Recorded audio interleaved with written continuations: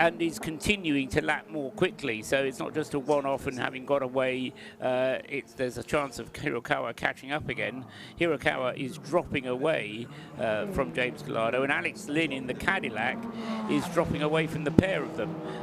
So the three cars in the first three places are getting further apart from one another. Estra with a now flapping front end has just called into the pits to come into the box, and Joe Bradley is down by the Porsche pits. He's still pushing on the way in, as he has to do, and then stands on the brakes. It's quite a long way down that chicane style pit lane.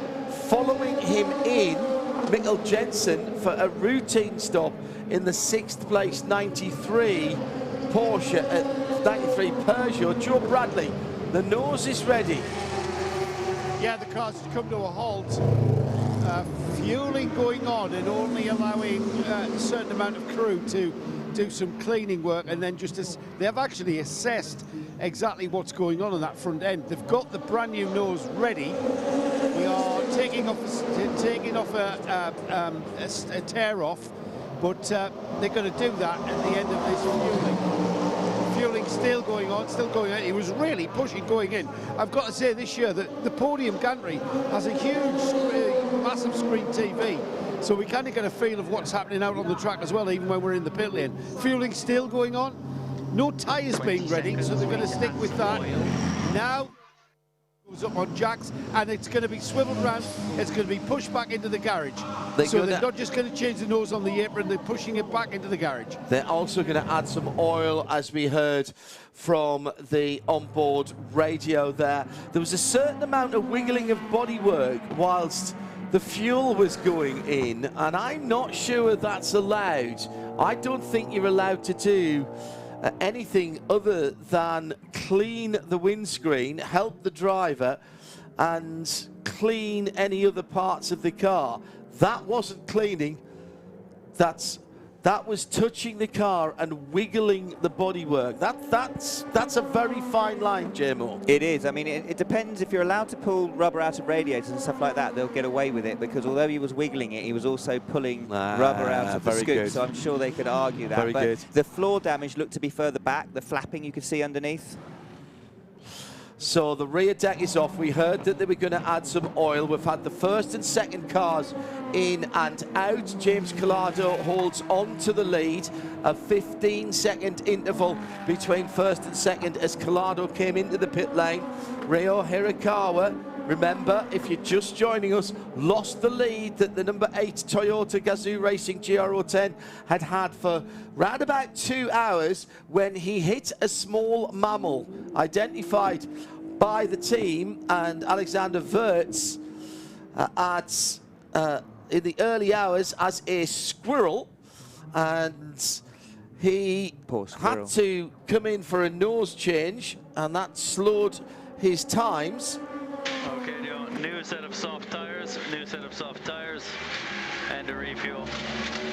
Soft tires and a full refuel for Hirakawa, and being called for qualifying laps. Joe Bradley down at Porsche. Yeah, this is not just a little bit of oil going in. The car's gone in and it's gone onto the high hydraulic jacks. It lifts the car about, well, let's say just over a metre off the floor. We've got crew crawling all underneath the car. So it must have a damaged floor underneath the car, which is very hard to see when the car's on track. But there's more time than anything going to be taken up and soaked up by this number 6. This is not a quick job. With AI and industry-leading threat intelligence, CrowdStrike keeps you one step ahead of cyber threats. Visit crowdstrike.com to learn more. If Joe Bradley was a younger man and more lithe, he'd be leaning and having a look underneath at what looks like a completely cracked floor there, and I'm just wondering how much of that is floor and how much of that is monocoque, Jim? Oh, I think it's all floor. And the impact wasn't that heavy, John. So it's basically just broken the floor off the bottom of the monocoque, and that's when you're going to actually have to then glue it, resin it, or change the floor. In this case, I think they're trying to assess whether they need the whole thing off or whether they can just change the section that they're dealing with. Interesting. Toby Manton says McNish's crash was Dunlop curves and not Porsche curves. It was right in front of me and spilt my beer. You weren't listening, Toby. Maybe you've already started the beer. We said it was in the R8 and he drove it back. The crash that he had at Dunlop when he hit the Ferrari with Beltoirs in it, he did not drive that car back. That car was a... no, it went over the barrier and came back again, didn't it? Although let's not, I mean, he didn't crash that many times. It seems like we're now bringing up every crash that Alan had to have. He won't be happy. He'll be asleep, so we're all right. That was the year when Rocky had his big crash as well. Yeah. The Audis, they were closed-top prototypes, not the R8. So, yes, you're right in one respect. He did have a crash there, Toby. That wasn't the one we were talking about. We were talking about a little further back in time when he went straight on at the Porsche curves. Going back to this race, when you hear the engineer there talking to Ryo Hirakawa in the number 8 Toyota for qualifying laps, that always makes me think, you know, that's going to end one of two ways. And so Hirakawa will be out there, having been told that as a driver, you just really start pushing. It's almost like the engineer saying to you, you're allowed to take a bit of risk. And through the traffic, we're going to see a little bit more risk now from Hirakawa. Remember what Lena Gade said to all her drivers. Let's hear Hirakawa. Okay, Joe, the gap is 25.7. Yeah, it's big difference. Copy, big difference, copy. The gap is 25.7. Ferrari did not change tires. Lena used to say, push without risk. Which is a hard thing to do, particularly here but that at Le Mans. Instantly in a driver's brain, that tells you exactly what you need to know. Don't make a stupid mistake. Obviously go as fast as you can, which is kind of like what the driver's default is. When an engineer says to you qualifying laps, that's saying to you inherently, take risk. It depends how, I mean, it depends how Hirakawa's brain works, because one of the key things for an engineer is to understand how his driver's brain works and what he needs to do. The problem is, I say, Hirakawa at the moment is losing ground to Collado, and has been for the whole of the stint since he's been out there. So, yes, you don't want him to throw it at the wall, but you do need him to improve those. Absolutely, I'm not against that message. I mean, that's what drivers do. We push, like, drive fast, don't crash. Copy, copy. What you mark, you stay in the car, you stay in the car. That is the team radio for Alex Lynn, out of third position in the blue-fronted Cadillac, comes in and hits his marks. That's coming to the end of his first stint behind the wheel, so no surprise that he's staying behind the wheel. No tyres being proffered. They are ready, just in case there's a puncture or some kind of damage. The Michelin tyre technician, Mathieu, telling us earlier on about the hypercar teams having an embedded tyre technician. They're basically a team member, just wearing a different coloured shirt. So important, that relationship, Johnny, that you build up with a tyre technician when you're in the top class, and Michelin have done this way for many, many years. Yeah, they like to. Same procedure. Oh, that's a bit of oil going in there, I think. Go ahead, Johnny. Yeah, they like to basically give the same engineer year in, year out if they can, and you do, you're right. And those engineers have got just as much will to win, those tyre engineers, as the rest of the team, and they really, sometimes, you know, they have to share all information, but they're sometimes sharing it begrudgingly when a particular team finds something in terms of a tyre pressure that particularly works well or something like that. So in and out, Alex Lynn rolls away, and he will hold on to that position because he's got a lap on his teammate Sebastian Bourdais. What he's not doing anymore, though, is taking the lead of the race when those two cars ahead of him pit. Now, 2 hours ago, he was in a position where he was taking the lead of the race when the other two pitted, but the pace of the Cadillac isn't quite on the same level as the Ferrari and Toyota ahead of him. What's fascinating is the battle between the Ferrari and the Toyota, because those really are going nip and tuck. What's interesting to me about that, though, they really are the last bullet in the gun for those two. They are almost now singleton entries for the Ferrari. The other Ferrari's still there, but 6 laps down. But in terms of winning the race, the 7 Toyota's gone after the big shunt earlier on. The Cadillacs, sitting in third and fourth actually sort of going, yeah, we'll take this at this stage of the race, I'm sure. Yeah, and this is exactly what I was saying a few minutes ago, and I was saying how your expectation for those cars has now has gone up as a result of the past 16 hours. Because they've been reliable for the past 16 hours, you kind of expect them to be reliable for the next 7.5, which is completely wrong. It's just it's just an impression that you get. That kudos to Chip Ganassi, though. Absolutely. Right, what has Chip got here that Penske doesn't? Good question.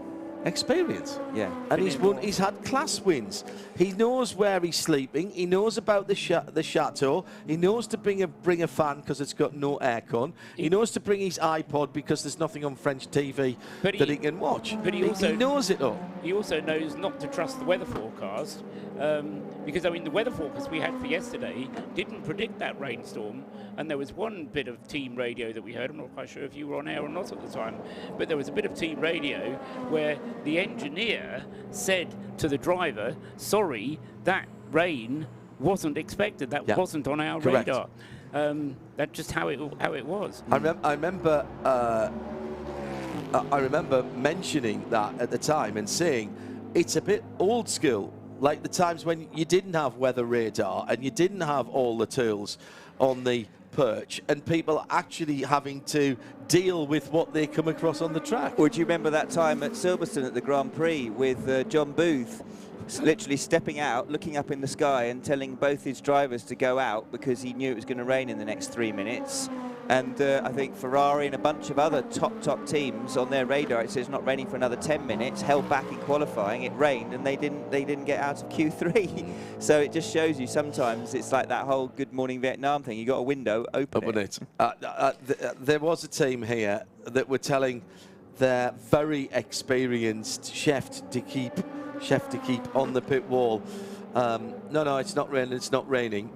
And the very experienced chef to keep, who was a little light in the of hirsuteness on the top of his head, said, I've just took my cap off and stuck my head out from under the perch, and trust me, I can tell you it's raining. I'd taken a few words out of that, in fairness. So they were sitting way back in the back of the garage, Formula One style, looking at their laptops, and I nearly said his name there, please, I didn't, and he was actually on the wall going, no, it is, I can feel it on my head.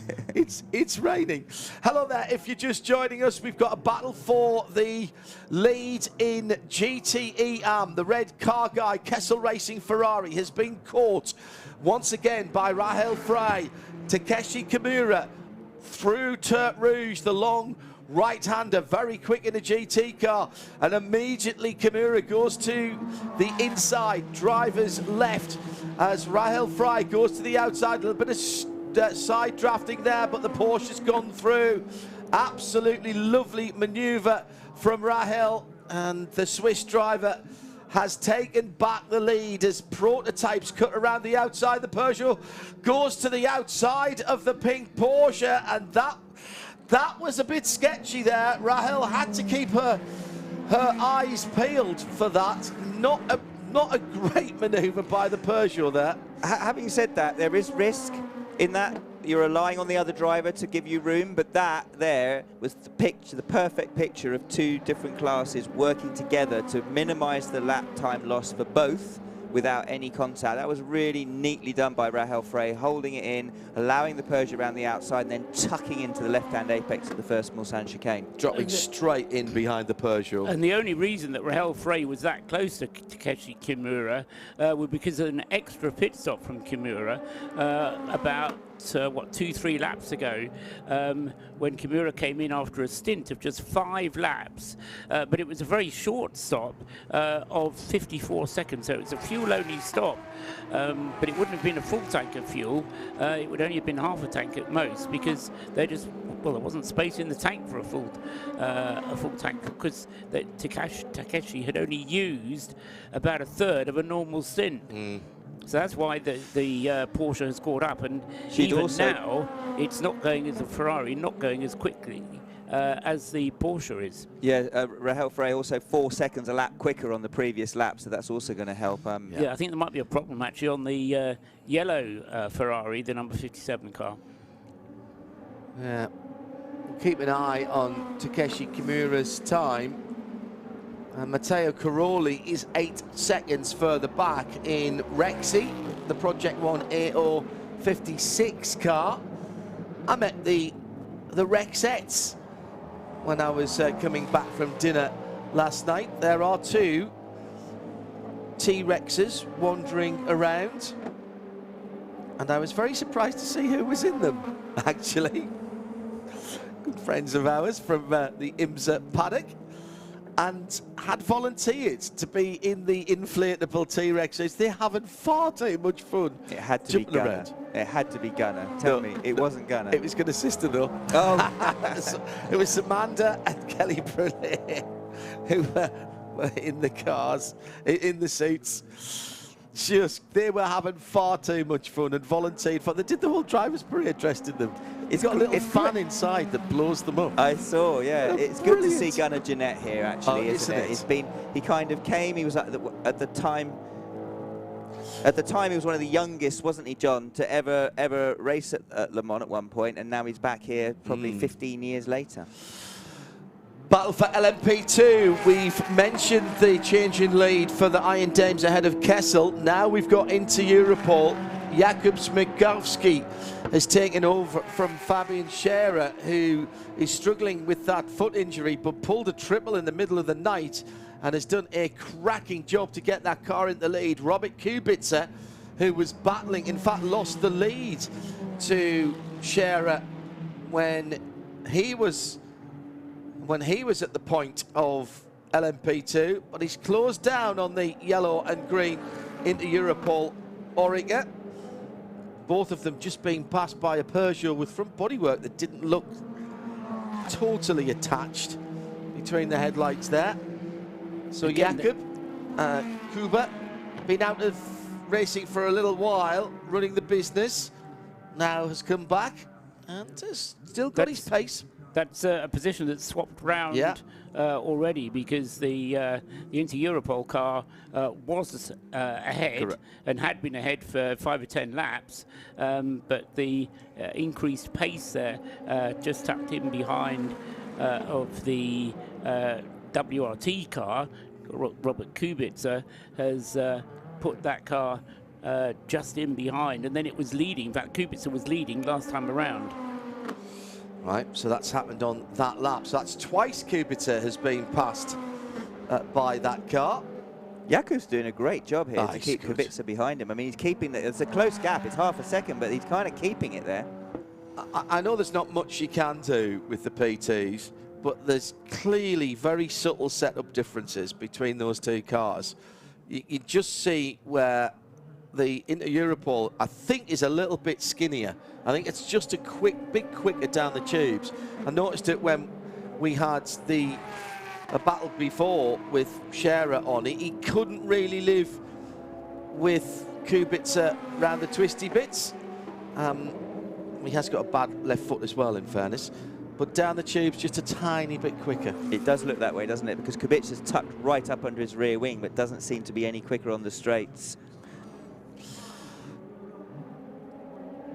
Johnny Morlam, John Hindorf and Paul Truswell in the booth.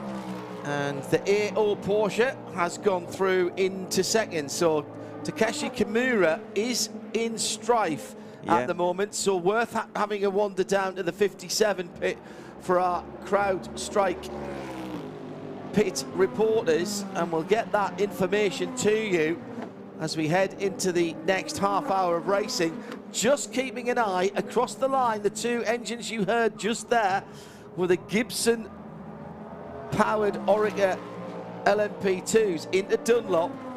And again, just a little more conservative on the brakes by the lead car in LMP2, being the Inter Europol competition Cuba, Jakub Smigowski. got a really good entry, a really good exit rather, out of Dunlop. Now through Turk Rouge after negotiating the Forest S's. Let's see if he pulls away down the straight again, Johnny. Yes, absolutely. Like you were saying, I think you've got it spot on. The lap time comes from a combination of quick on the straights, quick in the corners, and obviously you can't have both. You have to compromise, unfortunately. Oh, no, I want both. So I want both. I think the Inter-Europol... Sorry, I was practicing being a driver there. Oh, I see. Rotter. The Inter-Europol car, clearly a little bit quicker on the straights, because when you're right tucked up under his rear wing like Kubica is, he's only 452 of a second behind, and you're still not pulling into him. That kind of tells you the story. Coming up to 7:30, half seven. Coming up to 7:30 to go, half 8 Central European time. Paul Truswell has the Hertz hourly updates. The Hertz hourly updates, getting you to your let's go moments for over 100 years.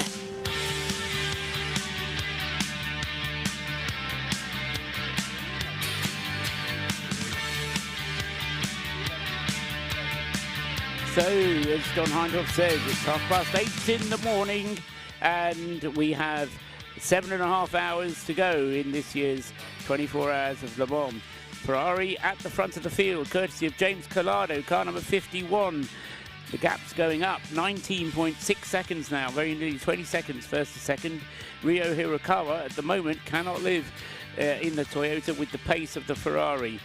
So that gap going up and up. They've completed 224 laps now, as I say, with a total of 16.5 hours completed. Alex Lynn is third in the Cadillac, number 2, the V-Series R. He's on the lead lap, but he's dropping away further and further, now 2.5 minutes behind the race leader, 2 minutes and 14 seconds behind the second place car. In third place, 1 lap behind, and now the only car that is 1 lap behind, so secure in that position, Sebastian Bourdais in fourth place, car number 3 in the second of the Cadillacs. In fifth place, Mikkel Jensen in the Peugeot, climbing up the order, but a lap behind the Cadillac ahead of him. And then behind Mikkel Jensen's Peugeot are the 2 Glickenhauses, Olivier Pla in the number 708 and Frank Mayer in the number 709, having completed 220 laps each. Although Frank Mayer is still to complete his 220th, they're both 4 laps behind the race leader. Next up in 8th place is Fred Macavici in the Porsche number 5. That's the leading Porsche, incidentally, back in 8th place behind both of the Glickenhauses. That won't please them. In 9th place is the second Ferrari, car number 50, Antonio Fuoco, trying to make up lost ground. He's a further lap behind the Porsche, though. And then in 10th place, still in its garage, is the number 6 Kevin Estre Porsche, and it will continue to drop down the order. It's completed 217 laps, but at the moment isn't adding to its tally. In 12th place is Kuba Smiskowski in the Inter-Europol competition LMP2 car, and if you could see a screen, that's the battle you're watching between him and Robert Kubica, who's less than a second behind him in number 41, the Team WRT car. And then third in LMP2 is René Binder at the wheel of the Duquesne Team Orica, and he's a minute and a half very nearly down the road in third place in the class. And such has been the pace in the LMP2 class that we've now only got 5 cars on the lead lap, the other 2 being numbers 48 Paul Lafargue in the EDEX Sport car and 65 Job Van Outert in the Panis Racing LMP2 car. Those are the cars on the lead lap. In GTE Pro, GTE AM, get it right, we don't have GTE Pro anymore. In GTE AM, we've just seen the change there because Rahel Frey in number 85, the Iron Dames Porsche, has gone through to take the lead, and Matteo Cairoli in the Project 1 AO Porsche is making it on a Porsche 1-2 now in GTE AM. Number 56 in second place. Takeshi Kimura in the Kessel Racing Ferrari, the yellow car, number 57, that's dropping away a little bit, and the car to look out for is going to be Nicky Katzberg in the Corvette, who is on the lead lap. This is car number 33, who is on the lead lap and is just 27 seconds behind the Kessel Racing Ferrari. And then the fastest of the Aston Martins, which is also on the lead lap for GTE, and that car is Charlie Eastwood, the number 25 Aston, the Oman Racing Team entry, and that is a mere 30 seconds behind the car in front of it. And in LMP, in GTE, we have 8 cars on the lead lap, so that's very close indeed. But ahead of all of the GTE cars is the Chevrolet Camaro. Jenson Button having driven it through the night. Jimmy Johnson now behind the wheel of the 24 in 29th place overall. That's the hourly update. The hourly update. Hertz Rental Car, getting you to your let's go moments for over 100 years. 7 hours and 25 minutes. In fact, just over that. Still to go on Haggerty Radio Le Mans 91.2 FM around the circuit. RS1 around the world via radiolemans.com. The two Johnnies are teamed back together again. Palmer and Molam on the studio cam. You can hopefully see us wide awake. And why shouldn't we be at just after 8:30 in the morning? Sunday morning at Circuit de la Sarthe.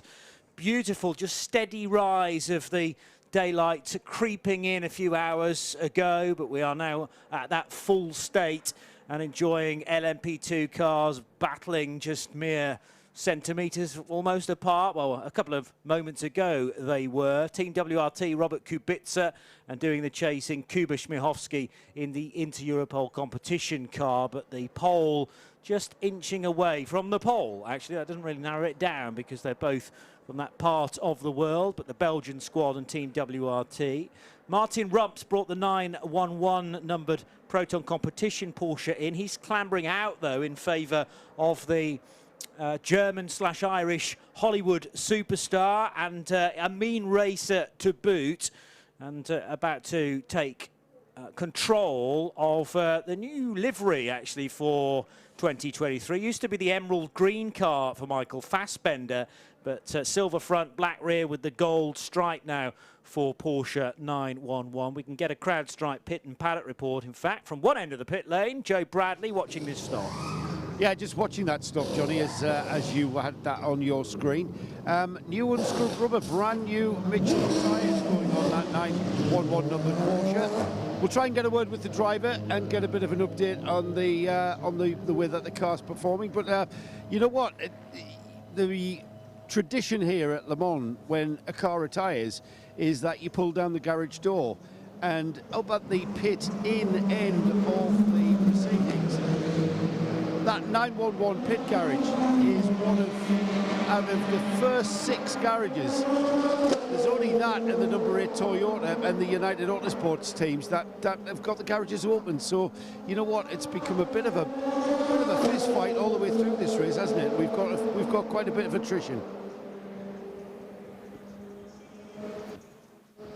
Yeah, I'm down with the totally opposite end of the pit lane to Joe, with the Hendrick Motorsports 24 entered the NASCAR car. That's they're filling it up, but it's also just leaking a little bit of fuel down the side, which I guess they'll wipe away. Obviously the seal's okay, but it's just it's in there. That jack system is very quick. Mike Rockenfeller has just jumped into that car, so Jimmy Johnson's hopped out. I'm going to try and get an interview with Jimmy Johnson. That car's about 29.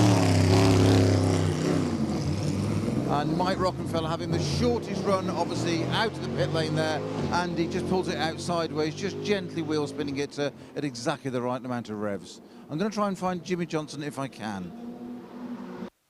CrowdStrike. Cybersecurity revolutionized. Learn more at crowdstrike.com.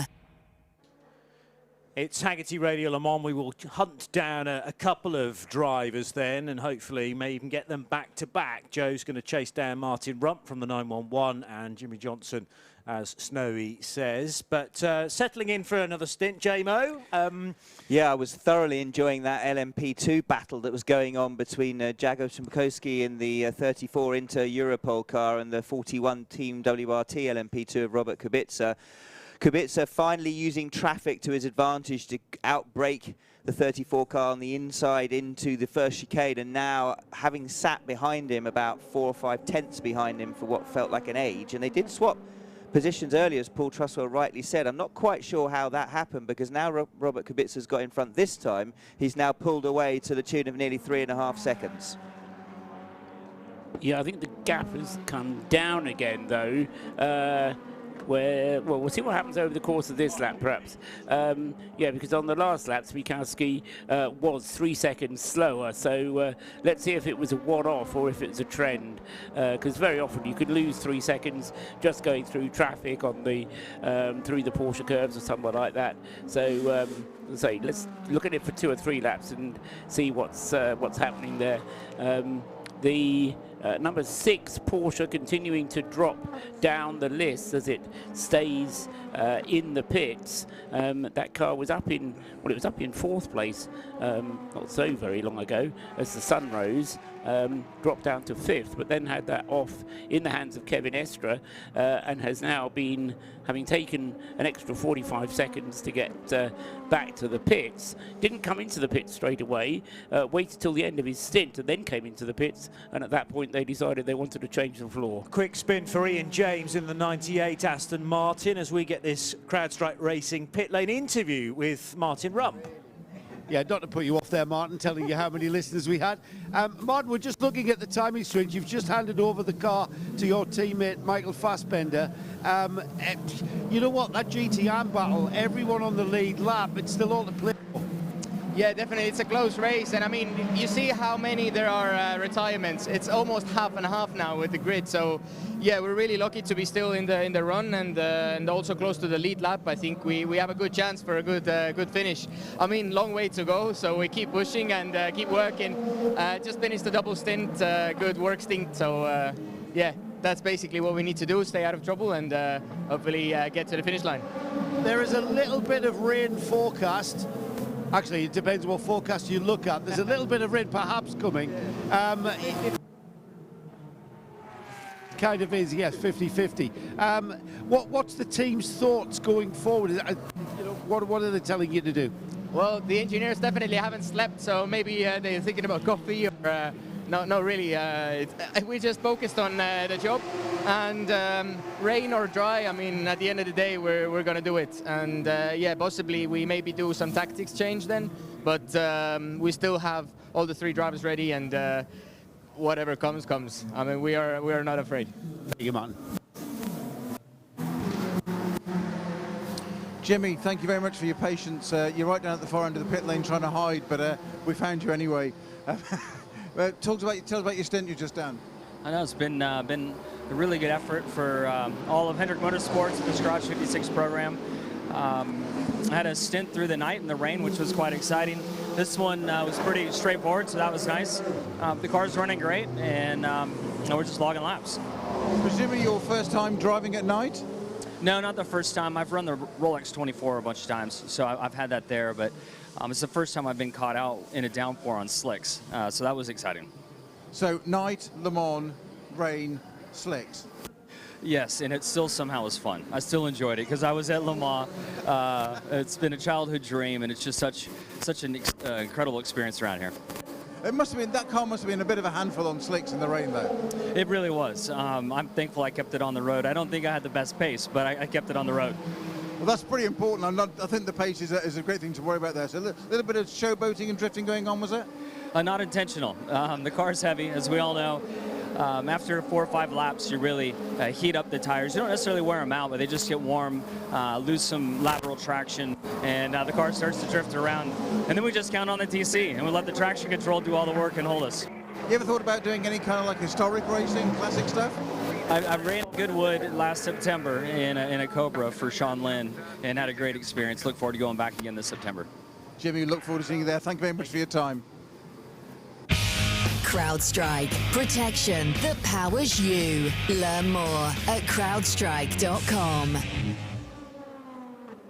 The 708 Glickenhaus for Frank Mayer has just been into pit road and back out again, remaining in 7th position. And also all 3 of the top runners in LMP2 have either just pitted or are still in pit lane. So Kubish Michalski, the last of the 3 of those, is being serviced by Inter Europol competition car 34. Team WRT and the 41 car has been taken over by Rui Andrade from Robert Kubica and René Binder in the 30 car back out again for Duquesne team as we head for a CrowdStrike Racing pit report, because Joe Bradley, it's getting real close for GTE AM actually as well, and a change. So Matteo Cairoli in Rexy for Project One has just got ahead of Rahel Frey in the 85 car. So 56 now leads 85 in GTE AM.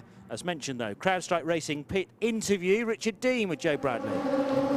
Richard, we usually have our mid-race summary of how United Autosports have gone. It's a bit later than we usually do that this year. 2020, you guys won the LMP2 class. You know how to win this race, but this race has thrown a lot at you this year, and it's been, I would say, rather character building.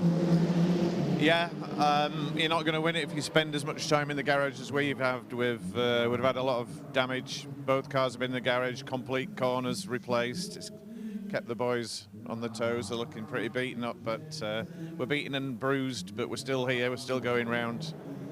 Felipe's just done an amazing stint. You know, I think we got the fastest stint averages and still putting in fastest laps, but we're a long way back. But it's all part of the game, and what you've described there is how the team reacts to that adversity, and you know, like you say, your guys and girls are still showing energy. Yeah, I think that, you know, that spirit's up and down the pit lane, isn't it? There's not many people give up, and we're no different. So we'll keep at it, and you know, there's always a target. You know, if you're outside the top 10, it's to get in the top 10. It's, you know, and there's World Championship points at stake as well. So we're very aware of that. We came into this race leading the World Championship, so we want to hang on to as many points as we can. So we're going to keep fighting. You've given me a lovely segue, Richard. Talking of the World Championship, no LMP2 in the World Championship next season, 2024. So United Autosports taking a little bit of a change of direction, I hear. Yeah, you know, in some ways sort of enforced as the P2 class has sort of been the sacrificial class to make way for the popularity of hypercar, you know, so one good thing, it's a sad thing for us, but you know, we move on, and new challenge for us in USA at IMSA. You know, we've been in and out of IMSA doing the big events, and we've never done a full series, so we're going to go there and we're going to give it our all. The whole World Endurance Championship team you see here is going to decamp there and move and try and take on what is, you know, a big challenge. We're not going to underestimate it at all, so we're looking forward to it. So logistically, Richard, you guys are based in Wakefield in Yorkshire in the UK.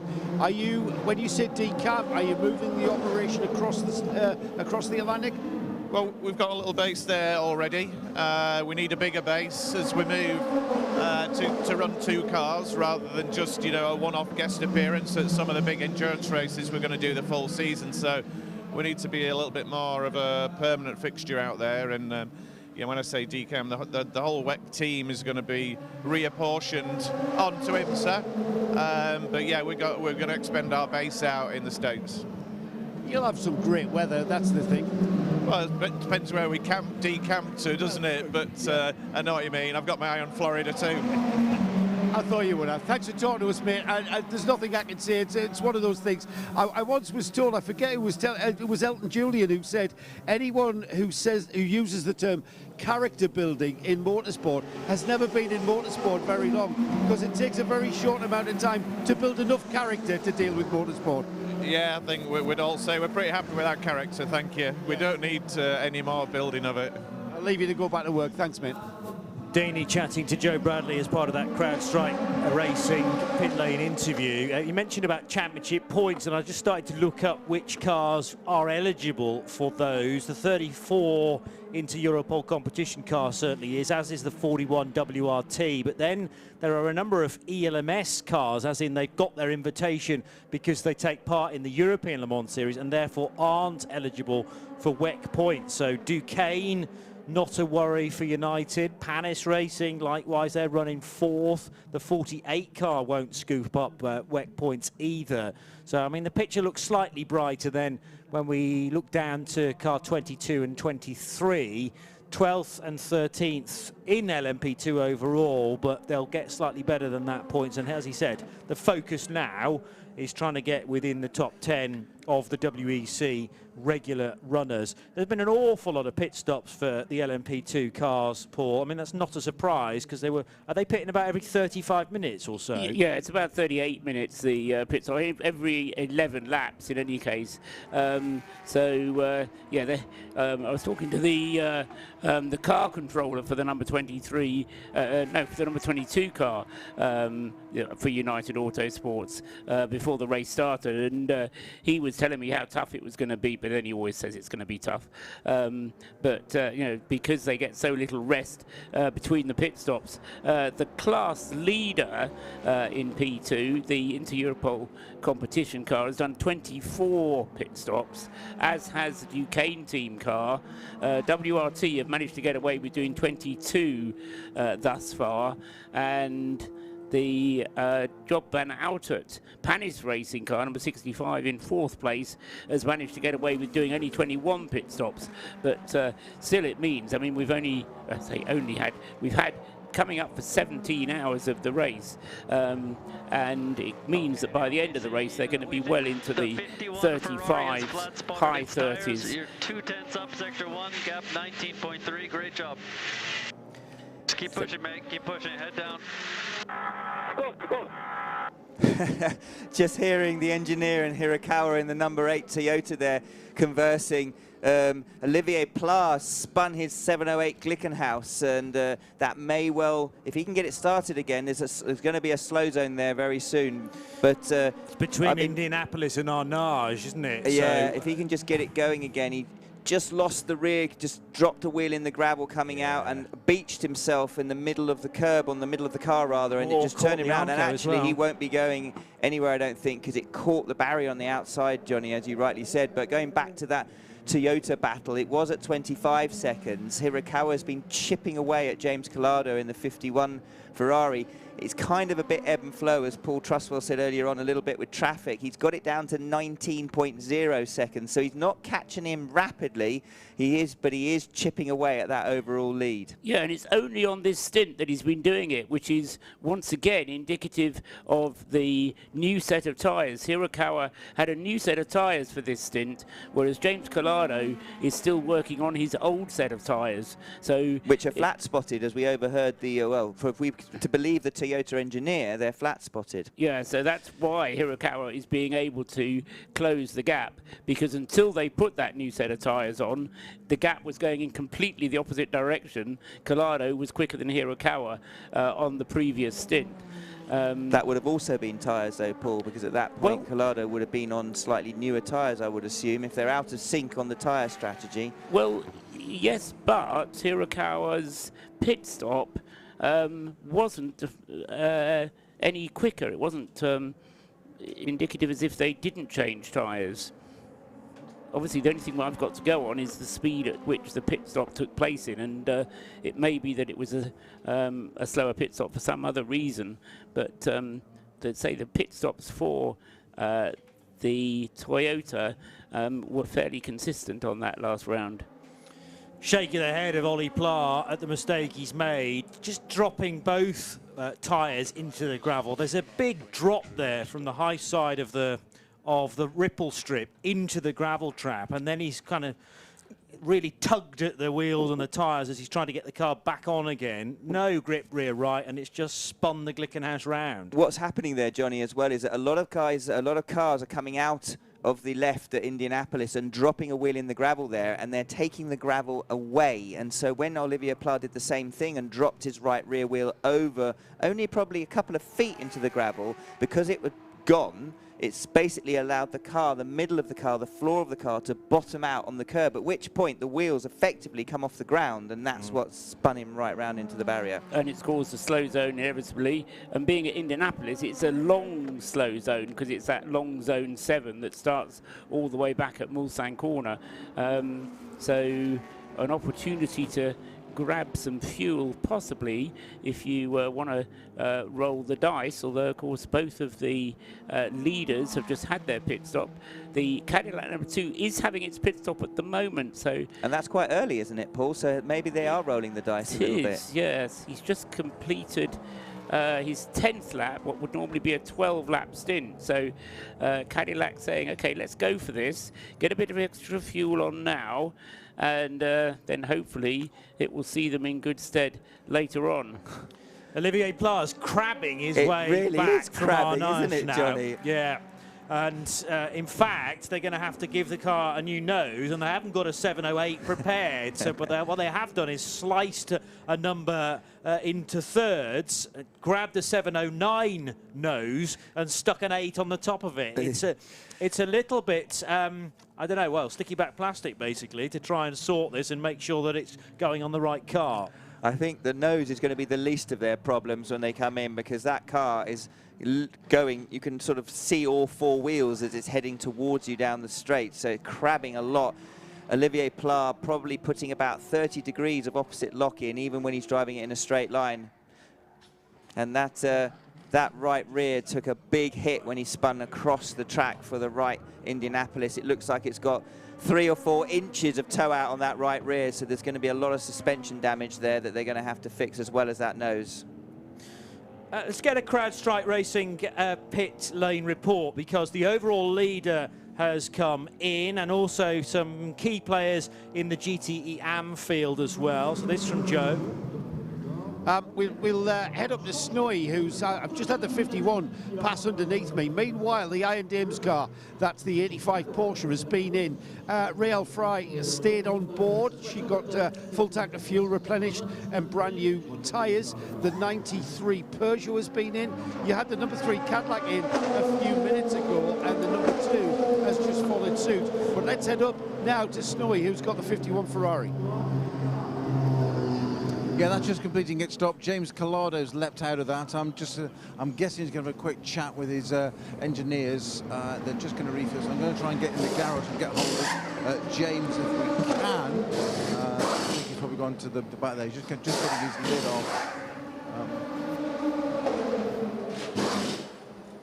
And the number 8 Toyota has come into pit road as well. Also need an update at some point about the Glickenhaus, which will obviously need quite a bit of work done to the rear of that car after it's buckled a fair bit of the rear suspension. But, well, actually, before we get news on the Toyota, Joe, Peter Snowden has managed to grab James Collado at Ferrari for this CrowdStrike Racing pit interview. James, thank you very much. Literally hot out of the car. Very kind of you to jump straight across before you even get to your engineers. Yeah, I mean, not sure what to say really. I think, you know, I think we've done an amazing job up till now, and enjoying the race. It's very tough with the Toyota. They're on our back, and you know we're on their back all the time throughout the last 10 hours, which is great. So yeah, Antonio's in the car now, and we'll see what we can do. You had a bit of an issue with a flat spot, if I'm correct? Yeah, I think it was a flat spot, or the wheel turned on the rim, not sure. Tyre turned on the rim, that's not helpful, is it? No.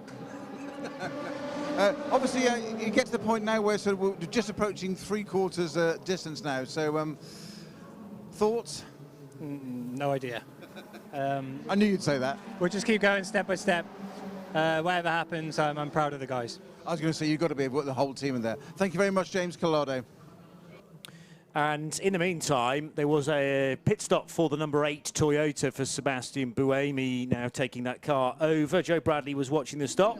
Yeah, fuel only there for the number 8, so they are shaving bits of time here and there, just trying to chase down that Ferrari and shaving time in the pits and not taking the time to change tyres. So they must be happy with the Michelins, as far as I can gather. So the top 3 on the timing screen within Hypercar, all now on different stages of an outlap. Antonio Giovinazzi in the 51 Ferrari leading by 28.5 seconds, near or near enough, after 231 laps.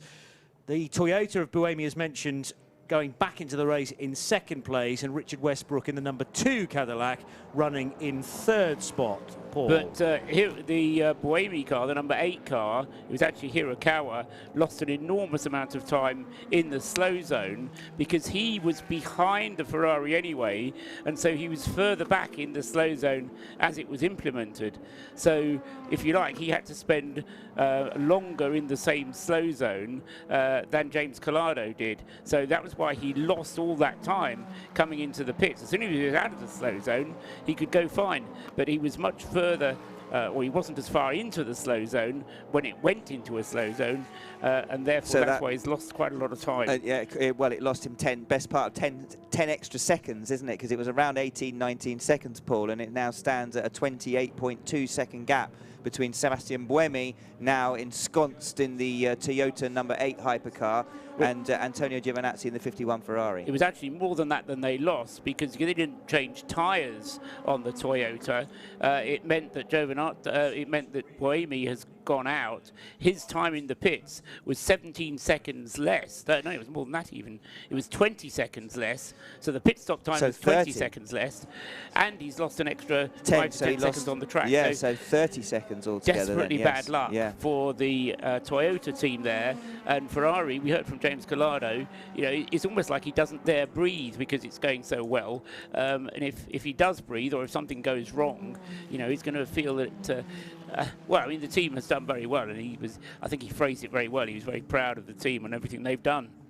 It's Hagerty Radio Le Mans 91.2 FM for 2023, the centenary edition of the 24 Hours of Le Mans. Radio Le Mans weather.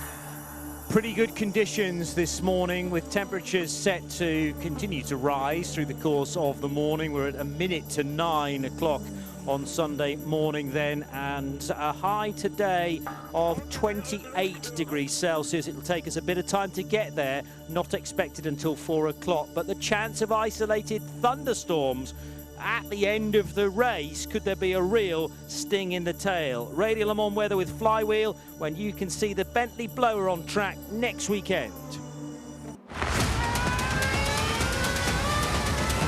Le Mans milestones on Hagerty Radio Le Mans. Steve Fall's milestone is the story of alternative fuels at the Le Mans 24 Hours. The first diesel to race in the 24 Hours was powered by a GMC 4.4 straight 6 entered by the Delatrese brothers in 1949, and they were joined in 1950 by a MAP-entered 5-litre 4-cylinder, which importantly was the first mid-engined car to compete at Le Mans. Over 50 years passed before the diesel engine reappeared at La Sarthe, first with Taurus and their VW V10 Lola B2K, then with ultimate success by Audi, who scored the first win for a diesel in 2006, with 4 more victories up to 2011. Peugeot's 908 HDI FAP won in 2009, the last diesel victory and the most recent for a French manufacturer. Le Mans milestones on Hagerty Radio Le Mans. On 91.2 FM and around the world at radiolemans.com. This is Hagerty Radio Le Mans. It's the 91st edition of the 24 Hours of Le Mans, live from Circuit de la Sarthe for Hagerty Radio Le Mans 91.2 FM around the circuit. Johnny Molan, Johnny Palmer and Paul Truswell in the Global Broadcast Centre. High fives all round at Glickenhaus Racing, because Olivier Pla is now back into the race, running in 9th position, and not far away from all of that work that was being done to the rear right with this CrowdStrike Racing pit lane report. Peter Snowden was watching the Glickenhaus and quite possibly other things too. Yeah, it was just to say that obviously the car's out there now, but just such a quick turnaround. It obviously wasn't that much of a major damage. There were big repairs to the front right, sort of splitter and tape. I do like seeing lots of tank tape and race tape, gaffer tape, duct tape, different whatever names you want to use it. Tape on race cars, proper endurance race cars when they've got tape all over them. The other thing to mention is that Kevin Estre has returned to the race in Porsche Penske Motorsport 963 number 6. He lost a lot of ground because of the drama just before I returned to the airwaves on 91.2 FM, Haggerty Radio Le Mans. Now in 20th position. That makes him 11th in the hypercar category. And leading LMP2, Albert Costa for Inter-Europol competition just had a huge moment at Mulsanne corner, ran way too deep into that right-hander, which is hard braking and more than a 90-degree right-hander. He turned probably through about 90 degrees and ended up with half the car in the gravel trap, Johnny Molan. It's incredible how hard they're still pushing at this stage. There's not a single class out there that we haven't seen a fight for the lead. The only lead change that hasn't happened in terms of in the class has been the hypercar, but that is still with Buemi. He's 31.8 seconds behind now Antonio Giovinazzi in the Ferrari. Obviously, he won't have changed tyres. The Ferrari will have changed tyres when Giovinazzi got into that car. And James Collada, after a fantastic stint, I mean, we really should applaud him for that. It's so difficult when you're leading and you know that you're under pressure and the only way is to go back, and you know you're being chased down. They're chipping away a little bit, working the traffic. He did that absolutely beautifully, especially if indeed the tyre had rotated on the rim, which would have caused that vibration, which is what he was talking about. So he was clearly suffering from a bit of vibration. Le Mans is not the place to suffer from either a flat spot vibration or a tyre spinning on the rim vibration. It's bumpy enough for your vision already anyway. It's taken about 200 laps, but we now have a new fastest lap of the race overall. I was just about to say, Johnny, Antonio Fuoco. He was only 6/10 off it the lap before, and I was just about to say that he was doing the purple middle sector, and he's just set the fastest lap of the race. I'm surprised it's taken this long, and the track now will be quick, but it would have been quicker probably traditionally about an hour ago. Yeah. And we were seeing some quick times, but nothing that was looking like to threaten Sebastian Bourdais' fastest lap from lap 12. So it's taken 215 laps from that fastest lap for this to happen. That's quite unusual and just shows you how disjointed up until now with weather and slow zones and safety cars this race has actually been so far. 3:28.104 from Fuoco, running 8th, so easy to miss that from the 50 Ferrari 499P.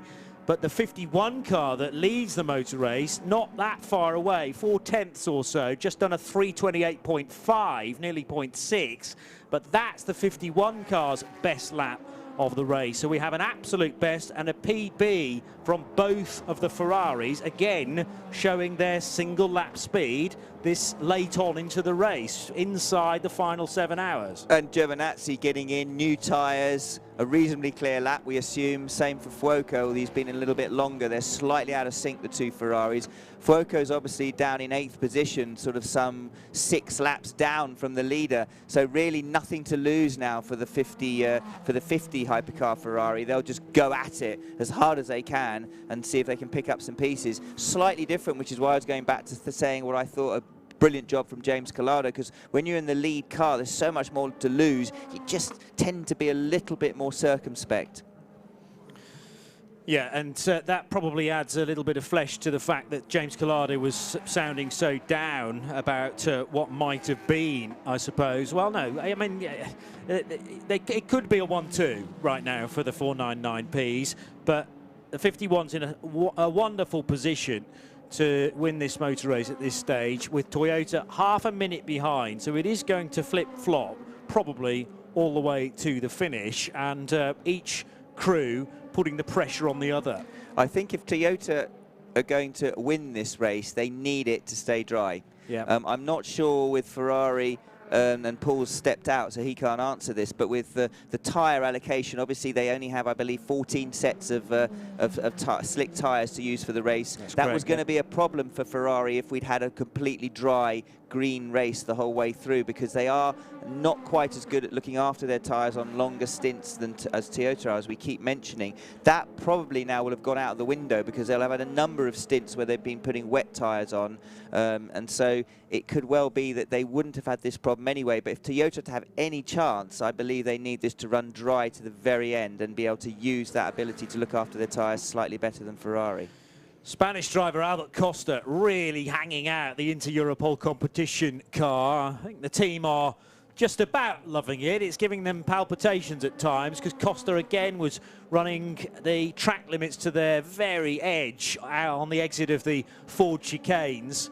But he is getting some good lap time out of the car because it's just done a PB as well. So track conditions are great for hypercar, they're good for LMP2, and I wouldn't be surprised to see some blue times within the world of GTE AM in the not too distant future as well. Normally happy hour is earlier in the morning than this, between sort of 5 and 6 a.m. It's just after 9 o'clock in the morning, but there's a bit of sunshine now on the racetrack, not too much though, so that it's overheating the tyres. It might be that that's what the case is because we've had the wet weather sort of washing off some of that rubber that was going down. It could be now that they're bringing the track temps actually beginning to come up as the sun hits it, and it's just hitting that sweet spot where you can fire up the tyre, especially if you've just gone out of the pits, albeit the tyres will be hot straight out of the pits, but just fire up the tyre just that little bit extra, give you that sort of sense of confidence in the car to allow you to push on and be quicker. And in fact, Mike Rockenfeller in the number 24 Garage 56 car has just set his car's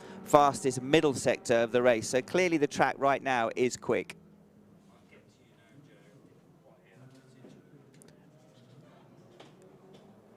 Sebastian Buemi in the number 8 then, as we've mentioned, taking over from Ryo Hirakawa, running in second place from Westy. Richard Westbrook for Cadillac Racing in the blue fronted V-Series R. The gold colour for the number 3 of Sebastian Bourdais is the best part of 3 minutes further back, running in 4th position. So it's Ferrari, Toyota, Cadillac, and then Peugeot in the 93, Mikkel Jensen. Peugeot 9X8. Remember the 94 car had a good spell at times in the night leading before Gustavo Menezes had his moment at the first chicane, causing big damage to the nose of that car. The 94 is still in the motor race for Nico Muller now, running in 10th place, but the better place of the 9X8s, the French cars, is in 5th, ahead of the Glickenhaus number 709 for Franck Meyer. In GTE AM, the Project 1 AO Porsche of Matteo Cairoli, having made that move on Rahel Frey for Iron Dames, now leading, in fact, from Nicky Katzberg in the 33 Corvette, which started a brilliant Corvette yellow, but I was out towards the karting corner in the middle of the night, well, about sort of 5, 6 o'clock this morning, actually, and that is... You're keen. Yeah, I know. I do like seeing the cars for real, because in our booth we can't actually see out onto the racetrack itself. We've got a cracking view from all the TV coverage, but I just like to hear the cars and actually remind myself how fast that exit of Porsche curves is, and down through Corvette curve as well. But I was struck by how black the back of the Corvette is now because of all the tyre pickup and exhaust fumes as well. It's splattered with signs of it having a real tough race overnight. They've had to do a lot of work on that car as well, but it's running in second place in the hands of Dutchman Nicky Katzberg and being lapped by both Ferraris. Trussers, you just dart out of the room for a couple of minutes and you've missed the new fastest lap of the race from Antonio Fuoco. Did he, by Joe? I was just going to say that the LMP2 car, Albert Costa, had just put in a very quick lap. Whether it's the fastest lap, no, it's not actually, is it? But Albert Costa put in a very quick lap in the Inter-Europol P2. That was his personal best. And now I've gone and made a full course yellow happen for some reason. No. What happened there? What did I do?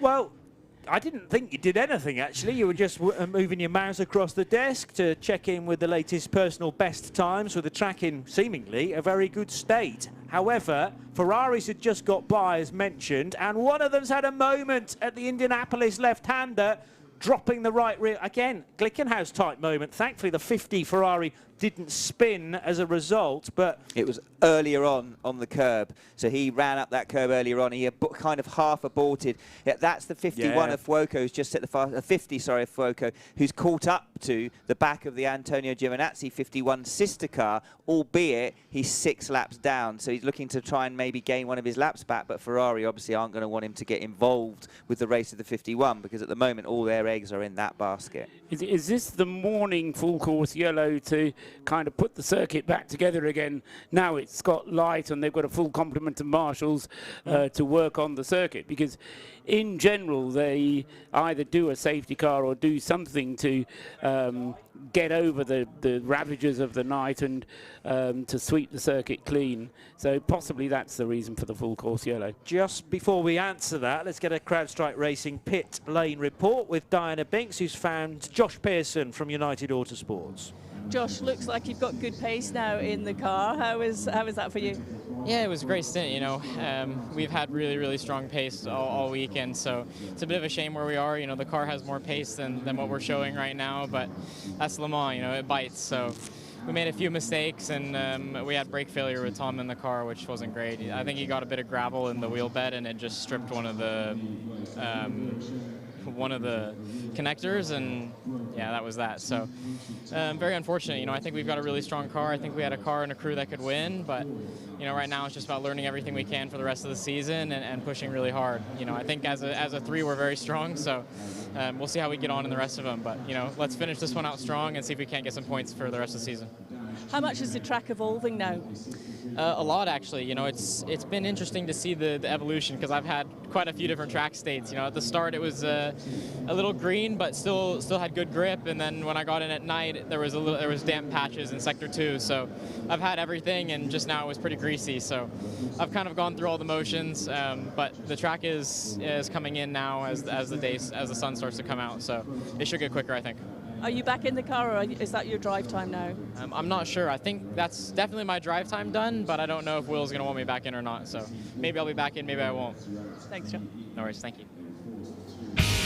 CrowdStrike. Protection at every turn. Learn more at crowdstrike.com. I did talk about trying to work out what points United Autosports are likely to be on, because the 34 and the 41 cars are WEC regulars. Then you've got 3 cars in a line that are not eligible for points. They being the 30 Duquesne team, the 48 Edex Sport and the 65 Panis Racing car. 36 will be 4th of the WEC runners. That's the Alpine Elf car of Charles Lacey. Oh, by the way, big lockup for the Toyota, number 8, as it reached the left-hander at the first element of the Dunlop chicane. Controlled nicely, but Sebastian Buemi can't be doing that too often. No, with that, it's definitely going to give him some flat spots. There's no two ways about it. Yeah. So 36 is a WEC car, 31 WRT, Sean Galale, 28 Jota is as well. So that's 1, 2, 3, 4, 5, 6. I reckon 8th and 9th currently for United Autosports. You do get double points, though, for this round of the FIA WEC. 1.5? As far as I know, it is double, but I am relying on a well-known encyclopedia-based website, which has been filled in potentially by fans. But there was some word from, I think, John Hindhaugh earlier on in the week, that it may have changed from last year. Now, to my knowledge, for an 8-hour or 1,000-mile race, you get 38 points for a race win, which is sort of 1.5. For the 24-hour race this weekend, it's still 50 points for a race win. And now there's a spin under a full-course yellow, Johnny Molan, for 37 LMP2 car, Cool Racing. With marshals on track and double-waved yellows. I don't think I've ever seen that before. Malte Jakobsen, these are aero-dependent cars, and you've talked to me about it being very easy to spin them because they have very little mechanical grip. However, yellow flags, full course yellow, slow down and be prepared to stop, because there are people out on track trying to clear the track for you to go racing again. I think Eduardo will take a very, very dim view of that, if I know him at all. The 50 car that was tucked up of Antonio Fuoco, literally tucked up, albeit 6 laps down, about a metre behind the 51 car, almost too close for comfort. I would have thought, if I was a Ferrari engineer, by saying, make sure you don't run into the back of him, and say to the car, in case the car in front suddenly has to brake for some reason, has now pitted. So those 2 cars, 6 laps apart, 50 car from 8th position overall into the pits. And just going back to your championship situation, the current United Autosports lead in the championship, the team's championship, is 8 points. So it's certainly when they talk about scoring championship points, that is a valid thing to be interested in at this stage. Yeah, and it could improve from here as well. It's not, you know, we're still 6 hours and 42 minutes out. Let's get a CrowdStrike Racing pit lane report from Joe Bradley. Looked like it was just fuel taken on by the 50 Ferrari. It's a little bit further up the pit lane. I was at the number 33, the Corvette Racing pit lane, pit box. And that car, we had Ben Keating come out with his, in fact, he's still there. He's still sat there with his helmet on. I think it's Nico Verone at the wheel of the 33 at the moment. He came in and just took on fuel. What does the regulation say under full course yellow as to when they can actually pit stop for a full service? Because all I've seen so far is fuel only. Whatever you want. You can do what you want, right? So the decision there then at the 33 was that they've chosen not to go with the plan of putting Ben Keating in the car. They've kept Verone in there. They haven't taken on tyres, they've just took on fuel and he's gone back in. And in fact, the crew, Ben sat down, he's still in his helmet, he hasn't bothered taking it off. That's why I asked, that's why I'm thinking, are they going to bring the 33 back in, then do the driver change in tyres, etc.? And full course yellow at 9:18:45. At 9:18:45 in 30 seconds, we're removing full course yellow. Elsewhere in the which is now. Yes, which is now. So that was the message from Eduardo Freitas. Elsewhere in the FIA WEC this year, though, Paul, a full course yellow shuts the pit lane for anything other than emergency service. That's not the case at Le Mans. Always having a think. Let me check. Okay. I wonder whether it's 5 seconds of fuel or you can repair a single punctured tyre, but you have to then come in the next lap around when we're green to do the full service, a bit like racing in the IMSA WeatherTech Sports Car Championship. Antonio Fuoco's caught up in traffic trying to lap at Glickenhaus. He looked down the left-hand side of that car and there was a GT, so there was no way through, had to get out of the throttle, and both cars are now weaving left to right gently down the Mulsanne to build the tyre temperature back up again. Yes, I mean, Fuoco was in the pits then for 45 seconds, so I would say that he definitely took on a full tank of fuel. Obviously, it wouldn't have been empty, hence it's a slightly lower number, but that's long enough that it wouldn't have been like a 5 seconds splash just for fuel. So he just chose to pit under that safety car, on that full course yellow, sorry, and fuel only. They're having to roll the dice from back there. They've got the pace, as we've seen earlier, and he set the fastest lap of the race, but from 6 laps back, they have to keep rolling the dice in order to try and get 1 or 2 of those laps back. And we had a full course yellow earlier on in the race, in which the Toyota came in for a full tank of fuel as well. The problem is, full course yellow can last quite a long time. We had, yes, one short one, but there was one later on in the night which lasted nearly 14 minutes. And you can't keep people out of the pits for that length of time. Going quickly to the horrible track limits situation in terms of we're talking about it, I must admit, every time I'm looking at the screen, there's a different driver being penalised for having a lap time deleted for track limits at a various corner. Have we had a single penalty yet, Paul, for any car for continued track limits? As far as I know, no, we haven't. I will check again now, which takes a couple of minutes just to go through all of the messages.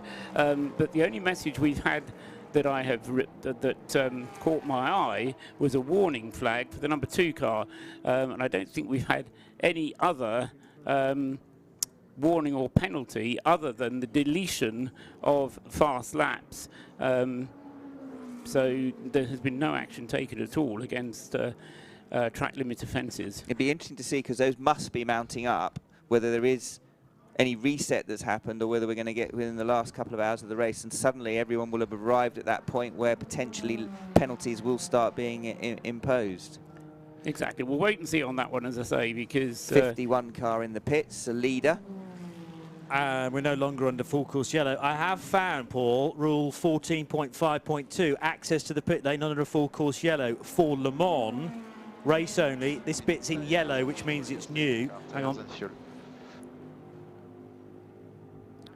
And the bit in yellow the bit in yellow says, pit lane entry will be closed when full course yellow will be announced as soon as the message prepare for FCY is posted. Pit lane exit will remain open. So you can only get into the pits during a full course yellow at Le Mans for emergency service. Joe Bradley reporting to me for this CrowdStrike pit lane report that the 33 is back in, therefore, to get the full service. And also, Joe, the 50 Ferrari comes in for normal service as well. And perhaps a little bit more importantly, just behind the 50 Ferrari is the 56 EO Racing Porsche that is leading GTE-AM. And that's another car that came in and had a, let's call it a splash and dash. The 33, Ben Keating will get his turn.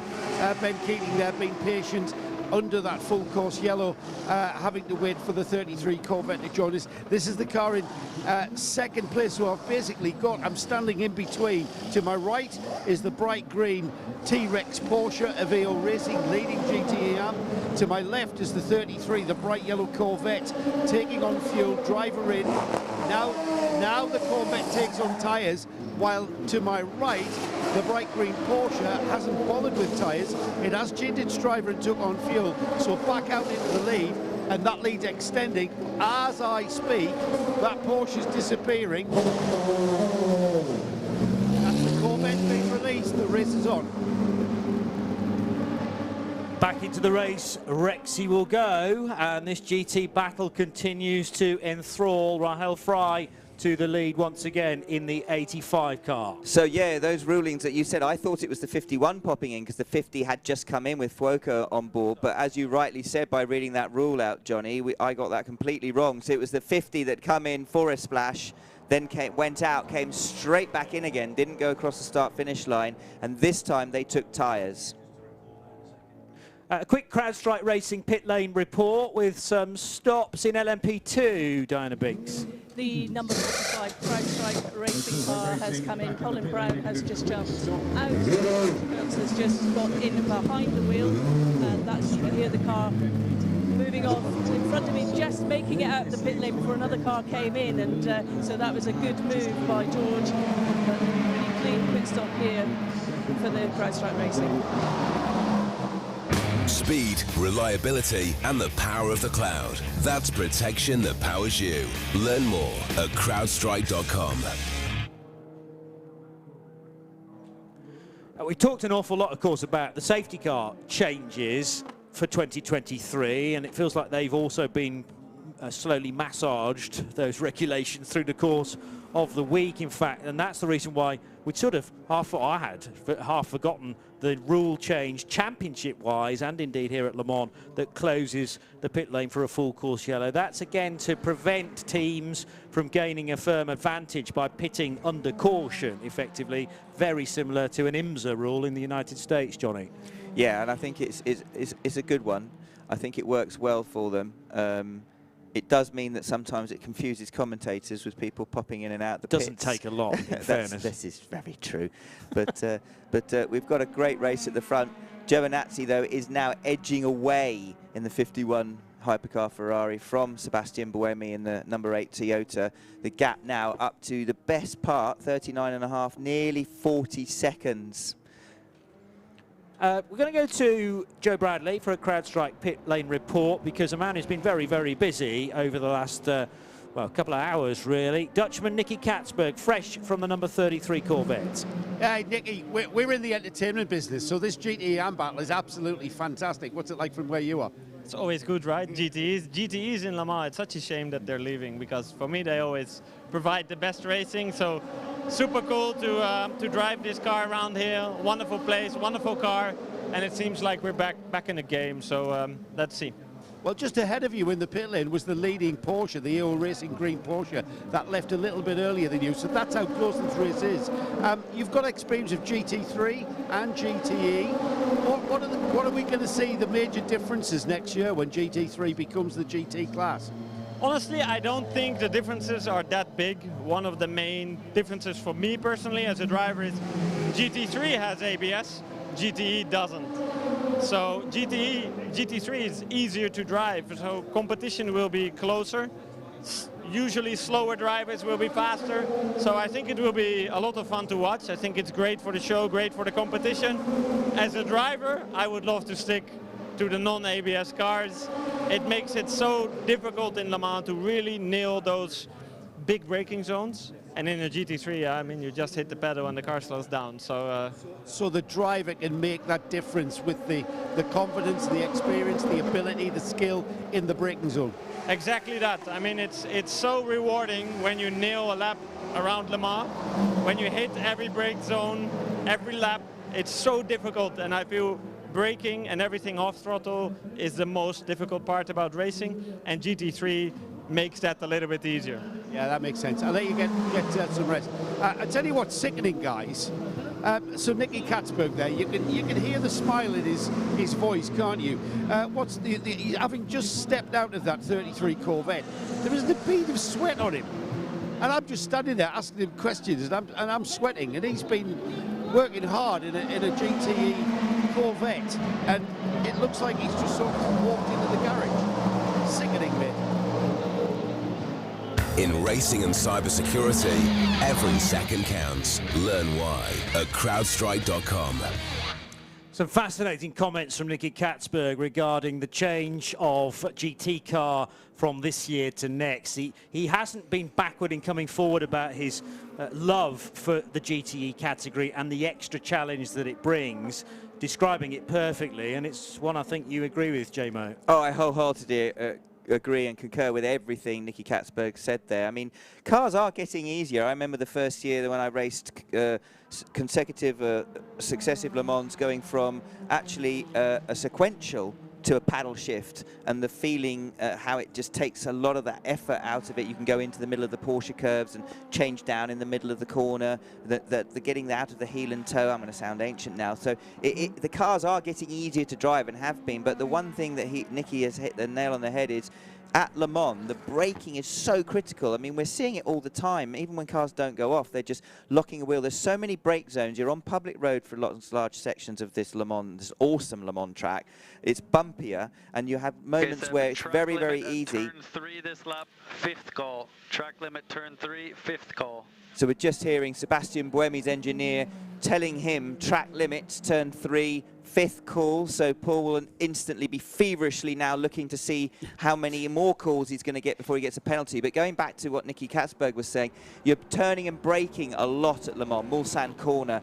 ABS just takes the skill out of the braking, because all you do is hit the pedal. You can give it anything from 80 bar to 120 bar of pressure. It's going to give you the same braking. Whereas when you've got non-ABS cars, there's a real talent to braking late and just absolutely getting the brake, the resistance just right to allow you to enter the corner and get back onto the throttle. It's a real balancing act. So I totally understand what Nicky was saying about a real sense of satisfaction when you nail it for an entire lap. I often use the word finesse in the, it's about brutal finesse. Your but application you're right. in Yes. and out, and those I don't know, settings between, fully off, fully on, that are far less subtle, it seems, when ABS is plugged in. Well, you're looking for about 80 to 90 bar of pressure, maybe 100, up to about maybe just touching 100 sometimes without ABS. Okay. But if you get it wrong, you'll lock up. With an ABS car, you can basically just go, right, I'm going to play it safe, put 110, 100 in, and know that I'm never going to lock up. It does make, and especially when it rains or it's tricky or whatever, that's when it really becomes, and you're playing with the brake bias. With an ABS car, you very rarely play too much with the brake bias. Not just a platinum viewpoint. Ben Keating says exactly the same thing. He's the bronze, and he much prefers having more control under braking in these GTE cars. There'll be a thing of the past at Le Mans next year. Haggerty Radio Le Mans 91.2 FM around the circuit, RS1 around the world via radiolemans.com. And we are now at 9:31. The Hertz Hourly Update. Getting you to your Let's Go moments for more than 100 years.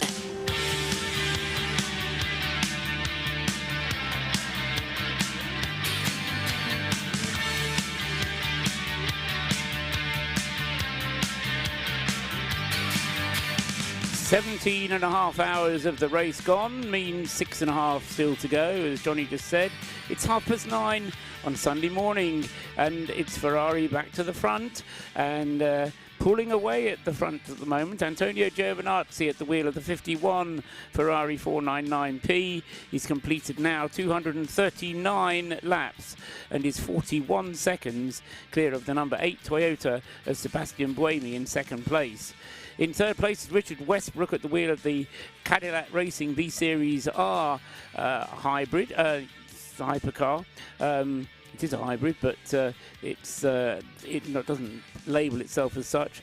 And it is, what is it? It's 2 minutes behind, just over 2 minutes, 2 minutes and 6 seconds behind Sebastian Buemi. So Richard Westbrook in the Cadillac, behind the Toyota and the Ferrari, which leads the race. Behind Richard Westbrook, and a lap behind Richard Westbrook, is Sebastian Bourdais in the second of the Cadillacs, numbers 2 and 3. 3 it is Sebastian Bourdais in fourth place. In fifth place, a further lap behind is Mikkel Jensen in number 93, the Peugeot 9X8. And in sixth place is Frank Mayer in the Glickenhaus car number 709.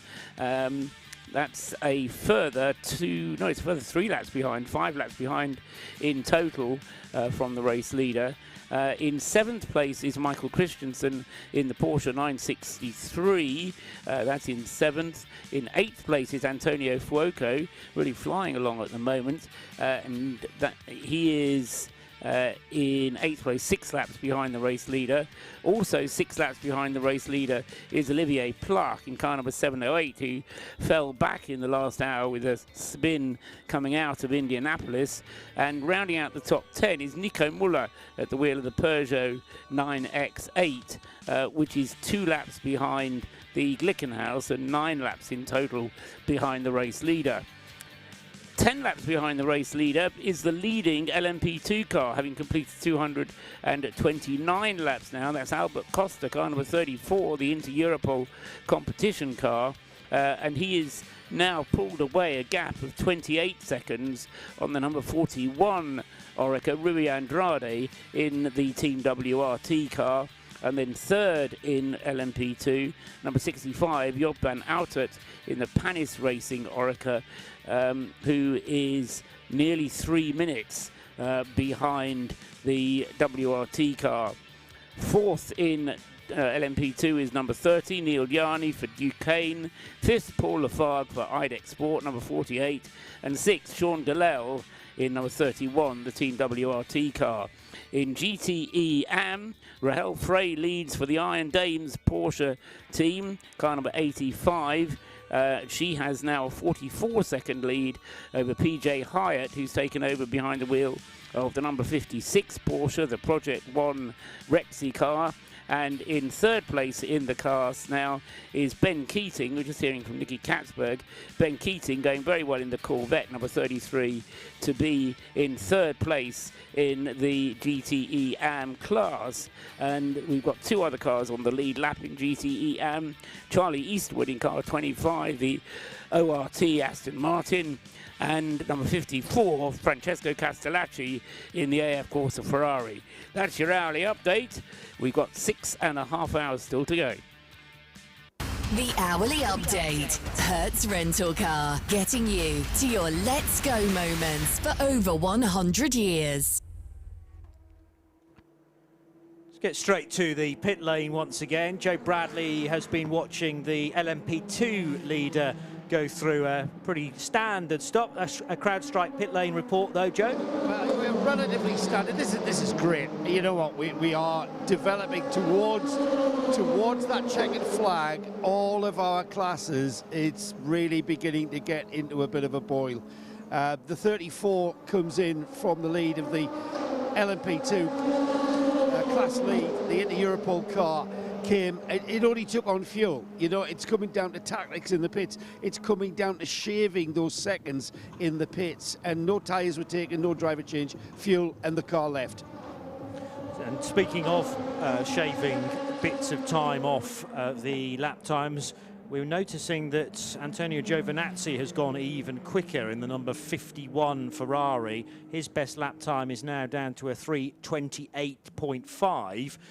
Paul Trustwell is going to be able to confirm this in a moment, but JMO, you reckon that actually, yes, we had that blisteringly quick lap from Antonio Fuoco in the other Ferrari, but from a consistency basis, Giovinazzi's a stronger driver at this stage. I wouldn't say stronger driver. I'd just say that more consistent. He was just. I would say I haven't obviously worked it out, but just looking at the lap times and getting a feel of it, which you tend to do, I would say that Giovinazzi's green lap average for the last few laps has been better than Fuoco's even, and that Ferrari stretching that lead to over 45 seconds to the chasing Toyota of Sebastian Buemi. At the moment, in terms of pace, doesn't seem to have an answer for the 51 Ferrari.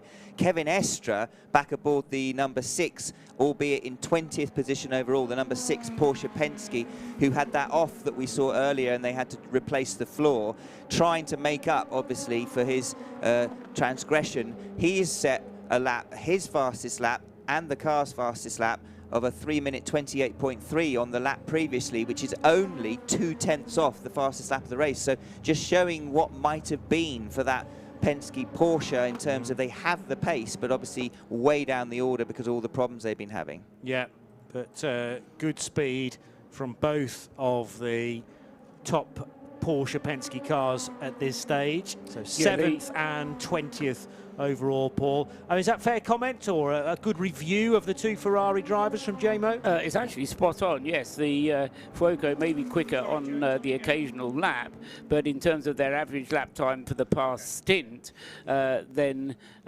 Giovinazzi's lap times have averaged a 3:29.3, whereas Fuoco's have been 3:30 So having said that, now we've got Fuoco having had that double pit stop, one because of the full course yellow when he needed to come in, and then another one after the full course yellow as a proper stop. Fuoco has now done 4 laps, averaging 3:29.4, but that's still not as quick as the 10 laps that Giovinazzi did in 3:29.3. So, but there's not a lot to choose between the two of them. But Giovinazzi doing exactly what he has to do, and that is just banging in consistent laps up at the head of the field without making any mistakes. Here's a CrowdStrike Racing pit lane report on the number 3 Cadillac with Joe. Cadillac just leaving now, the number 3, handing the car over to Scott Dixon, now leaving. Set of mediums was taken off, another set of mediums has gone back onto that number 3. It's back out in the race. Yeah, they turned that around very swiftly indeed. Also down pit road, Nico Muller from 10th position in the hypercar class in the number 94 Peugeot. And Mike Rockenfeller's been into pit lane as well in the Hendrick Motorsports Cup car for Garage 56 project. And the innovative class, that car running in 30th position, and actually not very far away from ultimately the GTE AM lead. We knew about the general single lap speed of the Hendrick Motorsports Cup car, that it would be faster than the GTE AMs, and it's not very far away from being able to overtake Rahel Fry for position. Yeah, I mean, I think it's just that pit stop. They are ahead. Let's not forget that quite often with all the merging, they kept on asking them to drop further back than perhaps they would have done if they were, say, in the GTAM race. So that would have hurt them as well. But I think they're comfortably, in terms of pace anyway, comfortably in that little gap in between the fastest GTAMs and the slowest LMP2s. And that car, I think it's worth pointing out, has had a I shouldn't say this, should I? If you look at the pit stops that it's done over the course of the race, there's only been one which was kind of out of schedule or a little bit longer than it should have been, and that was a 6-minute 46-second pit stop, which was its 4th pit stop of the race. Apart from that, it's been bang, rock solid, reliable. It's done what it's had to do, and the lap times have been faster than a GTE AM, which is, they'll be delighted if they can keep that going for the next 6 hours.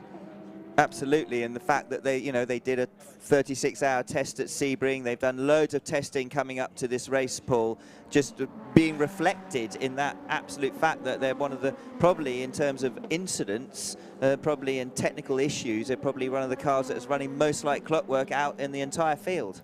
Of course, they don't have to do anything really because they've got nobody to beat. But, exactly, that always helps, doesn't it? But nevertheless, it's been a great addition to this year's entry list, and you know, what we do next year.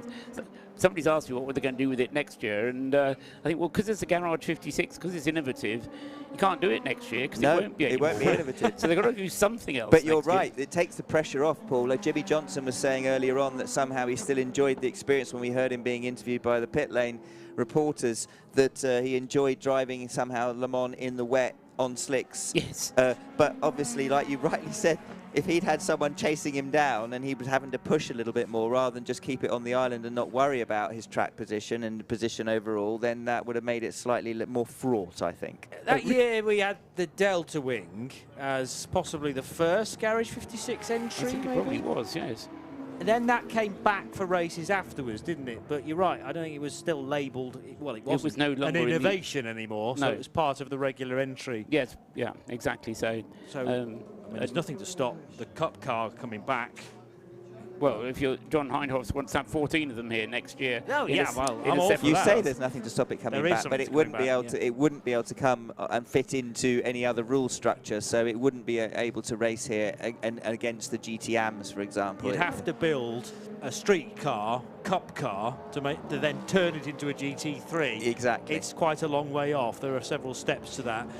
Some news from the pit lane with this CrowdStrike pit lane report. Let's get to Joe Bradley first of all. In from third place in the top class, the hypercar class, has come the number 2 Cadillac.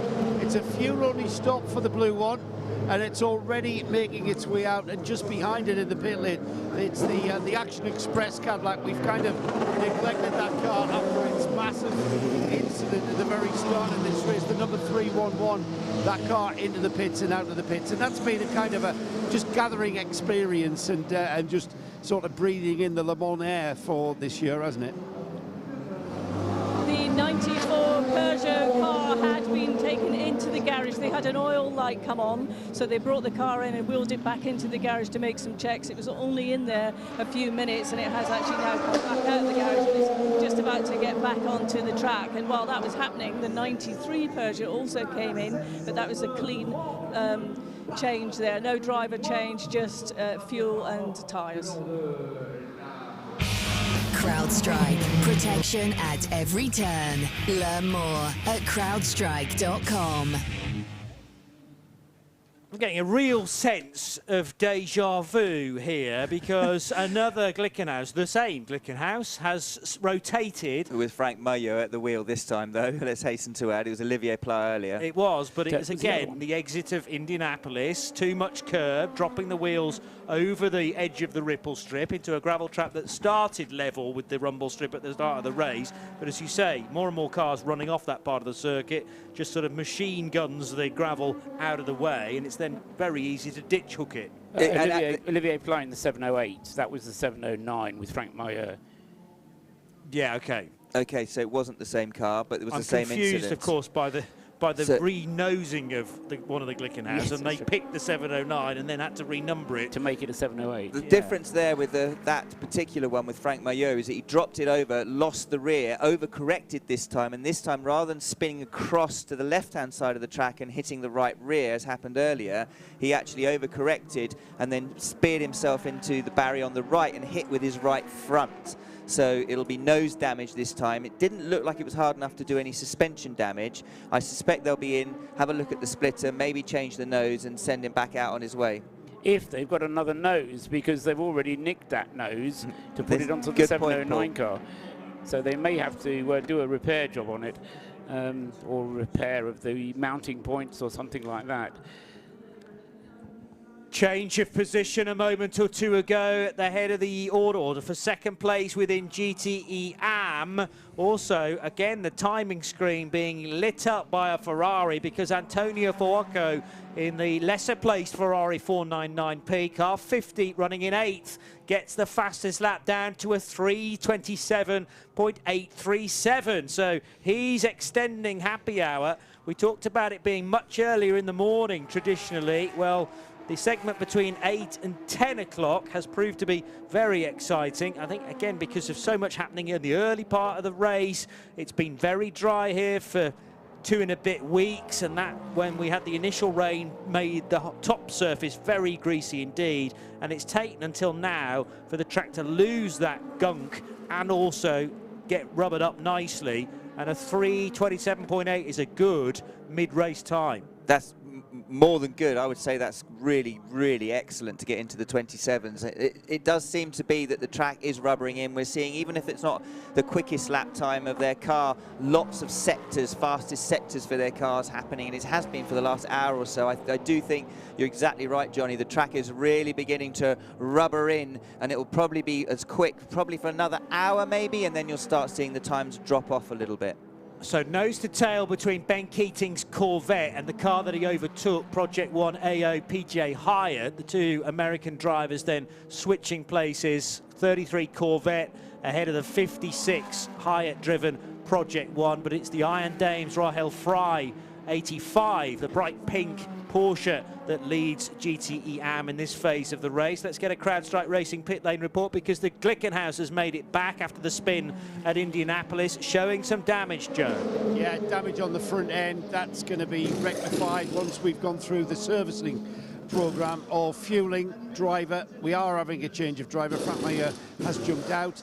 We've got the new Michelins going on, and we have also got a situation. Oh, sorry, that's what I was going to tell you. They're on to set 9. So set 9 on this number 709. Set 9 of their tyre allocation. We now got to work on the front end and the nose. Damage on the left. It's been completely knocked askew, which has damaged the clips, which is always a bit tricky. The rear end has come off, and the front end's a bit more of a fight. So the rear end has come off, the new rear deck is going on as the front end finally detaches. I think that's going to be a bit of an issue. What I'm trying to describe is, as the new nose section is offered to the car, it depends on just how damaged these clips are. As that nose has been ripped off, the retaining clips, which is form the wheel arch, this is the key bit. So the nose section goes in. There's a lot of jiggery pokery going on here, so there's a bit of damage that is kind of stopping the new nose section being offered to the car, and this is the tricky bit. So the right hand bit is on, but the left hand bit is nowhere near. There's about a centimetre gap on the top of the wheel arch that they're going to have to close for that clip to be able to secure the nose onto it. So it's a bit of a fight that the mechanics are having here. It's going to be a while. Do you want to come back to me? Speed, reliability, and the power of the cloud. That's protection that powers you. Learn more at crowdstrike.com. Yes, is the answer. Joe, we will come back to you. I'm really confused by the Glickenhaus because of the various parts that they've pre-assembled and pre-allocated. The 709 has virtually got a 708 number on the nose of that car. They've tried to, I think, scrape away some of it. No, it's definitely a 708 on the right car. But as I say, it's been a hastily arranged red number for the front of that car to make sure that it matches those numbers on the flanks. Real struggle here, though, J-Mo, to make it all fit, as Joe Bradley was expertly describing. And the angle when Frank Mayer came, lost the rear of the car, coming out of the tighter left at Indianapolis, and then speared off, overcorrected slightly, speared off and hit on the right-hand side. He hit at an angle, he didn't hit straight, and what that's done is that's shifted the whole of the front section around, which now means that it's harder for them to get it on straight because the thing's coming off at an angle, and yet the new nose going on is obviously straight. So you're trying to fit a square peg into a round hole. Well, we do have some progress made by Glickenhaus. Here's this CrowdStrike Racing pit lane report, because it looks like, Joe, both are back on the move again. Yeah, it took a bit of a boot, really, and Johnny was spot on there. Great analogy, square peg around hole. And that's probably exactly what they were trying to do there. They just basically had to use a bit more forceful effort to make it fit, to push it on, to close that gap on that left-hand side, because its mounting points were definitely all askew after that damage. The nose section has gone on, the car has now gone out, so job done. Great news for that. Interesting, just looking at what's happening with the pit stops of the leading three cars because of the full course yellow that we had 40 minutes or so ago, and the pit stops that took place immediately around that. We now have all 3 cars on the same schedule. So 51, 8 and 2 all come in now at the same time. In fact, if anything now, the Cadillac comes in before the other 2. It used to come in a little bit after it. What's puzzling me is that quite clearly we saw both the leaders come in during that full course yellow, Johnny, when they weren't really supposed to. Now, maybe they came in and only took on their 10 seconds worth of fuel, but they then didn't come in afterwards to do anything else. Now, the way I read the rule was you could come in during the pit, during the full course yellow, if you then came in again afterwards to do the pit stop properly. That was my understanding as well. And they didn't come in for that second pit stop. Okay. Yeah, the next opportunity that you get to come into the pits when the pit lane reopens under the green flag condition, you must then pit. So I wonder whether that's going to be investigated by race direction.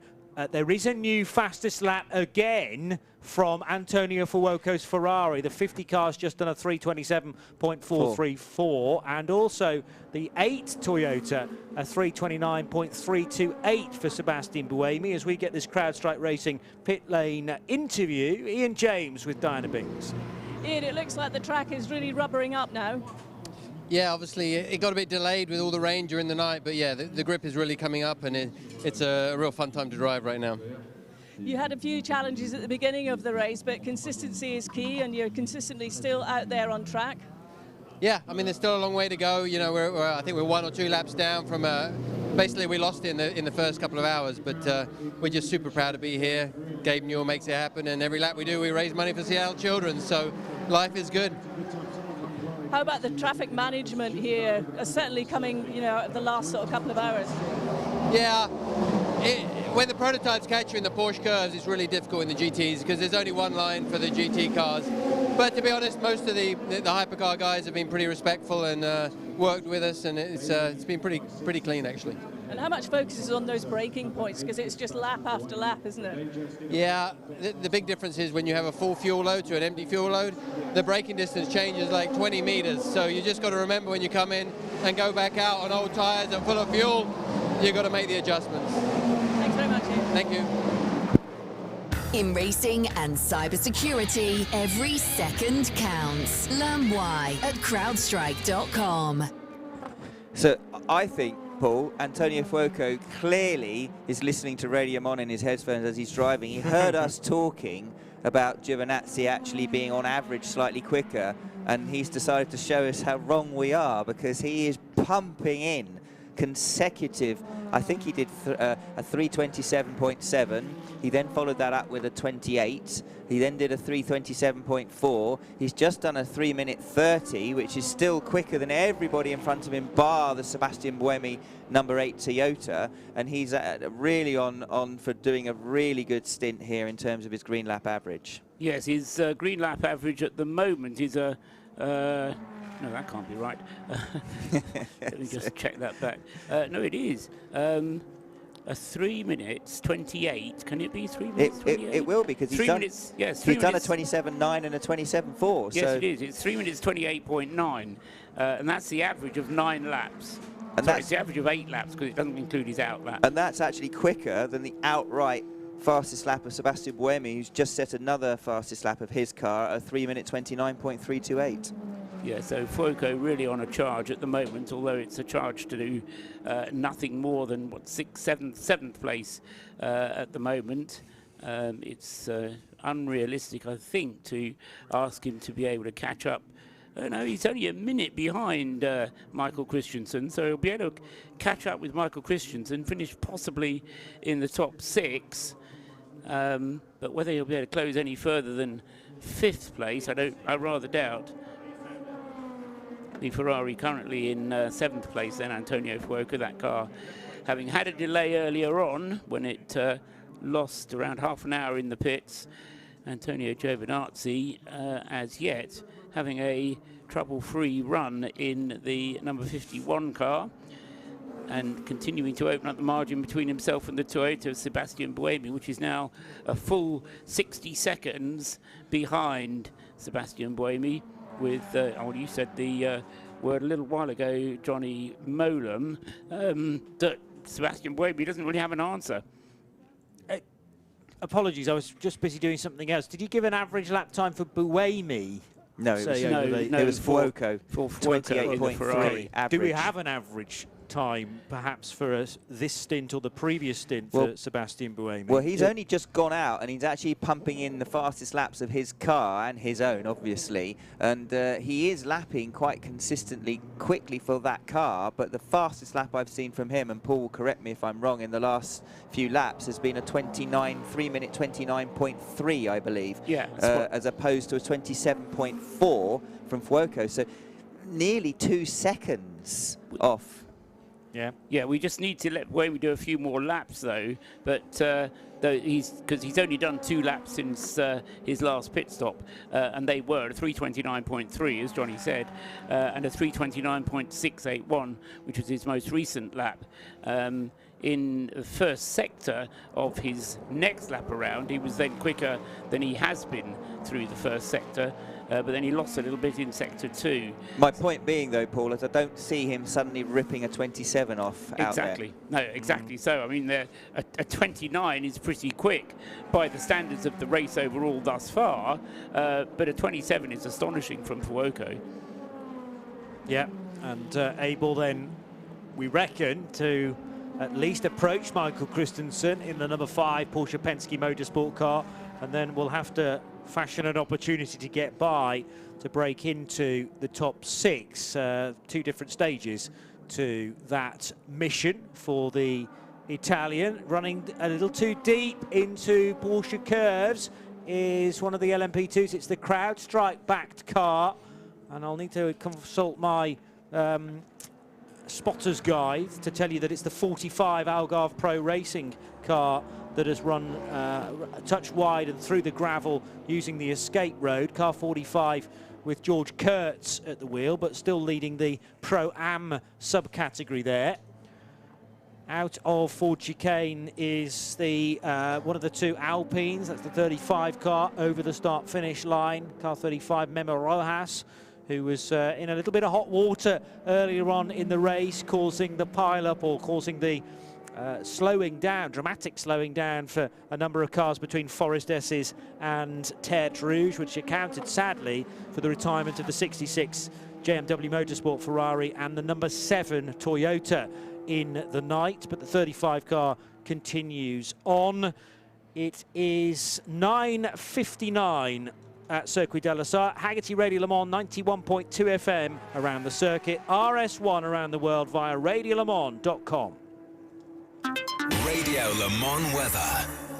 It's 18 degrees Celsius and partly cloudy right now. That cloud cover should be breaking a little bit to mean that it's mostly sunny for the next couple of hours. A high of 28 degrees Celsius, but that might well tally with some scattered thunderstorms set to hit Circuit de la Sarthe at around about the end of the race. Now, do they come after the checkered flag, or do they come, say, 10 minutes before it? You'll have to stick to Hagerty Radio Le Mans to find out. Radio Le Mans weather with Flywheel. Book tickets at BistaHeritage.co.uk and save 20% with the code RSL.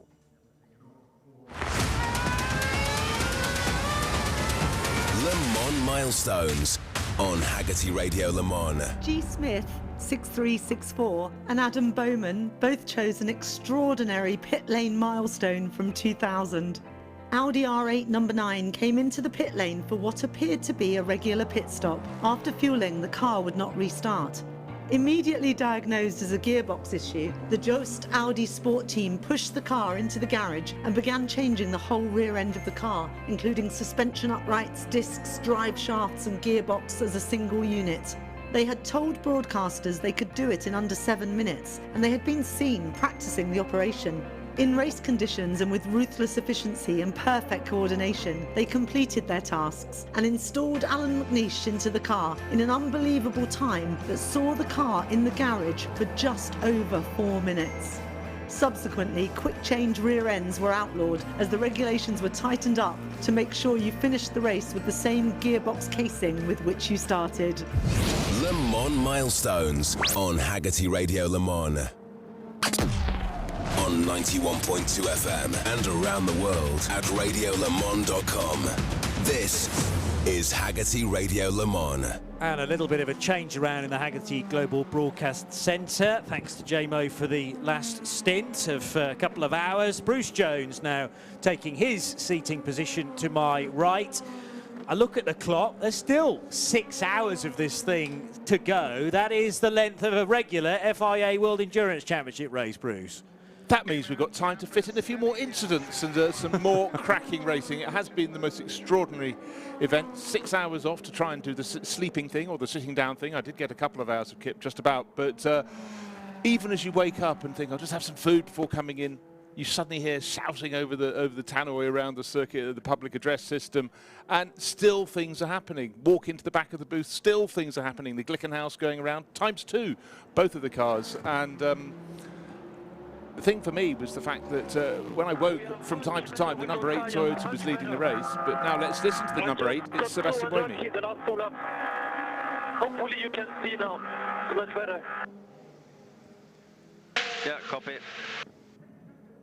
Still checking with the telemetry of that car. Remember that it has struggled with the full hybrid. That was early on in the race, very early on, and it felt for me that Toyota Gazoo Racing were able to adapt that and mean that Buemi and the other drivers in car 8, Brendan Hartley and Ryo Hirakawa, were happier, but clearly something wanting to be checked, and Sebastian making the point there. Hopefully you can see with the data being received on pit wall what he's talking about. So if we get any more news on that, obviously we'll try and get that to air as quickly as possible. But both the Ferrari number 51 and the 8 Toyota getting plenty of radio traffic back and forwards. Still about a minute. It extends in fact to 61 seconds as they cross through the next split between Giovinazzi, who is faster consistently in the 51 499P from the number 8 Toyota.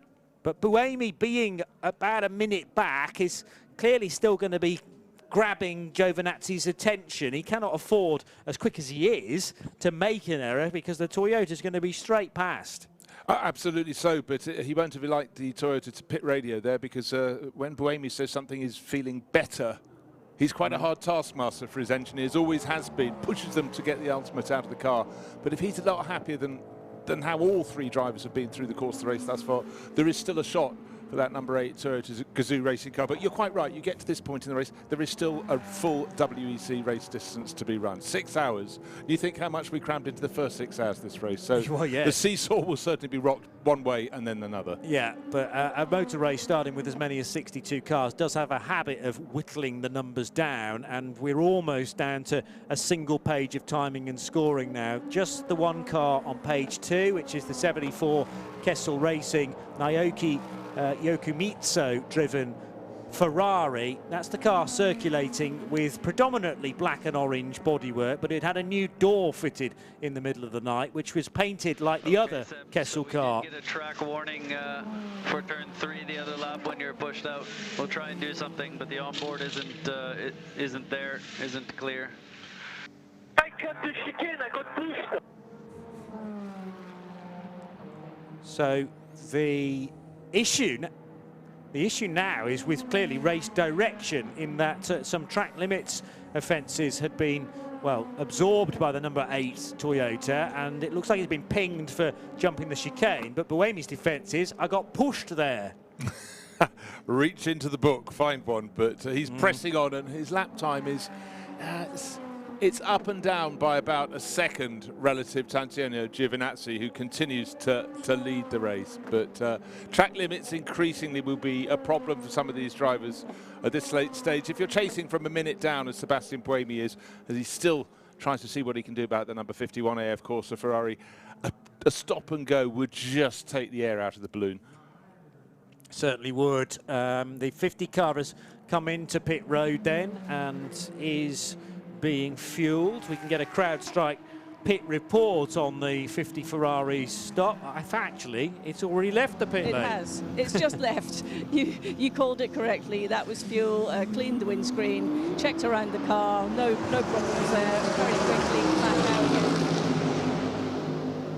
and retaining its driver Antonio Fuoco, so that'll be 7th position, hunting down essentially Michael Christensen, but that will drive a larger wedge between the Porsche from Penske Motorsport car number 5 and the 50 Ferrari until the car in 6th place, the Porsche from the factory team, makes a pit stop, and we'll bring that gap down again to under a minute. We'll stay with our CrowdStrike Racing pit and paddock reports. Here's Nick Damon at the other end. Yeah, it's not been a particularly successful run for the number 9 Prema Racing P2 car. That's the machine piloted by Ed Viscal, Manuel Correa and Philip Ukram, and it's to get any better. They are now in the garage wheel back on the high jacks.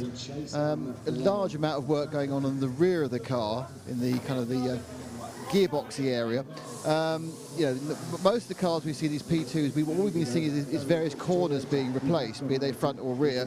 But this one looks like more like a mechanical issue rather than something caused by striking a barrier or another car. But they're stripping it down very, very quickly. They're not giving up. They want to get back out there again despite everything. But this is more spirit of endurance than a chance of getting any positive result.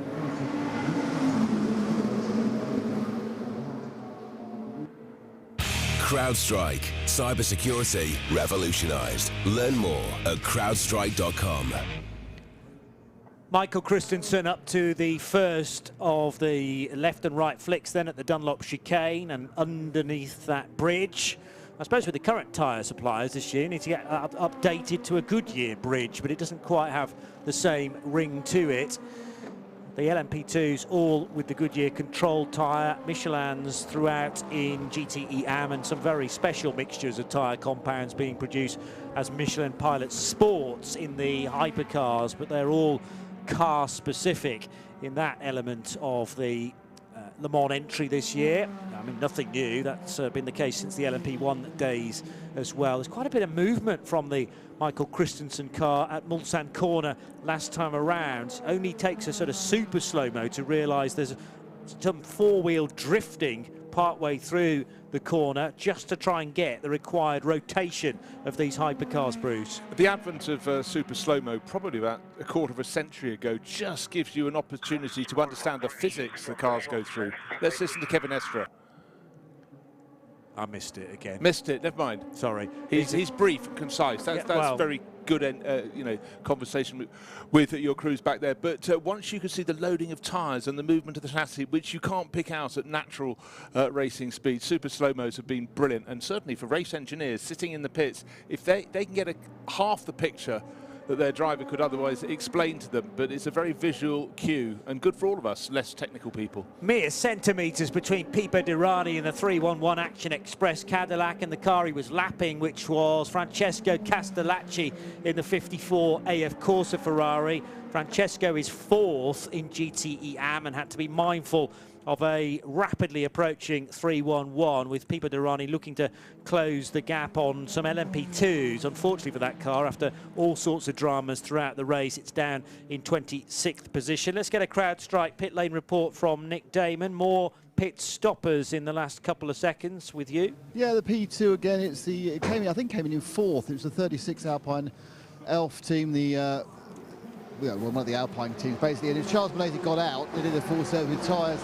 I must admit, I wasn't quite sure that Vax Vieira Canal got in there because it was a lanky Frenchman. That covers both of them. So, yes, without the Shea Adams School of Helmet Recognition, I can't tell you, but I'm sure he's pinged the timing bar by now, and you'll know who it is. Yeah, Julien Canal. So you were right. I was in 50% chance, and the Alpine number 36 now driven by the man from Le Mans, who has the backing from the Golden Arches, and again, that is that symbol emblazoned on car 36 for the 2023 edition of the Le Mans 24 Hours, Bruce.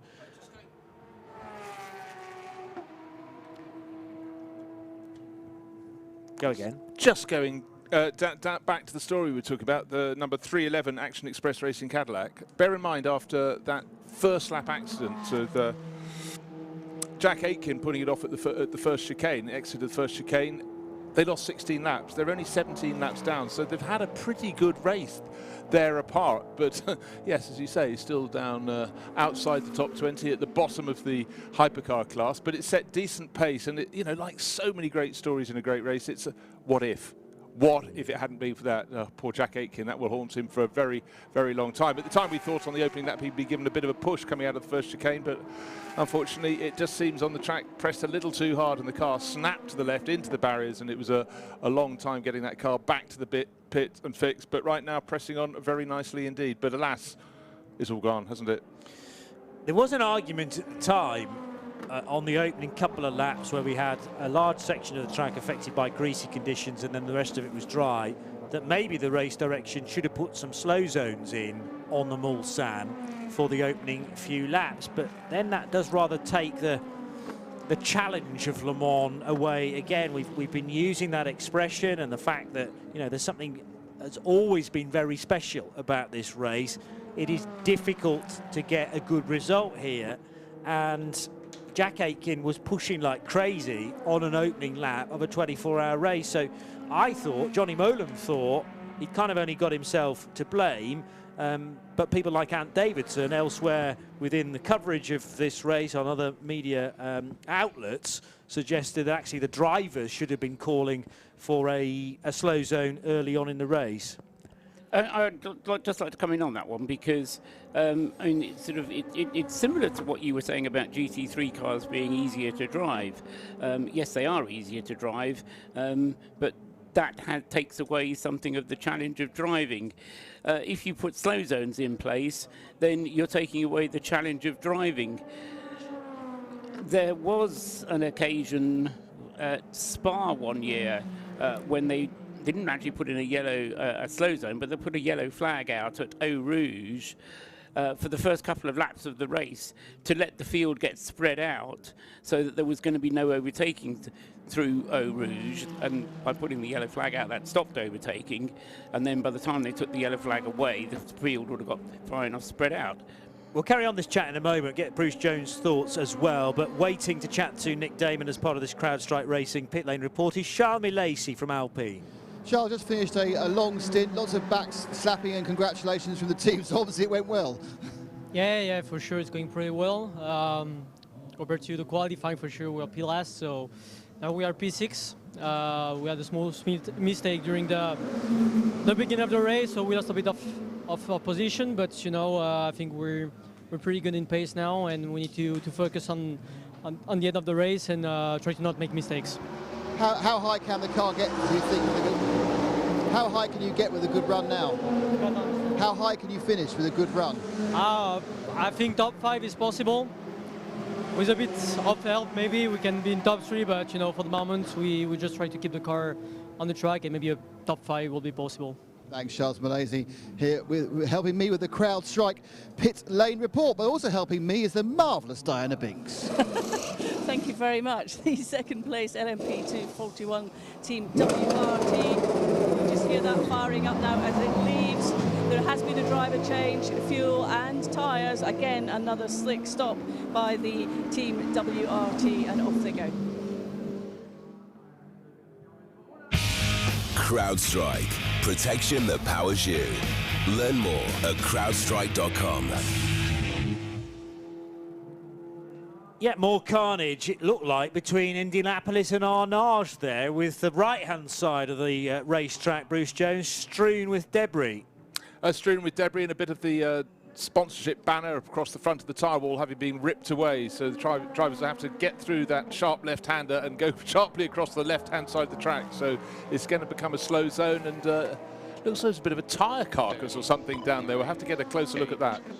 But we're heading into a slow zone. 4, 3, 2, 1. Slow zone 6 is now active. Slow zone 6 is now active. So as yet, we don't know what's happened there to bring that bit of... Oh, we do now, because it's the mighty 38, which is missing its nose. This is the privately entered in customer hands Porsche 963 with Antonio Felix da Costa at the wheel. And, well, this car's been through the wars, because when Yifei was driving it many hours ago, it went way too wide on the exit of Porsche curves and destroyed the rear. And Antonio Felix da Costa has taken far too much gravel trap on the exit of Indianapolis. It's speared right and cleaned the nose right off the car. A CrowdStrike Racing on the spot pit report. Here's Nick. Well, he's pulled into the pit lane, into his pit box, as they all do, because they will fill the car with fuel. He's got out of the car. Getting in is Yifu, of course, the person who crashed the car previously. So there's going to be one hell of a no claims bonus loss on this one this week. Can you imagine when they take it back to Hertz Rental, how they're going to explain all these things and dents on it? They are definitely losing their deposit this weekend. Then they get the offending nose area has been taken. Now, do they have this would be 3 noses? Do they have 3 noses? That's the question. Do they even have the spares for it? They've changed the tyres as well. But, you know, you kind of think, have they got another nose? Yes, they have got another nose. There's another sitting in the background. And I think at this time they're getting quite short. Just ahead of them is our leader, who came in the lead of the 34 into Europol car. That's having a fuel and tyres. I think the driver's staying on board. I wasn't really concentrating as he arrived, but they are right ahead. The nose now being brought out for the mighty 38. The P2 leader into Europol car. The next pit lane they have left already after a standard service. They lost a little bit of time just being kind of avoiding the 38. It's not quite so much of a problem because the garage in between, which did belong to the 32 into Europol competition car, that has now stopped. They've given up the Jan Magnussen car. And now, before this nose gets put on, they're still in the pit lane having a little bit of a shufty about are there any problems slightly more deep in that front right-hand side of the car. So, I don't know, have we seen a replay of the incident at all to know what happened? Yes, yeah, too much curb on the exit of Indianapolis. Again, dropping right side Michelin's into the gravel trap there, and with no grip on the right-hand side of the car, it just speared right and tagged the tyre wall and tore the nose off. Now the interesting thing is this is like a team, a group nose, because it's actually most of it. The 2 wing areas are in plain carbon fibre. The central nose area is wrapped gold. So they may have had to wander off round to the Porsche spares truck to get enough bits and bobs to make up another nose for this. They're still working quite heavily on that front right and trying to patch it up. So yeah, not really going very well for them. Paul, you were about to say something? Yes, I mean, when they first lost the first nose cone, somebody will have been dispatched to make sure that they got another spare, and whether that was then completely Hertz liveried or just partially Hertz liveried, they won't really have cared. They'd have just wanted to have put it together as best as they can, and that one of the, as I say, there will be things going on even when the car's going round and round in circles, like building up bits of bodywork to make sure that they can continue on their way. We expected because we will need to repair the guardrails on driver's left. So Eduardo reporting to the full field, remaining field, that this repair is going to take longer than expected because the guardrail, the Armco barrier, actually there's no tyre bundle there at all, so it's caught the bare metal and torn away at the sponsorship hoarding on it as well, and presumably post, oh yeah, it's left a big hole in the middle layer of Armco barrier there, Paul. Yeah, so what Eduardo meant to say was driver's right, because he said driver's left. So I was rather confused about that one, but it is clearly on driver's right where the hole of the barrier is. And the misfortune is that that's now going to have to be a longer Code 60 period. The other opinion I was going to offer you, Johnny, was that Hertz car seemed to have lost it before he really got to Indianapolis. He seemed to be going too quickly when he got there. So I just wonder if he perhaps made the mistake coming through the very fast right-handed bit before you get to the left-hander, which again is easily done, particularly if you're overtaking cars.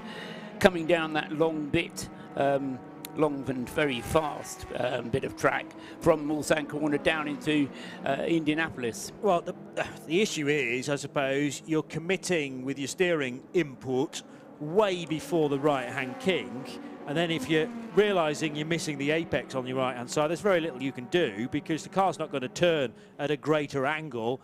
You're just along for the ride there, and then you've got to try and get the car bruised from the left-hand side to the right very quickly. The distance between the kink and the left-hand proper bit of Indianapolis is very short indeed. Yes, and any subsequent changes of direction would necessarily, if they were sudden, which they'd have to be if you're running out of line, and more than likely to bring the tail of the car around. And that's pretty much what happened to Antonio Felix da Costa. Not a driver you normally see make mistakes. I was slightly concerned for the two United Autosports Oreca's that came through just after, with all the debris being hurled across the track on the exit of Indianapolis. But I must say they've done a very, very good job in tidying it up. But I guess for the 38 Hertz Team Jota car, there's been such speed in that car, such promise, but so many mishaps from the first day of practice, missing qualifying, therefore starting at the back, but it all seems to be coming their way, and we forget they led the race. Yeah. From starting 60th, they led the race. So opportunity came their way, but it's almost like it's having to be paid back now. Unfortunate. The Kessel Racing 74 Ferrari makes it into 41st position. I say that because it's now jumped to the first page of timing and scoring in the hands of Naoki Yokomitsu. That's 11th then, and the last runner in GTE AM, and therefore the Graf Racing LMP2 car, number 39, drops to 42nd. That is still running, though, and heading out of pit lane with Patrick Pilet at the wheel. So watch the timing screen light up with the Frenchman driving that. We'll head to the pit lane once again for a CrowdStrike Racing pit lane interview. Here's Nick. With Roberto Lecor from the very car you were talking about. It's almost like we planned it. It's been a difficult few hours for the team. How are they all feeling overall, Roberto? Yeah, unfortunately, at the beginning of the night, Guido was pushed behind from a car that in the slow zone, and this is things that happens when you are not lucky, because we was fast every day this week. The lineup is good, the car was fantastic, and we was without doubt for the podium, but we are not lucky this race. We've seen a lot of cars and a lot of incidents going into the slow zones. Do you think there needs to be a rethink about how they're managed, the slow zones? This is a point. I don't know if the slow zone works well in every condition. There are some conditions, especially in the night, where the slow zones sometimes are dangerous, and there is better do something different, like full course yellow or a safety car, because a lot of crashes happened with the slow zone, and the night are critical. So this is one point to discuss. You just got out of the car. Will you get in the car before the end, or will your teammates take it to the finish now? What? Sorry. Will you get in the car again before the end of the race? I don't know where we'll go, and it depends on the situation. Thank you for talking to us. Endurance, teamwork, speed. It's why racing and cybersecurity go hand in hand. Learn more at crowdstrike.com. Roberto Lecorte chatting to Nick Damon there in the CrowdStrike Racing pit lane interview. It was Roberto who clattered into the back of the Toyota of Kamui Kobayashi between Forest Esses and Tete Rouge, which effectively eliminated the 7 Toyota, but that's because it had been it was trying not to overtake a very slow Memo Rojas in the 35 car, then got somewhat assaulted by the 66 JMW Motorsport Ferrari, catching 2 prototypes going very, very slowly, but also Kobayashi got a whack from an innocent Guido van der Garde, who had very little place to go other than partially the grass, and then tore one of its light pods off the front of the LMP2 car. And that's the incident that Roberto Lecorte refers to. A horrible moment, really, considering we got 2 big cars within their categories taken out of the race. Yeah, I really felt for Kamui Kobayashi, doing a fantastic job. The number 7 Toyota seemed to be the predominant Toyota. We've had the 8 car with Sebastian Buemi complaining about things literally from the first 20 minutes of the race. All not right with that, but ironically that's the one that's still going in 2nd place overall. But for Kamui, this will be long discussed. It's the sort of what's the official term, Paul? What the zone before you get into a slow zone? Next it's called next slow. Next slow. It didn't seem to ring true there, as I said. I'll have to get used to it. But I mean, this is a point of enormous discussion. But when it takes out the race leader in such a fashion and other cars get very damaged, it's got to be absolutely clear how much people slow down in that. And you're not really supposed to slow down in that. You're supposed to slow down for the slow zone. This is just a zone in which you cannot overtake. And maybe there's been some confusion, not just under cover of darkness, confusion full stop, but it did take out a likely winner. There clearly was some confusion because we had an interview sometime yesterday morning before the race started from Ben Keating. I think it might have even been during the warm-up, where Ben Keating said that he was penalised for going too fast under a yellow flag and that they told him he was only allowed to go 80 kph under the yellow flag. And he said, no, that's wrong. So there was clearly some confusion in Ben Keating's mind, or the race organiser's mind, or something. Confusion, misunderstanding, whatever, but it might have entirely been down to that next slow area where, as you say, by the end of it, it's a bit like on the motorway when you get those overhead gantries and it says where the it then gives you a de-restriction. I bet you're like me and that you start accelerating as soon as you see the de-restriction. No, Paul. You don't wait until you get underneath the gantry before you start accelerating. No, of course. But you know what I'm saying. So it's a question of definition. And, these things have, the regulations are already, 140 pages or something of two lots of regulations. So you've got the supplementary regulations for Le Mans and you've got the sporting regulations for the WEC. And there's just too much to get through there, and undoubtedly, unquestionably, there are some contradictions between those two documents. Well, just ask Sam Hignett about where your car should start on the grid, which was a moot point about the 9038 as well, whether it be at the back of the hypercars or the back of the whole of the field if you didn't qualify the car. The 38 did eventually start from 60th position. And another thing that always crosses my mind is the issue of language. The language is, sporting regulations aren't translated into every language under the sun. There might be just a small misunderstanding with someone having it explained to him by someone for whom it might already be their second language, exactly, as they explain it across. And that's where we, Johnny and I, are at a disadvantage because we're going from the English version, which is not the definitive version. If it comes to an argument, it's the French version that counts, not the English version. Slow zone still in place on the run into Mulsanne corner, and then a significant chunk of the straight after the 20th Marshall post at the start of Sector 3. Sector 7. Sorry, Sector 3.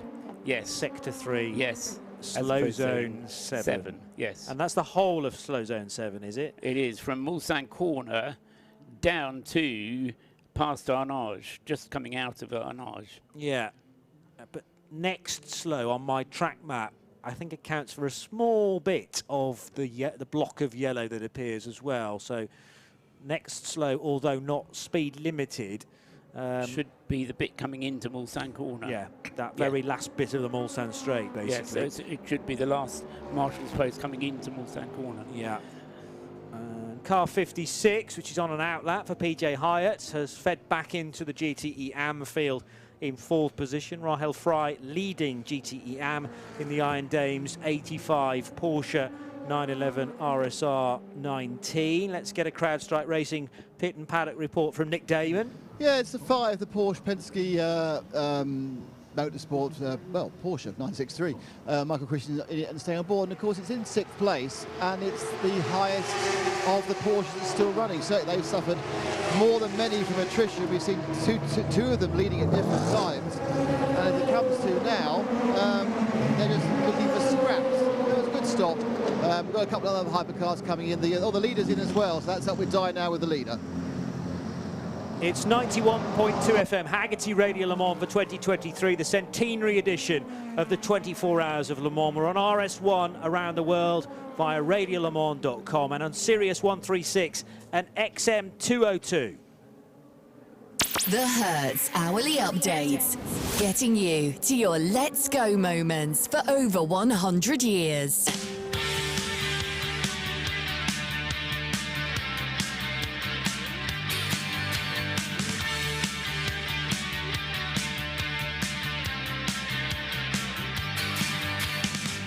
A brief hourly update this time then, because we've got the leading cars in the pits and we want to get back to the action on the track. We've got 5.5 hours of the race still to go, and as I say, both of the leading cars are in the pits at the moment, but Antonio Giovinazzi in the Ferrari still leads the way. He came in at the end of his 255th lap, as did Sebastian Buemi at the wheel of Toyota number 8, the GR010 hybrid. So those two cars, they were separated by a minute as they crossed the pit-in line. So the gap has gone out, but we'll see what it is when they both come out of the pits. In third place, and not yet in the pits, although he might have, he's certainly due into the pits, is Richard Westbrook in the number 2 Cadillac racing car. In fact, it's already had its pit stop because Earl Bamber is now behind the wheel of that car. So it's Earl Bamber taking over the wheel of the number 2 Cadillac. And then in fourth place, albeit now 2 laps behind the race leader, although he's in the pits, so it'll probably go back to 1 lap. Scott Dixon at the wheel of the number 3 Cadillac V-Series R. So Scott Dixon, Cadillac in fourth place. In fifth place, Paul Di Resta at the wheel of the Peugeot, slowly creeping up the field there, that 93, as others have fallen by the wayside. In sixth place, Michael Christensen in Porsche number 5, the highest placed Porsche, but 5 laps behind the race leader. Antonio Fuoco is 7th, 6 laps behind the race leader, number 50, and the 2 Glickenhauses, 7:08 ahead of 7:09, both 7 laps behind the race leader. In LMP2, that's being led by the Inter-Europol competition Orica, Fabio Scherer at the wheel. In second place, Louis Delatraz, that was number 34, the Inter-Europol competition car. Team WRT is number 41, that's Louis Delatraz in second place. And in third place is number 30, the Team Duquesne car, and that's got Neil Jarney driving it. In GTE AM, the leader there is the Iron Dames Porsche. Yes, Ronnie told us that a minute ago.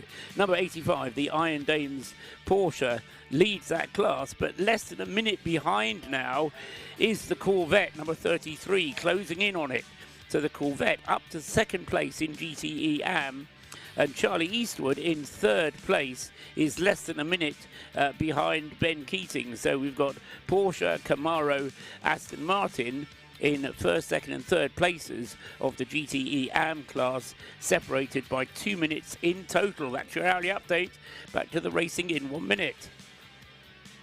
The hourly update. Hertz Rental Car, getting you to your let's go moments for over 100 years. And the ongoing arm wrestle between the world's biggest car manufacturer and arguably the world's most popular car manufacturer takes another plot twist, because Toyota Gazoo Racing's Sebastian Buemi emerges in front following the most recent round of pit stops, with Alessandro Pierguidi now in second place for Ferrari AF Corsa. We'll elaborate on how that unfolded in a minute. Let's get right down with another CrowdStrike Racing pit lane update with Diana Binks. I'm with Richard Westbrook, who's just jumped out of the Cadillac racing car. Richard, how was it out there on the track? The conditions are evolving. It's got to that sweet spot, I think, and it's settling back down again. Yeah, well, I don't know about sweet for us. We're sort of nursing a couple of issues, but nothing dramatic. So just keeping everything in control. I mean, it's clear that we don't have the outright pace for maybe the top 2, but you know, we're still very proud of what we've achieved so far, and still in the hunt. Never count us out, and we'll just keep going. Well, that's the whole thing about this, is that you've got a great team around you, great co-drivers with you. You've got to keep pushing to the absolute limit. You're all professional. You know what you need to do. Yeah, definitely. I mean, we've seen what's happened in 20-odd hours. I mean, it's crazy. The first 6 hours, how many people dropped out? I've never known a Le Mans like it. But so you never know. You just got to keep going. Richard, when you came in, I saw the Corvette guys next door sort of, you know, getting the blower out and cleaning up your apron for you. Oh, well, that's nice though. better buy them. Good to see so much teamwork. Yeah, I know, exactly. There's a lot of love in the GM camp. It's really good, honestly, it's really good. Thank you. Thanks, Richard. Lots of action in the pit lane whilst I was looking at the Cadillac back, and one of the key events so far, the Toyotas came in with passive wing, just some fuel. It was a pretty standard stop, nothing special. They were doing a lot of scrubbing about and cleaning out of the air intake, so perhaps it has got a bit grubby. At the other end of the pit, there was a full service for the Ferrari, including a driver change, which resulted in, of course, Alexander Pellegrini getting in, and out got Antonio Giovinazzi, but there was also some sort of delay. Now, unfortunately, I think we both weren't actually at the pit lane, but they lost a minute, and that minute was enough to lose the lead. So something was done at the Ferrari pit, which meant cost them some time. Could have been a fluid top-up, not sure, we'll have to find out. CrowdStrike. Data protection 24/7. For more, go to crowdstrike.com. So another swing in this ever-compelling battle, Paul Trustwell, between Ferrari and Toyota. And all of a sudden, it's advantage Toyota once again. Yes. Almost deuce again, yes. The story of the Ferrari pit stop, as I mentioned, as it came into the pits, it was 1 minute ahead of the Toyota, and it ended up spending 2 minutes 22 seconds in the pit stop. So the Ferrari 2 minutes and 22 in the pit lane, whereas the Toyota was turned around in 1 minute and 17. So that's why the gap has changed. I had my nose in the screens reading out the result, but I just spoke to Johnny Palmer, who was watching it on the screen. There seemed to be a problem with one of the wheels on the Ferrari. Now, I didn't actually see that. I'm not sure if either Bruce or Richard, you did. But so there seems to be a problem. They didn't say that it wasn't that they did additional service. It was that there was a problem changing one of the wheels on the Ferrari. And now that's the first glitch, if you will, in the Ferrari pit stop sequence. And I won't say it's cost them dear, but temporarily at least, it has set them onto the back foot with a car that was 1 minute ahead and has now lost at least 1 minute in the pits and probably more like 1 minute and 5 seconds at the very least in the pits. And now it's all going to be down to the drivers out on the circuit. So Alessandro Piaguidi, 2.9 seconds now behind the leading Toyota, driven by Sebastian Buemi. My name's Richard Crowell, Bruce Jones alongside me as we work our way well in now to the final 5.5 hours of this utterly captivating car race. Bruce, earlier this morning to try and shake the jet lag style feeling that I had after not a night filled with much in the way of shut-eye. I went for a walk and wandered over in front of the Tribune opposite the pit building and watched the cars come out of the Ford chicane, up the hill towards the first part of the Dunlop S's, turn 1 and then the braking zone into turn 2.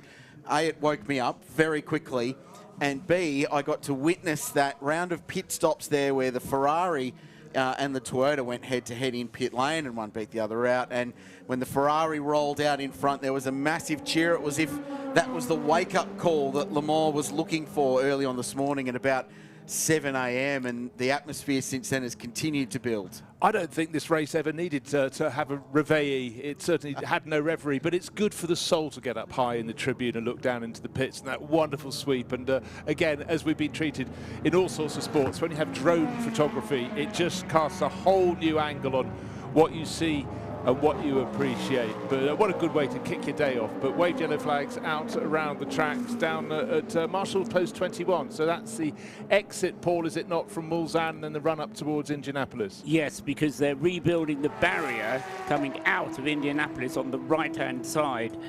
So there's work going on there, and that's why they're being asked to keep left as they go through the left-handed part of Indianapolis.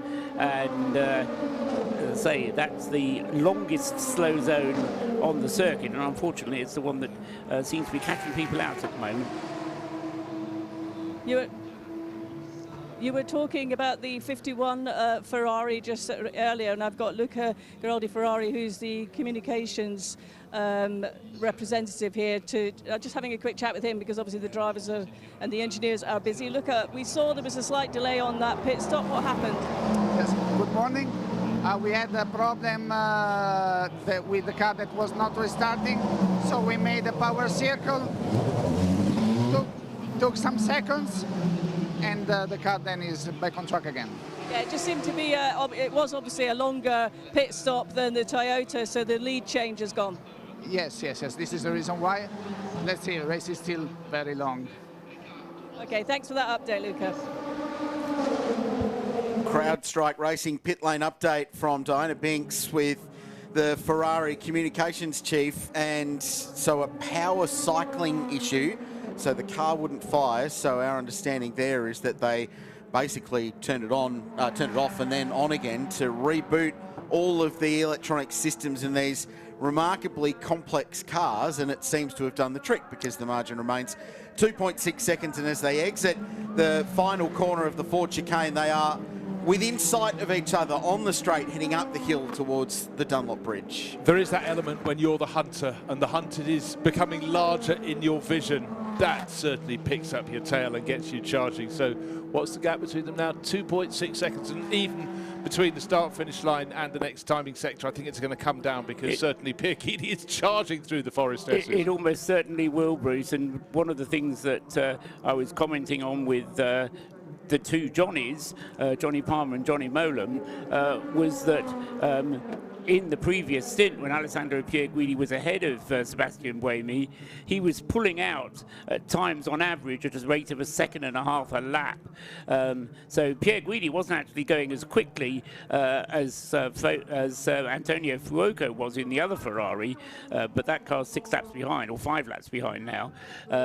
So it wasn't so important, but nevertheless the Ferrari is a quicker bit of kit than the Toyota is, so I suspect that Buemi very much is feeling Alessandro Pierre Guidi's breath breathing down the back of his neck at the moment. And the margin down to 2.2 as they run down the Mulsanne straight towards the second chicane. And as we've been detailing throughout the course of this race, the straight line speed the Ferrari has from the moment they rolled those things out of the transporter on the test day on Sunday, 2 3-hour sessions, they were the quickest car in a straight line through the speed traps on the official timing. They were the quickest car through practice. They were the quickest car through qualifying, and predictably, they've been the same in the race. So their strength is in straight line performance. But the thing for Toyota is the Ferrari's quite good everywhere else as well. And when you've got someone like Alessandro Pierre Guidi behind the wheel, it tends to be fairly effective. There's not much that Alessandro Pierre Guidi has not won in a racing car, largely in GTE and GT3 competition, but this is his big chance. As they go into a slow zone, though, Sebastian Buemi has one little crumb of comfort. The car guy racing Ferrari is between him and the 499P Works Ferrari, of course, that's giving chase. It might give him a tiny bit of sucker when they get out, but as we've commented time and time again, Krails, the acceleration of the Ferrari, that initial punch, which then gives them the advantage they gain the whole way down any long straight, will certainly let Pierre Guidi get closer, but he cannot make an overtaking manoeuvre until they've gone out of that slow zone. To minimize distance. That was just the end of team radio. Just a bit of a Johnny Palmer there, and only caught the very end of it, but just basically saying to Sebastian Buemi, minimise the distance. Well, yep, that seems logical. And the sight on the TV screen is quite amusing, because it shows you a graphic which actually shows you exactly the same as you can see on the screen itself. Confirmation, Paul, is it? Yes, quite. It's nice to know. The pit stop for the third place car, number 2, being noted as being under investigation. That was the stop for the number 2 Cadillac, which was Richard Westbrook handing it over to Earl Bamber. The third place Cadillac kind of hanging around like an expectant dog at a butcher's shop, waiting for something to be thrown at him in order they can sort of snaffle it up. Earl Bamber, Alex Lynn, Richard Westbrook doing double stints only, not pushing the margins quite as much in the Cadillac, but being quite successful in hanging on to the lead lap. And I wish no ill fortune on either of the two leaders because they don't deserve it. But on the other hand, the Cadillac has done so well that a third place is a thoroughly well-deserved position for it at the moment. Compounded by the fact that the sister car, although a lap behind, its rival is also right in the mix as well, and very, very close moment into the first part of the Porsche curve. The Toyota coming across an LMP2 car and the Ferrari Pierguidi now locked up behind the rear wing. So once again, these two go at it. It's been going on for 18 hours and 45 minutes, and it continues on. They're at Porsche out, Corvette, karting, and then the braking zone into the Ford chicane. Nothing between the two leaders. 5 hours and 14 minutes to go in this race. I know, and that Ferrari has held the lead since 7:30 this morning. So for it, it's quite a shock to have suddenly lost the lead after, what, something like 4.5 hours. Which would be, and correct me if I'm wrong, the longest leading stint of the race? Yes, it is, yeah. Well, the gap is down to under a second, 0.6 of a second, and certainly the LMP2 car, I think it was the Algarve Pro Racing car, I'll have to have another look at that, just really blocked Sebastian Buemi when he wanted to be getting clear, forced him to go around the outside line on a couple of corners, and that was just absolute manna from heaven for Alessandro Pierguidi. He knows he's got the pace, but the sooner he can get on the tail and start rattling Sebastian Buemi, which may be, I don't know, as soon as the first chicane down the Mulsanne straight. They've got the Glickenhaus Motorsport Ferrari just up ahead of them. Hopefully they can get through the chicane before they get there and not interrupt the flow. I think they should just about manage that. In fact, they've gone through the first chicane and the second. I'm getting behind myself yet again. Into Mulsanne they go, but it's nose to tail now between the number 8 Toyota leading this race and Alessandro Pierguidi. It's not when he's even going to have a look. Sorry, they're only now getting out of the chicane. I was right in the first place. Andrew Harrianto in the Glickenhaus car in the way at block. Buemi and Pierguidi is in the tow and will draw alongside the Toyota. Once again, the two top brands in this race go wheel to wheel, and the straight line speed advantage of the Ferrari will see it get in front, but it'll be on the wrong side of the road for the second chicane on the Mulsanne straight. It doesn't matter because he goes around the outside anyway. And Alessandro Pierguidi puts car number 51 back in front. And not only has he got in front, by the time they exit the chicane and the track starts to kink to the right-hand side, he's already got 3-4 car lengths advantage. That punch is just so initial and so impressive and so depressing if you're a Toyota driver. And Sebastian Buemi did not make it easy into the chicane. He held his line as long as he could into the second chicane. And so smiles all round. John Elkann, the man at the top of Ferrari, smiles around, shakes hands with the garage and moves out. And that team radio was from Toyota Gazoo Racing to Sebastian Buemi. No worries, no worries. 5 hours to go, mate, which is absolutely fair. It was great driving from Buemi because the moment they got out of the Daytona chicane, he placed his car on the left-hand side of the road. So if Pierguidi was going to go through, it had to be round the outside. He committed to that, and Buemi just as they turned into the left-hander there, the first kink into that second chicane, he lifted out of the throttle and Pierguidi swept through. But it was very, very close to there being contact between those two cars. Terrific racing, as it's been since the very start of today's show. Isn't it just, yes. Bad news, I'm afraid, for the number 2 Cadillac. I said that was a pit stop under investigation. The next pit stop for the number 2 has a 10-second penalty added to it. So they're going to have to come in and wait 10 seconds before they do anything to the car at its next pit stop for an undisclosed pit stop infringement. Probably something like having too many men over the line, possibly because of the refueling not being taken, or something else going on the car whilst the refueling happening. But some sort of pit stop infringement then for the number 2 car means that it will lose 10 seconds at its next pit stop. Now there, with the slow zone, the lap times are 4 minutes 43, but the Cadillac 3 minutes 45 behind the leader. So just try to look. When you think that the slow zone is going to be lifted, you anticipate the stop. We anticipate the stop like Burton did. We try to be in the garage refueling while they are removing the slow zone. Yeah, copy, Seb. We'll have a think. We'll have a think. So that's Sebastian Buemi talking to his team, giving them some instructions about how to manage when the slow zone is removed from the circuit. So what happened, I can see what he's trying to do here. At the beginning of this slow zone, the Toyota lost out because it spent longer in the slow zone area than the car ahead of it did, than the Ferrari ahead of it did. So it lost some ground. When the slow zone is removed, suddenly being in the slow zone for longer is a good thing because it enables you to get to the end of the slow zone, which isn't a slow zone anymore, more quickly. Yes. And the challenge then for the Toyota team, before the next pit stop, provided the slow zone is removed before then, is to manage it so that they are in the slow zone when that happens. Because if they're round over at Tertre Rouge and the slow zone is removed, it will make no difference. Now, how the team is going to manage where the car is during the slow zone removal, I have no idea, but that's the challenge Buemi set them.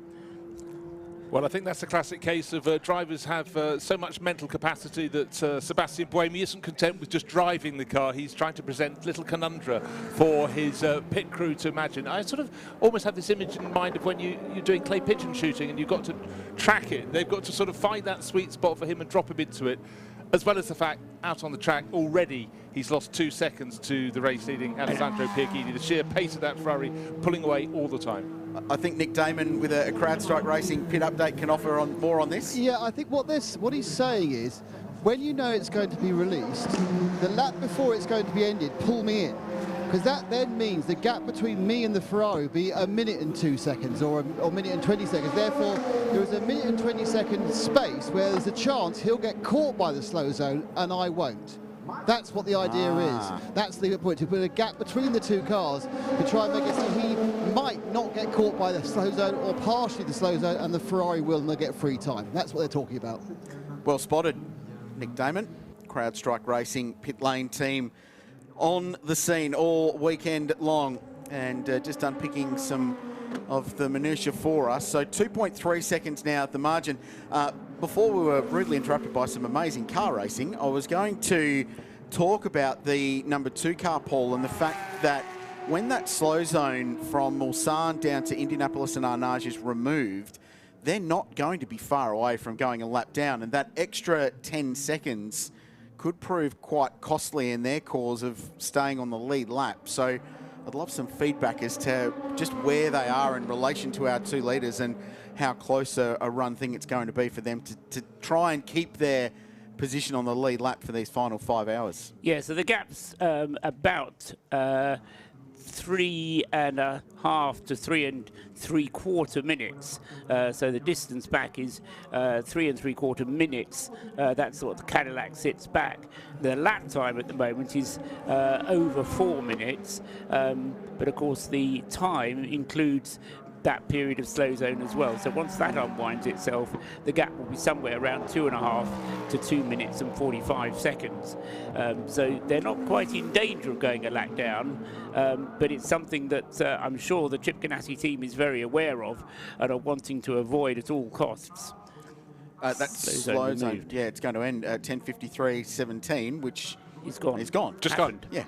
And the good news for Toyota is the fact that Sebastian Buemi is not 2 seconds and more behind. He's about just under a second behind. So he's read the situation very nicely. And now it's clear and open. For how long will it stay that way? We do not know. Whenever you think this race is settling down, this most extraordinary race, it seems to have something else to offer. But right now, the sight of Sebastian Buemi thinking that his Toyota is now largely cured of the ailments it's had in his mind since the start of the race. And the best thing for him, up in front, Alessandro Pierguidi's got possibly a quartet of cars. No, sorry, a trio of cars over the nose of his car as he comes up towards the Ford curves. One of them is a Glickenhaus, a hypercar. The other is the Garage 56 NASCAR, and one is an Orica from United Autosport, of which Pierguidi deals with directly across the line, and the NASCAR is dispatched on the run-up into the first corner. Can Sebastian Buemi go through? He has to go offline to the outside of the road, and we've seen cars fire across into driver's right and find the wall there if you go too wide through 1 and the braking zone into 2. No such dramas though for Buemi. He negotiates that and only loses a 1/10.5, so stays within striking distance. So we now get this scenario where we find out on a clean track with no slow zones, raw speed versus raw speed, and it feels like the Ferrari has had the advantage in that throughout the course of the day. Let's see, like you said, Bruce, if that Toyota with the new front clip bolted onto it a couple of pit stops ago can run with car number 51 on raw speed and stay within a couple of seconds and keep the pressure on the Scuderia out in front of this race. Yeah, his big hope is frankly the traffic will fall his way. Over the last half lap it did, and then it didn't, certainly going up through the first curve on the way up to the Dunlop. But he was on the outside of that. He couldn't afford not to be. He had to keep pressing. He couldn't wait to choose another moment, let's say, going into the Dunlop curves. He had to keep attacking. At the moment, he's now 2.4 seconds down, so the last sector has not been in his favour. That was straight line speed of the race-leading Ferrari, plus traffic counting against Sebastian Buemi. But Buemi is not a quitter. You look at his record in the World Endurance Championship, that's about as far from his mean as it possibly could be. So every result still very much on the table here as we work our way towards the 19-hour mark of this race, and we're well and truly on the run to the finish line now, with Ferrari leading Toyota Gazoo Racing and Cadillac in 3rd and 4th. They've still got 2 cars in the top 4. It's a huge result for the Chip Ganassi Racing team, with Porsche Penske Motorsport still running in 6th position with the number 5 car with Michael Christensen behind the wheel. Antonio Fuoco has dragged car 50, remember delayed earlier, very early in the early hours of this morning, and lost a lot of laps. They've been dragged back up the order to 7th position. The pair of Glickenhaus cars, 709 in front of 708, so Gutierrez in front of Briscoe. They're 8th and 9th on the road, and the remaining Peugeot car 94, possibly a case of what could have been for that team today, although I think you could tell that story for 90% of this field. Gustavo Menezes is behind the wheel and he's in 10th. There's class battles we'll talk to. We're going to do the weather in a minute because it's heating up on the track and outside of it as well, but it's worth touching on LMP2 because that is far from decided. And the GTE AM category is absolutely on. And Porsche, Aston Martin and Corvette very much in the mix. 3 different brands looking for victory, potentially in GTE in their grand finale. And one of the great stories is how Corvette has dragged themselves kicking and screaming back into contention. Look, they weren't just making up a lap. They had 2 laps to make up from very, very early on. And to the crew at 33 at Corvette Racing, Nicky Katzberg, Nico Veroni and Ben Keating, it was a sharp intake of breath and do what we can. We will attack, and they've done nothing other than that ever since, Paul. It's been a remarkable run. And within 2 minutes now of getting into the lead of the class, it's been a remarkable climb back for that Corvette. Haggerty Radio Le Mans 91.2 FM around the circuit, RS1 around the world on radiolemans.com. Let's check the weather. Radio Le Mans weather. 20 degrees, it's warming up outside and bright and sunny conditions here at Le Mans at the moment, heading for a top of 26 degrees. They're still saying there's a forecast and a shower on the horizon, but it certainly doesn't look that way when you stand outside. Perfect conditions for a showdown to the checkered flag. Radio Le Mans weather with Flywheel. Book your tickets at bicestaheritage.co.uk and save 20% with the code RSL.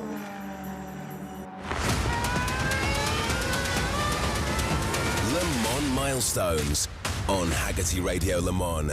A close finish is the milestone chosen by Kev Galloway. Porsche were on a 7-race winning streak coming into the 1988 Le Mans 24 Hours, and indeed the bell-stuck Ludwig Porsche 962C came close to winning. Ludwig making a rare error by running out of fuel on the track and losing valuable time getting back to the pits. Jan Lammers, Johnny Dumfries and Andy Wallace brought the sonorous 7-litre V12 Jaguar XJR 9LM to victory in front of at least 50,000 British spectators who were in attendance. At the end of the race, the crowd flooded the track and drivers had trouble reaching the finish line. The second-place Porsche 962C finished on the lead lap. The win was even more remarkable, as the winning chassis had failed even to finish at the previous 4 rounds of the World Sports Prototype Championship season. Le Mans Milestones on Haggerty Radio Le Mans. On 91.2 FM and around the world at radiolemans.com. This is Haggerty Radio Le Mans. And we've been talking about the fact that this is the world's greatest motor race, and it's certainly living up to that today. We're under 5 hours to go now. The clock has ticked over. It's just gone 11 a.m. local time here, Central European time. Beautiful part of the world, Central France, and it's living up to that today as well. I'm Richard Craill. Bruce Jones is up here with me, and to my left, Paul Truswell, who's got a salient point about Earl Bamber to make in the number 2 Cadillac, and then I think a rundown of the retirements so far. Yes, talk about Earl Bamber first of all, because over the course of the race, we've had a number of opportunities to talk about track limits. Earl Bamber has just done 3 in a row. Lap 259, deleted for track limits at Marshall's Post 4. Lap 260, deleted for track limits at Marshall Post 4. Lap 261, deleted for track limits at Marshall Post 4. 3 in a row, same corner. What do you know, the next minute, another message comes up saying, warning flag, car 2, driver Bamber for abusing track limits. Now, it's only the 3rd time we've seen that message. And one of those 2 times we've seen it previously, it was given to car number 2 as well.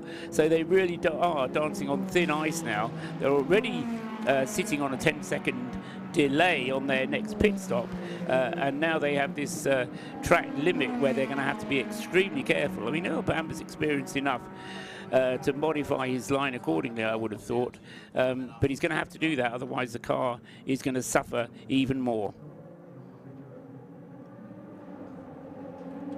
So that's Earl Bamber. What about the cars no longer in this race? Well, there's quite a few of them, so I'll run through them, but I'm ready. Do interrupt if there's something else important happening on the race, because there haven't been many retirements recently, I'll put it that way. Number 13 was not quite the first retirement, but it was the Tower Motorsports entry, which Ricky Taylor crashed at Tertre Rouge just over an hour into the race. The number 14 Nielsen Racing Orica was crashed as well by Rodriguez Sales, this one at the Dunlop chicane, so he's out of the race, 13 and 14. Number 21, Ulysses de Pauw, was involved in a crash at the Dunlop chicane, as was car number 55, Gustav Birch, in the GMB Aston Martin. Those 2 both out with less than 2 hours gone. Ryan Hardwick in the number 16 Proton competition Porsche. He was an early retirement following a clash at Tertre Rouge with Claudia Schiavone in car number 60, and both of those were out pretty much on the spot. Schiavone in the Iron Lynx car. And that was just under 2.5 hours into the race. Before 3 hours was up, we'd lost another one in the shape of number 83, Lilo Wadu, in the Richard Mille Ferrari, and she went off in the very wet conditions and just disappeared up on the old circuit in the Porsche curves up towards the Blue North camping. Then we had a fairly quiet period for a couple of hours, actually, and then 5 and a bit hours into the race, we lost Arnold Robin off into the gravel. That's car number 72. And a little while after that, one of the few mechanical issues we had, and this was for the car number 75, the Porsche from the Penske Motorsports team, and that was where Mathieu Jaminet had to stop on the circuit with a fuel pressure problem. And was able not to get the car back to the pits. Therefore, he became a retirement. Then we had a very nasty incident coming out of the Forest S's up towards Tertre Rouge, where the number 7 Toyota had, as I say, it was a very nasty looking incident with the JMW car, number 66, the Ferrari, which was being driven by Louis Pret. And Kamui Kobayashi was at the wheel of the 7 Toyota. They had a difficult coming together. I say everybody was all right, but it led to a long period of full course yellow whilst they repaired that. So both 7 and 66 were retirements as a result of that. About 8 hours into the race, we lost car number 923, the racing team Turkey Orica. They had front left suspension damage and felt it just wasn't safe to continue. 9.5 hours into the race, we lost Daniel Kwiat in the number 63 Prema car. That had an accident at the Porsche curves, wasn't able to get it back to the pit lane. We lost number 77 with a mechanical issue. 77 is another of the Proton Porsches. Not quite sure who was driving that, but he came into the pits and in fact has never returned. It's not been necessarily declared as a retirement, but it's been in the pits now for 8.5 hours. Similar situation with car number 32, which has been in the pits for over 8 hours now. Jan Magnussen crashed that car at the first chicane on the Mulsanne Straight, and he was able to get it back to the pits, but we haven't seen the car, as I say, in about 8 hours. Then we lost the number 47 car, the Cool Racing Orica, which it was Richard de Guerus who crashed that one, again at the Porsche curves. 6 o'clock this morning, the 777 D-Station Aston Martin stopped just after Mulsanne corner, couldn't get going again. 6:30 this morning, the number 88 Proton Porsche stopped out on the circuit with, no, it didn't stop out on the circuit, it crashed in Indianapolis, beg your pardon, with Jonas Reed behind the wheel, car number 88. Just before 7 o'clock this morning, Ben Barnicoat hit the barriers at the Porsche curves, couldn't get the car going again. That's car number 80, the Pro-Am entry, the AF Corsa LMP2 car. And then about 7:20, the Vanwall stopped out on the circuit in a big cloud of smoke. Tristan Vautier was at the wheel. Seemed to be a mechanical issue, couldn't see any damage to the car, but the car, as I say, just stopped in a big cloud of smoke and was then pulled behind the barrier, and we haven't seen anything more of that. Those are the retirements we've definitely know about, 20 of them. The other one that I was worried about was car number 9, but that has now resumed. So it was a long pit stop for the Prema Orica number 9, but it is now back in the race.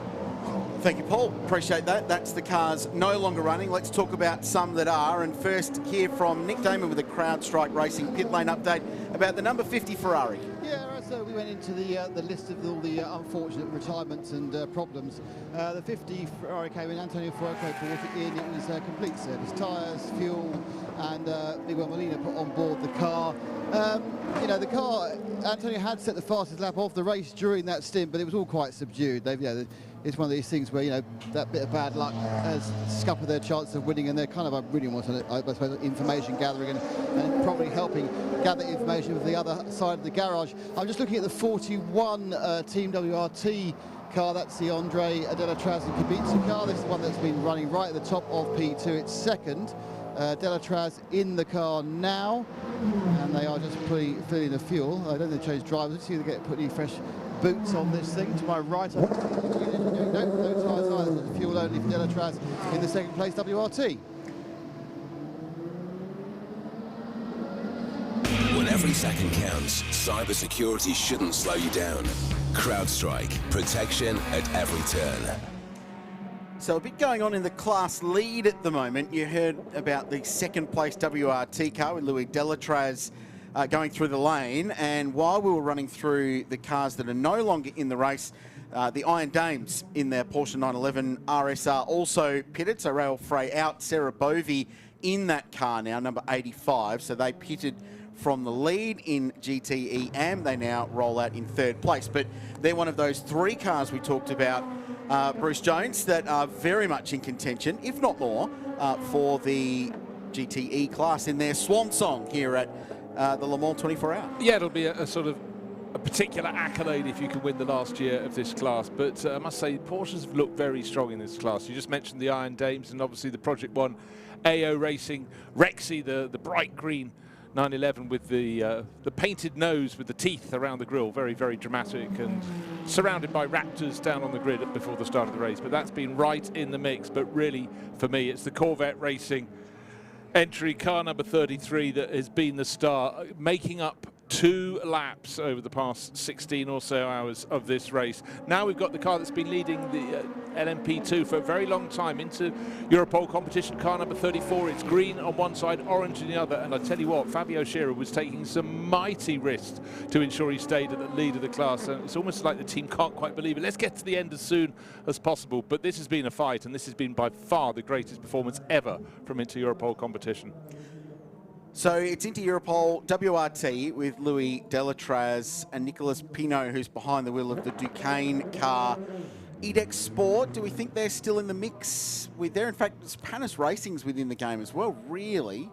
Yeah, really, Yes but the and thing no? I've just been noticing is a lot of cars, half dozen in the last lap or so, have been setting their fastest laps of the race. And you know what, they probably would have set it earlier when the track was a little bit cooler, but we've had the slow zones that have really interrupted that possibility. But track conditions, I think, must be really pretty good at the moment. But I think we're going to have a whole host of pit stops coming up very soon. But let's think, right now, we've got a 7.5 second margin for Alessandro Pierguidi, putting a smile on the face of the people in the Ferrari pits, notably Andrea Bertolini, who's been a Ferrari's test driver for so many years. I think he's driven more different Ferraris than anybody else in the world, plus he has his regular racing program in GT3. A lovely guy, but he's relishing this moment, being right, around the honeypot. Pierguidi last time round, 3 minutes 27.89. Proper quick lap.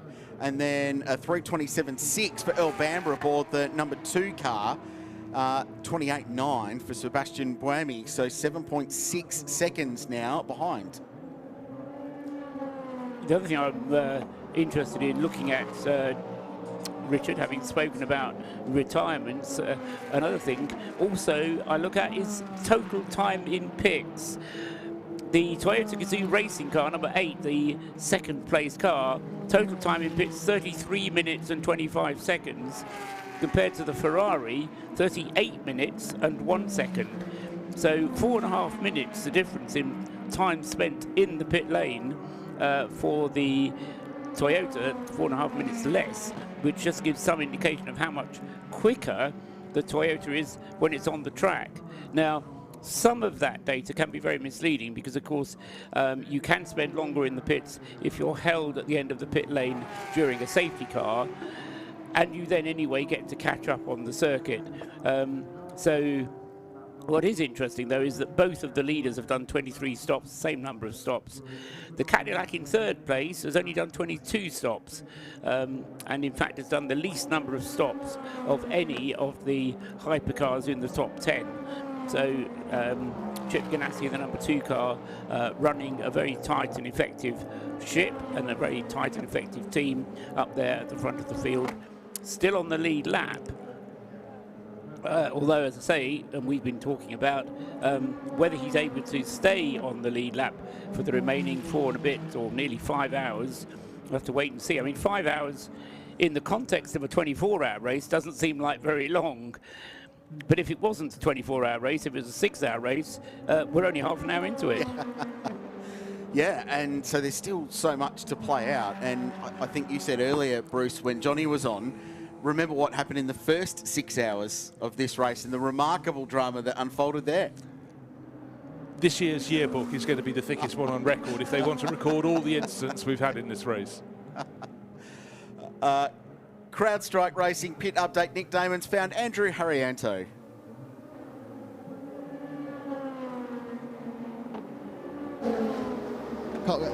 Change the battery microphone, forgot to turn it on. That'll do it. Oh dear. Andrew, a lot of backslapping. People are obviously very pleased that stint for you. It was okay. I was a bit slow, but I hope I kept it safe. So yeah, that's the main objective. It's been an eventful week for this car, hasn't it? Yeah, I mean, it's the first time for us here, for the team. So far, it's not so bad, actually. Not so bad. You say it's the first time for the team. How has the team gelled at becoming a Le Mans team rather than anything else? I can't believe they're the first time here, actually. They're so well prepared. It's amazing. It's amazing. Great stuff. Thank you. It's Harry Andrew out of the 100 Glickenhaus Ferrari. Yes, I'm down with the Prima Racing number 9 entry, Orico, which came in for what appeared to be a routine pit stop, to the point they even put tyres on it. Obviously fueled it, put new tyres on it, and then all of a sudden it was just put on trolley jacks and whizzed around 90 degrees and put into the box. The rear deck's come off it. Obviously those tyres have come off and gone back into the tyre warmers. Laptop plugged into it, but it's taking absolute gallons and gallons of coolant in this car, and they're mixing it with largely a little bit of cold water, I've noticed, going in, as in just clear, but the vast majority is massive jugs. I'd say they're probably like 5 litres worth of steaming hot coolant going into it, into the header tank just by the bulkhead, just behind the driver. Driver stayed in the car for now, but obviously some serious issue there. CrowdStrike, a pioneer in adversary-focused cybersecurity. Learn more at crowdstrike.com. The number 3 Cadillac was in the pit lane as well, Paul Trustwell. So Scott Dixon behind the wheel of that car that runs in 4th. Was going to say, before we heard from our team in the lane, that they are sort of in no man's land at the moment. They're on their own lap in this race. So they've got a little bit of room to play with, but that car has just been through the lane for their next round of stops. Yeah, they just have to keep doing what they're doing, don't they, really, to finish up in 4th place and hope that somebody up ahead of them trips up and hands them a podium place. No, I just wanted to say something about the number 9 pit stop that Peter Snowden was just describing to us as having taken place. Ben Viscal has just come in, as you said, Peter. It looked like a routine pit stop, but before Bent got into the car, Juan Manuel Correa had spent half an hour in the pits with an undisclosed long pit stop. It was 31 minutes in the end, so it sounds a little bit like they've got an overheating problem. This kind of time of day is when that sort of thing often occurs. You get into the warmth, you get through the cool of the night, but then get into the warmth of the day, and suddenly overheating becomes the issue. Ben Viscal only managing 9 laps before he had to bring the number 9 car back in again for this major bit of top-up work. So, I don't know, I've been here a lot of times, as you know, and I just had the feeling that this might be the beginning of the end for the number 9 car. Once you get an overheating problem, very difficult to get rid of it. Nick Damon, an update on everyone's favourite Porsche, please. What's Rexy doing? Well, Rexy's getting himself a lovely full service. He's having a swap of American pilots. PJ Hyatt has got out and Gunnar Jeanette's got it in Wolf. I've got a tyre. I had a tyre thrown at me then. Do you know what? My lovely overalls are now covered with rubber. Which, I got some free tyre. That's quite. I'll try and put it on my bike because that gets through it really, really quickly. Yes, so this team has led at occasions. It's not leading now, but you know, it's all in there with 5 hours still to go.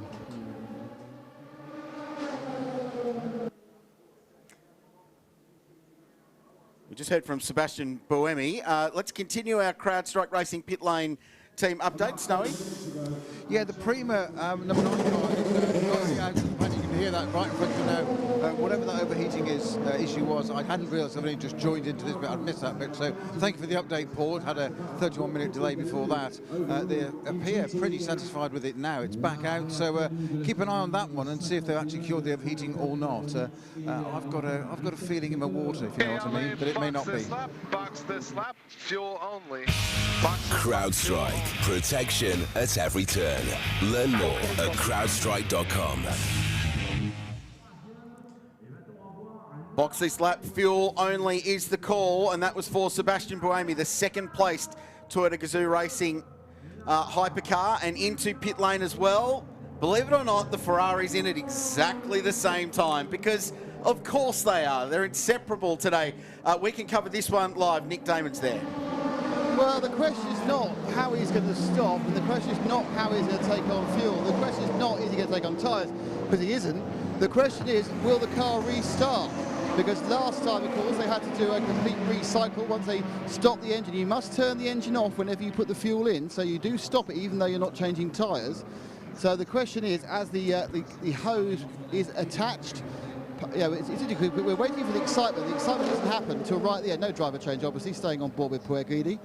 They are doing a little bit of clean-up work, and they're doing a little bit of, I think they put a tiny bit of fluid into one of the reservoirs, but nothing like, not the massive jugs that Snow was happy to talk about earlier. Wonder why. But just getting the last remnants of the fuel in, and it's all going to be down is, does this thing fire up in one go, or have they got a long-running problem? It's gone and bang and gone. So that problem was a one-off, and they're up and away just ahead of the number 2 Cadillac. So they have lapped the number 2 Cadillac now, who had that long stop. So that number 2 Cadillac is a lap down, exactly, a lap and 1 second. And here is a bit of a laggard comes the Toyota. So. Yeah, so Toyota out there, driver change there, Sebastian Buemi out of the number 8 car. I didn't get to see whether it was Brendan Hartley or Rio Harikawa that got into it, but I will have a quick look into the Toyota garage and see if we can have a quick chat with Sebastian Buemi. They tend to be pretty structured down here at Toyota with driver debrief immediately and then come back in a few minutes. So I'll keep an eye on that for you, and if I can do that, that's exactly what we'll do. It was Brendan Hartley, Peter Snowden, thank you very much. CrowdStrike Racing pit lane update from our team down there. So a busy little period, both leaders in, attached at the hip as always. A driver change for Toyota, no driver change for Ferrari, and as a result the Toyota was in the lane a little bit longer, but the Kiwi is behind the wheel.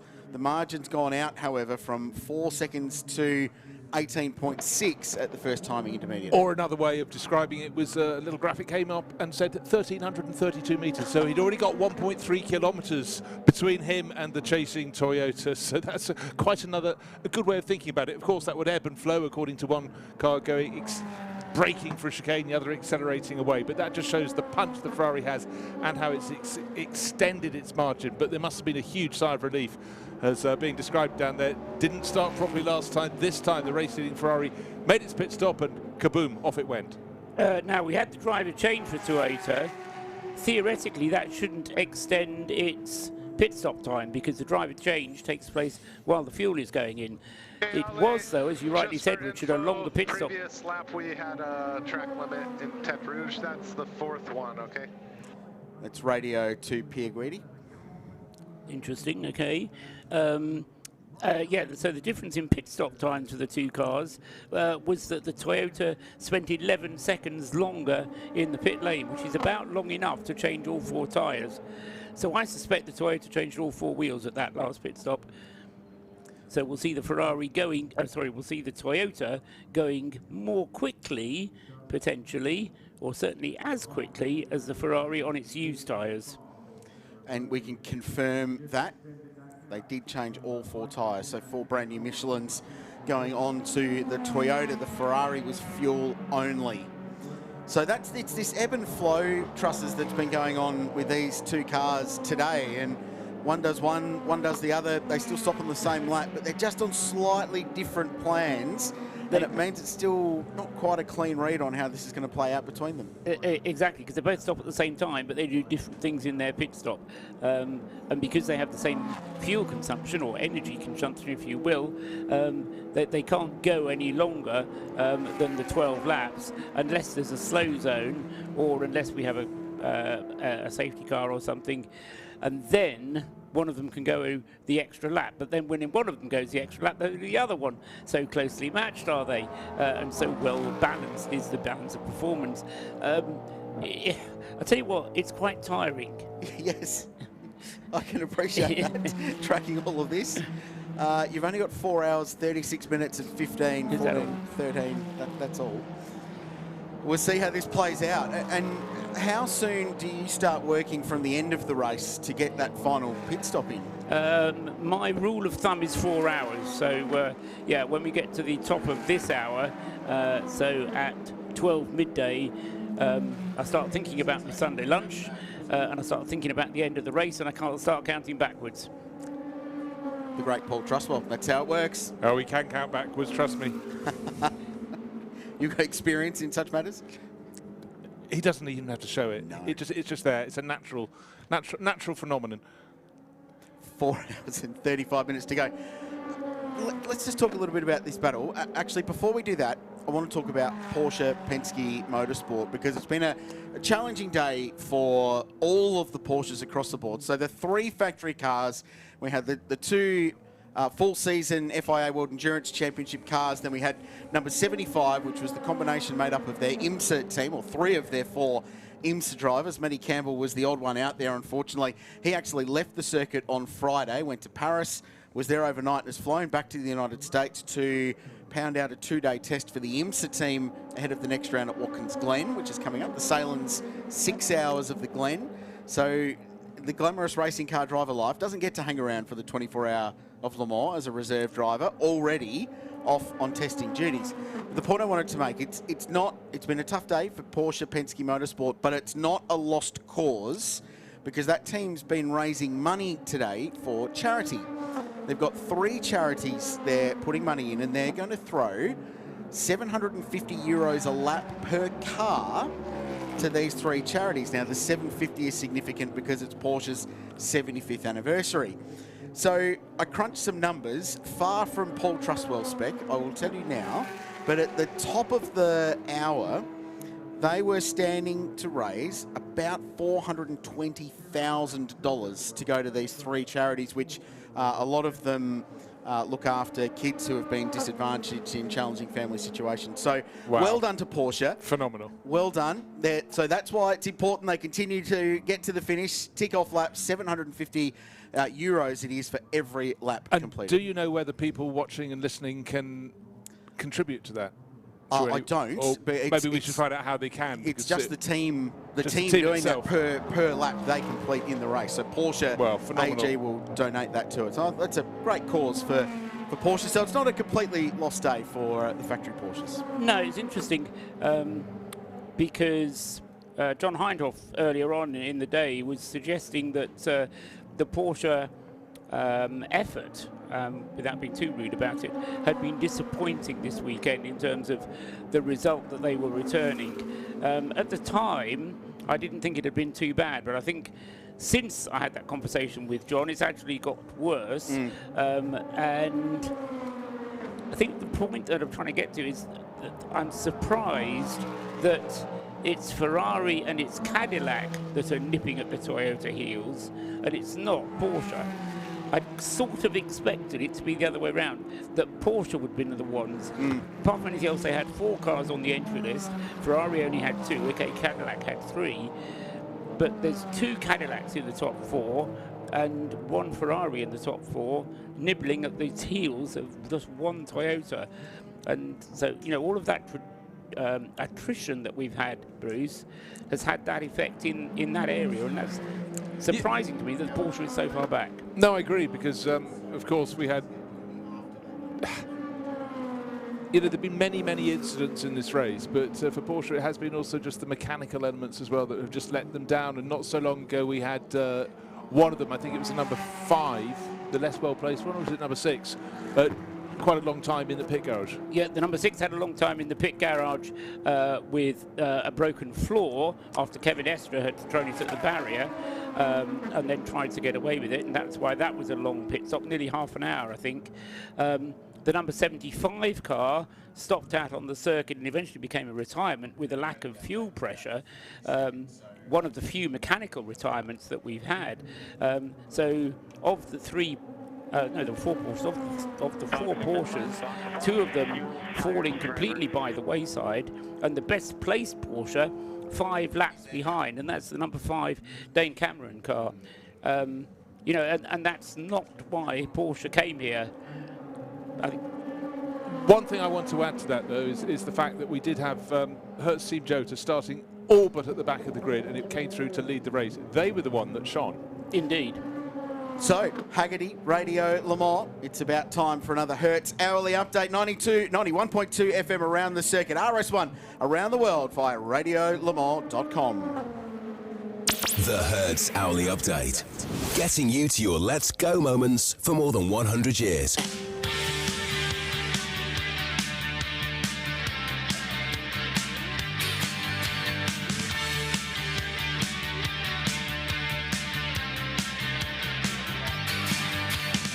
Boy, do these hourly updates come round quickly. Just 4.5 hours now remain on the clock.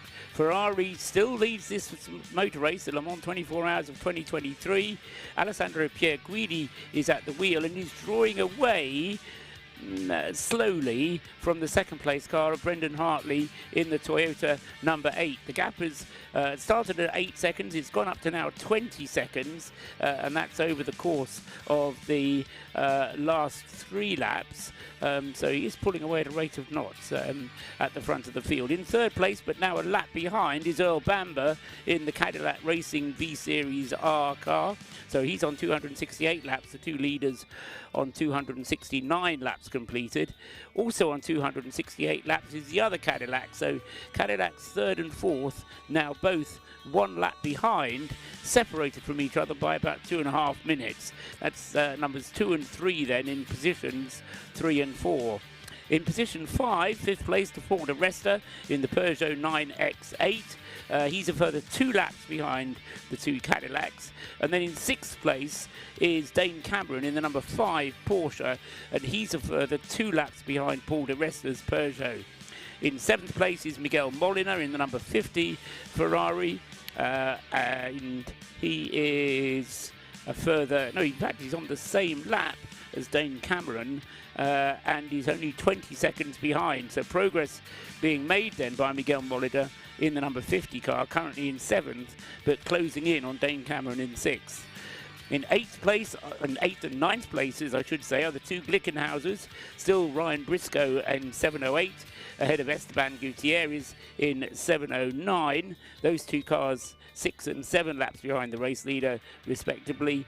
And then rounding out the top 10 and all the leading hypercars is number 94, Gustavo Menezes, in the second of the 2 Peugeots.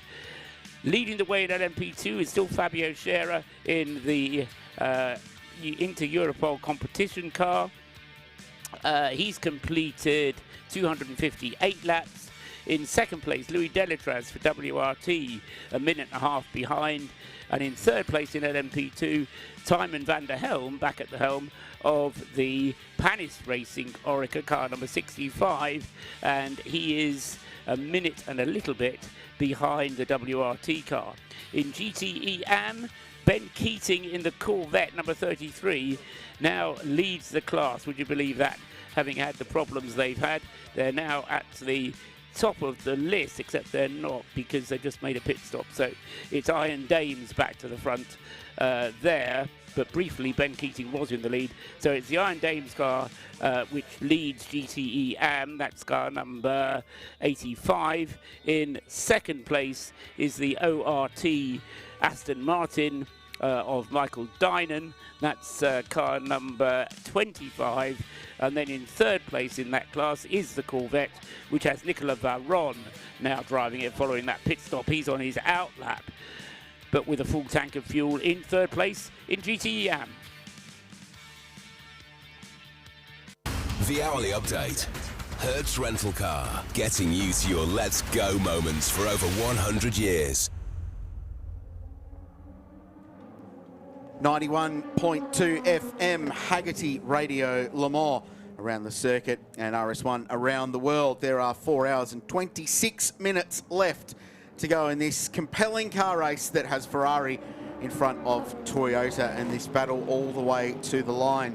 A bit to update from pit lane. I'd like to go down to Snowy first, because with a CrowdStrike Racing pit lane update, Snowy, Toyota have not offered up Sebastian Buemi, let's say, after his mega stint in the lead and then second place in that race. Yeah, no, thanks, Richard. Sorry, I cut ahead of the jingle there, so apologies for introduction, not listening there. Yeah, Simon Strang, who manages everybody at Toyota, is doing his absolute best job, and he just apologised to us all. We've got Nitro here and Le Jeune L'Equipe, and Simon was very kind of to put Radio Le Mans first in the queue, but it just couldn't be helped, and it's just a driver. Sebastian had come out of the box, got across to his engineers on the pit wall, had a great chat, and came across and literally just walked straight back into the back of the box, not in a particularly talkative mood moment, which would have been fascinating, because I wanted to pick up on the line you'd used with him of the world's largest car brand battling with the world's most famous, and that would have been an absolutely great conversation. But maybe we'll get it before the end of the race. Peter Snowden there with a CrowdStrike Racing pit lane team update from the Toyota end of pit lane. So Yeah, a bit of debriefing happening there. Clearly, Bruce Jones, as they work out how to extract some more performance out of Car 8, because while we still don't have a particularly clear read on the final strategy, I'm not convinced they've actually got the raw car speed to go with the 51 of Alessandro Pierguidi. No, it does seem that the Toyota, the number 8, the remaining Toyota, has to be wrung by the neck to get the speed to match something that looks, often it's just down to impression, but it just looks serene, that Ferrari 499P. And certainly in the hands of Alessandro Pierguidi, who is just such a superstar, it's very smooth. But Brendan Hartley, well, this is your time to shine. The gap between the race-leading Ferrari and the chasing number 8 Toyota is 17.5 seconds. And just to work out, it was much closer than that. But at the last pit stop, of course, whole new set of tyres, a new group of tyres made a longer stop for the Toyota. But just going back to Simon Strang, I just bumped him in the paddock a short while ago, and he's desperate that Toyota win. Not just because he works for the team, but get this, his 50th birthday is coming up. Oh. And he said, do you remember when I was 21 and you gave me my first job in motor racing back in the Autosport days?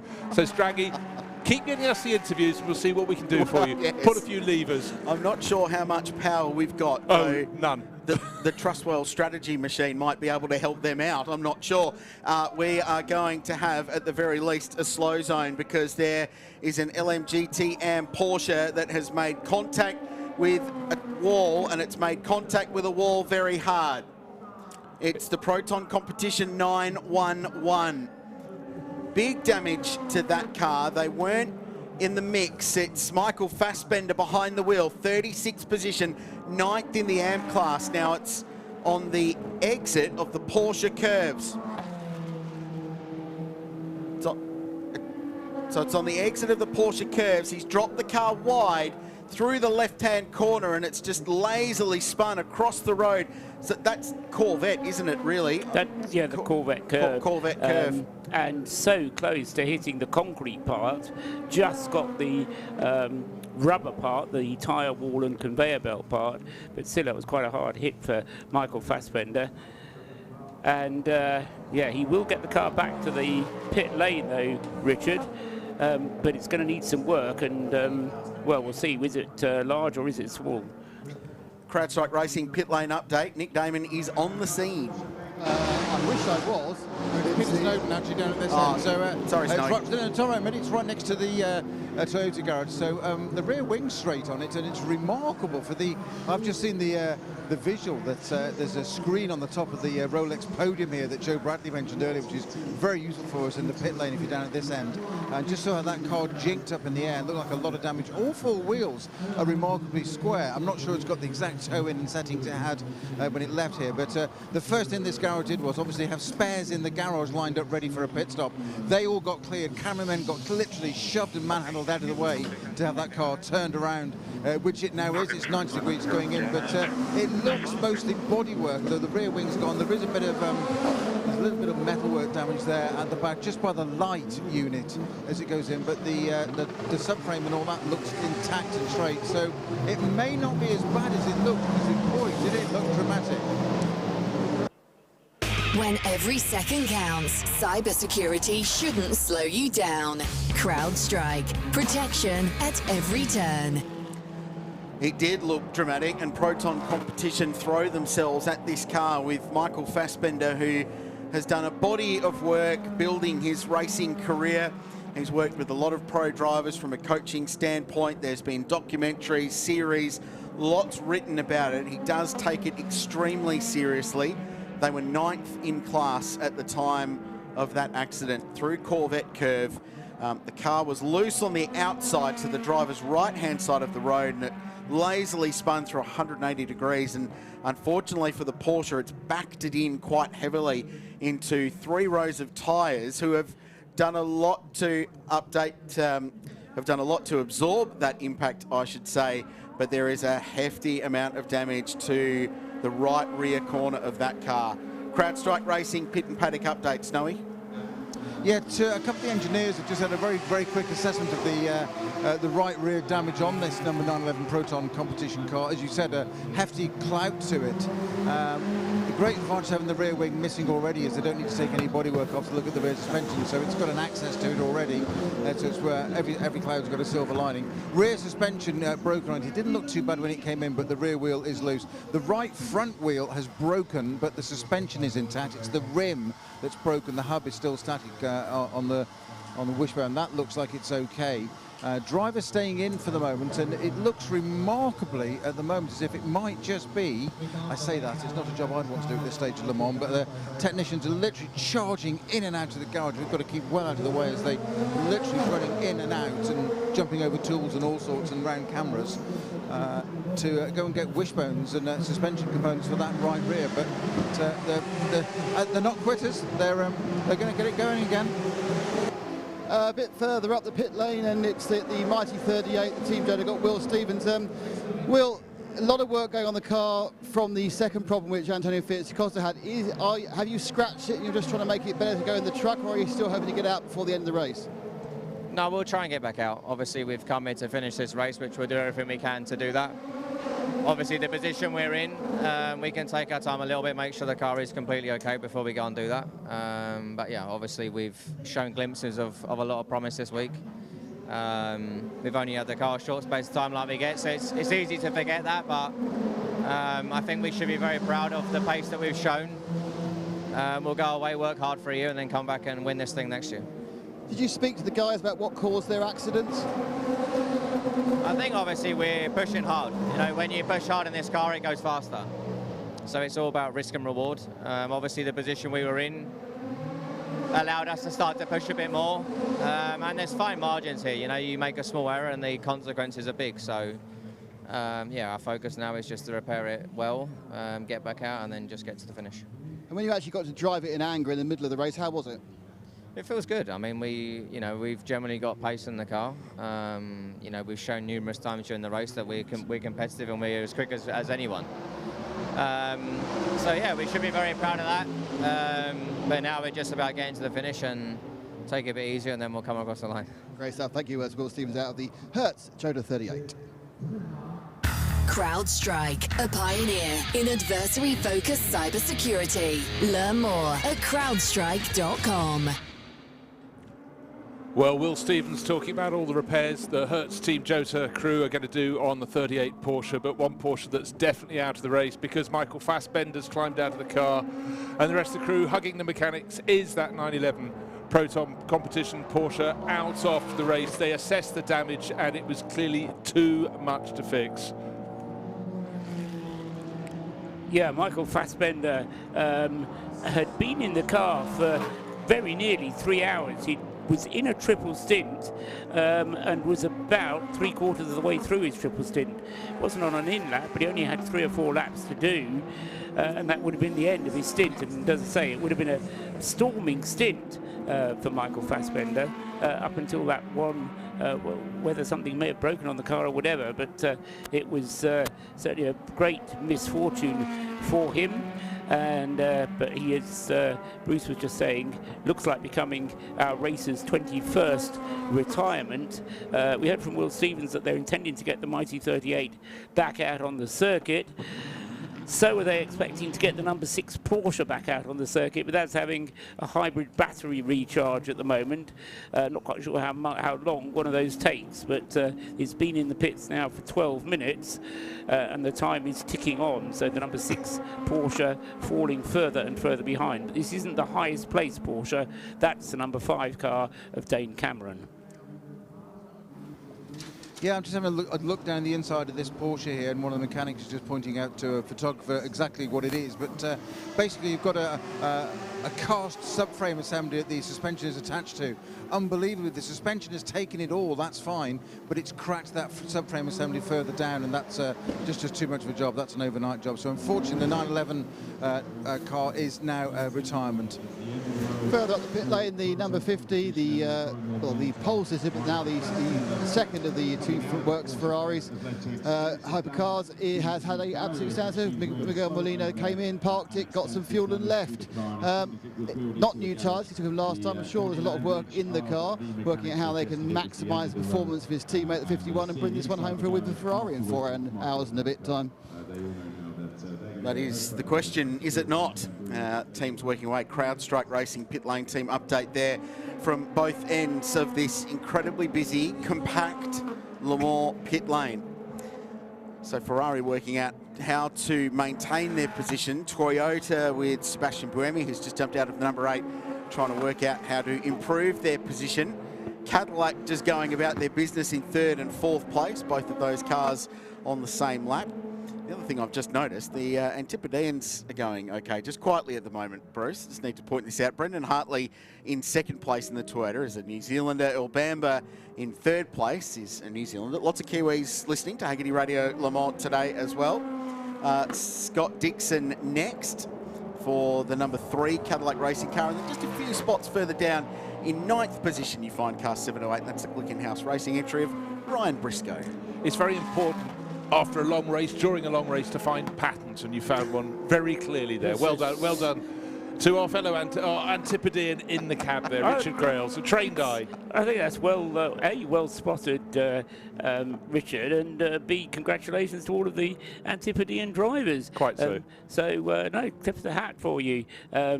Coincidence, perhaps, that they're all in the car at the moment, whilst all the European drivers are away getting themselves ready for a nice slap-up lunch and getting everything set up for celebrations. But it's getting warmer out there. Just check the weather forecast again. I know we're not on an official weather forecast here, but my little app suggests that it's going to remain sunny for the rest of the day. Maybe some rain after the race is finished, but who cares about that, except if you're packing up your tent. So let's keep our fingers crossed that it does remain dry, because the only drawback that has, as far as I can tell, is that it puts them under a little bit more pressure with their tyres. They had probably 3 stints of wet running in the yesterday evening and night, maybe 4 sets of tyres worth, which they'll have managed to save.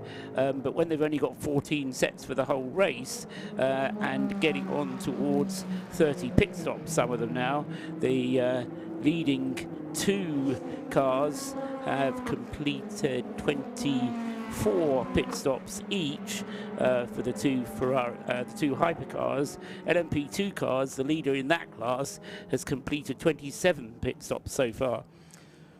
Into pit lane comes the Freddie Habsburg Team WRT, number 31 Orica in LMP2. They're scored in 6th position. Sean Galale and Robin Fryans have been doing a bulk of the work there for WRT, the Belgian flag team, Wirt racing team, very successful in GT racing, first with Audi Custom Sport Racing and now with BMW as well. They're a crack race team, and it's good to see them having a go at LMP2. It really is, and what I really love is the fact that not only they're successful, but they use a lot of racers in their crew.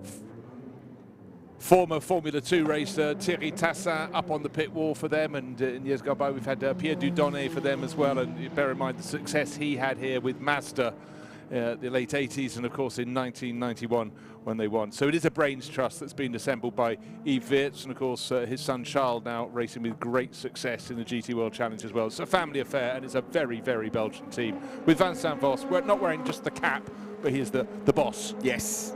The man that makes it all happen. Won Bathurst in 2018 for Audi, and we're back there for the first time in February this year at the 12 hour and put on a really good performance running Valentino Rossi in one of the cars, as they did in the crazy Road to Le Mans races that were part of the warm-up act here this week. Those races were insane, but Rossi got a victory. He won the second race in the GT3 class. And the sister car of Tim Whale and Max Hess won the previous day. So in the GT class, obviously, of the Road to Le Mans. So we've still got slow zones at the end of the circuit, the end of the lap, just waiting for that to be cleared up. But that was quite an impact that Michael Fassbender had at Corvette Curve. The tyre stacks seem to have been put back in position, possibly not as pristine as they were at the start of the race, but they're out of the way. They're in position to still do the job if they're called upon again. Yes, there's actually 2 slow zones in place in zones 8 and 9. 9 being the last slow zone, which is through the Ford chicane and up to the start-finish line, and the slow zone before that is going basically from the beginning of the Porsche curves through to the Corvette curve. So where the incident is exactly on the boundary between the two slow zones, or between the two zones, and that's why they've had to implement these slow zones as 2 slow zones rather than just 1. But the total distance covered by the slow zone accounting for around about half a minute in terms of lap times. And if you're looking at timing screens and you're seeing laps in the 4 minutes, that's why, is because we've got 2 slow zones in force at the moment. Let's talk about LMP2 for a moment, if you don't mind. Fabio Scherer has brought the number 34 into Europol car into pit lane from the class lead. You touched on before that this is their best ever performance that you've certainly seen in their LMP2 career. So Fabio Scherer in, he's staying in that car for the time being. He has been super impressive, Fabio. He's just attacked all the time and he's kept it clean. That wasn't an easy job through the course of the night, but that 34 crew, it's a Le Mans debut for Albert Costa. We saw one little mistake from him about 3 hours ago. He just dipped the wheels in the gravel, got away with it. But Fabio Scherer and the boss himself, Kuba Schmikowski, has just risen to a new level in this competition. The pressure is going to be enormous. We've got 4 hours and 10 minutes remaining in this race. They've been out front. Actually, Paul would tell us for how long into Europol number 34. Orica has led LMP2, but it's been a long while now. Team WRT are giving chase with Louis Delatraz, and third in class is Duquesne team, which has been really strong throughout. The number 30 entry with Neil Gianni, who we know, obviously former Works Porsche driver, René Binder, very strong, raced IndyCars as well, plenty of experience, second generation Swiss-Austrian racer, and the young 18-year-old, well, if you're young, or an 18-year-old or young, you know, Nico Pino, he's really earned his spurs. But there have been moments for the number 30 Duquesne team car. There have been some off-track moments, but then how many cars out there have not had off-track moments through the course of this race? I'm Fairly certain every single one has had one at least point. I mean, half the hypercar field were off all at the same point in that madness that was unfolding, Paul, when the rain started falling early on. Yeah, I mean, the behaviour since really the sun has risen has been far more stable this year. Yes, we've had incidents. We have the chasing Toyota, the car number 8, in the pit lane at the moment. Just quickly to answer the question about how long the number 34 car has been in the lead of its class, well, the answer is very nearly 3 hours since it was last had somebody in front of it, and that was only through pit stops. CrowdStrike Racing pit lane update about that number 41, WRT Orica.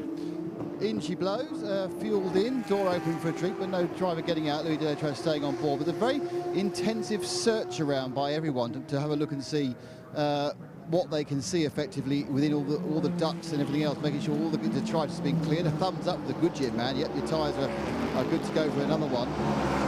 The interesting thing is the tyres they've got laid out, but I don't think they're going to use now. They're not actually a matching set. There are they've laid out a new pair of fronts, a new rear left, but the rear right's obviously had a few laps on it because it's scuffed up. So they're already reusing certain tyres from sets perhaps only got a couple of laps during our constant switch from wet to dry earlier today, but in the end didn't use any of them. And Louis Delatraz took a slurp of fuel and off he went. And then I turned to my left, we're going to have Duquesne in a minute. CrowdStrike. Protection at every turn. Learn more at crowdstrike.com. This is the kind of race you have to pay attention to constantly. We just had the number 8 Toyota in the pits. I didn't pay attention.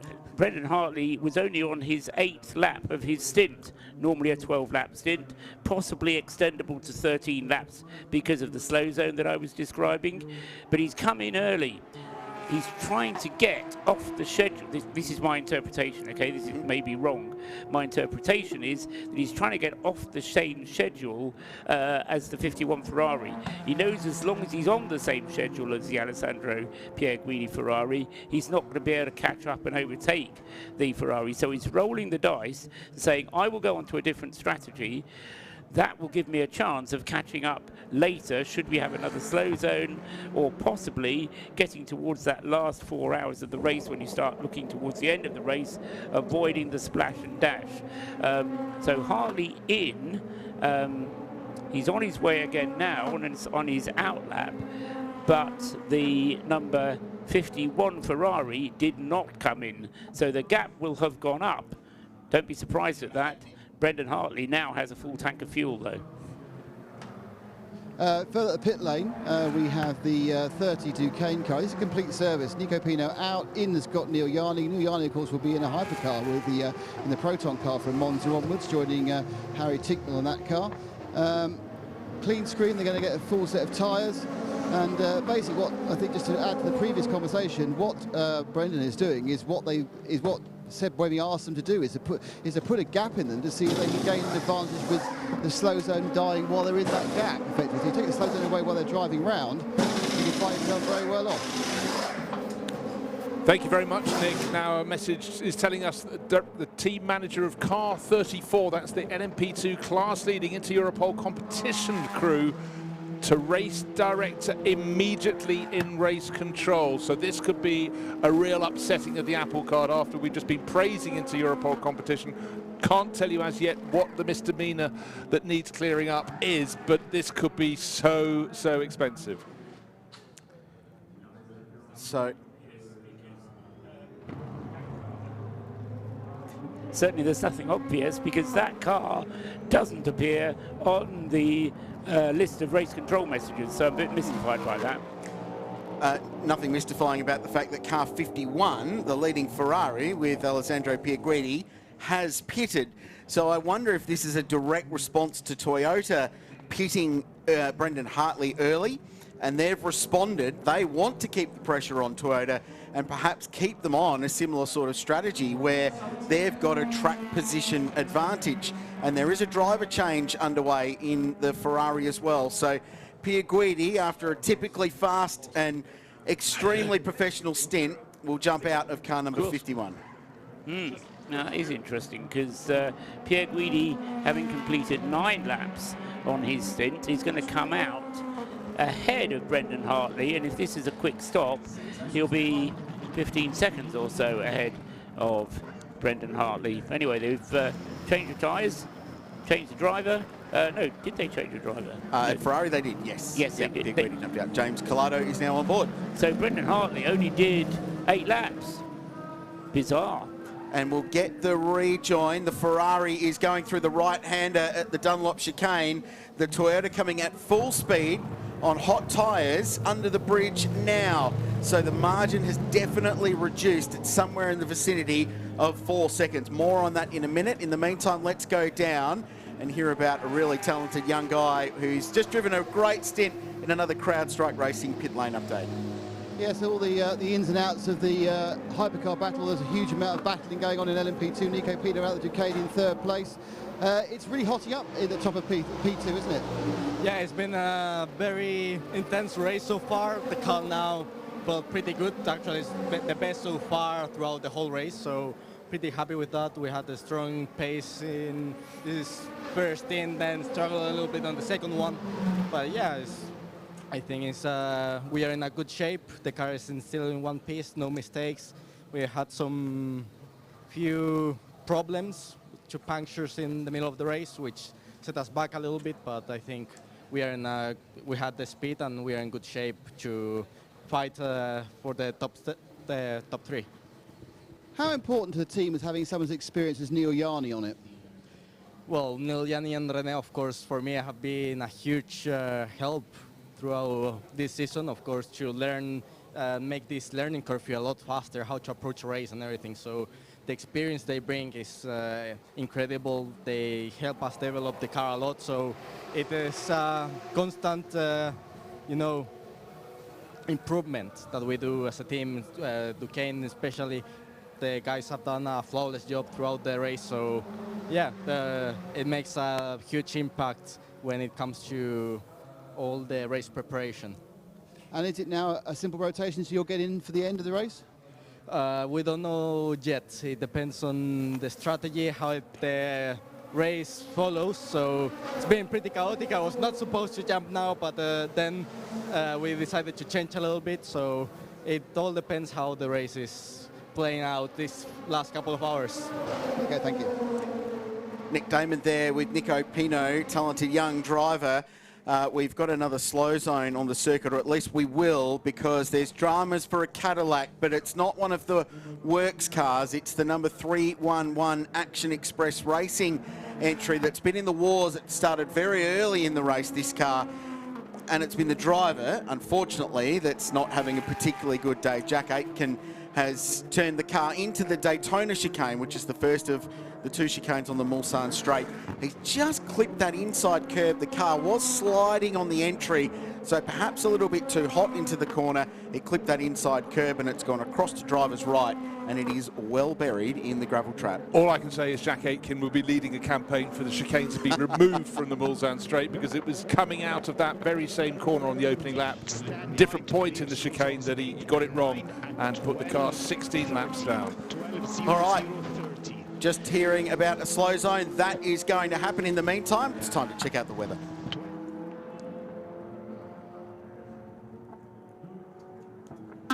Radio Le Mans weather.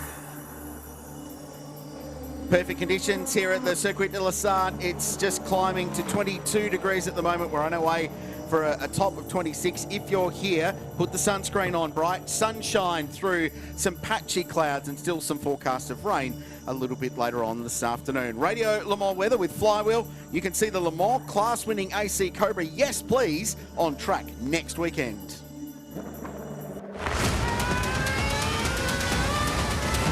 Le Mans milestones on Haggerty Radio Le Mans. Arno Lippmann has chosen an extreme example of endurance for this milestone.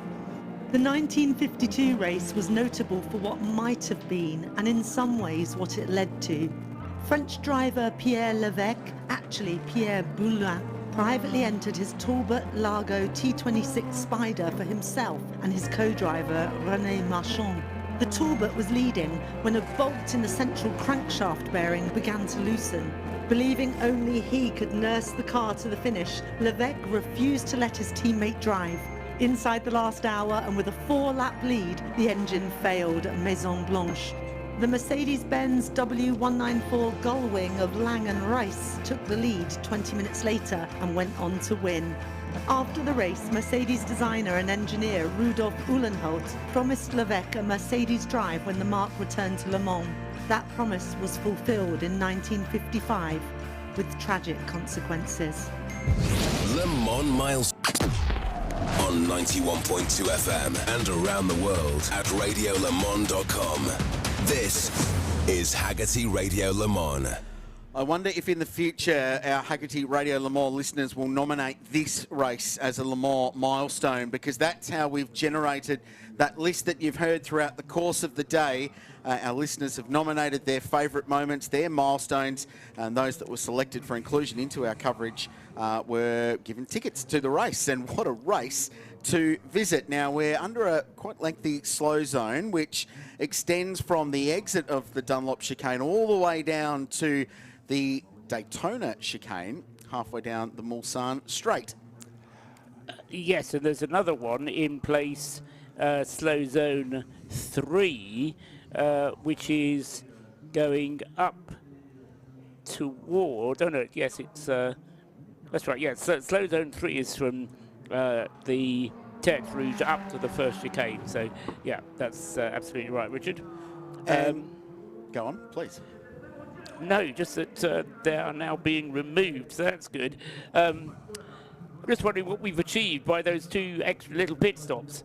James Collado, Brendan Hartley separated by not very much at all on the track. But as I say, we've got the situation where Collado has the advantage. He seems to be able to draw away from Hartley, and all they've done, I suppose, is just cover any possible luck that the Toyota might be able to gain through the chips falling, unfortunately for them. Yeah, full course green. Team radio to Brendan Hartley. Yeah, no, I agree. I mean, basically, if Ferrari can just annul everything that the Toyota crew does, then that's what they're going to do. But they've got the pace as well. Just that tiny marginal difference, which is such a sweet thing to have at this point in the race, where hopefully the last 4 hours will run through in the dry, stable conditions. The only reason why Ferrari might regret doing what they've done is that they've thrown away the opportunity to establish a bigger lead, because in effect Brendan Hartley gave them the opportunity to be 45 seconds up the road, and by making that, or James Collado as it now is, but he gave them the opportunity to go 45 seconds up the road. They decided they'd rather just have the sight of the opposition.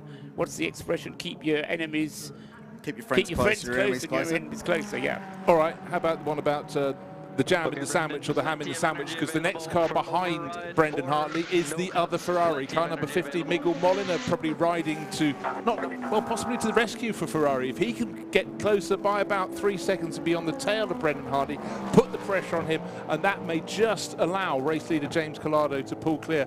And right now, James, in his own way, is just doing it by a 10th here, a 10th there by the look of things, Krause.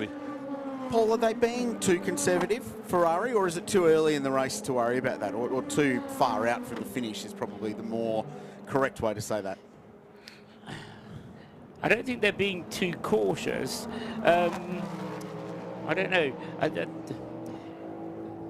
I'm putting my, there's a certain American approach to motor racing, and I'm being very generalistic there, but they kind of like to be able to, as Bruce said, cover each other off in American racing, and kind of make it entertaining by keeping close to each other and running close together. I'm a traditionalist, where I think you run your race independently of what the others are doing. You go as far as you can, as fast as you can in the 24 hours, and then if anybody else can beat you, they've beaten you. Yep. But you don't actually keep an eye on where your competition is. You just run your race and try and get as far as you can ahead.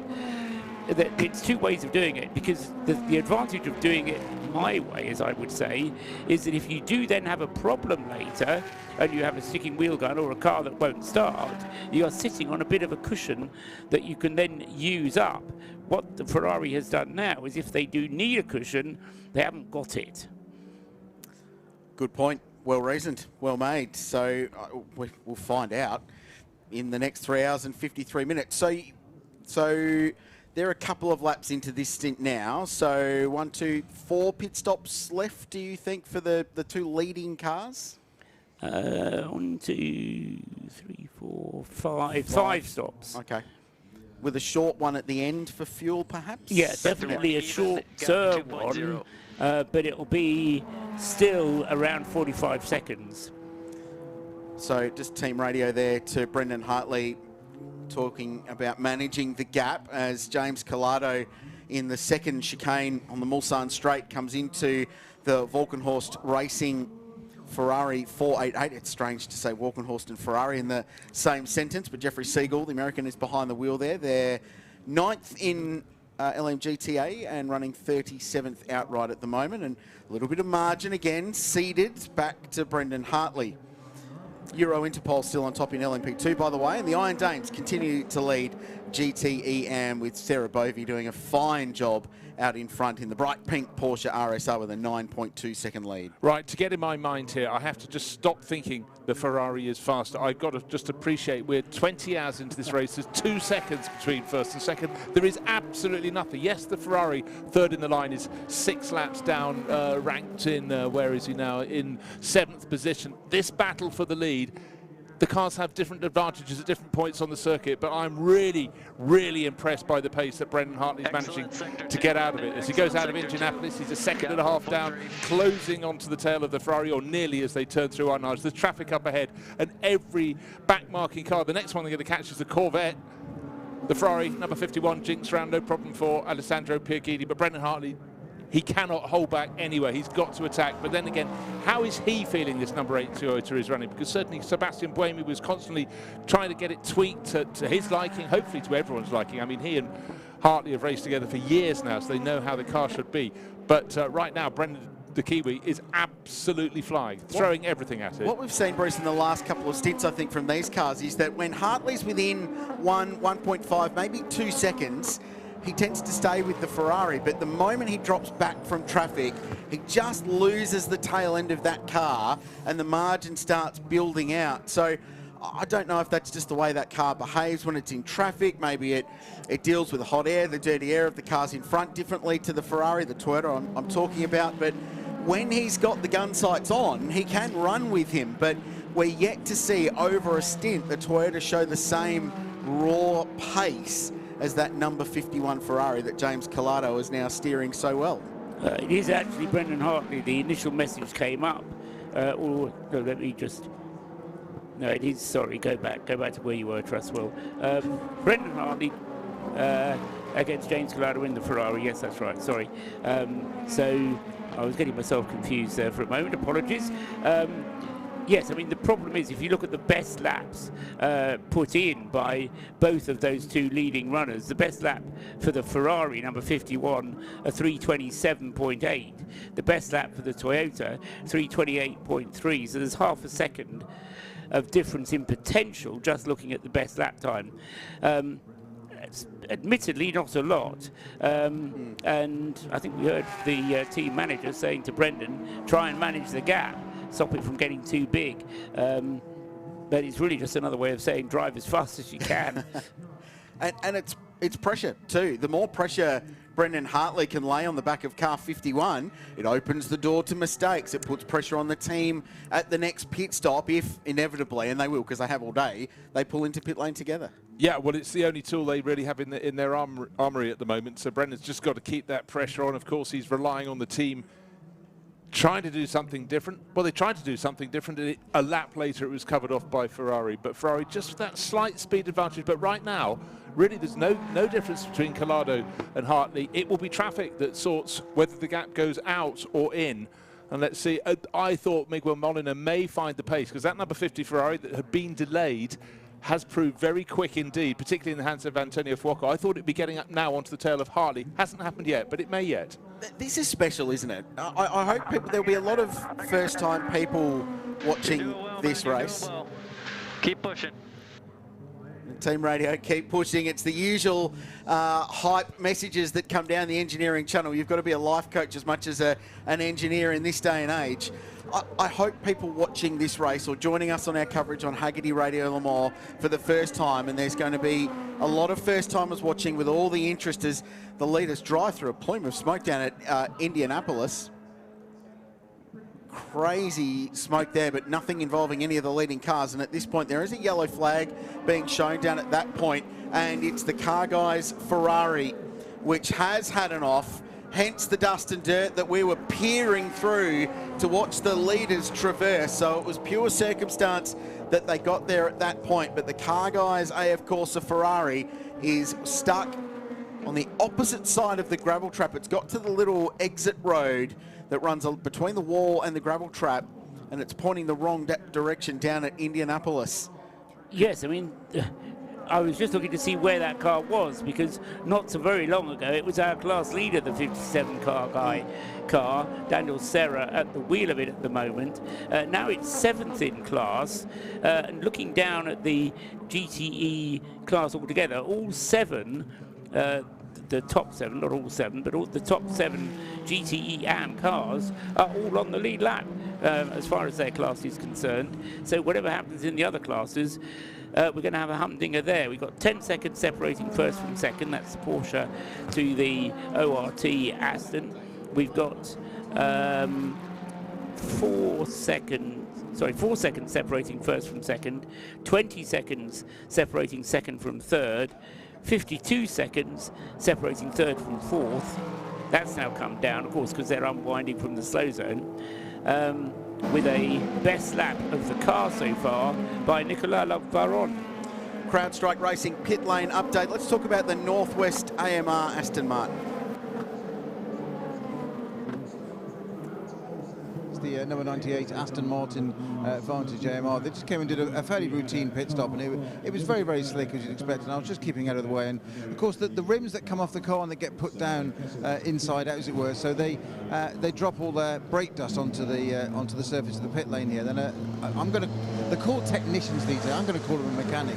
Comes out with literally a hand dustpan and brush and is sweeping it all up. And of course, I'm aware that it's not just being tidy, but it's just it's a trip hazard or slip hazard, isn't it?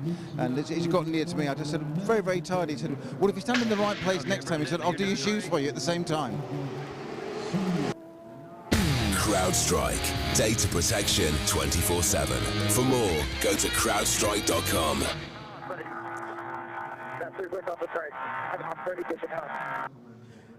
Brendan Hartley, I'm pushing as fast as I can go, I think was the message there. And the gap is 2.19 seconds, so it's extended by a second. Bruce, the other problem that Brendan's got is that the sister Ferrari, car number 50's got Miguel Molina behind the wheel, is catching him as they get into the slow zone. Yeah, for a couple of laps, he was making no progress whatsoever, I thought. So this riding to the rescue could have been an option that was being removed from the Miguel Molina. The last 2 laps has closed right in. So this is not the dream scenario. There's Brendan Hartley pushing as hard as he can. But let's find someone else who's pushing as hard as he can. Joe Bradley down in the pit lane. Can you believe it, guys? Inside the final 4 hours. I mean, where did the time go? It's incredible. And we are now getting into the sequence of pit stops that become, well, to be honest, all the pit stops have been important since we started, but ever more so inside that final 4 hours. And I've just seen the number 85, the Iron Dames Porsche, come in, didn't take tyres, the driver stayed on board, only fuel. So we are shaving seconds, important seconds being shaved by not going on to another set of tyres and just doing the fueling as quickly as possible. So we have a gearbox problem for the pressure is on the racetrack and indeed down in pit lane as well. So slow zone in activation from the entry to the kink at Mulsanne, all the way down through the first 2 parts of Indianapolis and Arnage. So almost the entire field is going through that part of the racetrack as we speak. And what we had before that slow zone was put into place was an indication of how hard they're pushing when the track is green. We had a lap time from James Collado, 3:28.591. Brendan Hartley of 3:29.139. Dane Cameron in the Porsche. The slow zone. Just a bit of team radio there. Again, Toyota talking about slow zones, Paul. And a 3:29.2 from Dame Cameron, a 3:29.1 from Miguel Molina in the 50 Ferrari. So, you know, this is not the time. I mean, I think we all expected it this year, to be honest, but normally you get into the last 4 hours of Sunday afternoon, Bruce. This is when people are just stroking it home to the finish. Far from the case here. They're pulling out, and I wouldn't be surprised if we don't see another fastest lap of the race before the end here.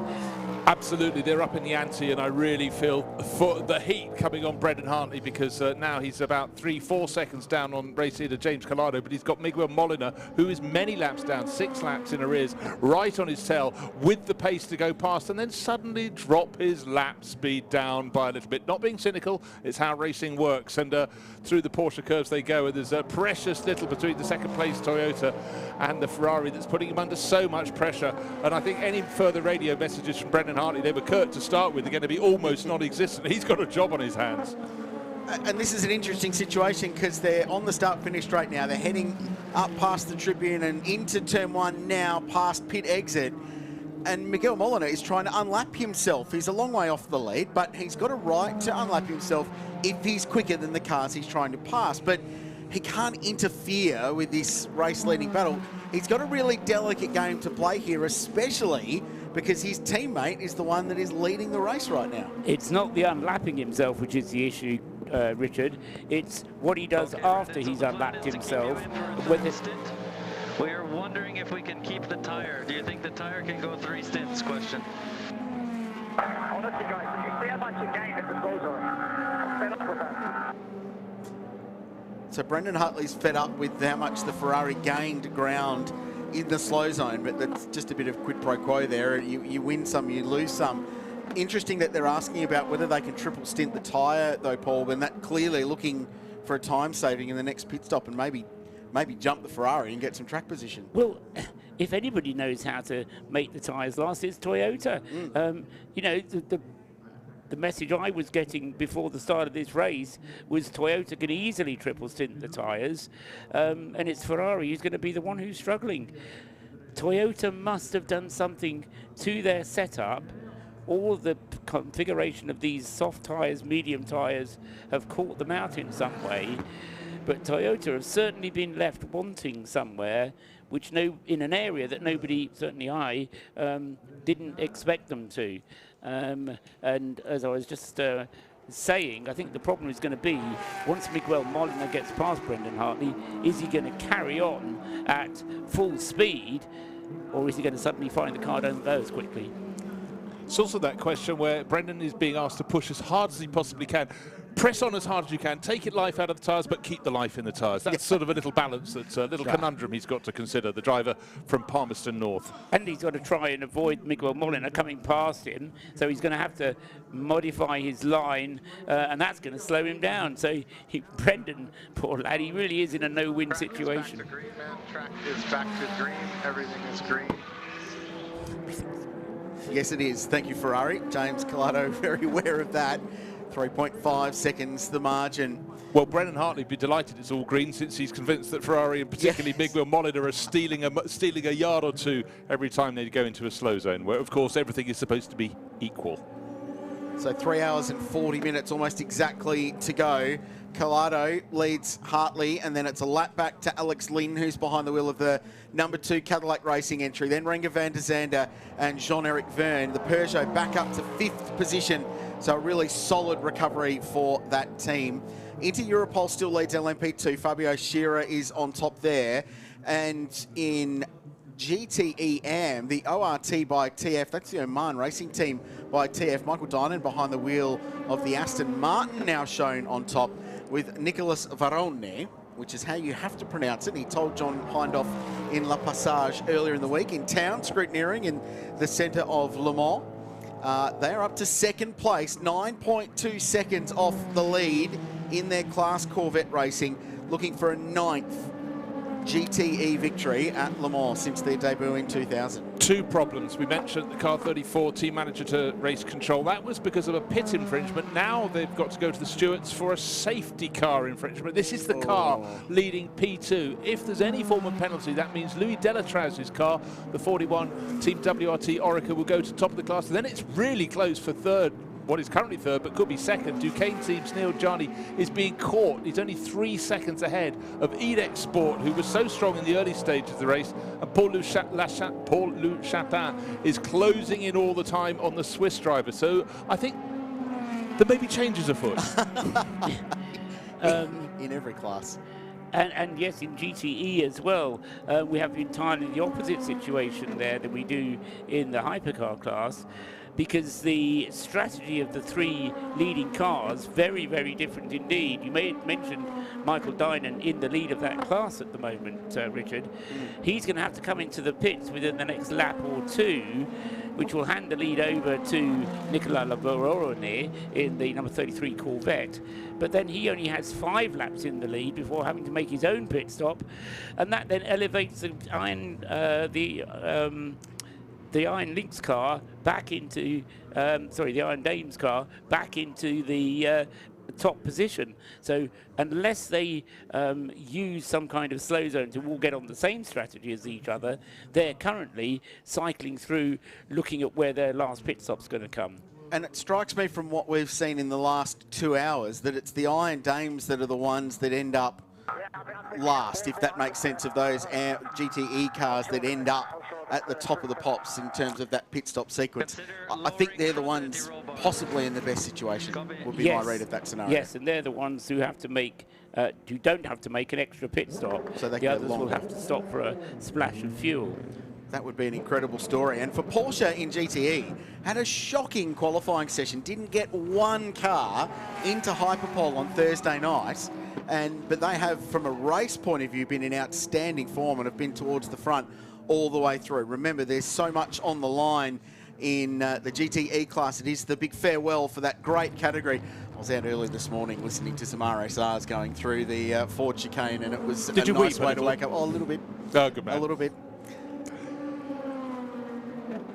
the point I was trying to make quite poorly before was that this battle is utterly captivating, and there will be a massive first-time audience joining us here on Haggerty Radio Le Mans, and everyone else watching around the world watching this for the first time. And I truly hope, A, they're loving it, and how could you not, but B, they appreciate what they're seeing, which is two of the massive heavy hitters in motorsport and the motoring road car industry around the world today, the world's biggest car maker in Toyota, and the most famous, most prestigious brand in motorsport in Ferrari, going punch for punch in a 24-hour car race, lapping almost at the quickest they've gone all day with 3 hours to go. It is something to behold, something truly special we're witnessing today. Once you get your claws into sports, listen to Brendan. Sector 1 and Sector 2 this lap, great job, mate. Let's not forget the guy in front is on new tyres. The guy in front is on younger tyres than you. That's quite nice when a race engineer actually gives some encouragement rather than some chastisement. But at the very moment he does that, just after that, through the Dunlop curves to get around Rexy, the Project 1 AO Porsche. Brendan Hartley had to sort of shortcut the crest of the hill. They got back onto the track. But what people watching this perhaps the first time will go, God, the racing's good, but it's also the strategy. It's also the sheer endurance element. We also threw as much weather as we possibly could at it in the night, and then a little bit more. And the hunt and the clarity of the racing. But that's only the bottom level. You listen to Paul Trustwell for long, you'll realise this is so multifaceted. You can't get the full story at the first time of asking, but I can guarantee a lot of our new listeners will be dialing in again for the next round. We often use the line, it's a 24-hour sprint race. This has been that in every sense of the word. And just this titanic scrap that we're witnessing between these two great racing car teams at the front and amazing drivers and pit teams that are operating on an incredibly high level. It's special. It's so cool to see this. Well, it is. It's been absolutely rock solid from start to finish. It's been maximum attack. It used to be 30, 40 years ago, you might get a good finish. But for many hours, half the race in between, they were coaxing their cars to get them through to daylight and then see what happened thereafter. But now this really is from pillar to post. And still some other cars are getting warnings, overtaking in the wrong place at the wrong time. Car number 8 did an overtaking manoeuvre that it wasn't required to do. And, of course, car number 8 is Brendan Hartley, and that was the one we saw at the top of the hill. Exactly so. Going across the Dunlop chicane, made no attempt at all to stay between the white lines, just took the path of least resistance, making sure he didn't catch the Porsche, the GT Porsche, that was going in his way, really. And I thought if anything deserves a track limits violation, then that does. So in a sense, in the sense of consistency, I'm pleased to see that that one has come up and been reported. Yeah, and quite honestly, that would be a calculated decision from Brendan Hartley. He'll be fully conversant with how many, well, hopefully fully conversant with how many penalty warnings there are for track limits infringements that he's got. And that was one worth doing, rather than losing momentum behind Rexy and possibly, quite possibly, being blocked and then overtaken by the chasing, but 6 laps in arrears Ferrari of Miguel Molina. Just reading the wording of it, though, Bruce, and that's not just a track limits warning, is it? That's a genuine overtaking move, which wasn't a legal overtaking move. Now, there's no way that Brendan can give that place back because the number 56 car is already half a mile back down the road. So my concern is that that will just turn into a drive-through penalty or something. But okay, Brendan, doing a great job. Gap is 5.9 last time around. Car ahead 28.2. You were 28.5. You're doing awesome, man. Okay, so the Toyota engineer is still keeping him sweet and encouraged, but this is where Miguel Molina is earning his paycheck at the moment, because it's his pressure on the Toyota in second place that caused that moment. And up front, moving serenely clear now, 6 seconds to good, is James Collado. We're getting to the fine point of this race, gentlemen. Ladies and gentlemen around the world, 3.5 hours to go, and it's a dogfight. A massive one at that. So Ferrari, Toyota, Cadillac fill the top 3 positions. Cadillac in 4th and a Peugeot in 5th. Different teams at the pointy end in LMP2 as well, with Inter Europol and WRT. We're going to bring you up to speed with a full Hertz hourly update in just a second. It's an incredible race. We hope you're enjoying it here on Haggerty Radio Le Mans, 91.2 FM around the circuit, RS1 around the world on radiolemans.com, and this weekend on Sirius 136 and XM 202 in the US of A. This is Haggerty Radio Le Mans. The Hertz Hourly Updates, getting you to your Let's Go moments for over 100 years.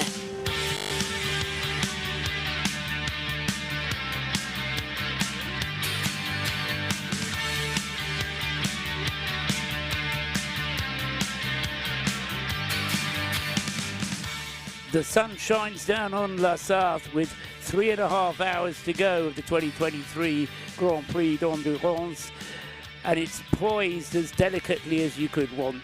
In the lead of the race is number 51 Ferrari in the hands of James Collado. He has a lead of 6.4 seconds over Brendan Hartley in the Toyota GR010, and those two are the only two in town now. In third and fourth places, Alex Lynn and Renger van der Zande in the two Cadillacs. They are both a lap behind in terms of time. That represents a gap of over 4 minutes back to Alex Lynn, and something in the region of nearly 7 back to Renger van der Zande. Fifth place is Jean-Eric Verne at the wheel of the Peugeot 9X8. That's car number 93. They are a further 2 laps behind the two Cadillacs. And in sixth place, Miguel Molina in car number 50, who's 6 laps behind in total, but physically on the track is circulating just behind Brendan Hartley, putting the pressure on the second place driver. Seventh is number 5, Dane Cameron, the Porsche 963. Eighth and ninth are the two Glickenhauses, Nathaniel Berton in the 709, Ryan Briscoe in the 708. And then rounding out the top 10 is Loic Duval in number 94, the second of the two Peugeots entered. 11th place and leading the LMP1 class, Fabio Scherer still leading the way in the Inter-Europol competition, Orica. Louis Delatraz is second in number 41 for Team WRT, 48 seconds behind. And in third place is Neil Jarni in the number 30 Duquesne Team Orica. Fourth is number 48, Paul-Luc Chatin in the EDEX Sport Orica, and those 4 cars now, the ones remaining on the lead lap, but the gaps back to the second two over 2 minutes. It's between Inter-Europol competition and Team WRT in LMP2. GTE Pro changes once again in that class because it is still very close there as well, and this time truly ahead in GTE Pro is the number 33 Corvette racing car, which Nicolas Varone in the Argentinian has managed to get ahead of the rest of the field, having been well back in the field from the GTE class. In second place are the Iron Dames, Sarah Bovey driving, 1.25 minutes back, although Varone owns as a pit stop, which Sarah Bovey doesn't. Ahmed Al-Hati is in third place in GTE with the Aston Martin Vantage. In fourth place is number 54, Davide Rigon in the Ferrari. Fifth, number 56, Gano Jeanette in the Project 1AO Porsche, number 56. And in sixth place, and the only unlapped runner, the only other unlapped runner in GTE, Ben Barker, number 86, the GR Racing Porsche. Those are the positions. Coming towards the end of the race now. Just 3.5 minutes to go, 3.5 hours to go. The Hourly Update. Hertz Rental Car, getting you to your Let's Go moments for over 100 years. Haggerty Radio Le Mans 2023, 91.2 FM, and the better placed of the two Peugeots is in the box on the dolly jacks, and in goes Jean-Eric Verne. Remember, he spun in the worst of the rain at Mulsanne, which seems like a lifetime ago, and in fact was only yesterday evening. That's what Le Mans does to you. It bends time. Beautiful day here. We'll catch you up on the weather as we go towards 1 o'clock in the afternoon. Good afternoon to all of you around the world from France. Just after half past midday, and it's Paul Truswell, Jim Moore, Johnny Morlam and me, John Hindorf, along with our pit lane team, the CrowdStrike pit team, who have been working ultra hard. Not helped by some of the teams this year. I'm a bit disappointed with some of the teams this year, including actually the car that's in with a chance to have a victory. They've not been very forthcoming with allowing us to talk to their team members down at Toyota number 8 this year, which is a shame. We've not heard from any of their drivers in the race. That's not our choice. That was theirs. And the CrowdStrike team working very, very hard indeed to speak to the majority of people up and down the pit lane. Well, Jay Moore, it's that time of the race with 3.5 hours to go. If you are not in contention for a podium position, all the talk now is of points for the championship, if you're in the championship, and you've got to get the car home and try as best you can. But if you are in with a chance of something a little better than that... Oh, hello, this is a Peugeot out. Hang on. That's the Peugeot out. That's the 93. Oh no, they're slapping their hands because they've turned it round so quickly, and it's gone back out into the race. My apologies, I misread the language there. Jimo, if you are in with a chance, now you just want to get it to the end, surely. Yeah, absolutely. It's really heated up out there. Walking across to the studio, you can really feel the temperature's gone up, the humidity is back.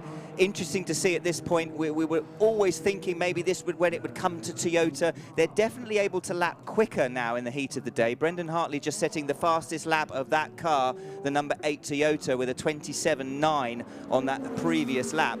Collado now in the Ferrari, the 51 Ferrari, responding. He also did a 27. There's not enough pace in the Toyota to drag the gap back. I think Ferrari is still able to run quicker, and I don't think there's enough time left to go now with the way it went with the tyre allocation earlier when we had wet weather, so you weren't having to sort of really stint the tyres. I don't think there's enough time left for the Toyota's sort of relentless grind, and maybe we keep talking about them being better on their tyres, but we haven't actually seen it in this race. And the best part of this is that the closest gap, John, is the overall lead. Yeah. 6 seconds still only between the first and second place Ferrari 51, Toyota number 8. Just a note, by the way, just before I step through into the Haggerty Global Broadcast Centre, the Garage 56, the 7th Gen Cup car, getting a gearbox, which it hasn't been. That's why it hasn't been circulating for a little while. So that's one that perhaps our CrowdStrike team could pop up and say and see how that is going on. They are absolutely desperate to get that car to the end of the race. Jenson Button brought that car in a wee while ago with some transmission issues, and they've decided to change the unit. There was a chat earlier on, by the way, about the innovation cars, and the Delta Wing was mentioned. And what do you do after?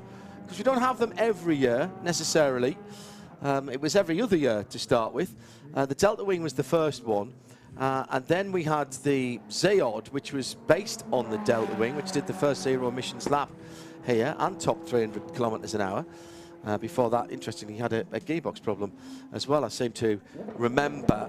The Delta Wing never came back to compete here. It did compete outside of the classes in the American Le Mans series, and then it was classed as a P1 in the US. It had, and that's absolutely right. It starts off as an innovative car, it then gets developed, it then becomes part of one of the existing classes, which allows it in. Just but it never came back here in competition, Paul. Yeah. That was the thing that somebody was asking me earlier on. Brendan Hartley due into the pits at the end of this lap, and he was being asked on the radio by his engineer whether he wanted new tyres or not at the end of this one. He didn't really answer the question.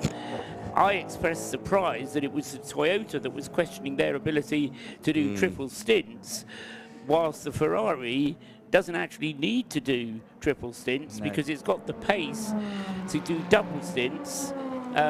Take a little bit of extra time in the pit, but then make that extra time up on the racetrack. Let's go to Joe Bradley, CrowdStrike pit report. Joe, where are you? I was present at that Peugeot trip back into the pits. and it was, I'm trying to fathom out what it was. They basically rolled the car into the garage, took the rear bodywork off and blew air all over it. Rather bizarre. Must have been magic air. But then within a few seconds we put the bodywork back on, and then it went straight back out. So I'll dive in and ask a question of the right people. Meanwhile, further up the pit lane, we've got the 33 Corvette that I think has kept Nico Verone at the wheel. You'll be able to check that because it's just gone straight back out, fuel only. It's Nico Verone. I'm still in the lead of the race. Also in the pit lane, the number 8, the Toyota, the remaining Toyota. A tear off the screen, and fuel going into that car. Brendan Hartley staying in, but no new Michelin tyres. They're on the medium compound, and out it goes. With AI and industry-leading threat intelligence, CrowdStrike keeps you one step ahead of cyber threats. Visit crowdstrike.com to learn more. 3 hours and 20 minutes to go. Sunshine on the pit lane. Here's the radio from Toyota Gazoo Racing.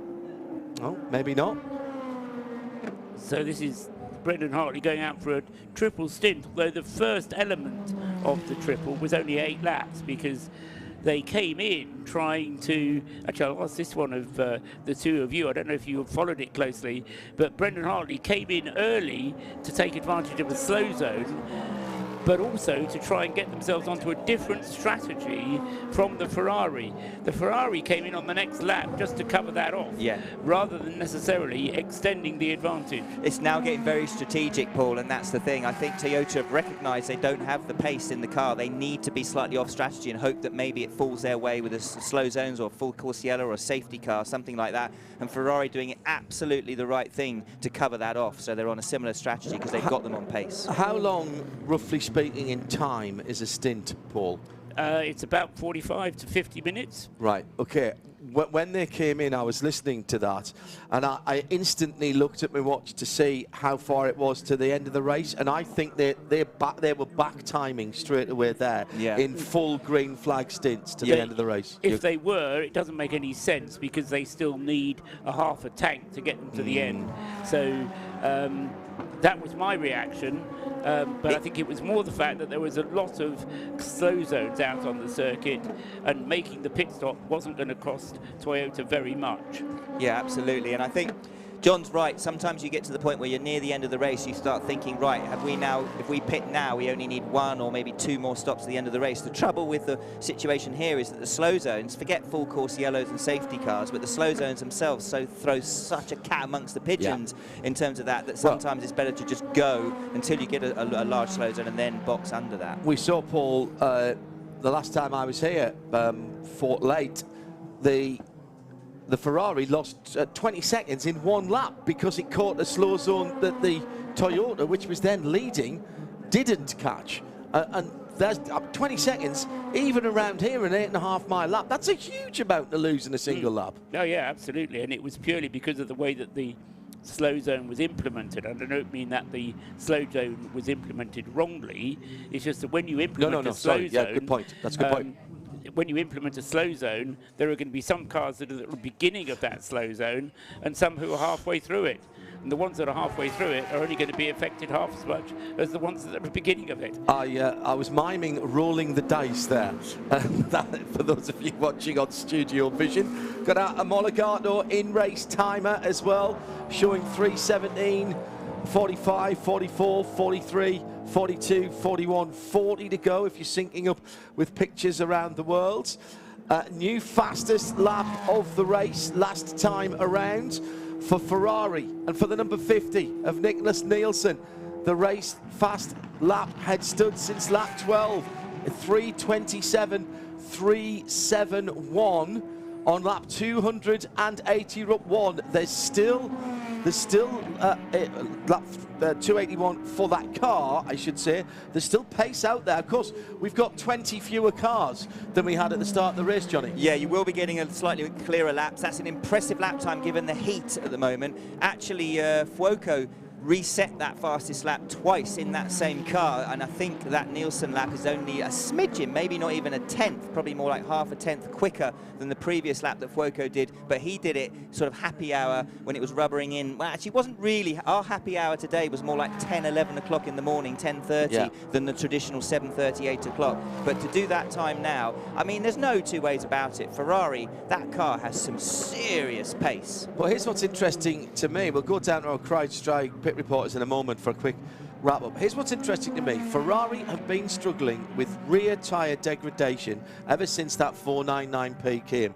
They've been really struggling with it, to the point where they've always had to use the hard tyres. That caused them the problems at Spa because they had no heat in them. We've got the tyre warmers back here, which has completely changed the way they've been able to use tyres. You've still got to execute, but my goodness, they've done well. The gap is 10 seconds. The gap is 10 seconds. That's Brendan Hartley. Brendan Hartley being told the gap is 10 seconds back to a chase, back from James Collado. It's starting to get tense. Let's hit the lane with our CrowdStrike pit reporters. For me, the story of the race, never mind what's going on down there, it's the man who has been hopping in and out of his car, quite literally. Joe Bradley is with Fabian Scherer. We usually use that term, you know, Fabian has hopped out of the car, but literally you have to hop out of the car. You're leading the LMP2 class, however, you are sporting this injury, aren't you? Yes, at the end, at the moment in the car, I don't feel the injury because I just want to win it. And as long as I see the number one, it's okay. Yeah, we were really unlucky with some slow zones that the WRT still is in the race. Otherwise, we would almost have 2 minutes lead, I think. So I'm a bit disappointed with that, but we're still leading. So no mistakes, good performance to the end, and see where we are. And are you finished for the day, or are you back in? I'm back in. Wow, I am going to take up no more of your time. You are a hero to everyone out there. Fabian, thank you. So the 51 Ferrari just pitted a moment ago, and absolutely routine, but more really for information for Paul Truswell, because it's, as you say, it's getting critical now to this part of the race. Absolutely nothing on that 51 Ferrari apart from fuel, so no tyres, no driver change, fuel only. With AI and industry-leading threat intelligence, CrowdStrike keeps you one step ahead of cyber threats. Visit crowdstrike.com to learn more. Need to get one of our CrowdStrike pit reporters up to Garage 56. I've now had two different reports. One says gearbox, one says brakes. Could be both, of course. I accept that. All the way at pit out into the pit lane. The third place Cadillac quietly going about its business. This is the one with the blue front. Cadillac's corporate colours, effectively, a coloured front end that fades into a dark grey or charcoal on the back. The gold-fronted car, that was the one that went up in smoke in Hyperpole, running in 4th position. The 311, I'm afraid Jack Aitken early on in the difficult conditions went into the wall. The car came back out, but finally cried enough. That was the red Whelen Engineering car.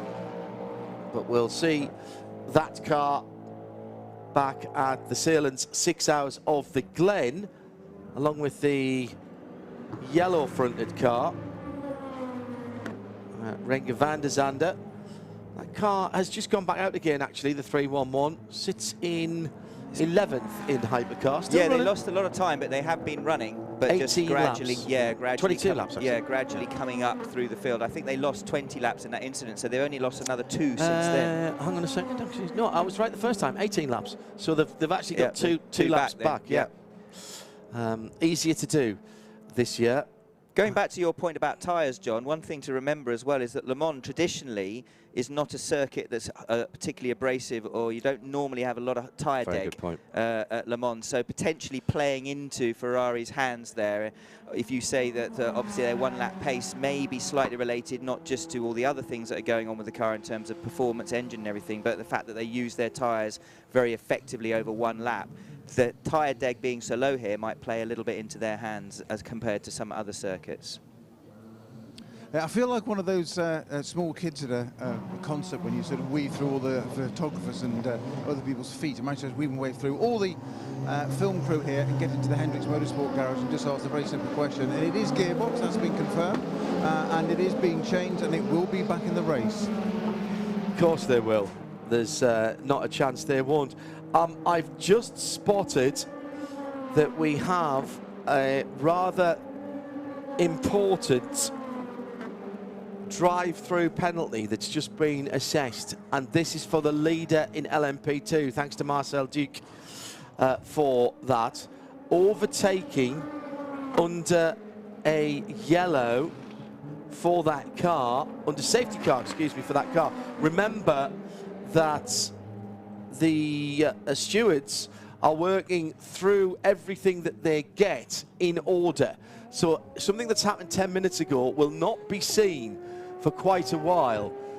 So that will have happened approximately an hour or more ago. They were an hour behind real life, and things are being pushed towards them to make decisions on by race control all the time. Race control see what's happened. They don't assess the offence, and they don't decide the penalty. That is for the stewards. There are 5 stewards here. I think Tim Mayer's here this weekend again. But we haven't had a safety car, John, for 10 hours. Right, okay, so that's a very old one then. Either you get people moved up the queue by going private, or there was an appeal. Yes. Or what, I don't know, but right. That is for the number 34, that's the Europol competition car. It doesn't say when. No, on that. But it does say safety car rather than any other, and that was our most recent safety car procedure. Let me go to Alcamel, and I'll pull that up and see if I can get that file. No, it doesn't like the file. The other one that I'm waiting to be advised on is a potential penalty for the number 8 car, which is the second place Toyota, which quite clearly overtook another car by driving off the circuit. Yeah. Was that reported? Yes, it came in. So Paul, that in the Europol, you're right, it was 8 o'clock last night. Overtook 2 cars before the line at the end of the safety car procedures. Drive-through penalty for Fabio Scherer for Inter-Europol competition. That must have been when he first got in the car, because he'd been away from the track with that foot injury.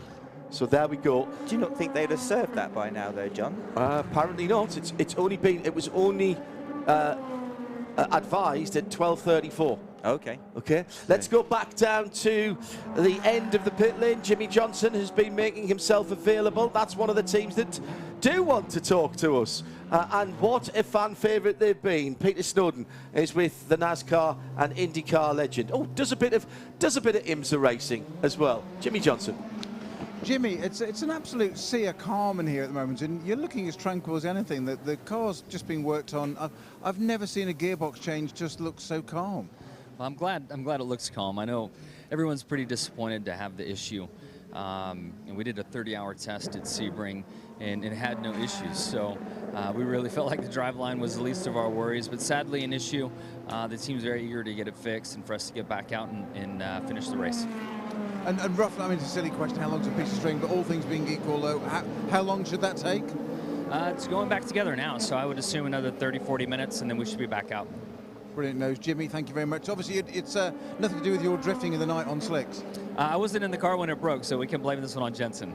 Oh, brilliant. We can do that. Right, we've got to go and find Jensen for that. Thank you, Jimmy.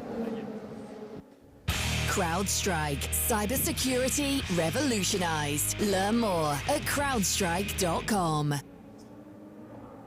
Absolute legend, Jimmy Johnson. Yeah, I met him for the first. Gents under the bus nicely there. I met him properly for the first time when he started doing some IMSA, of course, and then I did a presentation with him at Indianapolis last year with him and Chad Glickenhaus and Mr. Hendrick, and he's just an absolute joy to deal with. There is a difference, and you know the best in the world can be like that. They don't have to be I think some of surly that's, children. Do you not think some of that's also America and NASCAR? Yeah, probably. I think they're a lot more approachable. They don't get bubbled away from the public as much as we do over here. It's a lot easier to be calm, mentioning that very quickly, when you're in the invitation class. Very if true. you had another 15 of them, as is your dream, John, yeah. Breathing down your neck, that wouldn't be quite so calm. Different body shapes. Yeah, I'm not disagreeing with you. The problem is, with all of that, is it is a pipe dream, because of course the bow tie will be back next year in the shape of the Cadillacs that we've got this year and the Corvette GT3. And you know, whether it is a official works effort or not, that is the new vision of GT in the World Endurance Championship is privateer teams, not run by the factories, customer teams with at least one gentleman driver, or at least one bronze driver in them, and that's the future. And whether I like it or anybody else likes it doesn't really matter. That's what we're going to have to get used to from next year, with a very small and potentially unrepresentative selection of GT3 cars that satisfy the ACO's fairly arbitrary decisions to who should be allowed in the race. Now, there's part of me that also says that Le Mans has always been an invitation race, and nobody's got the right to be here. And so, you know, it's up to the ACO to have who they want, and, you know, who am I to argue with that? There is a selection committee. We've got the Peugeot number 94 into the pits now. Is this going to be another blow over? Nick Damon's that end of things, I think. No. Sorry, Joe Bradley. Yeah, it's me. I always mistake you two. You're so similar. We sound so alike. Aye, exactly, mate. Exactly. Give us a short tune. Give you a short tune. Yes. The 94 is now in. We are due in the 93 next door. The 93 was short while ago was in with an issue. Same protocol here on the 94 pit garage. The front end is off. The rear end is off. They're looking at something on the left rear on the 94. Meanwhile, the 93 is being, or the 93 crew is being readied. The 94 definitely caught people by unawares here, because they kind of sprung into life when the car was virtually on the pit apron. And it's they are doing something to pretty much every area of the car. I think the problem's been somewhere in the rear of the car, but whilst it's in, we might as well service the front end as well. That's what's happening. I'm getting shoved out the way because the 93 did as well. John-Eric Verne is coming to you now with a bit of flapping livery on the right front wing of that car. Just over 3 hours still to go. It's Ferrari by 11.5 seconds from Toyota Gazoo Racing. Collado versus Hartley, and a huge swapper from Brendan Hartley. That'll have woken him up. Yes, that would have got his attention. I thought we were going to say, here's something from Brendan there. And off the circuit at, that's Mulsanne, isn't it? Mulsanne, I think you turn and brake there, and he just locked the unloaded wheel, and he just had to straighten up. It's that sense of knowing, you know, when you have to open the wheel slightly. That unfortunate incident that happened with Michael Fassbender coming out of the final left Brendan, at the Porsche curves. Control brake pressure. You need to control brake pressure in those places. I know it's difficult. The tires are getting old. And that's the problem with triple stinted tyres. Absolutely, and you're turning and braking there. It's bumpy, John. It's so easy to lock up and just get drawn into it. And Brendan's experience telling him if he tried to still make the corner, he was going to have a problem, and just kind of aborting and then going straight and then coming round the outside. Radio Le Mans weather. Well, we've still got a bit of weather and a bit of race to go. Top temperature 26 degrees in the late afternoon here at Le Mans. At the moment, it's 21 degrees, and the update says still a chance, almost a 50% chance of showers between now and the end of the race. The weather on Radio Le Mans with the Flywheel Festival. Book tickets at bisterheritage.co.uk and save 20% with the code RSL.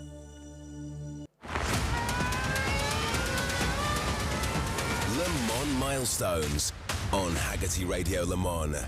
Liam Redford has chosen the continuation of the Le Mans 24-hour race itself as his milestone. He says it's in great health. The clamour for entries shows no sign of letting up. Of all the big motorsport events in the world, the future seems most secure.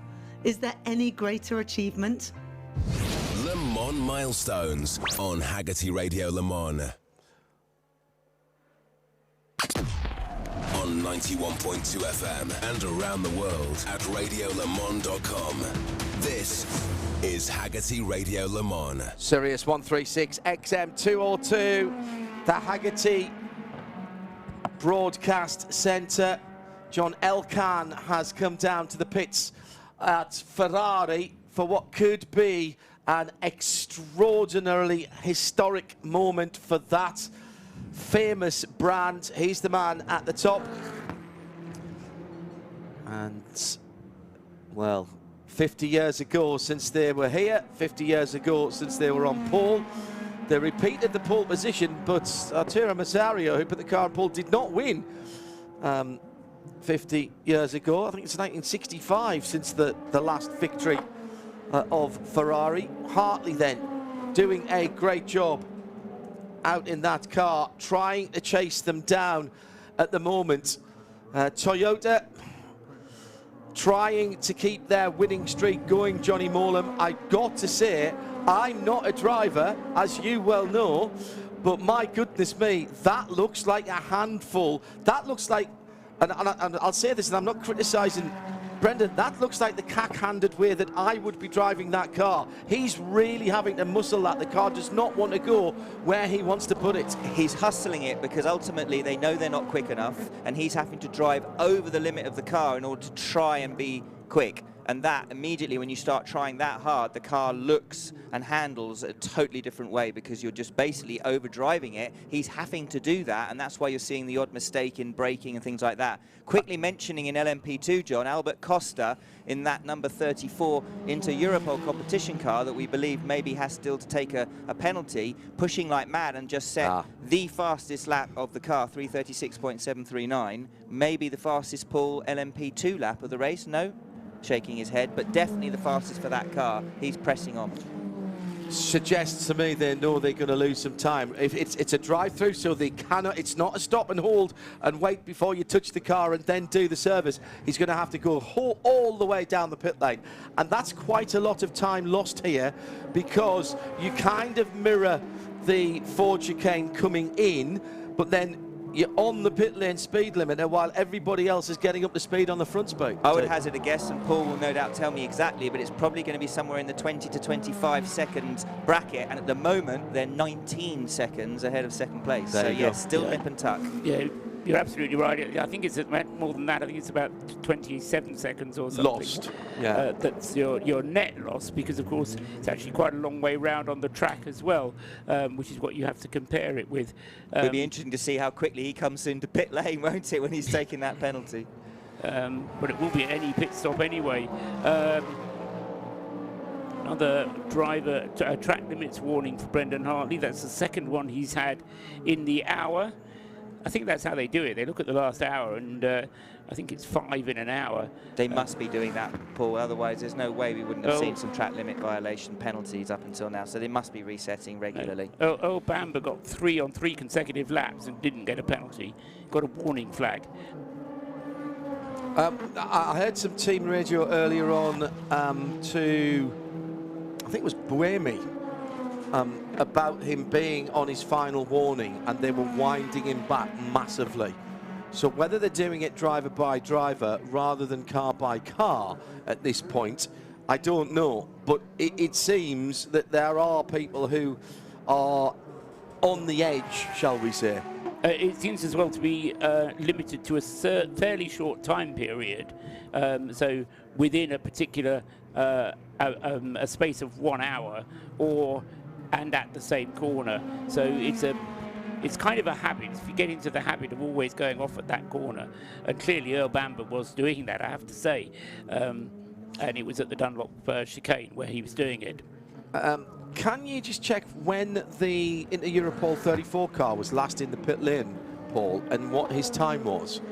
Because there's a suggestion here that he might have already taken his drive-through? And if he has, he's still got a 20-second lead at the moment. He may well already have taken it. He's been out for 5 laps, and he went out and then straight back in again. So it was as if he's done a drive-through. It was only a drive-through, wasn't it? Yeah, Wasn't a stop correct. and hold.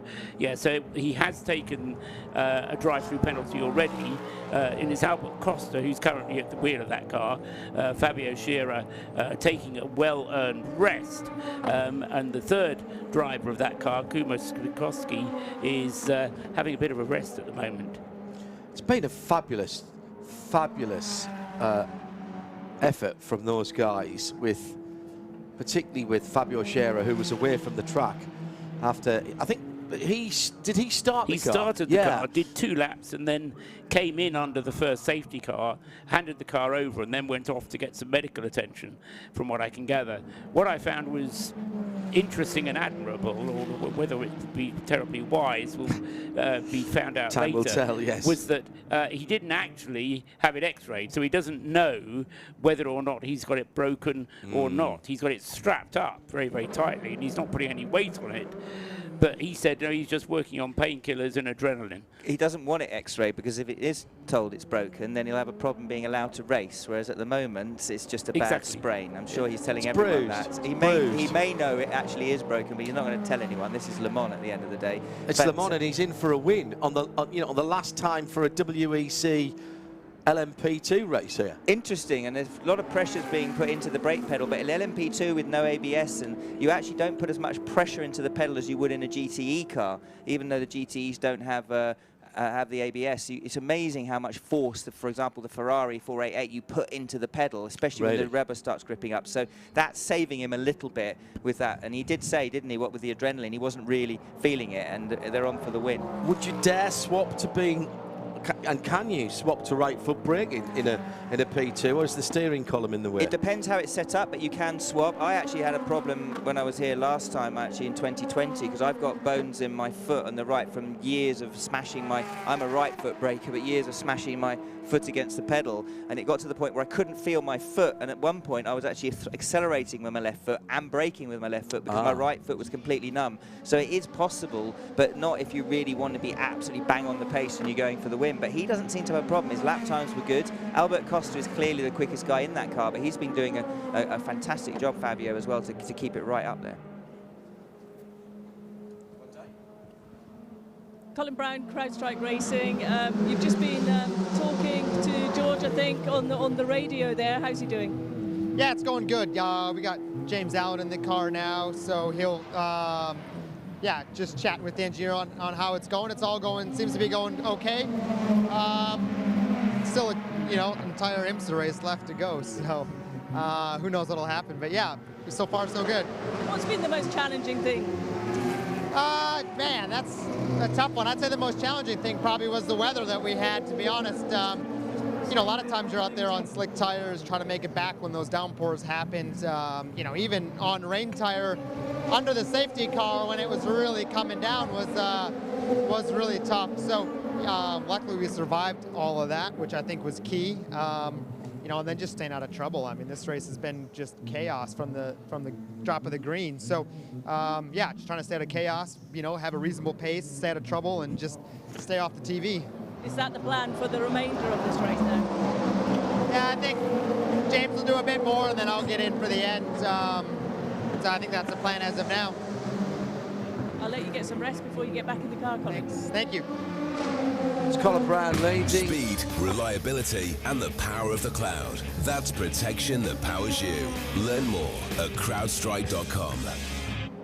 And leaders, should I say, for CrowdStrike Algarve Pro Racing. What a job the Corvette Racing 33 team has done. Nico Varone is in the car at the moment. Varone is in the car at the moment. Went a lap down, used the early safety cars to get back on the lead lap, and drove really well. Ben Keating, I would assume that Ben's done his time now, his 6 hours. Paul will look that up while I'm asking Johnny Morlam his thoughts on the last time we'll see the C8R in GT form here. Such a shame, isn't it? I know. And for all of the GTEs, Nick Katzberg was saying earlier, I mean, he would rather have GTE than GT3, and I'm not going to go into the political arguments to that, but I love these cars. I love GTE, and it's given us such great racing here at Le Mans, especially in the Pro class, as well as the AM class over the years. But going back to what you were saying with Nicolas Varrone, in the number 33 Corvette, obviously Ben Keating, phenomenal job and phenomenal lap to put it on pole. Then they started having issues very early on, and for them, the craziness of the race, the safety cars, all the rest of it, played right into their hands, because in a normal green race, they'd be nowhere. But it's allowed them, with the different wave buys, merges, all the rest of it, to get back not only on the lead lap, and now they're leading. There are still one or two people who aren't convinced about the new safety car procedures.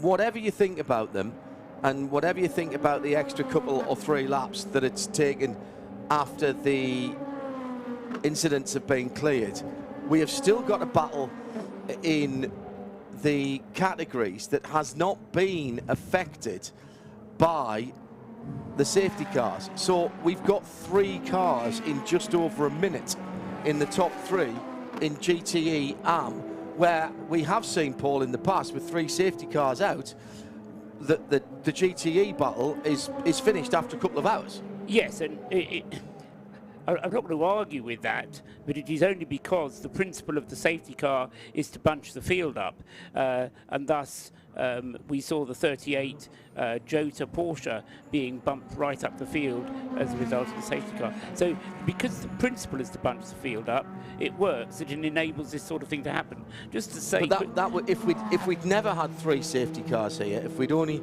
or we'd never gone to 3 safety cars here, if we'd only ever had 1 safety car, then we wouldn't be having this conversation right now, because we wouldn't have had the issues with the 3 safety cars, and people would have been used to it. But, yeah, that's a fair argument. And I think actually, if you go back to 1 safety car with the use of slow zones at the incident, I think they might get rid of some of the problems. I don't think they need the 3 safety cars point, anymore. And the one thing that this system does do, and you can argue either which way, it allows the real competitive cars to come back in if they have a problem and still win the race. So you're not going to have shock results as often as you used to, going back to, say, when Lawrence Tomlinson was here with Richard Dean that year, when they ended up being the slowest car pretty much in their class, but still doing the best job and winning the race. They probably wouldn't win it with this new system. As there wasn't a Porsche on the podium in GT in that year, remarkably. Because but with this new system, we'd have been allowed to get back and use our inherent pace to get back in the mix. And I'll go back to what Emmanuel Perrault said to me. We wouldn't need all of this if drivers would respect double wave yellows. This is true. The first year they used safety cars was actually 1981, and there was only a single safety car. And it was actually still called a pace car then, and they just decided to bring the pace car over. And Neville Hay, who was doing the commentary that year, said, this is an interesting idea because it's been brought in from America, but we're trying it here at Le Mans. Those are his very words. With a single pace safety car or pace car, whatever you want to call it, that problem then was that if you had the overall leader just overtake you, and then your leader in class was ahead and the safety car came out, then you lost the whole lap. But with the way they're doing wave buys, they could still do that, but just using 1 safety car. And the reason we have more than 1 safety car, and by the way, as per WEC rules, we could have 2 safety cars at Spa because of the length of the track. It's more than 7 kilometres. Yes. And Eduardo Freitas has never taken that opportunity, although I think SRO do for the CrowdStrike 24 hours. But the reason they brought more safety cars in is because it's difficult to neutralise 8.5 miles with 1 safety car. And what you don't want to do is have people still tearing around. But now you've got the slow zones. Yeah, that's why I agree. More Peugeot problems, Paul. This one is the 93 back in again. That's Joe Bradley's end of things. Bradders, it's bodywork off again. Is it more air? Oh no, they're getting tools. It's Dye's end for that, and they've got both bodyworks out. They've been blowing air through the car to see if they can get things sorted out. But they're getting a box of tools there from the front right-hand side as we look of the garage, and their pace early on was good. Their pace in the wet was excellent. Dye, what's going on down at Peugeot number 93?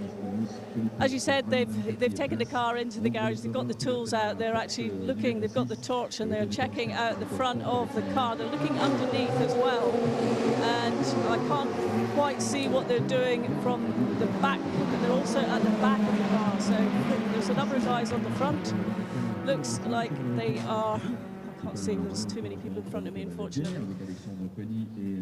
But they're working frantically on that car. The driver stayed in the car for the moment. Thanks, Di. Di will stealth in through an adjacent garage if she has to. Paul? Yeah, the other Peugeot, the 94 car, still in the pits from its previous pit stop, so that's not been out again since we last commented on it being pushed back.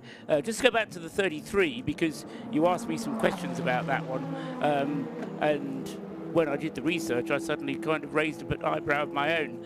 The 33 Chevrolet Corvette on lap 7 was 61st overall and dead last in the GTE AM category. So it has gone literally from last to first in its class over the course of the 24 hours.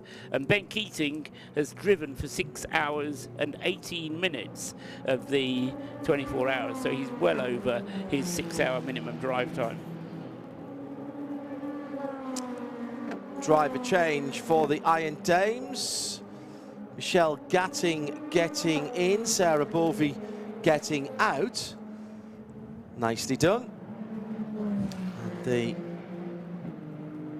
bright pink number 85 still in with a shout here, running second position, half a minute away from the winners, and ORT by TF as well. Ahmed El Hati with Tom Ferrier put together such a great project. You can make a case for actually probably the whole of the top 4 there on emotional grounds and PR grounds for any of those top 4. Corvette Racing with Ben Keating, who is always a great story, and what a championship he's had. 2 seconds and a first in that car with Nico and Nicky Katzberg. ORT by TF, Ahmed El Hati with Oman Racing Team. Such pride to get the Oman flag here and really literally flying the flag for motorsport in the region. And Iron Dames, what a project, particularly for Rahel Fry, who first came here with an all-female driving crew way back 2011 or 2012, might have even been before that, in the Maytech Ford, and with Deborah Mayer behind that squad, and Pramer as well, of course. Deborah, who is president of FIA Women's in Motorsport Committee, I believe, and a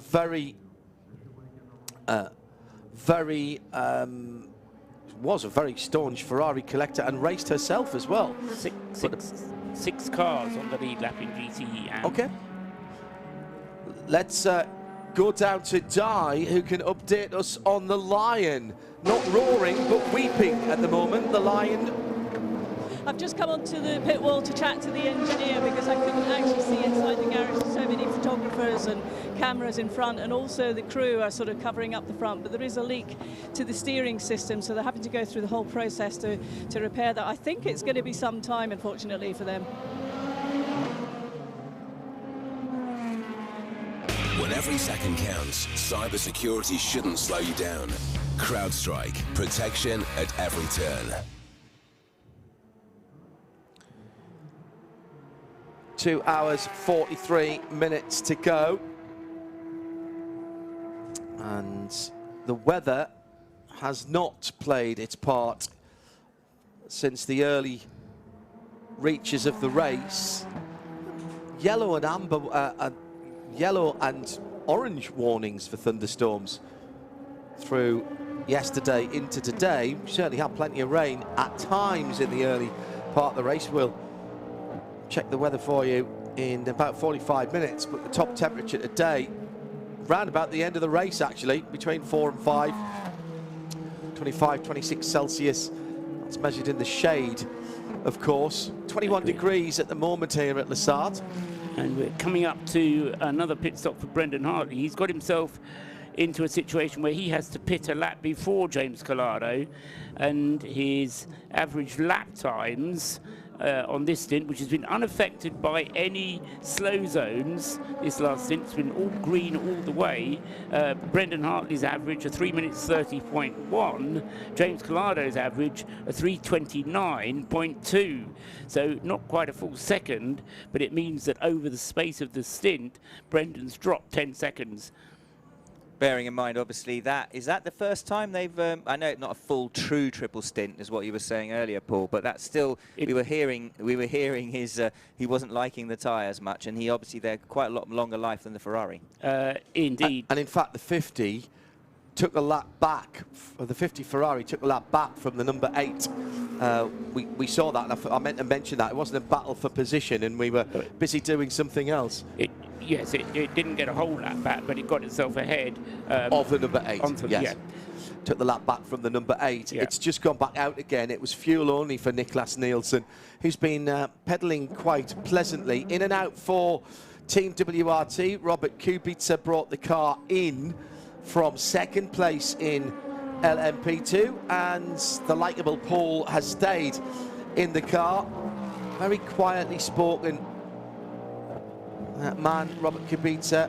I remember spending a flight out of Bahrain with him, sitting next to him on a shuttle flight before we came back to Europe after his first test in sports cars, and speaks very quietly. You have to listen fairly intently, particularly on a plane. But my goodness, do you want to hear what he says? Absolutely, and obviously the story is kind of old hat now, but let's not forget what he's come back from. That's a very good point, you know, actually. And now because he's come back and he's super quick, and he's still super quick and everything's great. We just kind of forgotten about that, but still, you know, it's not ideal and it's incredibly good. Vibration getting worse. Right, and so the triple stint, the triple stint then, Paul, or the attempted triple stint on those tyres has not worked. How many is he short on a triple? Well, I just said he's lost 10 seconds. In terms of the stint length, it's a full stint. So he's lost 10 seconds in terms of his lap time. Putting on the new tyres would have cost him 10 seconds. Yeah. So you pay money. Was he due in now, though? Yes, this is his due. He's actually due, so they have made it work. Yeah. Okay, so in terms of time, they've made it work. Joe Bradley is watching a pit stop that was slightly longer than Renger van der Zande and the rest of the Cadillac Racing Chip Ganassi number 3 team would have liked. A little bit longer than I expected as well. It looked all very, very scheduled and very regular, with fuel going in and then the tyres, and then after the tyres, that's when they decided to change the rear deck, and the rear deck was a little bit stiff to get back on there, and it's cost them a lot more time than perhaps they even expected. Solid 4th position for them at the moment, with a 4-lap gap. 3-lap gap rather, back to Fred Makowiecki in the best place of the remaining Porsches, and that's number 5 Porsche Penske Motorsport, sitting in 5th position, back ahead of the number 50 Ferrari. And Diana is watching Brendan Hartley come to a halt at her feet. The number 8 is in, as you say, with Brendan Hartley behind the wheel. They're just cleaning the windscreen, taking the cover off there, the sheets off there, refueling. They've got tyres ready to go onto this car. It seems, well, they're still fueling, so it looks like they're putting in a fair amount of fuel. You'll be able to time that, I'm guessing, as we watch it, but it's quite slow now. We're just still waiting for them to remove the fuel hose. And they've got tyres ready to go onto that car at the moment. Still under refueling, car sitting on the pit apron. Did Brendan stay in? Yes, he did, yeah. He's still in the car. They're now putting on the new, fresh, soft tyres onto that car. Soft tyres for this. Interesting. White wall, white button tyres. So that's going to be a quad for Brendan, and a brand new set of Michelin rubber for him on this 4th part of his stint. And the soft tyre being the one that when the temperature going up, what did you say the temperature was? 22 degrees? 26, I think. 26 in the air, and I can tell you what it is on the circuit as well in a second or two. 42 Celsius. That's getting a bit toasty. Johnny Morlam nods. Here's Brendan on the radio. No, doesn't want to talk to us. Paul, the sets of, it was 13 sets of slick tyres. That isn't the problem because we've run the wet tyres, so there's tyres left over. Did the teams have to select what versions of the tyres they had before the race, or no, could they have had? Oh, right, we're going to start on the softs and have 13 sets of softs, and then halfway through go, actually now we don't want 13 sets. No, imagine there are 3 different trucks. You go to either the soft truck, the medium truck, or the hard truck. And you take 4 tyres. You get 14 sets, not 13 sets. But you take your set of tyres, and then the RFID sensors counts how many sets you've used. Right. But you do have to give the tyre manufacturers your allocation before the race. You can't just turn up at Le Mans and suddenly say, you know what, we did think we were going to run on hards and now we want all 14 to be soft, because they have to, they can't just bring enough hard, soft, every variation and just hope you pick them. You do tell them beforehand. There's a length of time. There's a length of time beforehand that you have to pick, isn't there? Yes. Yeah, but you're not held to doing that. There's flexibility in that. There is, unless a lot of the teams suddenly change their mind, and then there isn't. But same with wets. If you have a 24-hour race that's all wets, you can end up running out of wet tyres. Leader covering off Brendan Hartley, or due in Paul Truswell. Here comes James Collado. Is that on time? Are you happy? It's absolutely on time because they covered off 3 stints ago. Collado is coming in. Question is whether they're going to double stint Collado like they did Giovinazzi and Pierre Guidi before him, or whether they're going to keep Collado in. As I say, Ferrari have been double stinting their drivers. In which case it will be Giovinazzi getting into the car, and it looks like it's going to be Giovinazzi getting into the car again whilst the fuel goes in. Joe Bradley is there. Yeah, they are not double stinting James Collado, and it doesn't look like they're going to double stint on whatever the tyres have done. We've got a new set of what looks like, yellow. We've got medium tyres going onto this Ferrari. Fueling being done, driver in. The replacement driver is in. Car looking absolutely great with the carbon streaks down at this stage of the Le Mans 24 hours, always very evocative looking cars. Right, that's the fueling still going on. Fueling done, tyres now going on. Let's just confirm what the tyres are.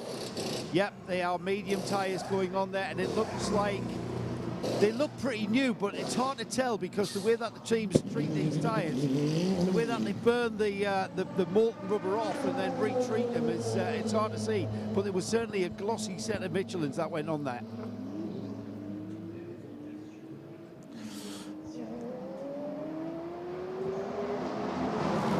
Joe Bradley and our CrowdStrike pit lane report. Track temperature moving around as we get a bit of cloud. It does change it a little bit. 24.3 in the air. That's going up. No wind to talk of. There was some fairly threatening clouds. They were standing with their arms crossed, looking really menacing earlier on. It's about when I was hanging out in the compound. It's around about 8 o'clock this morning. One thing I've noticed, John, is that you normally have that sea of pickup, and I haven't seen any pictures. Maybe I've just not been seeing the circuit pictures enough, but I haven't seen a sea of pickup, that little ribbon of line that you have to weave your way through the Porsche curves. It doesn't seem to be as much pickup coming off the tyres, and I'm thinking that this is also showing a sign that the track is low degradation. And watching Brendan Hartley going to the softs, I think in the next 2 or 3 laps we're going to see really if they've got anything at all for Ferrari in terms of pace. I don't believe they do. They're on the softer compound tyre. He's on a brand new set. He's been in the car. He's up. He's all warmed up. He's ready to go. If ever he was going to be pushing and catching the Ferrari, now is it. And the Ferrari's on medium, so slightly harder compound tyre. Wicker Bill asks this question, and I'll put it to both of you. What's the logic, he says, of triple stinting the tyres? The at this point, okay, you'll save 10 seconds or so in not having to change the tyres, because that's an absolute of running around the car. They've got it down to a fine art.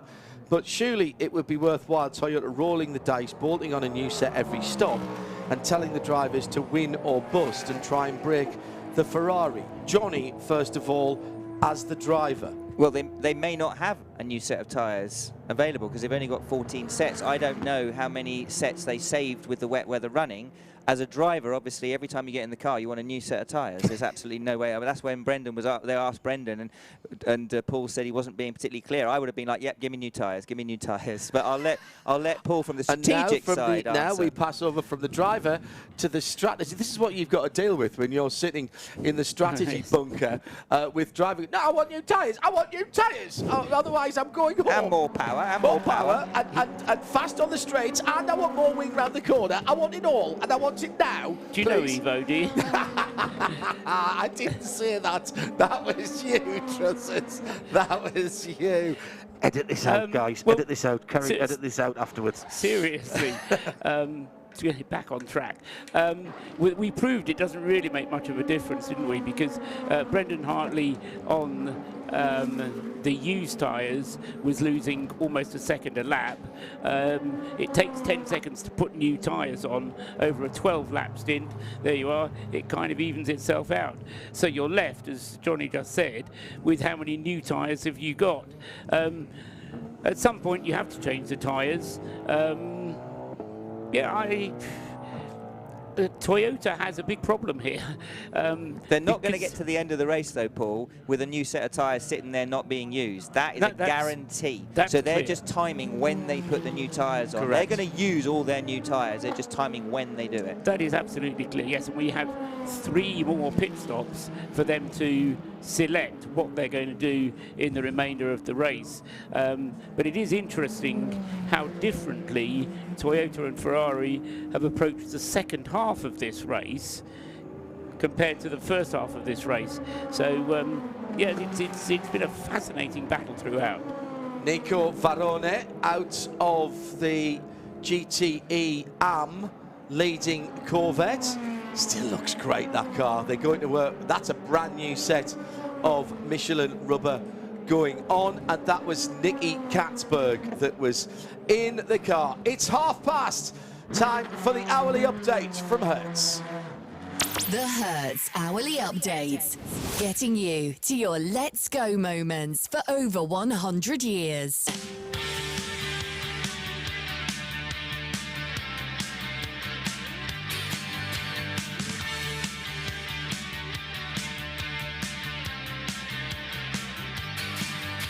It's all getting a bit thrilling now. The tension mounts.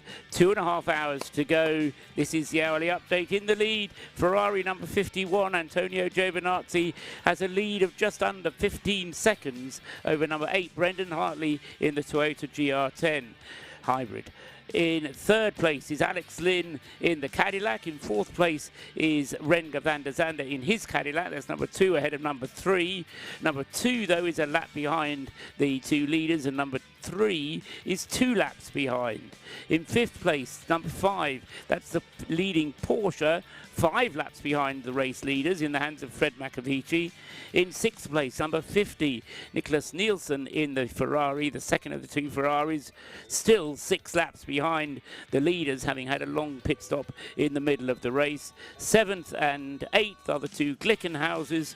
7th is 708 Romain Dumas. 8th is 709 Nathaniel Berton. In 9th place is Mikkel Jensen in the remaining Peugeot, the number 94 Peugeot having dropped back. So that's the 93 in 9th place. And then in 10th place is the first of the LMP2 cars, Albert Costa in the Inter-Europol competition car, 288 laps on the board for him.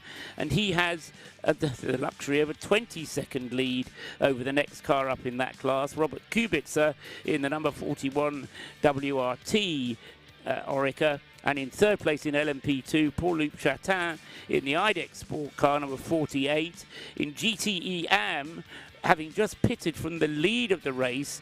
It was the car of Nicky Katzberg, but it is now in the lead of the GTE, and what is still being shown as the Corvette car in the hands of Nicky Katzberg, but that will change because the Iron Dames car number 85, Michel Gatting, will take over in the lead of the race. They both completed 275 laps, as has the number 56 car of Matteo Cairoli in the Project 1 car. In fourth place in GTE is the Aston Martin Charlie Eastwood at the wheel of the ORT car. That's car number 25. And the other car that's still on the lead lap in 31st place overall is the Ben Barker car, the GR Racing Porsche, which is also on the lead lap. That's your hourly update with 21 hours and 33 minutes elapsed time. The Hourly Update. Hertz Rental Car. Getting you to your let's go moments for over 100 years. Le Mans Milestones on Haggerty Radio Le Mans. Adam Buckle, Gareth Evans and Gaming 0073 all chose a win against the odds. 3 Audi R18 TDIs battled 4 Peugeot 980s for the win in 2011. Practice and qualifying had been close, with Audi locking out the front row. However, accidents for Alan McNeish and Mike Rockenfeller put 2 of the Ingolstadt cars out of the race after 14 and 116 laps. The remaining Audi fought to the lead, but in the last 4 hours, every time it came to lap a Peugeot, the team order was to delay the leader.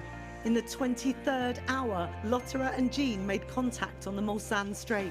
Despite a late stop to replace the slow puncture, Lotterer was able to up his pace, and Audi took their 10th win by 13.854 seconds, the 4th closest finish to that point.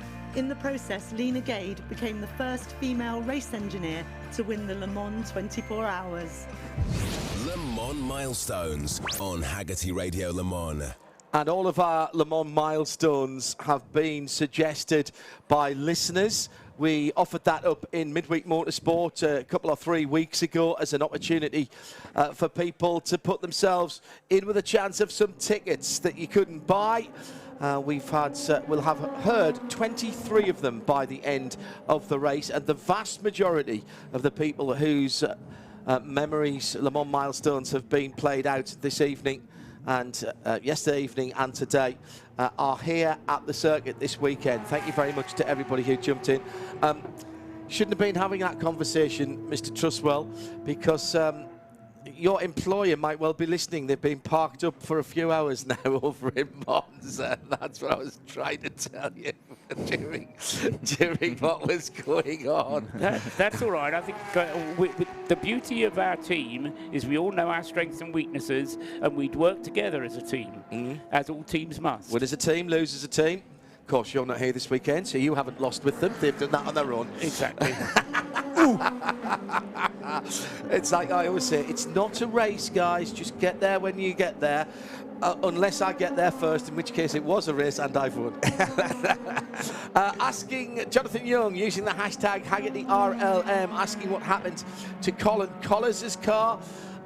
Some engine or transmission issue. The car ground to a halt coming into the Porsche curves quite a long time ago. Big plumes of white smoke, so much actually that I thought he'd locked up the tyres and spun round, but the car was undamaged, Paul, and was recovered from the side of the track and has not moved. It was the 4th last car to be listed as a retirement. Okay, it depends how you count your retirements. I'm running on 22 retirements at the moment. Some of those assumptions based on the length of time that they've been in the pits, even if they haven't been posted as official retirements, but 22, which is a lot more retirements than we had last year, means we've only got 40 cars still running.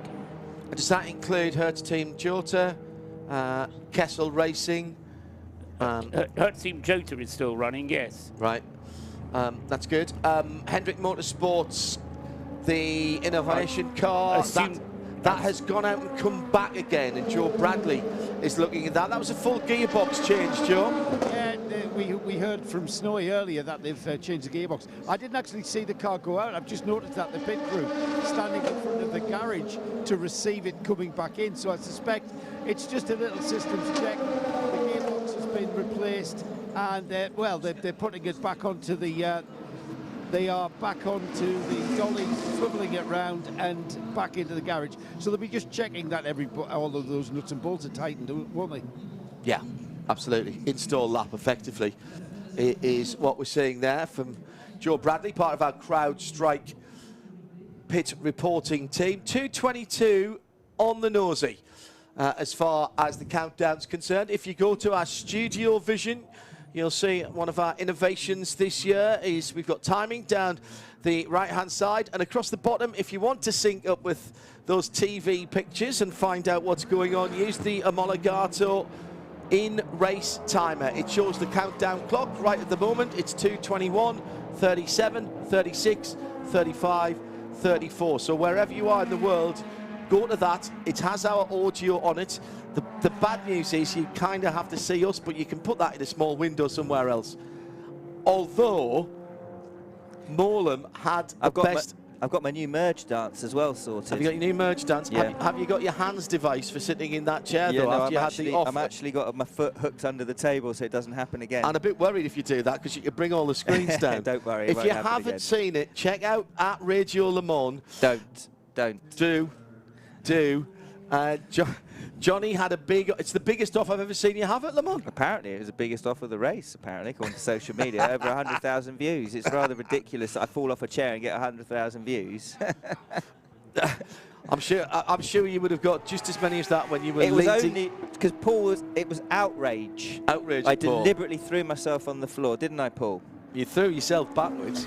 I'm sure more people were watching when you were carving through the field in the wet in the Salinas S7R that year. That was a good stint, wasn't it? Good couple of stints. That's one of those memories that you go back to and you just think, at the time, it was scary as hell because the wipers stopped working, as you know, in the night. But you look back and you just think, yeah, that was an achievement. I think you were the quickest car of anything out there, not just GTs. That was a funny car, that, wasn't it? But it was a good car. It was awesome. Reared the team. We lost Mike Blanchet. I know. From Such a shame. between this Le Mans and last Le Mans, and he was on the Roll of Honour. He played a big part in getting all that together. And that was a car that As did you, John, to be fair. As did you. You were relentless in your pursuit of finding the budget to make that happen. I remember it well. Very nearly became an Aston Martin, that car. That's another story for another day. Sorry, Paul, go ahead. The Peugeot on its way down the pit lane, having just spent half an hour in the pits. This is a number 93 car. Peugeot, who were, well, what can we say, knocking on the door of doing something quite historic in this race at half distance, led the race for a substantial period of time, and you know, there was a surprise in the offing, but since then both cars have had issues and what seem to be now steering issues and overheating type of issues. So some more serious difficulties for them, but still running with their best car in 9th place overall. So it could be worse. It could be a lot worse. Number 50. Down to, this is the 93. Sorry, the 93. Sorry, okay. Right, back out again, Mikkel Jensen. And the number 50 Ferrari just through the Daytona chicane. 3:27.855. Brendan Hartley. On what we think, actually, and we've had photographic evidence now to see that they had the yellow stickers on. Toyota calling them the softs, Johnny Morlem. We've not seen them put what we're going to call the softs, the white sticker tyres on that car. So are we talking about the softer of the two in Toyota language? I think we were getting a bit confused here because obviously you've got soft, medium and hard, but Nick Damon, whose eagle eyes never miss a trick, said to me that during the whole of free practice, hyperpole even, everything, he never saw anything other than the softer, the medium go on the car. And so I think for them, the medium is the soft and then the hard is the medium. That's so how they're only using two. They're only using two. A soft so and the a hard, softest tyre that's been put on a car is the yellow stickered medium. But Toyota. Brendan Hartley has just done the fastest lap of his car at 27.8. We said, didn't we, Paul, that if we were ever going to see pace from that that car now was when we were going to see it, whether it had the pace to take the fight to Ferrari. He's brought the gap down to 12.5 seconds. I'm not saying it's enough, but Toyota in the number 8 car are definitely giving it a go. What else can they do? Exactly. 13 seconds is the gap. 2.25 hours still to go, and 3 pit stops. That represents 3 more pit stops before the end of the race. We'll go down to Diana in. We'll go down to Diana in a couple of minutes. She is down at United. Looks like more trouble for one of their cars. It's the 22 that's just come in, Phil Hansen, behind the wheel. They're just looking for points for the championship now after a character building run. I'm not sure Richard Dean and the team need any more character. They're from Yorkshire, so they've got bags of that, and they've managed to keep a smile on their faces. I mentioned Omologato, and the mere mention of it brings Shami Kalra into the Haggerty Global Broadcast You should Centre. wish for something else, John. Really? No, I think so. All right, fella, how you are doing? you, mate? You okay? Welcome back to Le Mans. Have you had a good time? It's been a lovely week. I've met some wonderful people. Get my microphone up properly. Can you hear me clearly? That's lovely. Yeah, Yeah, thank you. It's been a really hard working week. Done a lot of build-up, done a lot of content, etc., etc. Made sure the watches were right, because obviously we're a watch company and I'm here for that. And then I sat back at the start of the race yesterday. What day is it? It's Sunday, isn't it? today. And Yeah, we're in yeah. France, aren't we? Because That's right. I woke up the other day somewhere, didn't know what country I was in. It was ridiculous. But yeah, it was a bit heartbreaking yesterday after what happened to Nielsen. You've been supporting Nielsen, Yeah. they've been supporting you, Sven and the rest of the team. Great Well, I mean, team. Obviously heartbroken for the team, but our journey to get here, our trials and tribulations, and I put a tweet out earlier to say I might share the stories, because it's not just me turning up, here's a sticker, I'm going to sit back and drink champagne all weekend. I literally, no, it isn't. Well, Johnny Molam and I are going, yeah, but that sounds quite good, doesn't it, Jim? Mate, this is heaven compared to where I've been sitting. This is air conditioned. I don't know what you softies are doing. I don't even like Actually, champagne. I really like spraying it. But oh, very good. Yeah, that's a good one. Spraying it is better than drinking it. But honestly, went back to the flat yesterday. We've got an Airbnb in town, and I was crying. I literally was crying for about an hour, because it's been 7 months of graft, legal stuff, etc., just to get the brand here and just to get us to be involved with Nielsen. Tell me about the Centenaire, the exclusive watch that you have put together, and with Nielsen put names on cars. Yeah. The car carried some watches as well? The car carried 24 watches, which I can Did now... they all survive? They're all impact proof as well, so they've been tested in one of the best places on earth as to how strong they are. They're all perfect. I don't know how many G that accident was, but it must have been a hell of a lot. But all those watches came out and they're absolutely perfect. So the customers are going to get them, and they're going to know that we tested them under probably the best situation ever. Makes them more valuable, much as I hate that happened, and I'm very close to Sven, obviously, Sven Thompson, the owner of Nielsen Racing. They've run all the LMP3s at Red River have. They're an absolutely awesome team. We said to John, small team, but very efficient as well. Big heart. Really good. And they've absolutely heartbroken for them as well. No, yeah, You're wearing one of the Centenaire. I'm wearing one of the Centenaires. Tell me about the inspiration for this. So, okay, this is all you, John. It's not. It is all you, You're mate. the design No, bloke. but I was talking. We did a film yesterday. So if you're writing a book on Paris, right, you need to go to Paris. One sec. Be careful if you put too much brake pressure at 4 feet, you lock the brake. Just have to be careful about the ventilation. Otherwise you lock the rear brakes if you push the pedal too hard. It's locking the rear brakes if you push the pedal too hard. So not a tyre-related issue necessarily when he was on those triple stinted tyres. No, I think just that it's an issue he's got with the braking, but I think having the lower level of grip is magnifying that problem, and I think he's just letting them know so he can tell the next driver in, especially going down into Mulsanne, be a little bit careful. Still catching oh, the he's leader. pushing, Down to he's 11 pushing, he's seconds. done another fastest lap. Let's finish this story with Shami. So John and I were having one of our long chats. I reckon each chat we ever have is minimum 2 hours on the phone, and then we do about 3 minutes worth of work. But you started talking to me about this watch retailer in the centre of Le Mans in the 1950s, Ducray. Detroit, yeah. Yeah, and still there. It's still there.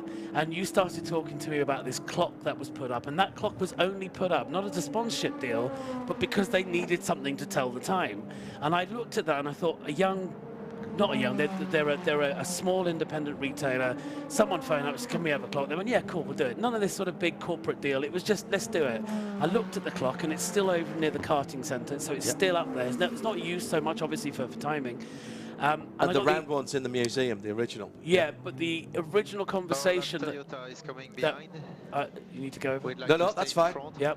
So the original conversation we had sparked this design idea, sparked the inspiration for the watch, and we are here this weekend, and customers have picked it up from the paddock from us, and we've done so much activation around it. It's been wonderful. Very distinctive style of numerals on that clock, which is mirrored on the face of the watch. Emulated on here. And what's more, that would have been, the clock would have been a white face originally, but it faded over time. It faded over time, so we've made an antique dial to emulate that patina that clock has. Nobody knew about the clock. Even, I dare say, that people who run the race and who are the officials in the area didn't even remember the clock. But we brought that spirit of independentness back so people can get involved again. And John, this is all on you. It's going to go down in my memoirs one day that it was our conversation that sparked the whole design thing. So thank you, man. Getting blamed for something else now. I won't tell him everything else I blame you for. Just make sure you get a free watch, mate. No, this is a very special piece. I've got my order in for something else that's coming soon from Sham. Yes, actually. you have. Yes, we've got a lovely. We can talk about that another time. Yeah, cool. I've got a very special number of one of the watches that's coming from Shami soon. I've got me deposit. In fact, I paid for the whole watch. It's ready to go. It's ready to go. Shami, what about this race? You're a motor racing fan. You love this. I know there's been disappointment because the guys that you've been so closely linked with. But look at the front of the field. We've got 11.5 seconds between Ferrari leading and Toyota second. Don't you think that those hypercars look amazing first? I mean, the designs are just... Well, you're a design man, aren't you? I mean, if you look at how the aero design, I particularly like the light design, though. Look at the Peugeots and how wonderfully dramatic it looks. It's not just a big get-out-of-my-way light. The design is looks wonderful. like a Peugeot at the front. Yeah, it does. And the road cars as well. They're emulated on the road cars. The racing's been amazing. And I tell you what I've seen on Twitter, which I've really enjoyed, how many people have got involved, firstly, with what we're doing and what Nielsen are doing. Never watched Le Mans before, but said the first 6 hours blew their mind. Yeah. You know, with how much racing, even my daughter's watching it. And she sort of glances at Motorsport, Freya, you know her. Hello, Freya, I know she's listening. And Roman, my son, is listening too, and James. But they've watched it, and it's been wonderful to get new fans into Le Mans. I think there's a resurgence into endurance racing. It's corporate, there's big corporations, but the fans are getting younger, and that to me is the authenticity of the racing is really important, and it's wonderful. Thank you for all you do for motor racing. Pleasure. Thank you. It's great to have you here, and I'm so pleased you've managed in everything else you've got to do to pop and see us. Shami, thank you. Oh, no. Shami Kalra, thank you. Cheers, Omologato, thank you very much. and you are watching the countdown if you're on the Studiovision stream at the moment with Omologato 2:09 and in 10, 9, 8, 7, 6, 5.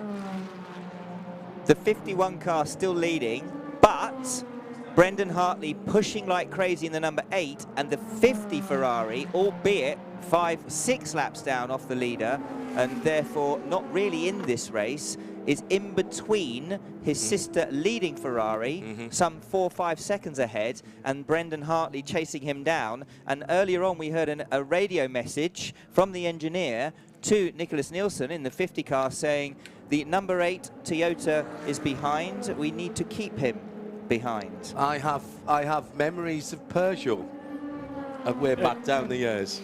And sadly, I now have experience of that situation, which I have to say I found enormously difficult to deal with. Yes, you play this race. This wasn't at Le Mans, incidentally. It was a far less important, not even a 24-hour race. It was a 25-hour race. Now you can maybe work it out. But we had exactly this situation where we needed to keep a car just a little bit behind us. And I had huge moral difficulties in whether, or if whether, how, and then how to communicate that to our driver, who in the end did a brilliant job and we won the race. But there was a bit of a sour taste left in the mouth afterwards somehow. It's a team game though, Paul. It is. It is a team game. It is a team game. It's just how you do it. Exactly. So if Nicholas Nielsen drives his line, drives as fast as he can and doesn't give anything away, that's fine. If he starts weaving around like an a la Marquez Rossi that was happening and they're barging into each other, that's different. All right, let's quickly get down to Diana. She's been waiting a little while for this CrowdStrike report, Di. The number 22 United Autosports car, when I radioed you earlier, they'd taken the car into the garage and they had some brake. They worked on it for sort of 5 minutes, 5, 6, 7 minutes, changed the brake pads and calipers I could see, and then wheeled the car back out onto the pit apron. It then went out and did 1 lap around the circuit and has come back in again. And I've seen them checking the front right-hand side wheel because it looks like there's a bit of an issue there. They've changed the front of the car nose as well. They're now wheeling it back out, so they're doing a number of checks, back out onto the pit apron, and they're just about to put the wheels back on. But there's something going on with the front right, and I can't work out what it is just yet, but there's definitely a lot going on here for the number 22, sadly, which is back on the pit apron. Team AO, the Porsche car 56, is very much in contention. Gunnar Jeanette is one of the drivers and also team principal, team manager. I'm not even sure whether you drive a truck or not. Our good mate Gunnar in the United States, Tim Pendergast's been keeping a watching brief on your progress. And Tim's no stranger to the vagaries of the Le Mans 24 hours, so he knows the effort that's gone in. Tell us a little bit about the team and how it came together. Yeah, so first off, I am definitely not the team manager or team principal of this over here in the WEC side of things. So we partnered with Project One after our race at Bahrain last year for the 2023 season, with the main goal of really just getting here to Le Mans for PJ's first time and my 9th time. So yeah, the race has been going well. I wouldn't say that we're really in contention for it right now, but you never know what could happen. But overall, yeah, Rexy has done an absolutely great job. The teams ran a real good race for us, and none of the drivers have made any significant mistakes. So we're continuing to circulate and hope we get a good finish. You're only a minute off a podium at the moment. Is there any way that you can influence that gap? No, not really. We're managing some stuff with the car right now, so we're just trying to get it to the finish. Gunnar, I remember you, interviewing you here at your very first Le Mans. I mean, I think you were what, 18, 19? Yeah, I wouldn't date yourself like that. Yeah, I'm old, man. Everybody knows that. I just wanted to ask you, you know, this being the centenary year, the crowds that we've seen, I mean, I know you haven't been wandering about, but you must get a feel of it from the car even. Oh yeah, I mean it's amazing, and yeah, to your point, the first year I was here was 2000. I was 18, and now yeah, a few years later, but yeah, I mean everything just Le Mans and sports car racing, both in IMSA in America and WEC ELMS is so strong right now, and yeah, so for AO Racing to have a presence in both of those is very, very special, and yeah, we're looking to continue building a program and, you know, hopefully keep on moving up in the results. I think we'll stop there. I do not want to hex it in any way, mate. Great stuff. You're in contention. Yeah, thanks a bunch. Thanks, man. Speed, reliability, and the power of the cloud. That's protection that powers you. Learn more at crowdstrike.com. That was Gunnar Jeanette from AO Racing. Brendan Hartley now right with the number 30. The car ahead will box 50. this lap even if he doesn't get out of the way. 50, excuse me, yes. And you heard the team radio there. He'll be in this lap even if he doesn't get out of the way. So this is that battle. We'll keep an eye on that. Gunnar Jeanette and Johnny Morlam to my right here share a first Le Mans. He was 17, you weren't. I actually remember him coming up behind, or I think I passed him in the race. He was driving for Alex Job Racing. It was my first Le Mans as well. I was driving for Skye Racing with Sasha Masson and David Murray as my teammates. I remember passing him and thinking, okay, that's it, he's gone. And he stuck behind me. I had to get on the radio and I said, who's this chap in the Alex Job? Because he was literally hanging on to me as we see the 50 car indeed pitting into and releasing Brendan Hartley, and he's now got that down to 9.7 seconds to the leading 51 Ferrari. And they came back and fastest lap of that car's race the lap before, and he's just at a 3:27.5. He's pushing up. It was 300s difference between those two laps of Brendan Hartley. He has given it everything. There's a reason they left him in the car and gave him a new set of boots, clearly. And very quickly to finish my story, and they said, oh yeah, he's the youngest guy in the race, and as you quite rightly said, and in fact I think he broke the record at that point. He was the youngest ever. I think I was 6 months older than him at the time or something. Yeah, less than that, I'm sure. Brendan Hartley has been set to stun. If you didn't recognise the voice there, that's Johnny Morlam. He's with me, John Hindorf and Paul Truswell. And we're heading towards 2 o'clock in the afternoon. Where has the time gone? Coming in to the last 2 hours and 1 minute. The chase is on. It's 9.4 seconds. At stake, the win at Le Mans, which is always something that is absolutely prized. But this is not just any Le Mans. The 91st running, yes, but the 100th year anniversary of the first race here for the Grand Prix d'Endurance.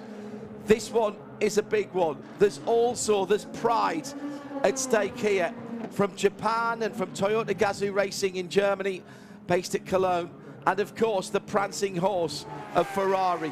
Last here 50 years ago. Yes, remarkably, they've not been here for half of the length of this race that's been running in the top category. 2 hours to play out, and we'll find out how it goes next here on Haggerty Radio Le Mans for 2023. Radio Le Mans weather. Well, temperature rising. At the moment, it's 25.1 in the air, 46.9 on the track. Toasty for the Michelin tyres of the hypercar class. Top temperature towards the end of the race, 26 degrees. Our chance of precipitation has now dropped under 50%, 46% of a drop or two before the checkered flag. That's the Radio Le Mans weather with Flywheel, the perfect way to spend next weekend, Father's Day, with Le Mans heroes and spectacular aircraft.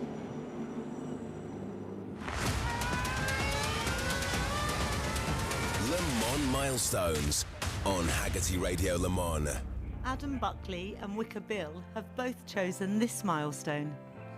1953, the first Le Mans 24 win using disc brakes by Jaguar.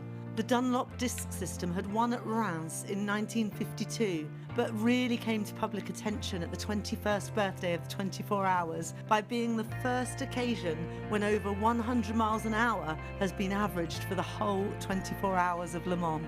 Tony Rolt and Duncan Hamilton won in a factory-entered XK 120C Jaguar, and they averaged over 105.5 miles per hour. Le Mans milestones on Haggerty Radio Le Mans.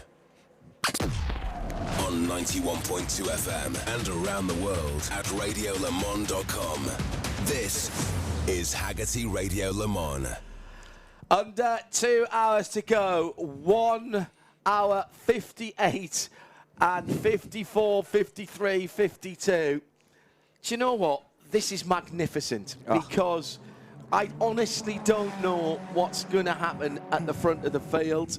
We've got 90 seconds between first and second in LMP2, and that includes Team WRT just coming out, Robert Kubica staying in. I think that's a quad stint for Robert as well, and Albert Costa and he have been going head-to-head with Paul-Loup Chatin as well, who's just pitted from that battle in the top 3 in LMP2. Double for Robert Kubica, my apologies. And in GT, it's the Iron Dames in second, ORT by TF in third, but still leading Corvette Racing, Nicky Katzberg, to the end possibly to the end of the race, actually. I mean, might just be a little bit long for Nicky, but I did check, actually, and Ben Keating has done his 6 hours. So Ben doesn't have to get back into the car if he doesn't want to. Indeed. No, he's done 6 hours and 18 minutes. Nicky Katzberg could easily do a double and then half a stint. Yeah. Is all he needs to get into the flag. Yeah, all he needs. Yeah. He's going to get pushed all the way. Michel Gatting at the moment in the car. Ferrari with a sniff of Le Mans, an historic victory. They've already pulled off. Hang on, let's go to Team Radio. Brendan, box this lap, pit confirm, box this lap, change driver to Gio. Right. Now, that was a brand new set of medium tyres for Brendan. Do they put another brand new set on for Rio? If they've got them, spot them if you've got them. If they've got them, they have to. If they don't put new ones on here, that only means that they probably only have 1 or 2 sets left. Yeah. I wonder if they know what the Ferrari's got left as well, and whether they're trying to balance themselves against that. They'll have an idea, Paul, won't they? They'll have an idea. And I think the other thing is, even if they don't have a brand new set, they'll have a partially used set. And they'll understand how to get that partially used set back to being like new. And as a driver, I can tell you, when you go out on a new set, it just gets you in that zone. Then you can put on another set that maybe not new, but they're still good, and you somehow manage to still keep that lap time going. I think for Rio, it'd be really important if they have it and they can bear to do it, and you can Sebastian Buemi patting him there. Rio's going to the end. Rio's going to do the last 2 hours there. If they could give him maybe 1 or 2 new sets of tyres in that time, he will absolutely get in the zone and fly. Don't forget they've got that brake issue though, so it'll be interesting to see, but he is going to give it everything. I just hope it doesn't end in tears. That was really interesting body language down in the Toyota garage. Buemi was on the wall. He made a point of coming off the wall and back in the garage. Rio helmeted, suited and booted, and the last person that went to him before this car comes in is the hugely experienced and very quick Seb Buemi. Just looked him in the eye, give him a bit of a fist pump and a smack of the hand, and nodded at him as much as to say, you've got this, kid, off you go. And that's sometimes all you need, isn't it? No words were exchanged there, didn't need to be. Absolutely, and Rio will be pumped as we watch the number 8 peeling into the pit lane. Awesome job from Brendan Hartley. Down to our CrowdStrike pit team, Nick Damon's there. Yeah, join the pit lane as the Toyota comes in for what should be its final driver change. Brendan Hartley hops out of the car, walks laconically in a Kiwi style back in the pit. In gets Rio Hyaranto. Windscreen being wiped down, some of the detritus being called off. A good old check of all the inlets, making sure there's no more rodent strikes on the front of the car. It's completely dead, animal free at the moment.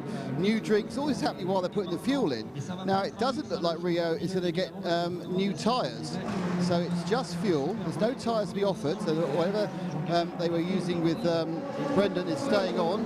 Again, we haven't got the markings on the side of the tyres. They ran out of marked tyres about a day ago, but they are mediums, we understand, and they've gone away in a very, very clear, and off they go. CrowdStrike. Cybersecurity revolutionized. Learn more at crowdstrike.com. I love the fact, I know some people don't, but I actually love the fact that we have all this tension and these super fast cars doing 200 miles an hour, and the pit stops is just for a moment a little oasis of calm, because everybody goes about, particularly when there's no tyre change. You put the fuel in, it goes in at the speed it goes in, there's plenty of time to get the driver in and booted in, and it's almost like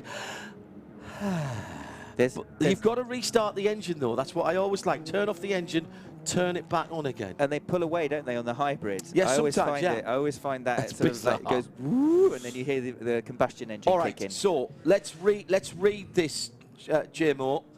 A one stint used set of tyres on that car, and then what, 2 new sets to the end?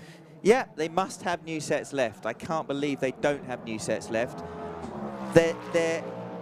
They're obviously, they've only been on for 1 stint, so they're gonna maybe let him get his eye in on a hot set, hot scrub set, and then give him a new set afterwards.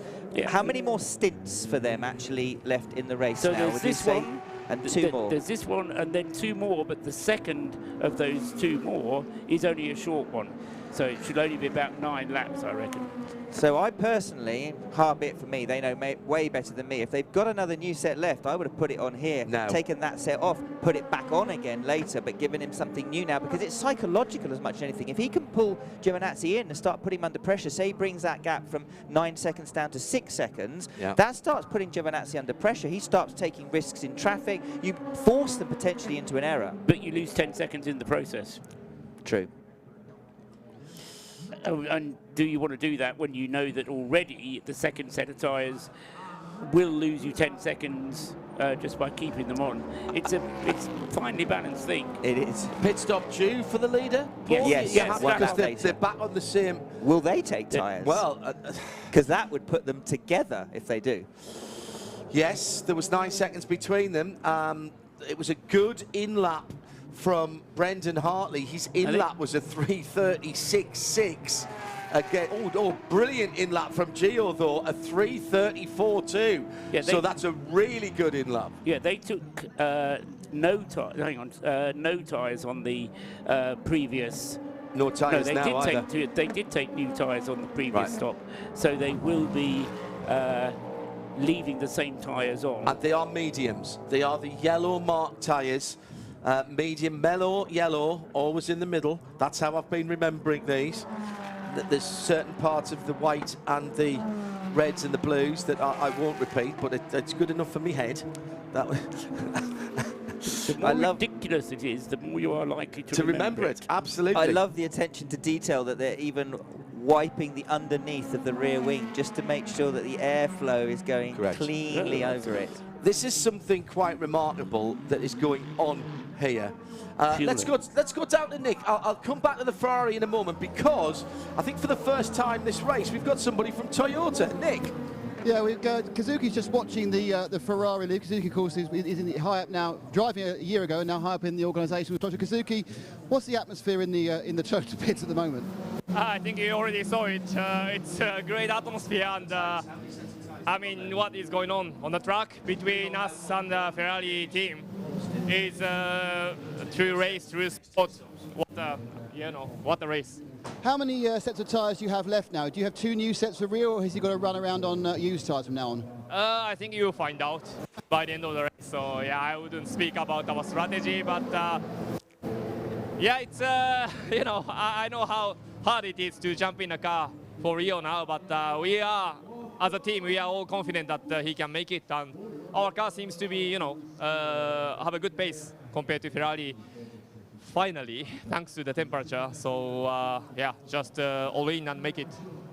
Was there a discussion about putting Seb Wavy back in again, or was Rio always going to finish the race? No. The plan was to finish with Rio, and Seb just went there to get as much information as possible to help Rio. So as a teammate, everybody is working hard to support. The gap is 16.0. The gap is 16.0. Let's hunt him down. No need to ask you whether you're stressed about it. I mean, how much would this win mean? I mean, it's a win against major competition, isn't it, for the first time in a few years?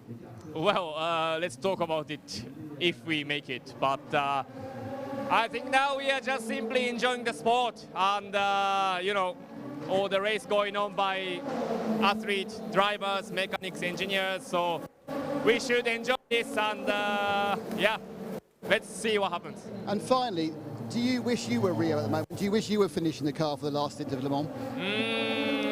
From my position, I don't think I would handle this pressure. So I really respect Rio or any drivers who is jumping in the car now, and yeah, that's really simply what I feel. Thanks, Kazuki. Thanks a lot. Yeah, thank you. CrowdStrike. Protection that powers you. Learn more at crowdstrike.com.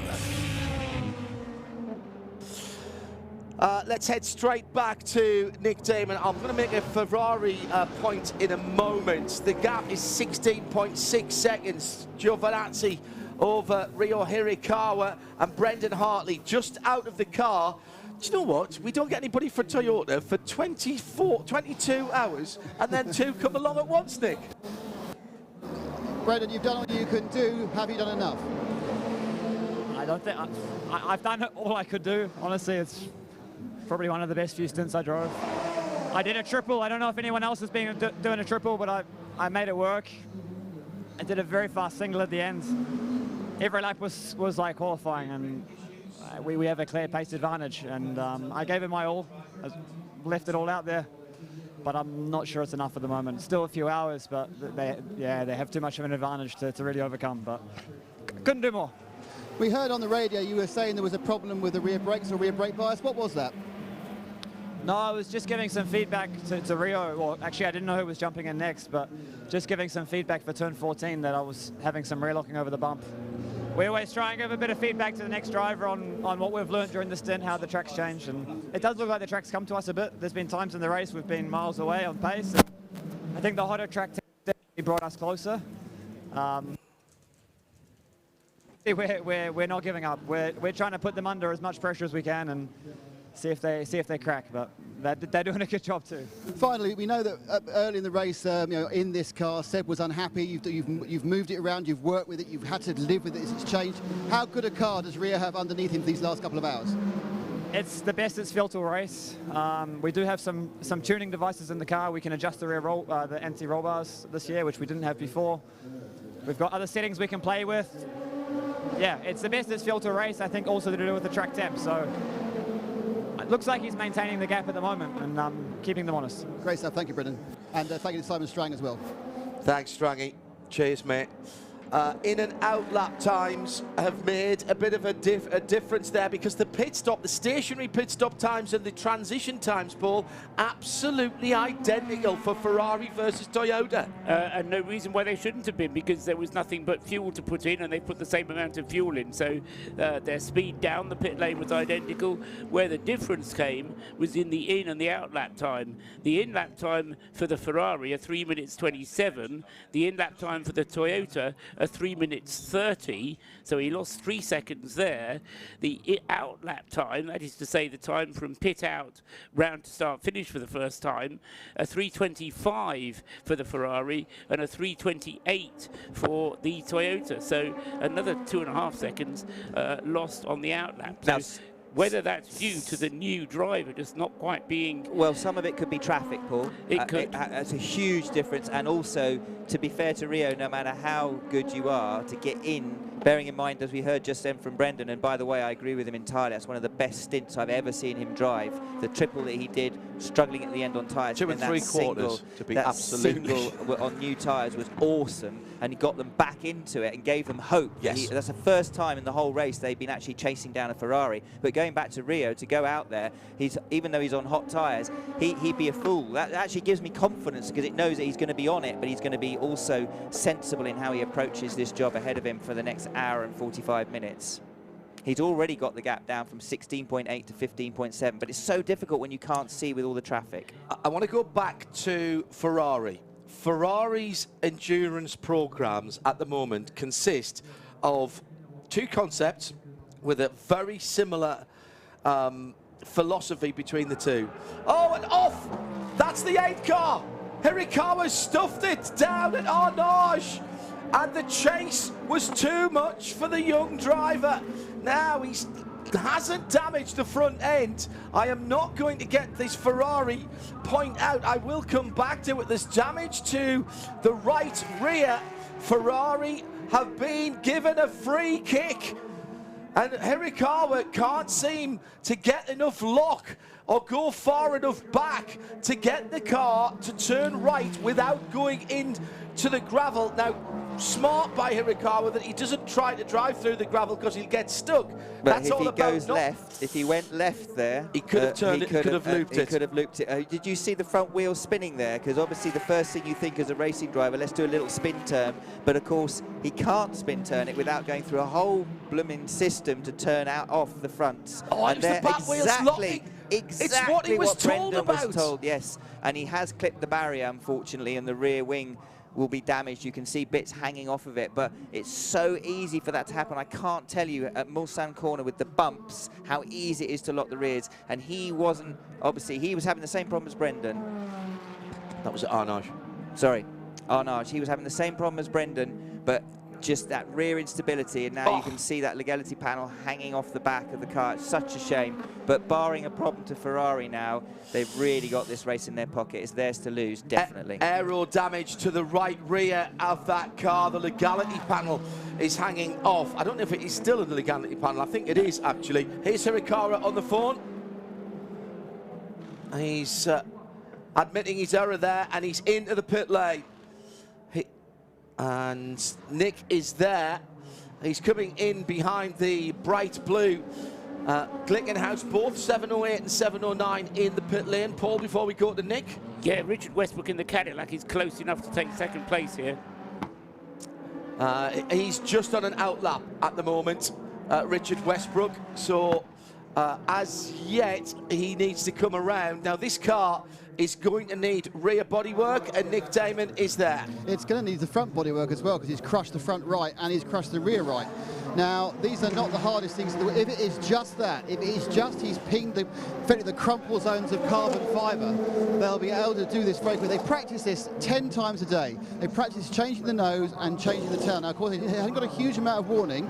They have got the nose waiting already, and the new nose is on. They haven't even bothered checking the.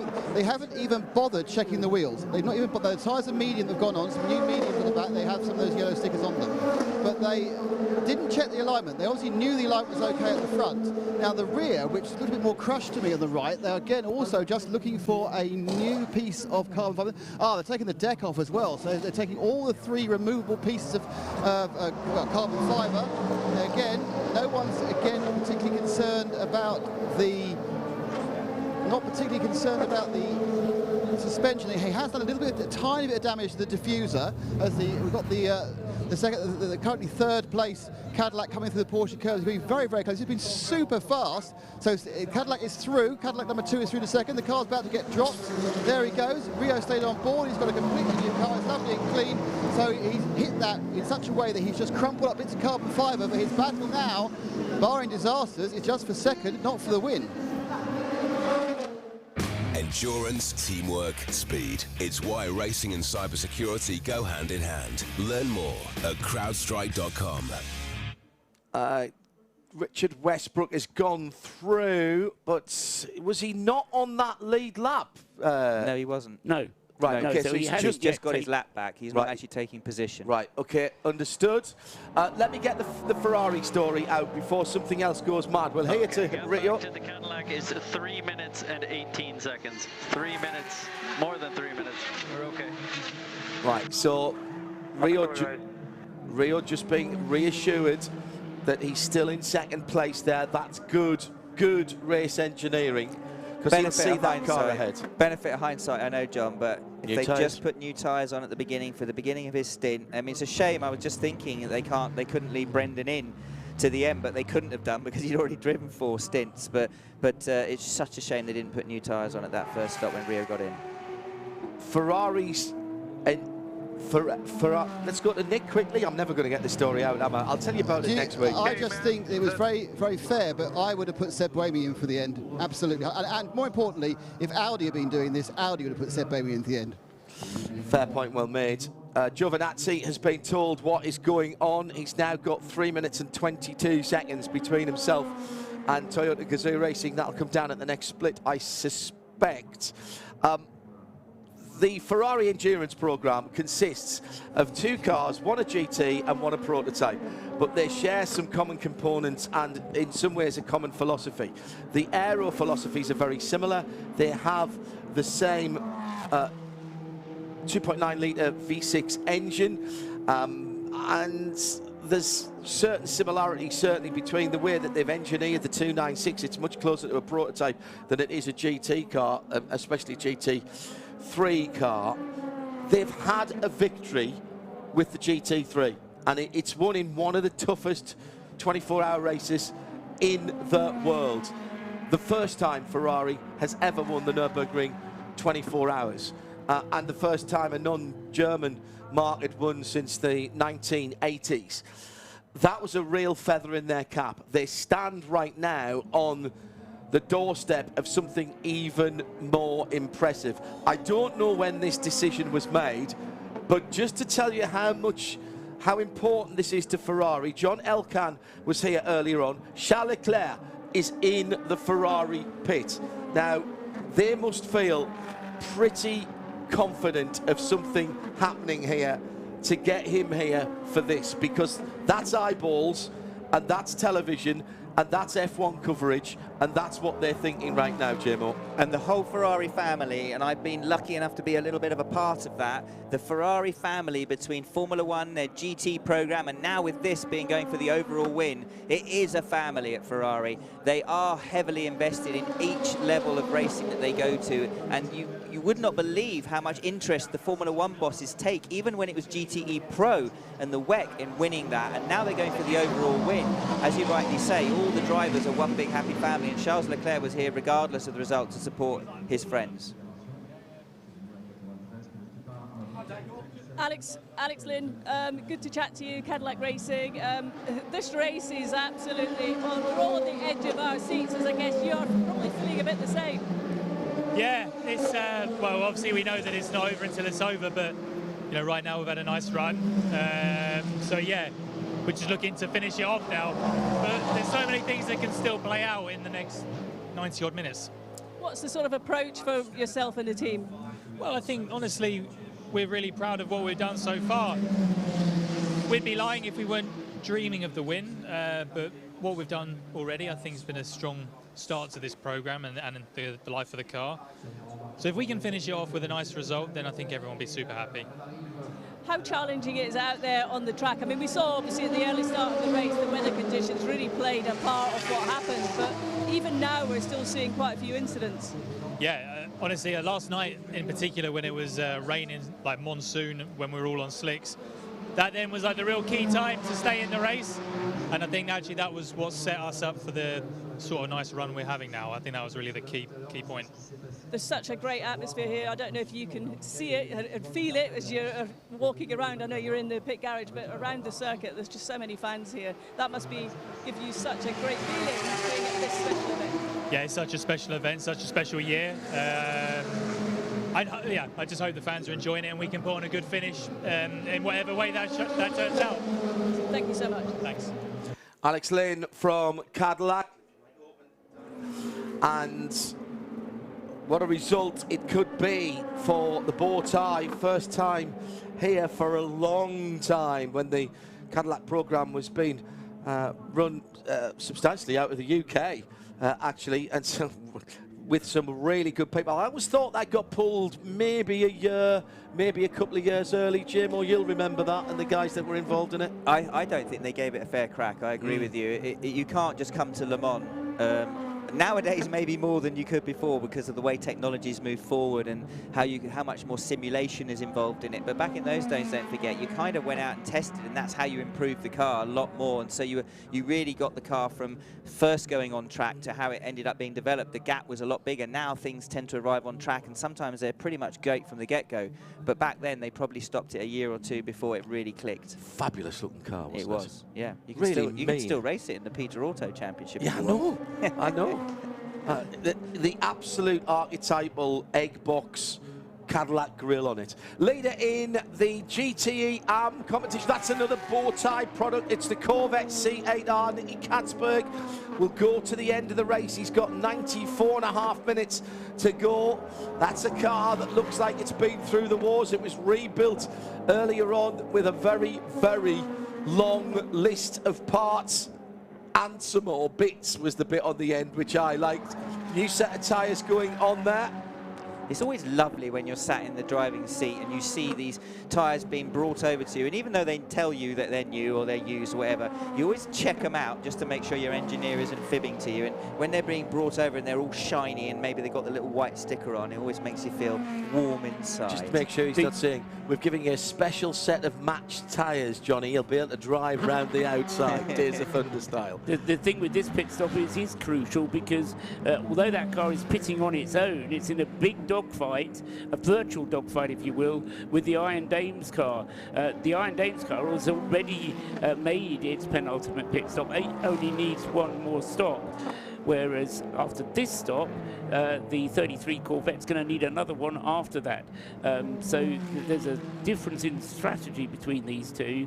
And then in the middle of it, you've got the T-Rex Porsche, the 56 car, which Matteo Caroli has been doing great stuff with. I can't imagine he's going to take it to the end, although theoretically he's within his 4-hour limit if he does. So how come the Iron Dames can get from here to the end on one more stop, and the 33? But the 33's just had one, so they're only going to need one more stop as well. Yeah, so they both need one more stop. But Absolutely. what I'm saying is that the effect of the Corvette pit stop hasn't yet appeared on the timing screen, because it hasn't yet kind of come around after having made it stop. So you still think it's the class leader. So ORT are in this as well, though. Charlie Eastwood in the bright tangerine number 26. When was he last in? They're certainly in with a chance of a podium, but in terms of positions or in terms of gaps, he's 200 metres behind. Yeah, he's not that far behind, is he? No, he's, he is in with a chance as well. So it's a full-way battle in GTE. Johnny Palmer, due in a moment, will be supporting the ORT car because it's very tangerine.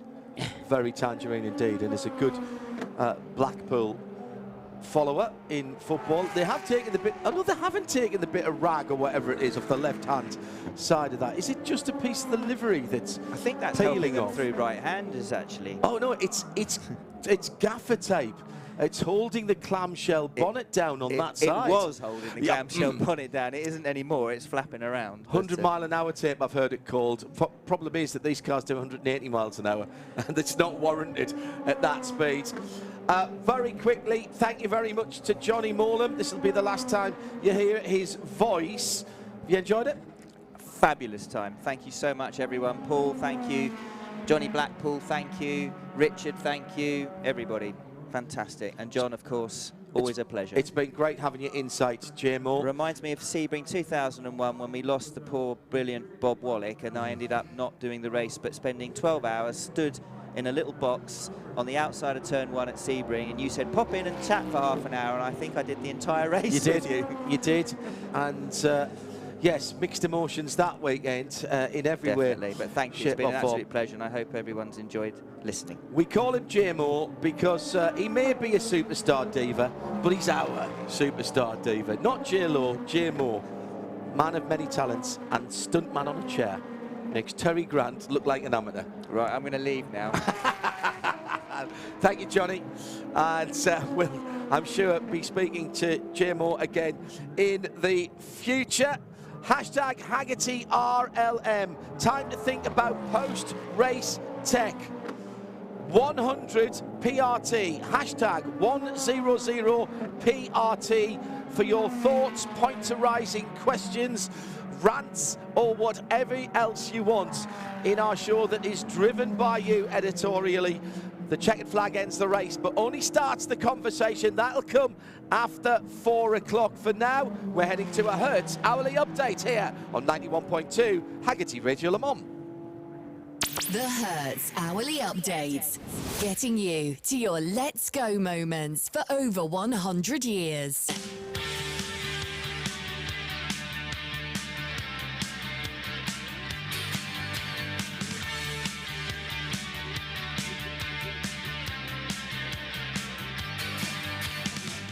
Just an hour and a half remain on the clock now of the 2023 24 hours of Le Mans, and it's a Ferrari in the lead. Antonio Giovinazzi, car number 51, with a more comfortable advantage than it has had for many an hour, really. 3 minutes and 21 seconds now is the gap between himself and the number 8 Toyota Rio Hirakawa, having had a smallest of mistakes down at Arnage and locked up the rear wheels. Car went into the, or went straight on, damaged onto the front and rear, needed another pit stop, and Rio Hirakawa then dropping back now.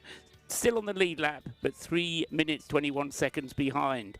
In third place, Richard Westbrook's Cadillac is a lap behind, but he's 2.5 minutes, in fact nearly 3 minutes behind the Toyota, so the Toyota can't afford to have any further problems, otherwise he'll be falling off that second place.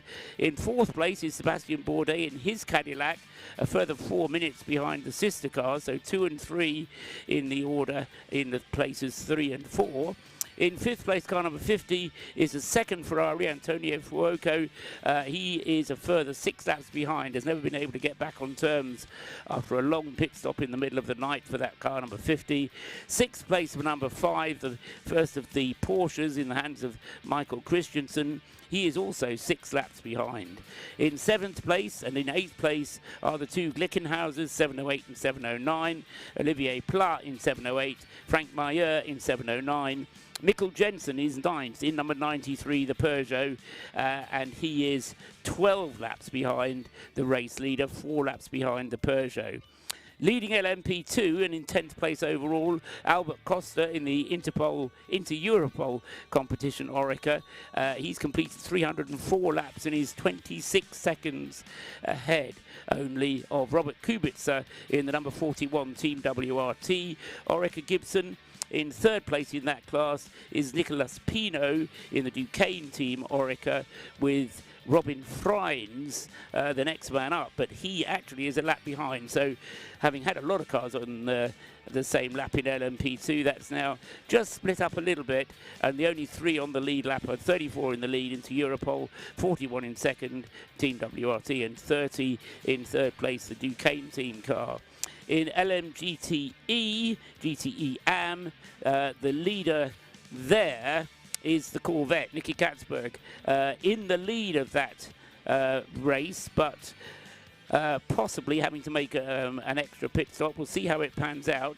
They have a minute of an advantage over Matteo Cairoli in the number 56 Project 1 Porsche, and they have 27 seconds of advantage over Rahel Frey, car number 85, the Iron Dames Porsche. So it's Corvette, Porsche, the top 3 in GTE, and then Charlie Eastwood in 4th place in the ORT Oman Racing Team Aston Martin. He is just a second and a half behind the Iron Dames car in the Aston number 25. That's your hourly update. We're getting to the closing stages now. The Hourly Update. Hertz Rental Car, getting you to your let's go moments for over 100 years. Le Mans Milestones on Haggerty Radio Le Mans. F1 Quiz has chosen an epic fight back as a milestone. The 45th running of the 24 Hours of Le Mans in 1977 provided excitement throughout. The Alpine Renaults were in charge, and a brief challenge for Porsche faded when Pescarolo's 936 retired with engine issues. Jackie Ickx, his co-driver, was transferred into the Bath Hayward car, which was in 41st position, 15 laps behind the leaders. The night was not kind to the French car, the second and third placed entries falling by the wayside. At 9 in the morning, after leading for 17 hours, the Jabouille Belle car was out with a burned piston and Porsche were in the lead. After a marathon 11 hours, Ickx handed the car over to his teammates. With 45 minutes to go, Bath pitted on only 5 cylinders. By then, they had a 19-lap lead. The mechanics did what they could and then sent Jürgen out for the last 2 laps. Even with the delay and Bath nursing the car, they still won by 11 laps. The biggest margin of the decade. Le Mans Milestones on Haggerty Radio Le Mans.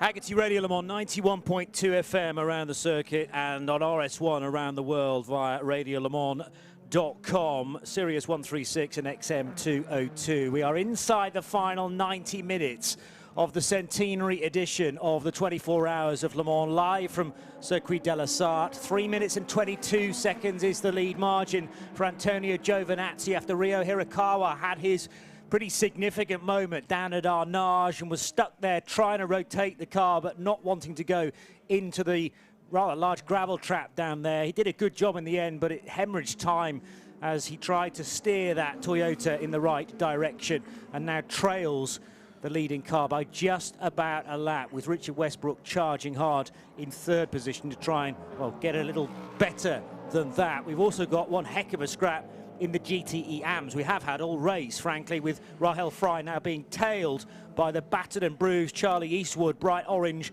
Aston Martin. Charlie's got a really good run on the Iron Dames car coming out of Tête Rouge here. The aero is totally messed up, though, off the front of that Aston Martin, and there's tank tape flapping on the left-hand side. Bit of debris kicked up as well by Aston Martin number 25, but this is surely the Ulsterman's best opportunity. Rahel Fry with her hands tied behind her back. I'm not sure she's going to be able to outbrake the Aston Martin into the Daytona chicane. She certainly cannot, and that's the change for second place with an hour and 23 minutes to go. Aston to second, Corvette still leading GTE AM, and the class I've not mentioned so far because I didn't really want to start mine and Richard Crail's final segment of the race with drama, but the 34 car, Crailsy, has been in for a stop leading the class, the Inter-Europol competition car, and we now know that that latest pit stop is under investigation as Rahel Fry thinks about an alternative move or a kind of reverse manoeuvre into the second chicane on the Mulsanne. She got a really good toe there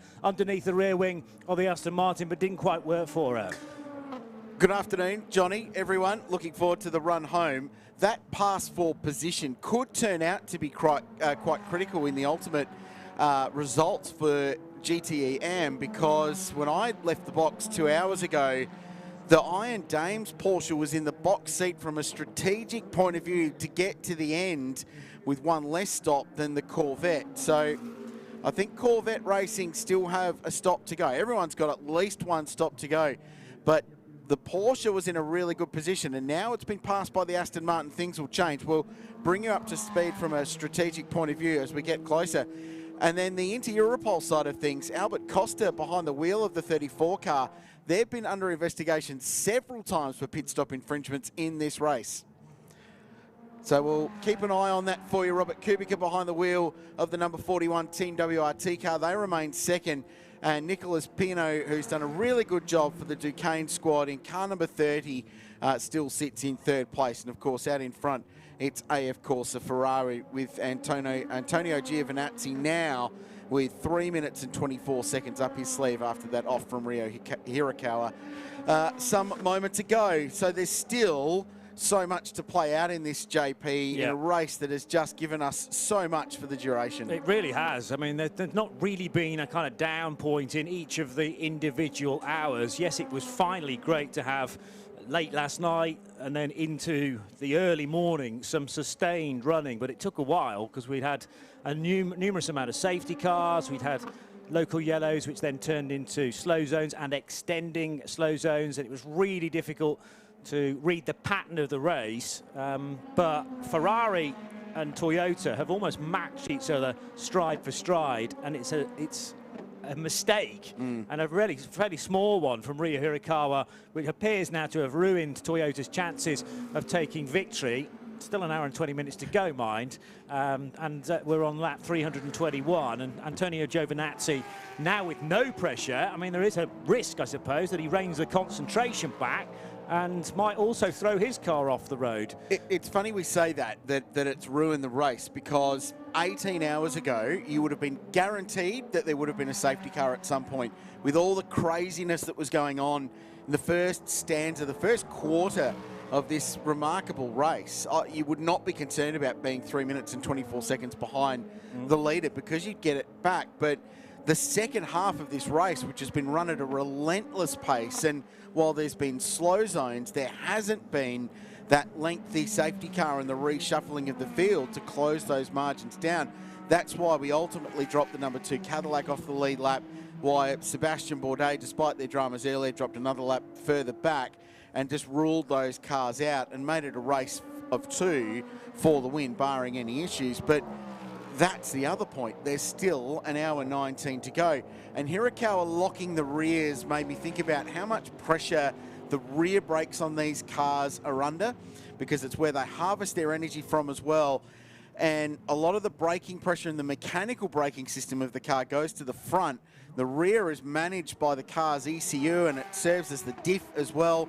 So that's why a lot of cars have been battling with rear brake locking and overheating, both in WEC and in IMSA competition. who's to say that couldn't rear its ugly head in the last hour and 20 minutes of this race? It could be another thing that these teams are managing that they're not telling us, because why would they? The onboard computer systems, the ECU, if you like, is doing this tightrope act in balancing between the ICE output and then that from the hybrid redeploying power. And there's just a whole load to go wrong there, particularly on tired race cars that have done nearly 23 hours of racing, Paul Truswell. Yes, it's interesting coming on the end of that conversation, and I'm not trying to butt in, but this is in effect where Toyota have their advantage because of their experience, but there is it is tremendously difficult to get the amount of electricity that gets harvested and stored in the electrical systems of the car and allow the driver to brake with a brake pedal that gives him feeling. And we heard Brendan Hartley talking about the modulation of the brake pedal. The brake pedal is not a switch like on your iRacing where you're either on the brakes or you're not on the brakes. It's something which you modulate and put in more and more pressure on. But as you do that, you start to confuse the computer system that's sucking up and creating the electrical power to put it into the hybrid system. And so your pressure on the brake pedal has to compete with what the computer is telling you, and sometimes you don't always get the same amount of feedback coming up through the brake pedal that makes sense. I spent some time, Trusses, in Porsche earlier in the week and was fortunate enough to have a look through their setup here at Le Mans, and the biggest thing they said that they're working on, that they've got room for improvement for, is the electronic control systems on the car, because it's a free area that they can innovate and they can unlock various things. And the word there is that they are at maybe 20% of the potential of that system this early in the car's development. And that's all that management of the hybridity in the cars, the brake-by-wire, the rear axle, everything about it. Even that they've got brake vectoring so they can adjust the brakes diagonally across the car to help them turn in. So it's remarkable technology, and they're only just kissing the surface of it now to unlock it. So the 963, when it returns here next year, even though via the homologation rules in IMSA and WEC with the various little upgrade packages they're allowed to implement, even if they don't roll out any significant upgrades to the car, beneath the skin electronically, they're going to be fundamentally very, very more advanced in 12 months' time. So it's a really interesting part of the sport and where sports car racing at this level is going right now. Let's take a CrowdStrike Racing pit lane report, because the hopping Fabio Scherer is appearing right alongside the 34 car. This is the Inter-Europol competition machine that currently leads LMP2. Yes, it does, and you're absolutely correct. There is a driver change. Fabio is just jumping inside right now. The team are refueling, as we would expect at this stage, and Fabio's just settling himself into the car. Once I know they've got the tyres ready, but let's just see if they go on after they've refueled, because I've seen a couple of other cars where they've had the tyres ready, but they haven't actually made one yet. They've got a set of brand new tyres waiting here, and yes, they are changing those tyres. You can probably hear it during this. So within 2 seconds, I think he will be out. 5 seconds, he will be out there as they get these tyres fitted into that car. CrowdStrike. Protection that powers you. Learn more at crowdstrike.com.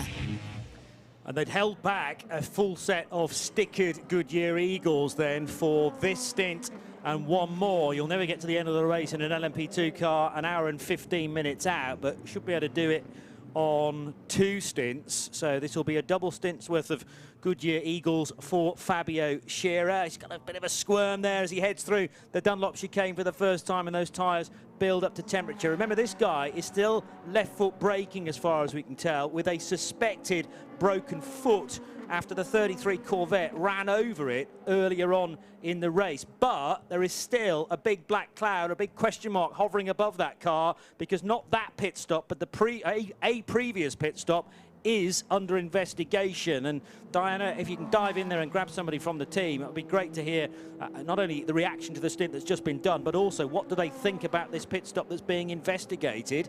Is it going to affect them? Because they only lead by 22.4 seconds over Louis Delatraz's 41 car, the Team WRT effort from Belgium. And the 30-car Duquesne machine is running in third position. That car's just been in for a pit stop as well, retaining René Binder.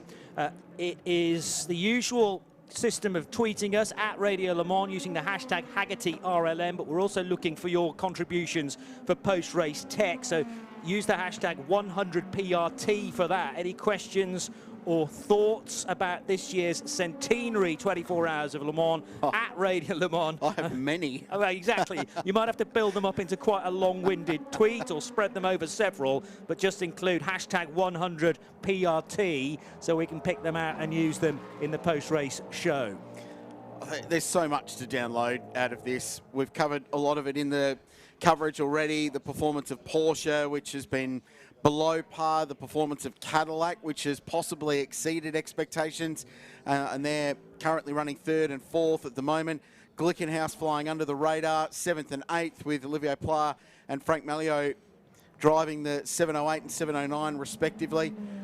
What about Inter-Europol, the Polish flag team? It's named after the family bakery of the people that own that team. They have stretched together an incredible program this weekend.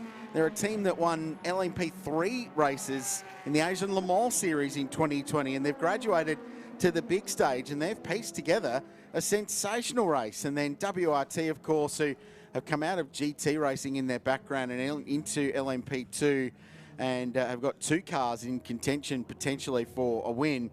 And we've been covering the stories, trusses, all day about this amazing GTE AM battle that's just been waging since the first few minutes of this race. Yes, and it certainly is going to go to the end of the race. Nobody's been talking about record distance, and nor should they, really. I mean, people always talk about what distance are we going to cover, and I kind of start plotting what distance we're going to cover from about half distance onwards. However, it is going to be a record of the wrong sort, because it could well be the slowest Le Mans 24 Hours that we've had since 2001. Oh, wow. When it rained for practically the whole race.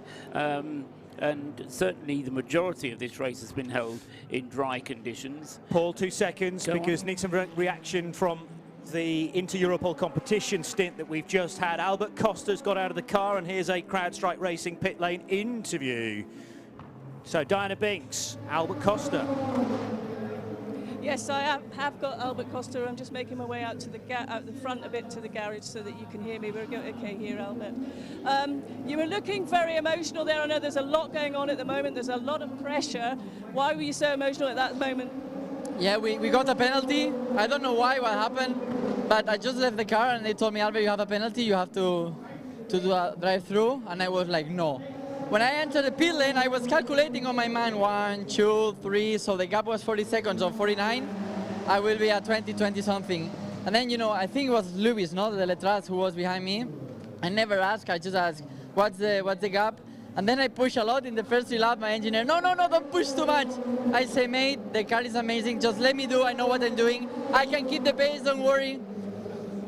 And when I came here after this triple stint, giving my completely best, I drove like completely with my heart. And when I came here inside and all the people, you know, it's a tough one, isn't it? It's you've put so much effort, as you say, you put your heart into it, you gave it the best you could out there, and then to face this definite penalty. Yeah, I mean, I'm very emotional. Everybody know me, I'm friendly, you know, blah blah blah. But when you give your best and everything works on the right way, in my heart, it's amazing. It's amazing because. Well, you look like you have an amazing team behind you here in the garage. I mean, they were absolutely supportive to you when you jumped out of that car. We started the history, this lovely history in Sebring. I met them in the factory when I signed the contract, but yeah, they did amazing. They learned from mistakes. They listened to how to improve, constructive opinions, and look what we can do in Latin. In the last 2 races, we were P3, now we're running P1. We don't know what's going to happen, but we are fighting. We are on the fight, and we show the potential, so that's enough to know the people. That's all you can do at this moment. Thank you. Thank you very much. Well, it's a breaking story. Endurance, teamwork, speed. It's why racing and cybersecurity go hand in hand. Learn more at crowdstrike.com. Breaking story clearly down at 34 inter-Europol competition with them in such a good position, and the story about Fabio Scherer driving with his injury. They've been so often a nearly team. They came perilously close to winning the LMP3 category in the European Le Mans Series last year at Portimao, but for a car on cold tyres to spear off the road and end up in the gravel, and that was a horror story because they in the end didn't get to the finish when they were on course. They were on course for maximum points. Now, into Europol competition, putting a sign out on the pit wall to indicate to Fabio Scherer that he needs to pay attention to the radio. So maybe that needs a reset, a recycle. Are they not able to communicate with the Swiss? We have the race leader in, by the way, Antonio Giovinazzi from the Ferrari squad, number 51, just coming in, and Nick Damon paying close attention to this pit stop, the CrowdStrike. Beg your pardon, Diana Binks for the CrowdStrike pit lane report. Is it looking like a scheduled pit stop, Paul? Yes, it is, and the driver change as well to Alessandro Pierguidi, who's going to take it from here to the end of the race, Johnny. Yeah, I'm sure Di caught sight of that pit stop, but she is still trying to chase down all the ins and outs of the story surrounding the 34 inter-Europol competition that still leads the class, but only now Crailsey by 17 seconds. So, Paul, an hour and 7 to go. Is there a stop for fuel yet before they get to the end? Yes, there is. That was just the end of team radio. Medium tyres was mentioned there. They're going to do, yeah, they'll have to because time-wise, a 499p has been doing 40, 45 minutes, even longer than that, or? Yeah, around 50 minutes. 50 minutes, okay. So, yeah, an hour and 7 still to go. It's going to be a splash for the final 15 minutes or so. It'll be half a tank. Okay. Side-by-side action now between Duquesne and Team WRT. This is Rene Binder under pressure from Robin Freins. It could be a superb result for Team WRT if things all fall in their lap, because they now have 2 cars on the provisional podium. Duquesne, who've been flirting with a third-place finish in this race for many, many hours, not able to hold back. Robin Freins, the Dutchman there. And Binder, well, was just a sitting duck, really, with Freins around the outside. And the Vincent Voss run car now up to 3rd position to join with the Louis Delatraz car in 2nd. And we could, of course, yet see the WRT car promoted to the lead of the class in the form of car 41 if there are more dramas for the 34. Really nice move. Got the run out of Tetra Rouge, towed up behind the car in front, and then committed nice and early on the run into the Daytona chicane and snuck down the inside, nice and clear. Textbook Le Mans stuff in LMP2 where the draft, the tow, does play a significant role. So the WRT cars now 2nd and 3rd in LMP2, 16 seconds behind the race leader. So there's still so much more to play out, with a question mark hanging over the 34 car with Fabio Scherer behind the wheel. And again, the radio sign is appearing over pit wall, or will be in a moment or two, for inter-Europol competition. The 34 car, and yeah, Embrace is beginning down there. Do they know the game is up then at inter-Europol? They'll still have another pit stop to do, but yeah, quite what the situation is, we're waiting to find out. It's a radio issue, reports Binksy, and they can't communicate with Fabio Scherer, so instead they're showing a sign that says radio, but I don't know what he can do to solve that, other than building another sign with the specific message on it. But what hope he's got of reading that in the old school ways? He'd need it down at the old signalling pits, which is much more slow speed, coming out of Mulsanne corner. Maybe he can do some sort of electrical reset like they can on these modern day race cars, control alt delete on the fly and get it working again. At least to try turning the radio on and off again, well, yeah. Or at least to wave and to be able to be seen from the pit wall to understand that they at least can see, the driver can at least see the pit board, which is not always possible depending on the angle and the refraction through these wraparound screens. The other car that's still got a role to play in the LMP2 battle is the other WRT car, Robin Freins, which is still right in there and is going to do, in fact it just has done, the same to the Duquesne car, so it's now a WRT 2-3 in LMP2. And what about the GTE class trusses? Because we looked at a while back in my last stint, this battle between ORT by TF, Iron Dames and Corvette Racing, and they were all slightly out of sync with each other. They were stopping every sort of 3 or 4 laps between them. So is that battle still skewing the way of the Iron Dames there, or are Corvette in a better position now? Well, Corvette have got themselves in a better position down to pace, whether it's Nicky Katzberg or whether it's Ben Keating. The car is just going very, very rapidly, and they've opened up enough of a margin now so that their extra splash and dash that they needed, they'll be able to get in without losing their position, I think. So Corvette Racing potentially a 9th Le Mans victory in the farewell for that great team. Having been dead last in their class. Yeah. And last but one in the race positions overall. They were 61st overall in the race positions in the first 10 laps. I didn't catch all of that radio message from Justin Taylor, but I think he mentioned something about a power steering issue on the 50 car, and he's just pointing out to Pierre Guidi that Antonio Fuoco has struggled in that regard, and therefore a need to go just a little bit easy, stay off the curbs perhaps in the closing stages so as not to stress the components on the 51 car. Well, I wonder if that's related to that reason the 50 Ferrari spent so long in pit lane in the garage overnight when it basically ruled itself out of contention.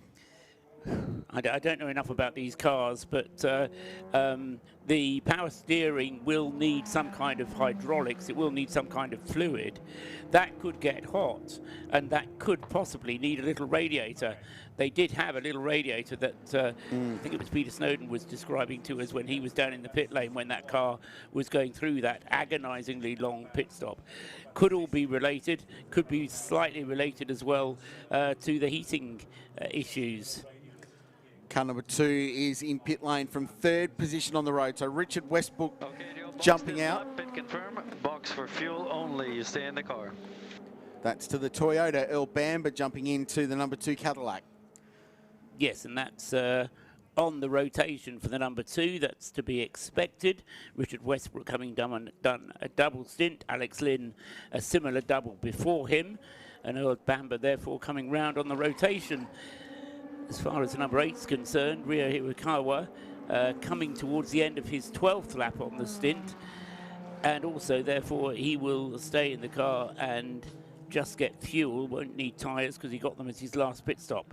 It's Haggerty Radio Le Mans 91.2 FM around the circuit and via radiolemans.com, RS1 throughout the rest of the globe. We're on Sirius 136 and XM 202. And we are a minute away from the final hour of the centenary edition of the 24 Hours of Le Mans. Radio Le Mans weather. Any threat of a sting in the tail for this race does seem to have ebbed away. I'm not saying the thunderstorms won't happen, but likely more now at 7 or 8 o'clock tonight. It will remain partly cloudy, and we've just about reached the high of today, 29 degrees Celsius. Tonight, more chance of more showers, and it will cool off to a low of 16 degrees Celsius. Monday, a high of 27. Radio Le Mans weather with Flywheel, where you can see the Bentley blower on track next weekend.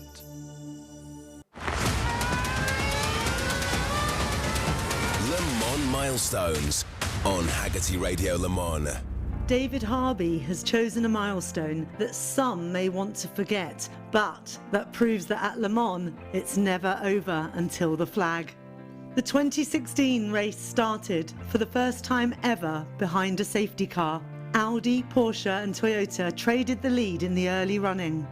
Problems for their sister car had left the number 5 Toyota TS050 leading the race, and in the closing stages, Nakajima held a 70-second lead over the number 2 Porsche 919, driven on the limit in a quadruple stint to the flag, With 6 minutes to go, the Toyota slowed on the Mulsanne straight. A problem with the connection between the turbo and the intercooler meant the engine lost power and Nakajima slowed. 2 minutes later, as the car was about to start the final lap, the car stopped completely on the track, right opposite the Toyota pits. David recalls the collective gasp and intake of breath from the tribune as the knowledgeable fans realised that Toyota's first win had just evaporated. Le Mans Milestones on Haggerty Radio Le Mans. On 91.2 FM and around the world at radiolemans.com. This is Haggerty Radio Le Mans.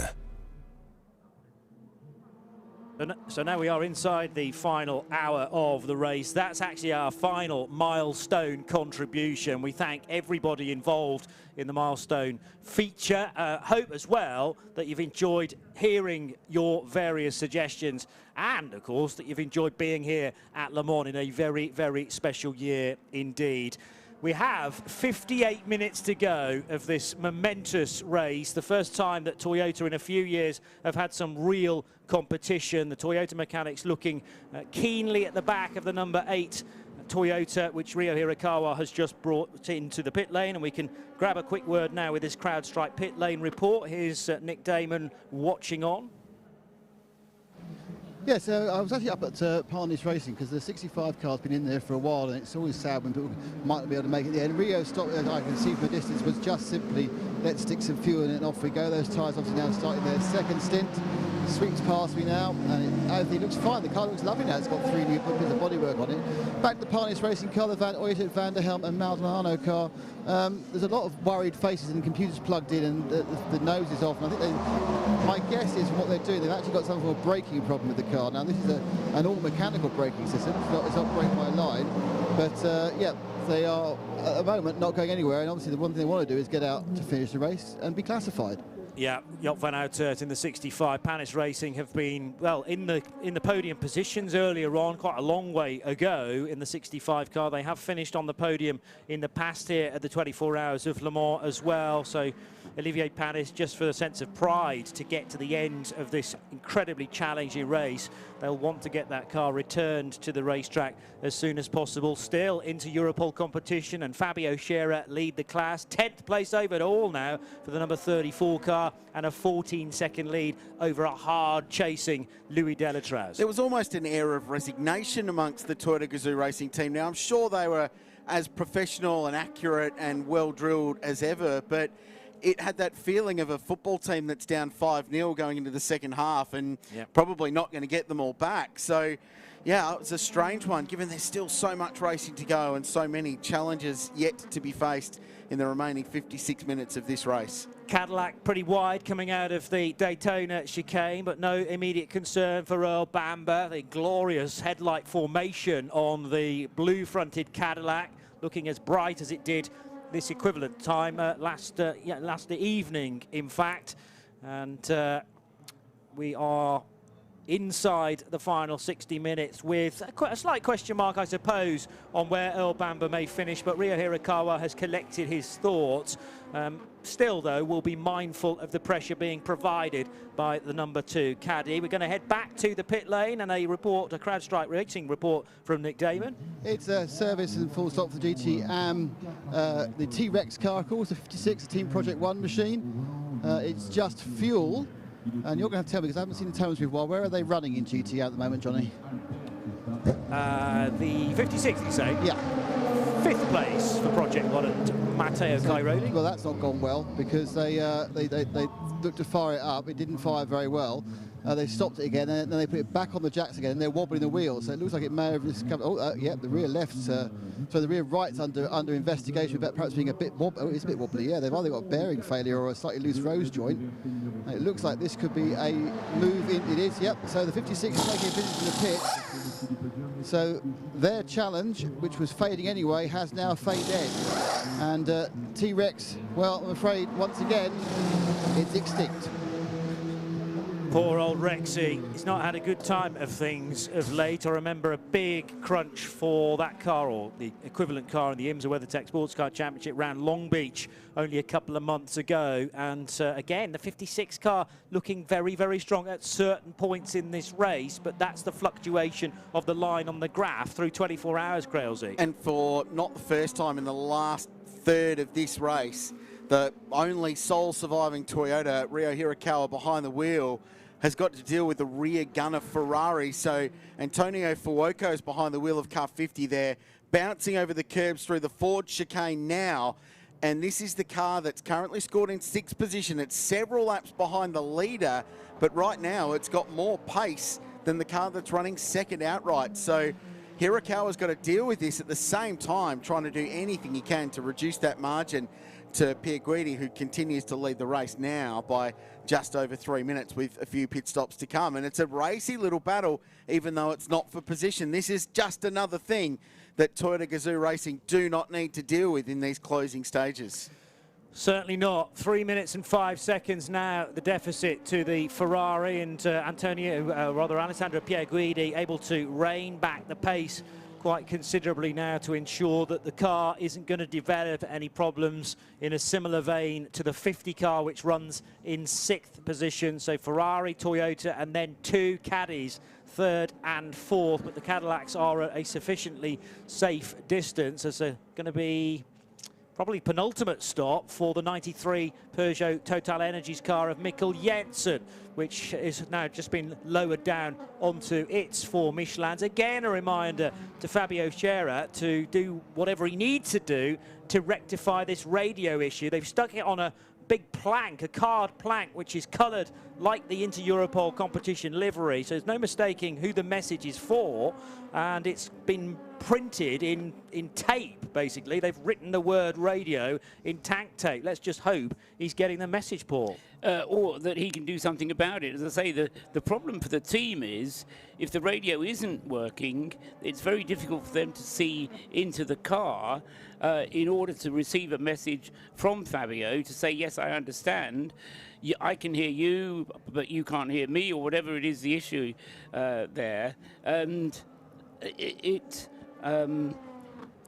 might even be a regulatory issue, because, as I said in the lead up to this race, one of the problems with the countdown to green system is it only works if everybody in the whole field can hear the radio from race control, or at least from the team manager, in order to be able to do the merging process and the drop back process and the wave by process correctly.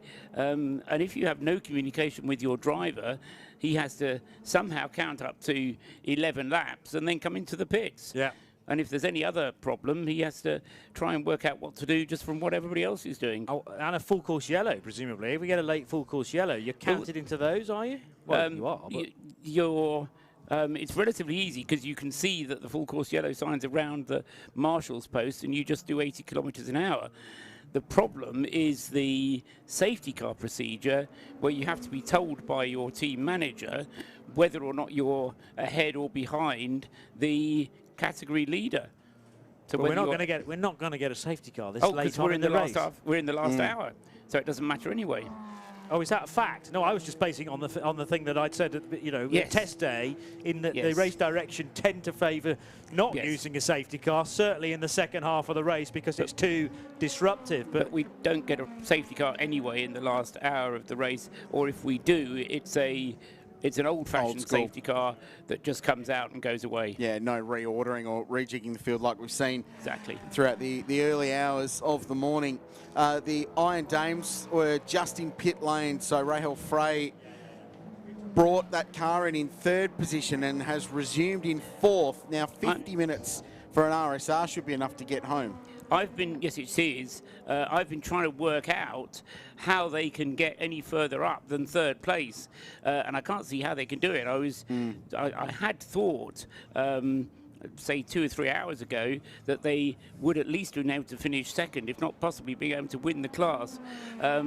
Their pace, though, hasn't been a match for the orange Aston Martin. Charlie Eastwood's pace is some 2-3 seconds a lap quicker than any of the Iron Dames, Sarah Bovey, Michelle Gatting and Rahel Frey, very well matched amongst themselves, and a good match for Michael Dynan, but when Charlie Eastwood is in that Aston Martin number 25, it goes an awful lot more quickly, and being in the process of a double stint, maybe thinking of doing a triple stint, Charlie Eastwood's pace is just too much for the Iron Dames.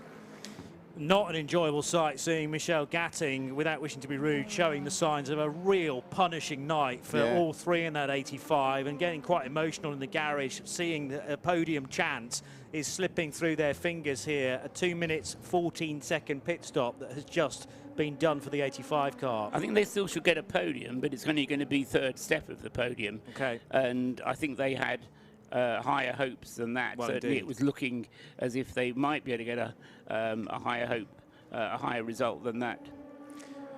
Corvette leading that class, Nicky Katzberg, and he is nearly 100 seconds up the road from Charlie Eastwood, who made that move on Rahel Frey not too long ago in the ORT by TF Sport Car. So we're waiting for Ricardo Pera in the GR Racing car to pit to then make that. Yes, exactly. The likely podium order. Yes, exactly. So Pera likely to pit and likely to stay behind the wheel of the number 86 car, and that will reverse the order in for third place in the class. Then we'll get Charlie Eastwood into the pits, again probably staying in the car, and then it will be Nicky Katzberg coming in as the last of the GTE runners, and of course he will need the least fuel because he's the last one to pit. So I suggest that he's going to be able to get out again without actually losing the lead, because his competition will have all pitted before he does. Yeah. And it will be a shorter pit stop anyway because you'll need less fuel because it's the last pit stop. Into Europol competition are trying absolutely everything here to try and sort this issue out for Fabio Scherer. Scherer pushing on, but the gap's down to just 10 seconds now as Louis Delatraz has done his car's best lap of the race, a 3:36.146. So Delatraz are proving to be a real star in the world of LMP2, and car 41 is now only 10 seconds away after a 3:36.1. Compare that to Fabio Scherer with a 3:38.2, but we think Scherer, remember, is driving with a broken foot. Speaking of WRT, they currently run second and third in P2. Let's grab a word with their team boss with this CrowdStrike pit report. Van Vos, another year, another double podium, or perhaps a win chance for your team? Well, as we saw 2 years ago, I mean, it's always tough. And this race has been incredible. Being able to fight at the end of the race with two cars, that's a great thing, yeah. Are you under the impression that the Inter-Europol team needs to serve a drive-through? I have no clue. I don't know what's going on, and we just wait. We just focus on what we have to do. We know we have to make time, and that's what we try to do. Of course, this year is the precursor to next year. We'll be here with LMDH hypercars. Yeah, well, let's say that it's another preparation year. Yeah, as you said, next week we will be starting our testing program with the BMW. And yeah, we are looking forward to it. Great success at the meeting with a double win in the Le Mans series. Will you also be running the GT3 cars in the Le Mans in the World Endurance Championship next year as well? Well, at the moment we are looking at it. I mean, it's not clear yet, but we are looking at it. And Max Hess is pretty good, isn't he? Yes. Thanks, Vincent. Yes. CrowdStrike, a pioneer in adversary-focused cybersecurity. Learn more at crowdstrike.com. Max Hesse is pretty good, actually, from the BMW Junior team, but that's not quite the point. Not quite the point that Nick Damon was making there, because there's a certain superstar from two-wheel racing in the sister WRT car that went well. You called that race, in fact, on the second race on Friday of this week. Didn't treat it so well, actually, Crailsey. I didn't treat it so well. No, I didn't. Really? I didn't feel so. No, I left it in your capable hands, and you've actually thrust it back into my lap. Yep, Never really no, wanted to see that championship No, again. it was something. some cars went out and they all came back in a different order, and yeah, it was very, very hard race to read. But Valentino Rossi did drive extremely well. There's no doubt about that. Yeah, I always think that those races do rather keep your grey cells in order, to keep them nice and refreshed as we move on through race week. And it's good training for the big race. I felt like at the end of that race, as I do now after 24 hours, there was a lot going on in that. So the Aston Martin number 25 has come in. Charlie Eastwood after that move on the racetrack for Rahel Fry, and to report on this car, which is by no means in showroom condition this late on in the race. Let's get a CrowdStrike Racing pit report. 2 amber lights on the side and only 2 tyres for the car as well. Just left side tyres. Not seen that before.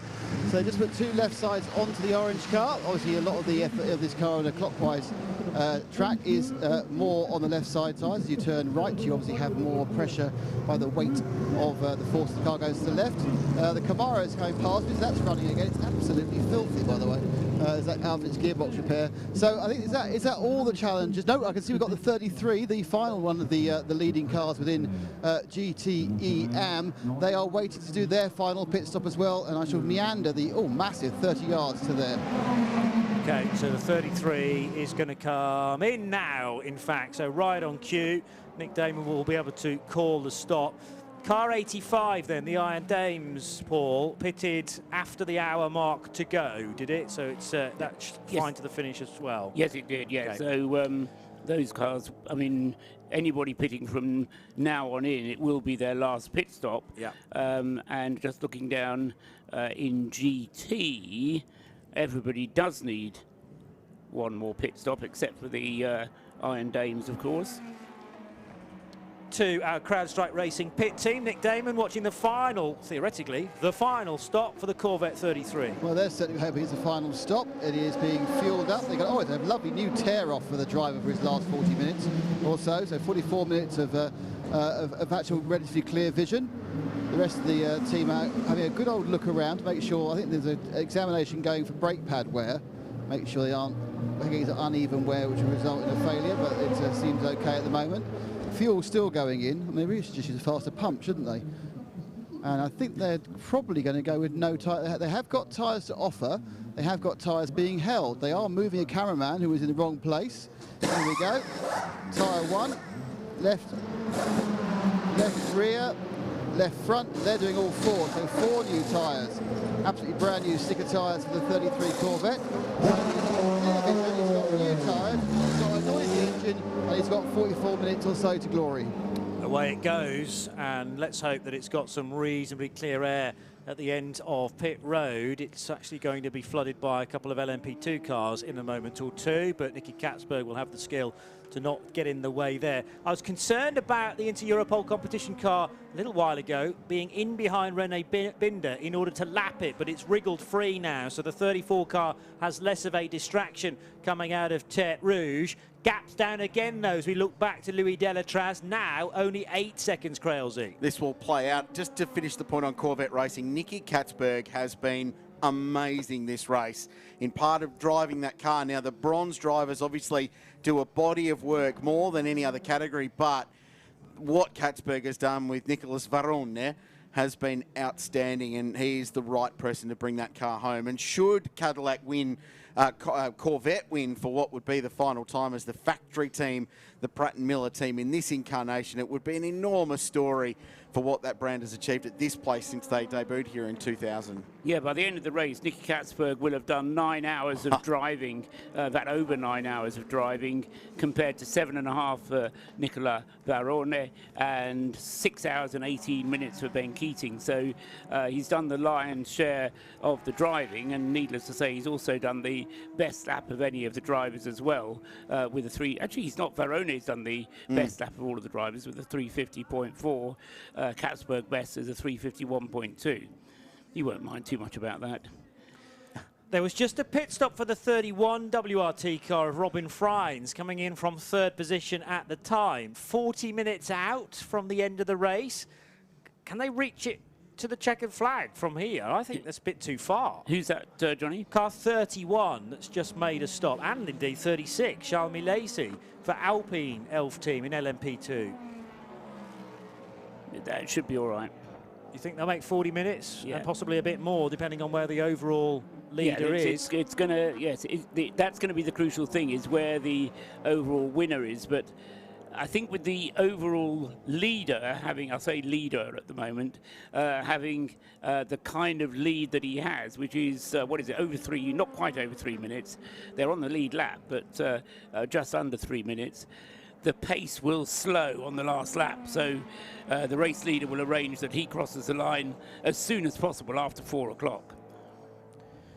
Indeed, so time in hand is helpful to the LMP2 runners that are a little bit squeaky on fuel consumption, or the amount of fuel that they've put into the cars this far out. Maybe just a little bit of fuel save will be necessary as a belt and braces attitude. Fabio Scherer and those associated with inter-Europol competition still have very high blood pressure because of the way that this the final stages of the race are panning out for the 34 car. Actually, the gap has risen slightly to Louis Delatraz in the 41, but it's still hovering around 8 seconds, and Delatraz has plucked out the best sector time for that car through towards Tête Rouge from the start-finish line. He's still pushing like crazy. Yeah, this has got LMP2 last lap showdown written all over it again. Haven't we seen that before at this place? So Delatraz still pushing on, and personal best sectors, as you said, 8.2 the official margin. Rene Binder, you wouldn't expect to be in that fight barring some form of miracle. So it could be between Scherer and Delatraz. I would still need to get to the bottom of that inter-Europol issue, if there is one, whether there's a penalty coming or there's an issue with that car. Car 41 arriving on pit road now. This is from second place, the other Team WRT car with Louis Delatraz, so that's an indication as to why he was pushing hard as well. It was an in-lap, in fact, for the Swiss. A CrowdStrike pit report from Nick Damon. And he's staying on board, so Delatraz will take it to the end. There is a general clean-up and fueling going in. Again, they're always checking the detritus and marbles that is thrown off into the rear strakes behind the wheels, contained within the above the legality panels, these are Oracle 07 P2s. Now the question is, there are tyres that are on the edge. I don't think they're going to take tyres because they are looking to get out as soon as the fuel comes off. They want it to be absolutely brimmed, of course, because we are on the edge of, if they get on the edge of the fuel tank capacity of the P2, and off he goes. Everything's gone great, and that was a very solid stop and a very solid final stop, I'm sure they will hope, for the 41 WRT car. CrowdStrike. Protection at every turn. Learn more at crowdstrike.com.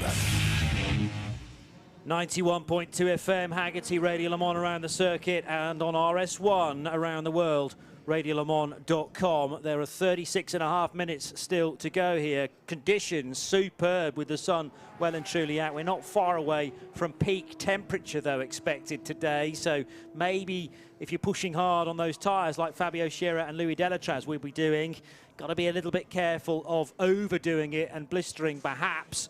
Although sticker tyres for final stints may well have been held back. I think actually probably for this final double. So you will have had to nurse them through the opening 40-minute stint or so and take care of them through to the finish. The gap's extended back out between the 34 and the 41 to 1 minute and 20, but Scherer still needs to make his final stop for car number 34. The 50 Ferrari is in pit road now. Antonio Fuoco, we can take a CrowdStrike Racing pit report. And it's a report of a car that's having a large slurp of fuel. The pit, obviously this car is just 6 laps down. There's a massive frisson around the pits, of course, because already the gathering throng of the media is here. The ones who don't walk up and down the whole time like I do, the lazy media, I like to call them. They're all outside waiting to catch the pictures of when theoretically the other car crosses the line in some time. Now they are looking to offer tyres to the car. Now, whether they're going to try and lower that best lap time, I'll put some new boots on right at the end. I mean, I'm not sure if the track's in the condition to do it, but I suppose it might be the fun to try. Medium tyres, brand new medium tyres onto the Fuoco car.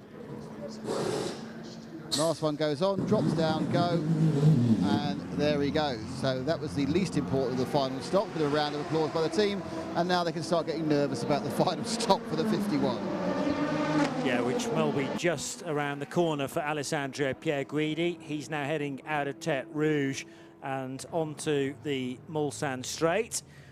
Car number 9 for Prema Racing, not far away from its next stop, but that car down in 16th position. Car 34 is in though, and Peter Snowden very close to that stop indeed. Let's take a CrowdStrike pit report from Snowy about the pit stop for the LMP2 leader. Well, that's actually up with Nick at his end of the pit lane. I'm just down here with the number 9 Prema car that's about to come in. So do we need to hand to Nick for that? Nick, anywhere near that one? We'll deal with that with Nick Damon, the number 9 car well out of it, so we can allow them to go about their business at Prema Racing. To Nick Damon then at the other end. I've got a view. I'm about 7 or 8 garages away. I'm on the pit wall so I can see it. Now, they are doing a lot of cleaning and they do a lot of fueling. I haven't seen one leaning in to make sure the radio's tuned correctly to Radio 2. I think that's the problem. I think he was listening to Magic and it just wasn't right for the team. They wanted, you have to listen to Radio 2, we need to enter a competition to win a smart speaker or something. Absolutely standing stop there. No sign of a drive-through, just drive in, drive out, get some fuel, and the 34 leaves again. We need to see where he is in relation to the 41. Needs a footstool. Speed, reliability, and the power of the cloud. That's protection that powers you. Learn more at crowdstrike.com. Far be it from a smart speaker for Fabio Scherer. As I say, he needs a footstool to rest up at the end of this toiling stint, or number of stints across an awfully long race, and he's going to need several bags of frozen peas probably to cool that swelling, but he is absolutely desperate, along with everybody else associated with the Polish squad, into Europol competition to take victory at Le Mans. The gap's now timed at 11.6 seconds as the 34 car rejoins, ahead of, you can bet your bottom dollar, a hard-charging Louis Delatraz, but Fabio Scherer is not too shabby either. Michael Christensen appears to be going slowly on the racetrack in the number 5 Porsche Penske Motorsport car. This is the car in 6th position and has no speed coming out of Mulsanne corner, slowly making his way down towards Indianapolis, Richard Crail. It's got a lap in hand over the Glickenhaus of Oliver Pla, so there is a little bit of time to burn, but not massive amount, and he's a long way from home. So what's been a really challenging race for Porsche gets worse with inside of the checkered flag. Yeah, in terms of time, it's 7 minutes, but as you say, that 7 minutes is going to evaporate very rapidly indeed, when we've still got 32 minutes left on the clock, and I reckon that's a 5-minute journey back to the pits there at that speed. Yeah, and then diagnosis time and then fix it. Whatever so, the fix is, Glickenhaus will be looking at that and wondering whether they're going to benefit. Cadillac in pit lane, the yellow Cadillac. It's number 3, Sebastian Bourdais behind the wheel. This will be their final stop within just over the final 30 minutes of the race to get them to the line. Brimming the fuel tank in this car. If not for early issues and damage, they would have been a contender, because since that car was resurrected, it's shown every bit the kind of performance that car number 2, currently steered by Earl Bamber, has had. So Bourdais will remain behind the wheel of car number 3, and they'll resume in a very comfortable 4th place with 3 laps up their sleeve to the number 50 AF Corsa Ferrari, which now sits in 5th place. Glickenhaus Racing, you are absolutely right, Trussers. They are going to be licking their lips at the potential to sneak a car inside the top 6. In reality, it doesn't make much difference if you're 6th, 7th, 8th or 9th if you're not on the podium, but every position is a bonus, and for a team like Glickenhaus that came in here, the massive underdogs, a top 6 finish would be an incredible result. Especially because Glickenhaus is a man who understands these things, and these are the things that get written down in record books. He's had a position on the podium, he's had a place in the top 6 when the world and his wife came along. Yep, when he beat Roger Penske and the Porsche factory. I'm not sure. Can you see on the data? Something's wrong. Copy, stand by. Okay, so they're going to go and check, but we guarantee something is wrong. Michael's certainly not in error with that, and actually the number 6 car just zipped by on the right-hand side. Unfortunately for Laurence Vantor in the sister car, they lost a whole load of laps much earlier on in the race. Car 6 has completed 312 laps compared to the 5 car on 327, but it will at least get one of those laps back, the number 6. Well, do you remember when the 75 broke down 400 years ago last night and limped around slowly down the Mulsanne straight what seemed to be purely on electrical power and wasn't able to get back on the hybrid drive of that car, wasn't able to get back, and ultimately that car was retired. I wonder if it's a similar issue. Fuel pressure problem, I It seem to was, remember, on the correct. 75. Haggerty Radio Le Mans, 91.2 FM around the circuit, RS1 on radiolemans.com. It's time for our final Hertz hourly update.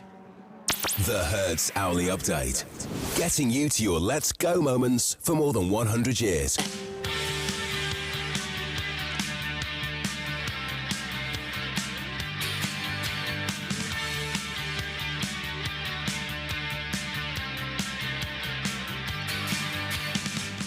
For the last time in 2023 then, the centennial anniversary of the 24 Hours of Le Mans, the hourly update. In the lead is Ferrari with 30 minutes to go. 51 it is. Alessandro Pierguidi is the driver. Ferrari 499P is the car. And it's completed 334 laps with, for information, I reckon a race distance of 343 laps in prospect.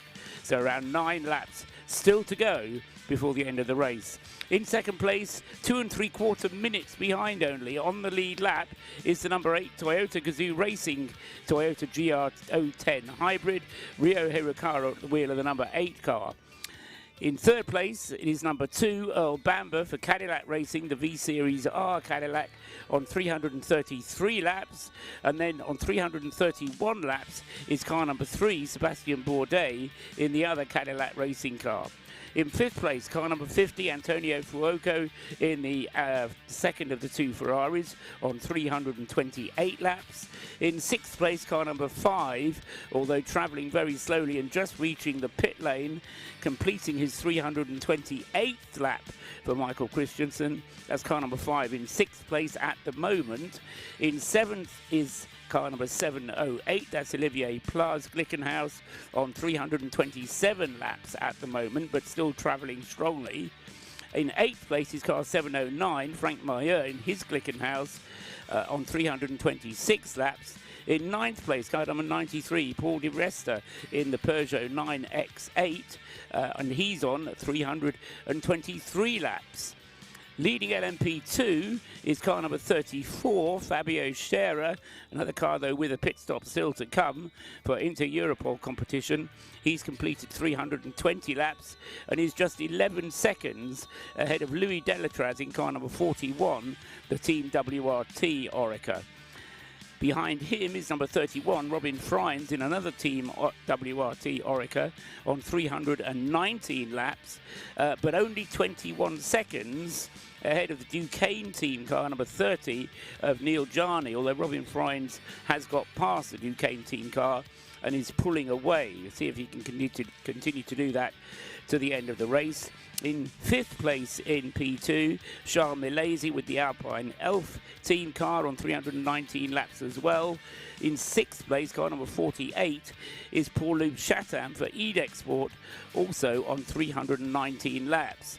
In GTE AM, in 27th place overall, the leader there, car number 33, is Nicky Katzberg in the Corvette C8R on 305 laps. Also on 305 laps, but nearly 2 minutes behind now, is Charlie Eastwood in car number 25, the ORT by TF Aston Martin Vantage. And in third place is car number 86, Ricardo Perra for GR Racing in that Porsche. And that's on 305 laps, just 8.9 seconds ahead of Rahel Frey in the Iron Dames car, another Porsche, and those two lapping very close together in very similar lap times, battling for the last place on the GTE podium.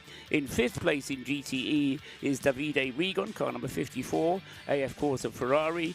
And in sixth place in GTE AM, car number 98, Alex Riberas in the Northwest AMR Heart of Racing, Aston Martin Vantage. So 2 Aston Martins potentially in the top 6. That's done 303 laps, incidentally, the Aston Martin. That's your last hourly update of the day from me, Paul Truswell. The hourly update. Hertz Rental Car, getting you to your let's go moments for over 100 years. It's Haggerty Radio Le Mans 91.2 FM for the final 30 minutes, final 25 minutes of the centenary event here at the 24 Hours of Le Mans. Car 51 from the race lead will head underneath the 100th anniversary edition trophy, specially commissioned, underneath the podium that may be where their 3 drivers will be in a little over maybe 40 minutes time if things stay the same. And this car has a long trundle all the way down pit road to the far end where it is positioned, and we'll get a CrowdStrike Racing pit report of this final stop for the race leader. Well, as this car comes in for what should be its final stop, it's being looked on and photographed by well, Charles Leclerc is in the hospitality above it. He's got his phone out and he's filming this car going through the motions. John Elkann, the managing director, CEO of Ferrari, is looking down as well. And of course, the people who actually run this car for the past 24 hours are nervously looking on. The engine has been, don't forget this car has failed to start once before. No tyres, just fuel. It's not going, it's not going, it's not going, it's not going, it's not going, it's stopped. They're having problems getting it going again. The last stop, will it go? This is ultimate drama. The car is sitting on the apron, it will not start. The car will not start. This is going to be, is this the ebb and flow of Le Mans? Is the centenary race going to end on a car, on a control-alt-delete, on an electronics failure? They're bringing out the dolly jacks. They've got 2 minutes to decide what to do. Will they try and cycle it again? It happened last time. It took them a minute to cycle it and get it rolling again. No sign of panic. The Toyota of Ryo Hirakawa is at Indianapolis. They've cycled it, finally. They've got it. They've got it. It's gone. She's away. Huge cheers. Extra drama. Thank you, Ferrari. Indeed, just for you that was, just for you. And Toyota Gazoo Racing now absolutely kicking themselves because the 8 car was just turning right at Arnage. That will have severely compromised the advantage that Alessandro Pierguidi had. Was he just toying with everybody else down there at AF Corsa? Definitely not. Frantically trying to restart the car on the 337th lap. James Collado cannot bear this, but it's away and back into the race, Paul. You know the garage that Ferrari is being operated out of, it's the old Audi garage, isn't it? But wasn't there, I mean, that was a Germanic approach to it. Nobody panicked, nobody rushed around. There was one person who was making a few hand signals, but there was absolute calm. I was expecting there to be at least somebody rushing up to the door of the car or something. So, yeah, hats off to them for that. They stayed cool. They did, and it looks like, you know, they are at least in the clear for now. As long as the engine is running and they can keep things up to speed, all should be fine. The problem is it's gone from a 3-digit second lead to now 54 seconds, which looks a lot more daunting, a lot more pressure to that, perhaps. But Alessandro Pierguidi should take this in his stride. Ryo Hirakawa probably got all that time back again that he lost earlier on at Arnage when he overcooked things, Kelsey. Yeah, it's probably a margin befitting the closeness and the competition of this race from the outset, to be honest, despite that mistake from Hirakawa a while ago. The number 2 Cadillac in the lane as well, and this is just a fuel stop. Though it looks like they are going to throw tyres at this car as well. So El Bamba behind the wheel, just over 20 minutes to go for the leading of the 2 Cadillacs run by Chip Ganassi Racing. There's brand new tyres going on this car as well for the sprint to the finish. If you've got them, you may as well use them. Let's take another CrowdStrike Racing pit report on the number 5 Porsche Penske Motorsport car of Michael Christensen that did eventually limp its way back, possibly with a similar problem to the 75. How are things going with the repairs at the moment? Well, just to prove that the Germans can do drama just as well as the Italians did there for Nick with the Ferrari that wouldn't stop but then did. The number 5 Porsche with Michael Christensen aboard, he stayed aboard this car. They've taken the rear deck off once and then now put it all back on again and worked on the transmission, quite most notably differential. Very delicate work, almost taking a little tap out, and there's an engineer returning now, literally with some device going back into exactly the same place again. So they've obviously taken some kind of data. There's a little access hole, they're taking almost like a little plug out, and they're screwing something, obviously some pressure or something in there. I will try and find out a bit more, but it's very, very precise work. It's very, very similar actually to bomb disposal work, with a man gently taking out the detonator. That's exactly what it looks like. That's genuinely what it does look like. So I'm not quite sure whether this car is going to go back in. A few moments ago I thought it was, and now they're redoing that again. So and it's yet it's I think it's just to get some oil into it. It just gets oil into the diffs. Obviously there wasn't enough into it. There's now an air-equip line connected to it. It's quite literally getting oil into the differential in it. So that we did. I thought I heard on a radio message that it was drive shaft or drive or something. So that would explain it. Meanwhile, the sister car, the number 6, is also just boxed right in front of me.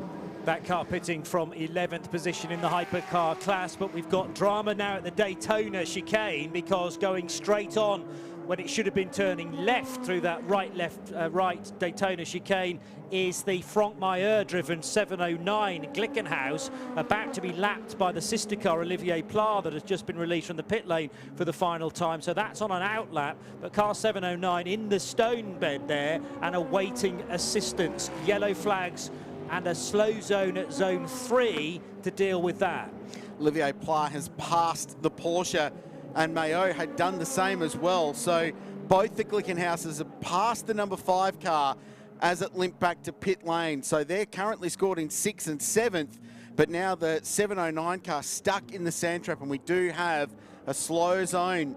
That area, we've seen it so many times, that run through Tete Rouge and down towards the Daytona chicane to recover the number 709 Glickenhaus. So the car in 7th and 8th, one stuck in the gravel, one stuck in the garage. Yeah, this is the 8 Toyota that has come in for the final time into the pits for one final slug of fuel for Ryo Hirakawa. Let's take a CrowdStrike pit lane report from Peter Snowden, who is watching the 8 car then at the pit-in end of the lane.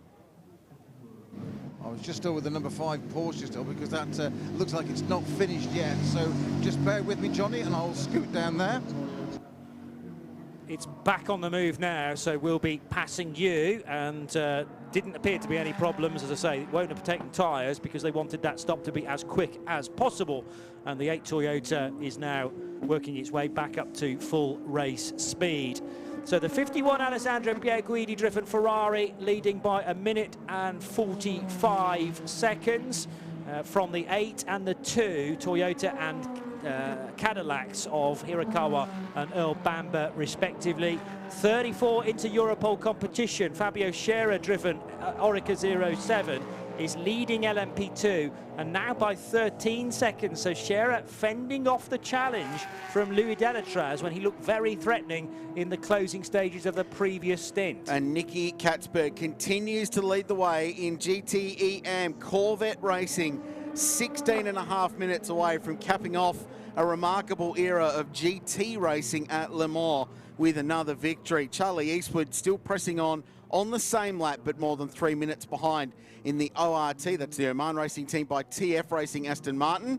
And then the GR Racing Porsche currently in 3rd place with Ricardo Pera behind the wheel. So the Iron Dames car is 7 seconds away from potentially getting onto the podium. So Rahel Frey trying to drive the wheels off that car to get them into podium contention, but they're not there yet, Paul. No, they're not. And the last 2 lap times I've seen, Rahel Frey has been quicker than Ricardo Pera, but overall, Pera's managing just to keep the margin stable. So I think there's laps coming in between those two where Pera is keeping the Iron Dames at bay.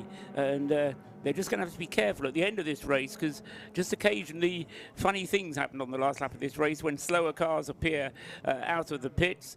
For example, have we seen anything of the Mighty 38? We were promised that might put in an appearance towards the end of the race. It's been in the pits for some 3 hours. The 94 Peugeot has been in there for half an hour. So those are cars that might come out towards the end, just in order to take the checkered flag, and if not be classified, at least be classified as a unclassified finisher. You might be able to photobomb quite a significant photograph from elsewhere, I suppose. That's us in the background. We weren't classified, but we did get across the line at least. Could be the front page of every Italian newspaper for the next week. Exactly. Absolutely. A claim to fame, but they're very easy to trip over because you're not necessarily expecting cars that may not be up to full racing speed as well.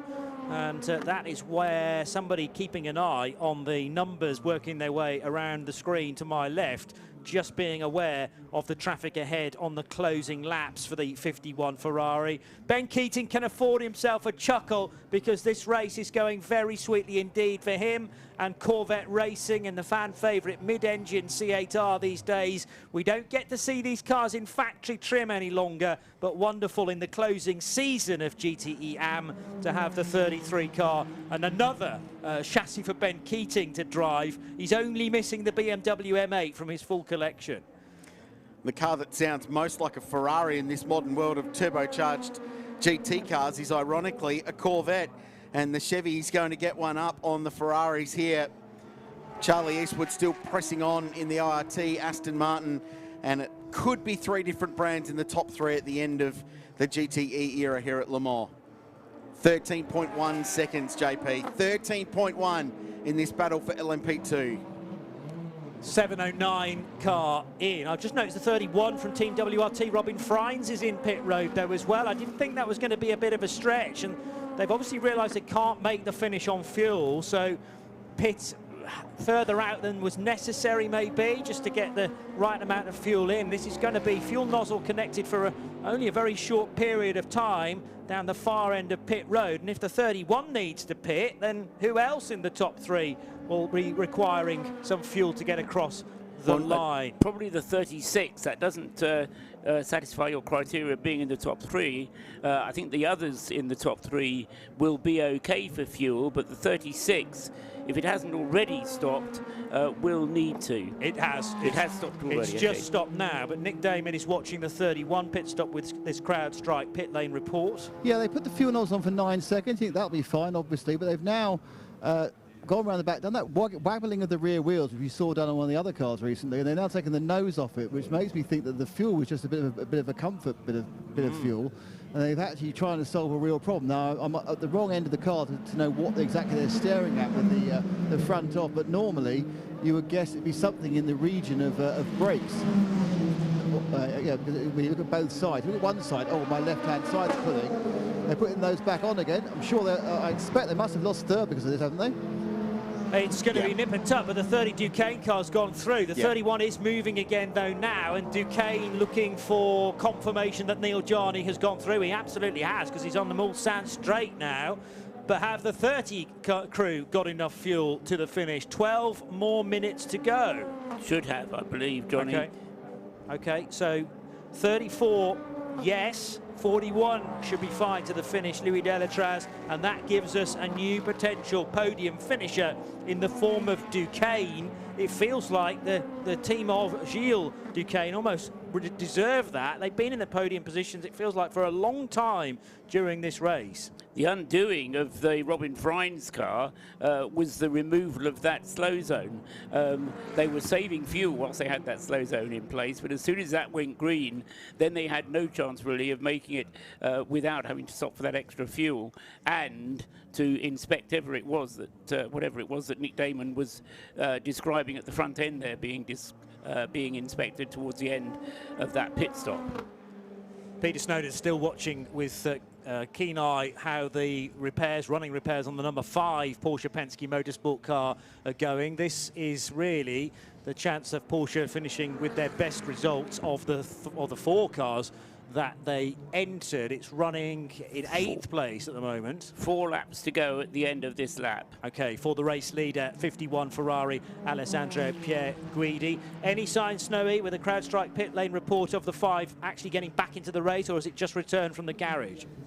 Yeah, no, it's out there on the pan, ready to go. It's got slicks on it, scrub ones, not new ones, albeit, and Michael Christian sitting here. I'm not really sure why it's just sitting there at the moment with the board at the front of it, unless it's some kind of recharge or something, but it is just sitting there waiting to go, absolutely silent.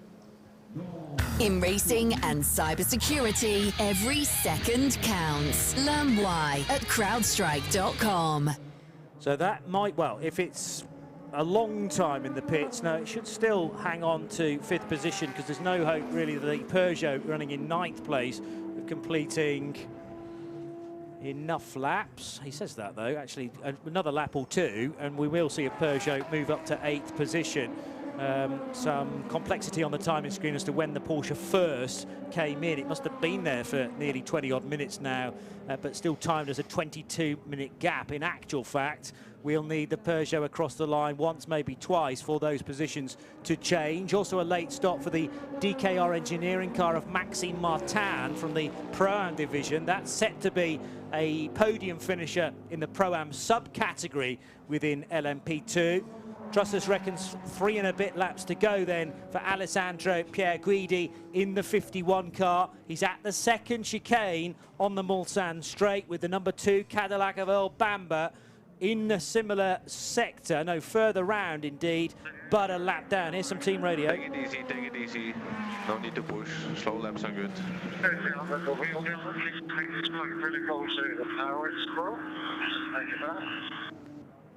That was very Kiwi. All I heard out of that was no worries. That's all I got out of that, which is very Earl Bamber. He knows what to do. He's won here twice. He gets it. This is a huge result for Cadillac. I'm not sure anyone predicted that they'd be on the podium coming into this weekend. We knew they'd be strong, but in the battle of, I know we're all about convergence and merging these two series and the different philosophies around it, but in the battle of DPI, the IMSA regulations and the hypercar regulations in the FIA World Endurance Championship, I think everyone went, yep, the Porsches are going to be the ones to beat, but those Cadillacs have been rock solid. And Chip Ganassi Racing, he's going to look at this result, and all he's going to see isn't Cadillac in front of Porsche. He's going to see Ganassi in front of Penske in that age-old American rival, but they're going to bring home cars potentially 3rd and 4th position. Until he gets up on the podium. Yes. And then when he gets up on the podium, then he'll realise, or his drivers will realise, what being on the podium at Le Mans is all about. But no, you're right, there have been dark horses who have performed that role, and I think particularly the Cadillac, but of course the prancing horse, the Ferraris, a massive surprise. When was the last time that... we reduce 1 lap from the race. If they do 3-minute 38 lap times, they will reduce the lap distance by a single lap, Trustwell. Have you done that calculation as well? Not yet, but yeah, they may get it down to 342 laps then. I've already brought it down from 344. No, I was going to say, the last time that a car turned up at Le Mans for the first time, a brand new manufacturer, the last time I think it happened was when McLaren was here in 1995 with the McLaren F1 GTR. And they came in for the first time there. A very wet race that year, of course. But since then, to win on the car's debut is a very rare thing. How many times do you hear people say, oh, it's a 3-year program, it's a 5-year program? Ferrari have come in here and, but for 6.5 minutes, they're doing it for the first time. And spare a thought for their 3 drivers as well, because Alessandro Pierguidi has won the World Championship 3 times in GTE. He's had pro-class wins here twice. James Collato's been the same. Never won here outright, but he's got class victories and he's a world champion in GTE competition. Antonio Giovinazzi, of course, quite well publicised, leaving Formula One racing to join the Ferrari program in top-level sports car competition. So 3 guys that have never tasted success here. And then the broader storyline of Ferrari coming back to Le Mans, taking on Porsche, their old rivals, taking on Toyota, the dominant team of the last half a decade.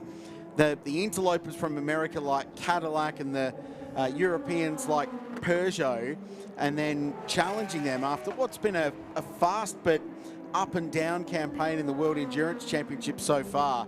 It's an enormous storyline. They qualified on pole 50 years to the year that they last scored a pole position here, and then it's a little bit longer than that since the Scuderia, the factory team, won here. And in fact, the last prancing horse victory at this place was a privateer team just before the dominant era of the Ford GT40 that has since spurned all of the movies and stories that we know. Hey, of course, it was a private team.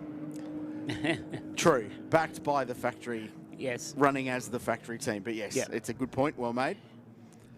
It's a preparation house, yes, isn't it? Yeah, a satellite team. Well, and what about AF Corsa, who were tapped on the shoulder by the factory to run the program.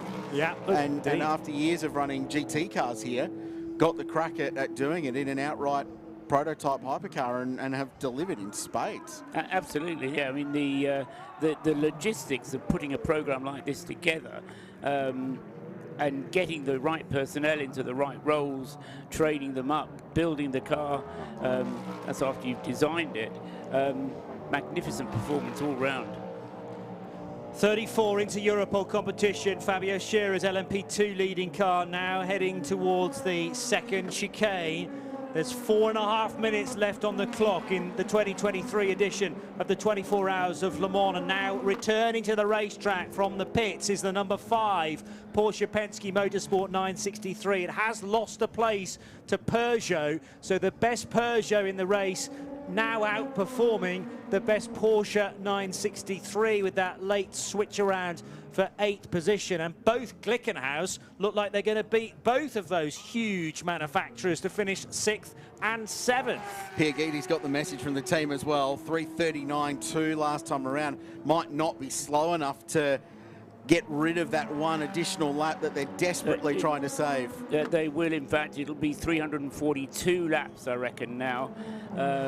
So if they continue to lap it, so the last lap was a 3:39, and that means that this time around, when they complete this lap, they'll be starting the last lap of the race. 3:32, 3:31, 3:30 left on the clock. That is much less than a lap time. The qualifying pace in Hyperpole was a 3:22.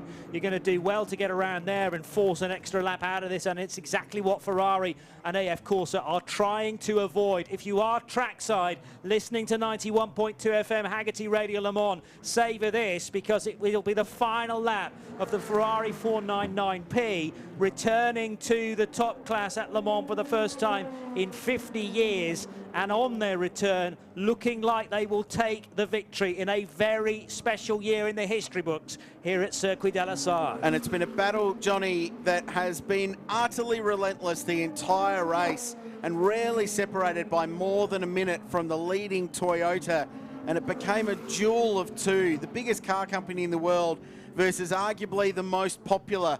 And it's such a different philosophy about how they manufacture cars for the road and how they go racing, but it turned in to be an incredible battle that will be long, long remembered at this place. And ultimately Ferrari is going to edge them by an insignificant margin in the context of this race and the way it's played out over 24 grueling hours. The first half was like nothing we've seen here before. Relentless damage, rain, squalls coming across the circuit, some of the best drivers firing it off on their own, causing damage, retirements, mechanical failures, unforced errors. And those that made it through to the daylight this morning put on a strategic battle, a flat-out battle where they were trading fastest laps well into the late morning today. And this has been a supreme performance from the driver behind the wheel right now, because he's done a lot of the anchoring of today's work in that ebbing and flowing strategic battle with the number 8 Toyota. And he's got the pleasure now of pointing that car out of Mulsanne corner and down the road and funnels down towards Indianapolis. And he is Johnny Palmer on the home stretch. He can almost taste the reception that they're going to get in the 51 Ferrari now, heading down through this real quick stuff from the Mulsanne corner towards Indianapolis, and the back left-hander there, Arnage, which is the hard stop at the T-junction. And it's been quite a wait to see Ferrari return to the top class at the 24 Hours of Le Mans, 50 years, even longer than that. You've got to look back to 1965 for a privateer Ferrari taking victory for Maston Gregory and Jochen Rindt for the North American racing team. Depending on which history books you read, there may have even been an additional driver, but we'll keep it as the main history books represent, with both the United States and Austrian in 1965 in their Ferrari 250 LM. What a weight, even though we've had many victories through the intervening years in subcategories. The 499P on its debut with this 90-second lead now and only 11 seconds remaining on the race clock. It's been quite a trial for so many of the crew involved, not least that final stop where the 51 would not refire. But Alessandro Pierguidi and the rest of the crew, including Justin Taylor, the engineer on that car, kept their heads. And it's victory in the centenary year for the 2023 Le Mans 24 Hours for Ferrari. The 499P taking the checkered flag for Alessandro Pierguidi, James Collado, who is in tears, and Antonio Giovinazzi. Winners at Le Mans, 100 years on. And Nick Damon preparing himself for a CrowdStrike reaction. Let's get some radio first. That is Alessandro Pierguidi bursting with emotion. Here comes the 34 car for Inter Europol competition. Fabio Scherer driving with a suspected broken foot, slams on the anchors in celebration to get the car sliding from left to right. Albert Costa jumping up in the air. He cannot believe it, considering that penalty was sitting above them. Here, then, get some reaction from Nick Damon.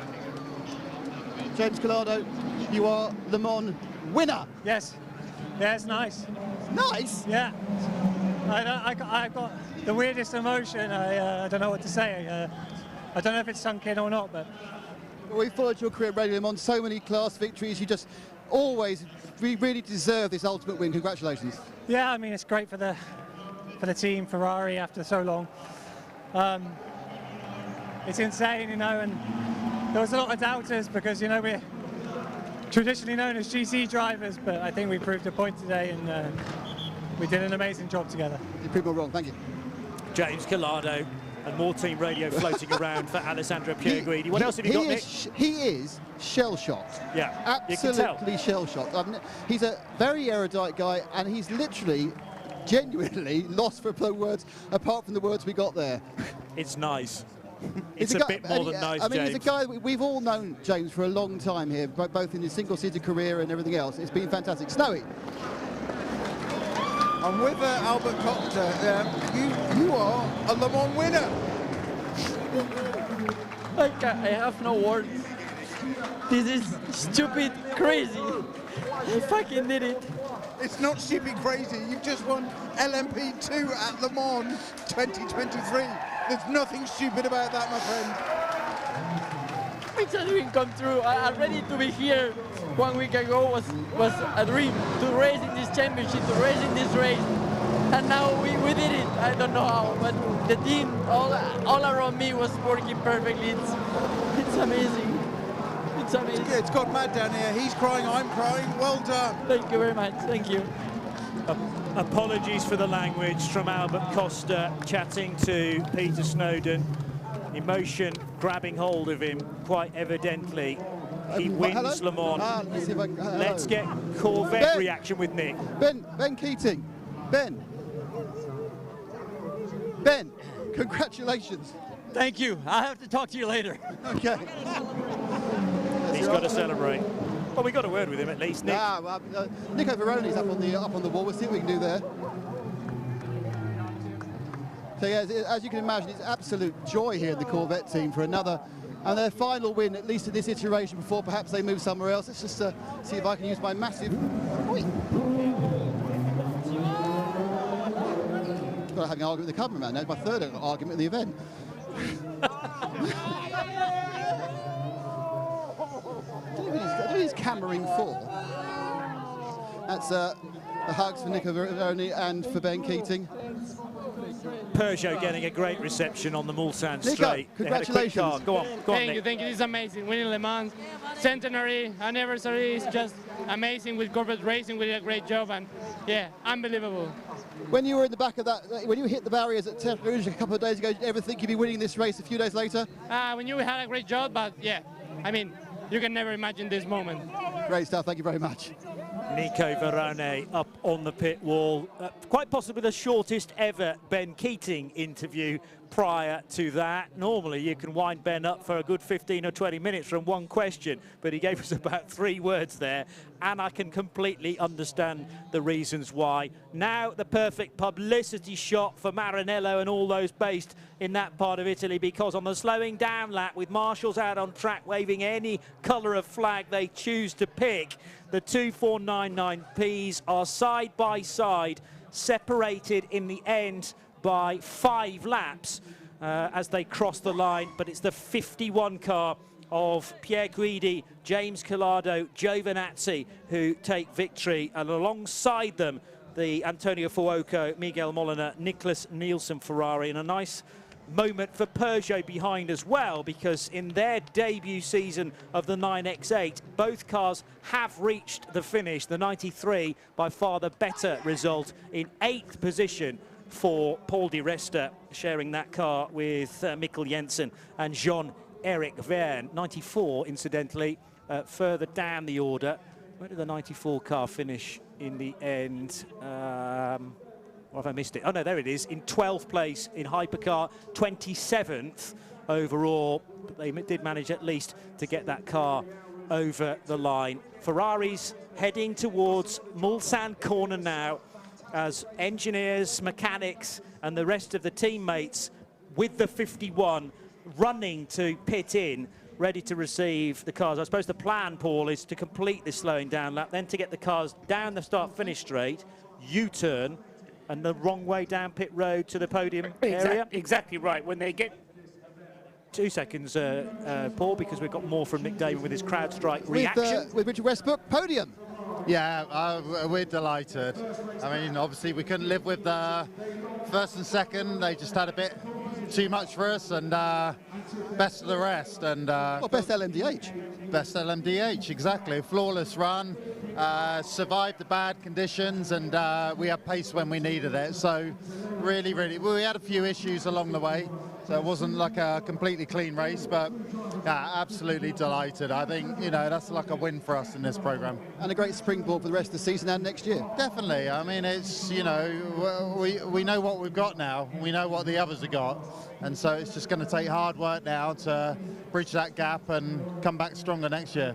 Thanks. Richard Westbrook, 3rd place out of the number 2 Cadillac racing machine. And for the Corvette, and Ben Keating, one of its drivers, the 3rd time over the line as the leading car in 3 different manufacturers in GTE. We are including the Ford GT victory, as it was for a few hours or perhaps days, but he wasn't able to hold on to that one.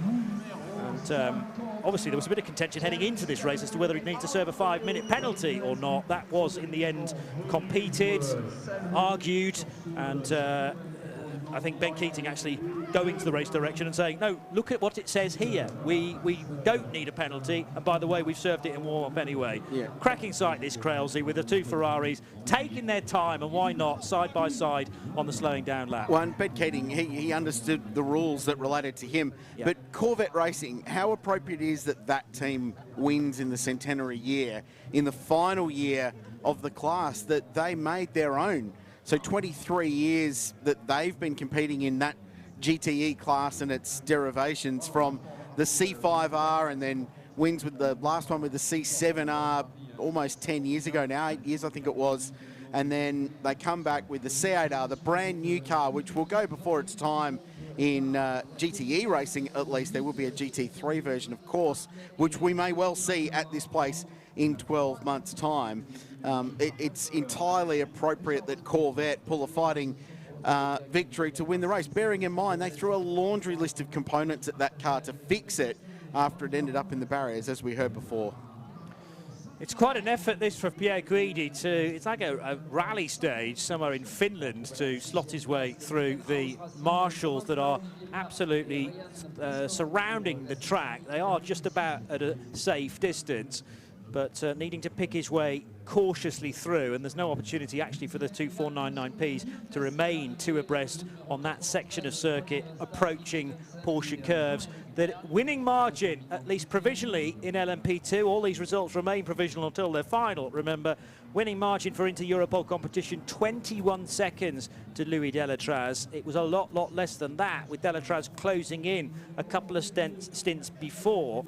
The gap had closed to about 7 seconds from memory, but Fabio Scherer kept his head and no doubt driving all the way through the pain barrier as well to ensure that the 34 crew would complete the win at the 100th edition of the, or 100th centenary event, should I say, for Kuba Śmiechowski, Albert Costa and Fabio Scherer. The plan now, in a moment or two, is for the winning car to stop on the start-finish line, pick up the other two drivers, and with them flanking the cockpit, head up towards the end of the pit wall, U-turn through 90 degrees, and then back down pit road in the reverse direction to the podium. Some Toyota reaction with Nick Damon. Here is Mike Conway. Mike, Jimmy, obviously you were out a long time ago, but how's the Toyota team feeling? Very disappointed or just pleased to get what you've got? Yeah, I'd say we're disappointed. Yeah, only one car home, which was, you know, not a fault of our own, just kind of got run into there. So, yeah, that was kind of out of our hands. But, yeah, I'm sure the Car 8 crew's feeling a bit sore. Yeah, maybe they could have had a good chance there to win. So, but this is Le Mans, isn't it? You got to be there in a clean spot for that last lap, you know, knowing you're in a good position, which, yeah, it's been a real tough one. I'd say the hardest one I've done so far in terms of conditions, driving, like, it was pretty wild from lap 1, I have to say. And, but yeah, it's, yeah, we can learn from this, try and salvage a decent spot in the championship. It'll be tough for us, but I think Car 8 can definitely have a chance to win. And, yeah, try and win some races towards the end of the year. That's all we can do.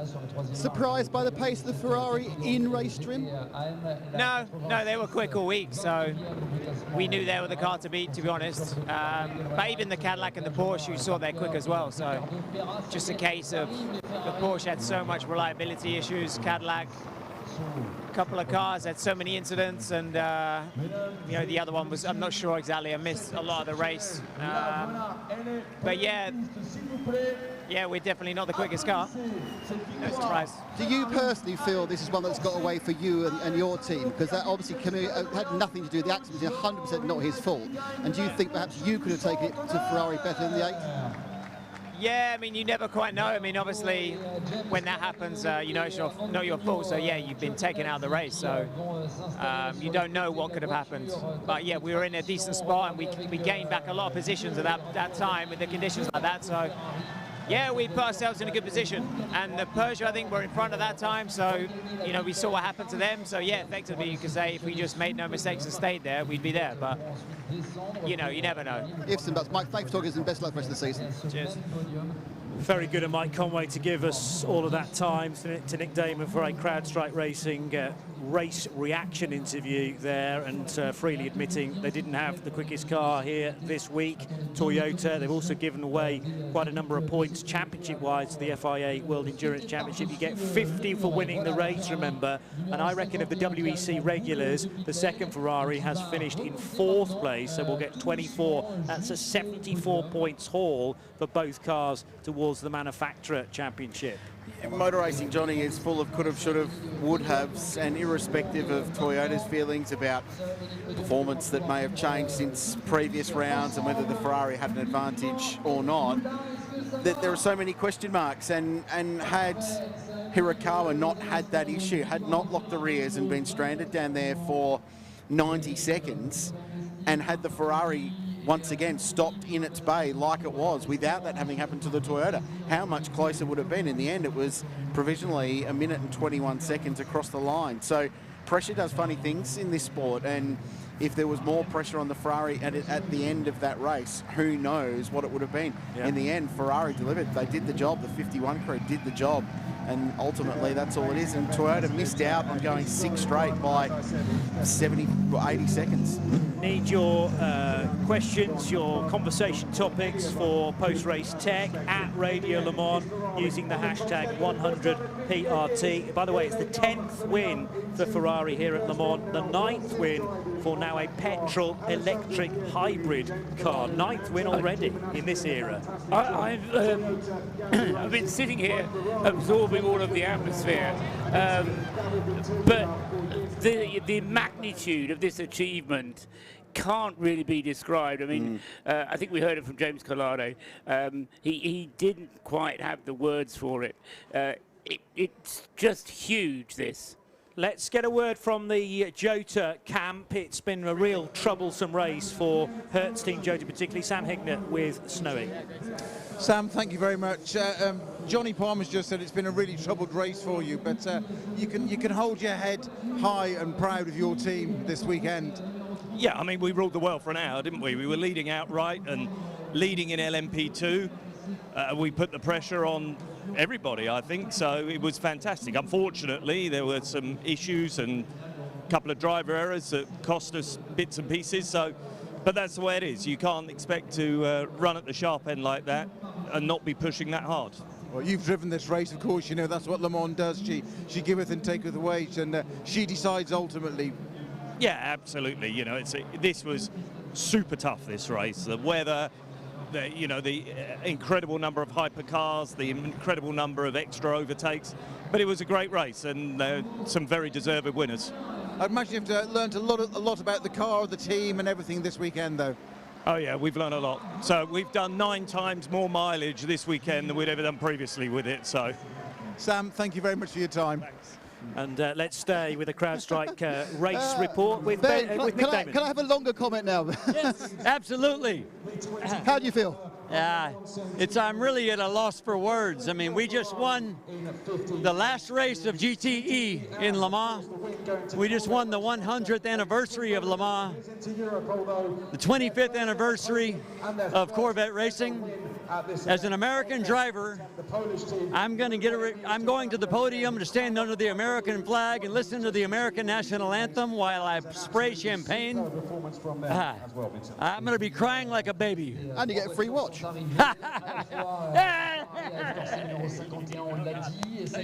Ben Keating slapping hands with Nick Damon in celebration there. It's great to have a little bit more of Ben Keating. He is such a character, and quite rightly pointing out getting the final victory of the GTE AM era here at the 24 Hours of Le Mans. He feels like he is Mr. GTE AM in terms of the number of different cars that he's piloted over the years. The Ferrari trio are now beneath the podium, and they can see the very special trophy that will be awarded fairly shortly that is above their heads on this really special podium at Le Mans, of course, thrust out to the fans. And it's going to be quite a celebration and quite a wait, actually, for the Tifosi. So many Grand Prix wins over the years in 50 years, but it's been quite a wait for the top class here at Le Mans. The podium is ready to welcome Alessandro Pierguidi, James Collado and Antonio Giovinazzi, who win the 100th centenary event here at the 24 Hours of Le Mans. You heard it all here live on Haggerty Radio Le Mans 91.2 FM, but don't go anywhere because it is time for post-race tech next. This program is a Radio Show Limited production. Tell your friends there's more at radiolemans.com.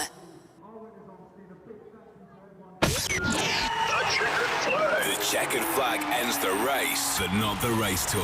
Have your say. Ask the experts. Make your point. Post-race tech. The end of the race is only the beginning.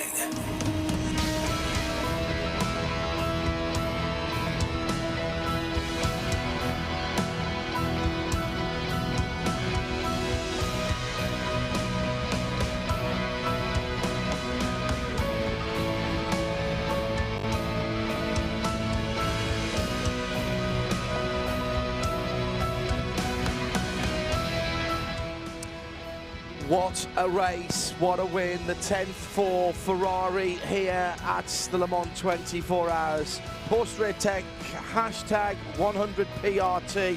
We'll have all of the podiums for you and some more reaction as well. And let's get straight to our CrowdStrike pit reporting team, where Peter Snowden has the best non-hybrid finisher.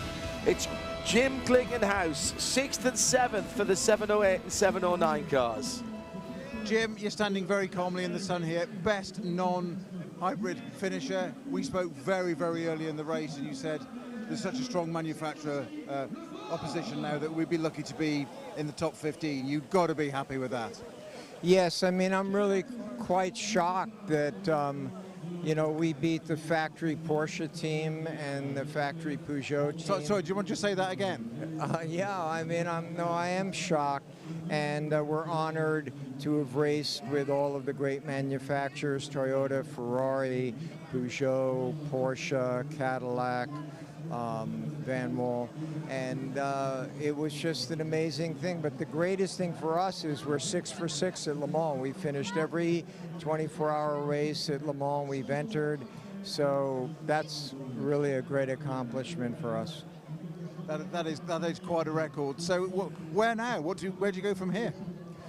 Well, we go back and continue building our road legal 3-seater sports cars and our Baja road legal trucks, and actually a road legal version of our hypercar. And we just keep doing our thing and see what the future brings us.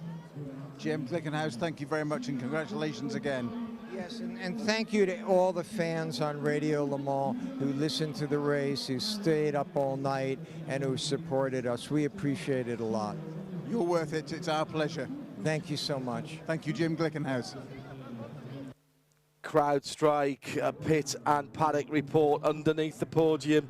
And now the moment where the gates are opened and the crowd flood across this hallowed tarmac to populate the front straight and the pit lane. There's already people coming from the other parts of the circuit, but the gravel trap at the first corner going into Dunlop is going to look like a beach by the time everybody's gone over. Bruce Jones, what a race, what an event, what a 9 days we've had here at Le Mans 24 Hours for Haggerty Radio Le Mans 2023. Truly remarkable in every way. If you strip away even the manufacturers and just had them as individual cars, the racing was sensational. Then you have the mix, bringing Ferrari back into the pack. That comment just then from Jim Glickenhaus that his cars beat the work Porsches and the works Peugeots. It shows perseverance, but so many stories knit within it. But I think the emotion from all the drivers who took the wins today, just amazing. 34 changes of lead from 8 different cars and 5 different manufacturers. Paul Trustwell led this race. That'll be as many as we've seen for some time. We could go and look that up next week and possibly crunch some of the numbers. The cars haven't been as quick as in previous years, and the distance wasn't as great as has been covered in previous years, but the entertainment and the experience was outstanding, and the competition was outstanding. It was. I mean, as I say, we talk about, you know, the best Le Mans I've ever seen, or all of these things. Weeks ago, months ago, I said that I didn't think that this year's Le Mans was going to live up to the hype. It was getting so much hype. And frankly, I knew that no race could live up to the amount of hype that it was being given. I looked at the race at Portimao, I looked at the race at Spa, and I thought, Le Mans is just going to be a damp squid. It's going to rain, because it always rains. Le Mans. You said that first. We've stayed away from that for the last 9 days. I don't know where I got that idea from. You know, I wasn't initially looking forward to it. When I got here on Tuesday, then, yeah, you get involved in all of the hype and you get part of all of the publicity, and you see the cars and you think, I mean, they do actually look quite good, don't they? and they do go quite quickly, and they do look spectacular. And even if they're not ultimately quick, as we have had cars circulating at Le Mans, nobody really minds as long as it's a good race. It was a good race, and we had, as you described, so much action that, you know, however many pages it is we've got to fill in race car engineering, we're going to be able to fill quite easily. But Post Le Mans supplement special, I feel. Something like that. Hello, Mr. Cotton. Volume 1 and 2. Yeah. But it was, in the end, it lived up to all of the expectation, and it delivered more. I can't believe that Ferrari actually won this. And, you know, I said the last time this has been done was McLaren, and that was a bit of a fluke. This year, no way was it a fluke. No. Ferrari came here, and they blitzed everybody. We all knew they were quick, but nobody was really worried. Toyota said, no, it's okay, we can beat them. Porsche, they did what we expect, what I kind of feared was going to happen. Peugeot, in the end, what happened to them, I kind of feared it was going to happen. But you know, the Ferrari just kept on going round like an Audi. And even at the end there, when they had that drama of the car not starting, twice that happened, didn't it? I mean, Ferrari in the 1970s, Bruce remembers Ferrari in the 1970s, there would have been blue overalls rushing around all over the place, waving their arms around, rushing to find spanners that had been put in the wrong drawer. There wasn't anything. People just stood there, and I doubt even on the radio there was very much shouting.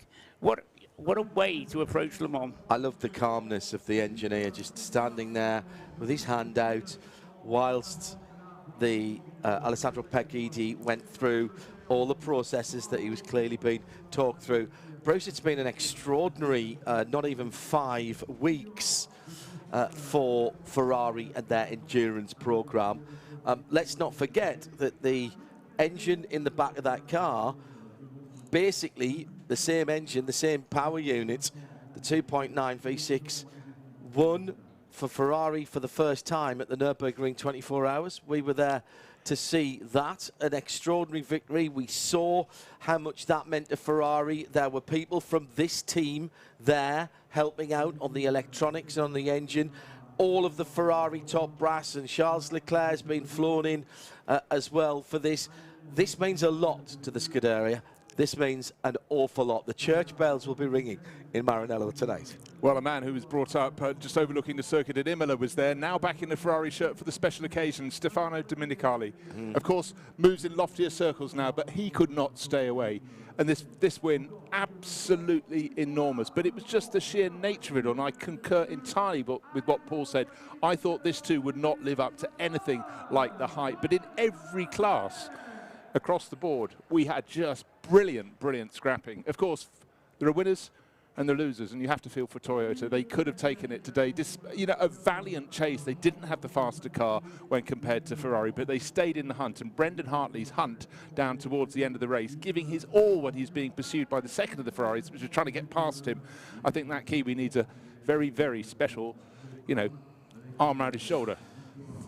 And not just the hypercar class, though, Bruce, because LMP2 went right to the end. Fabio Scherer is my man of the match. I know Brendan Hartley did what he needed to do, but Scherer, with the dodgy left foot, did what he needed to do with, I mean, and in spades.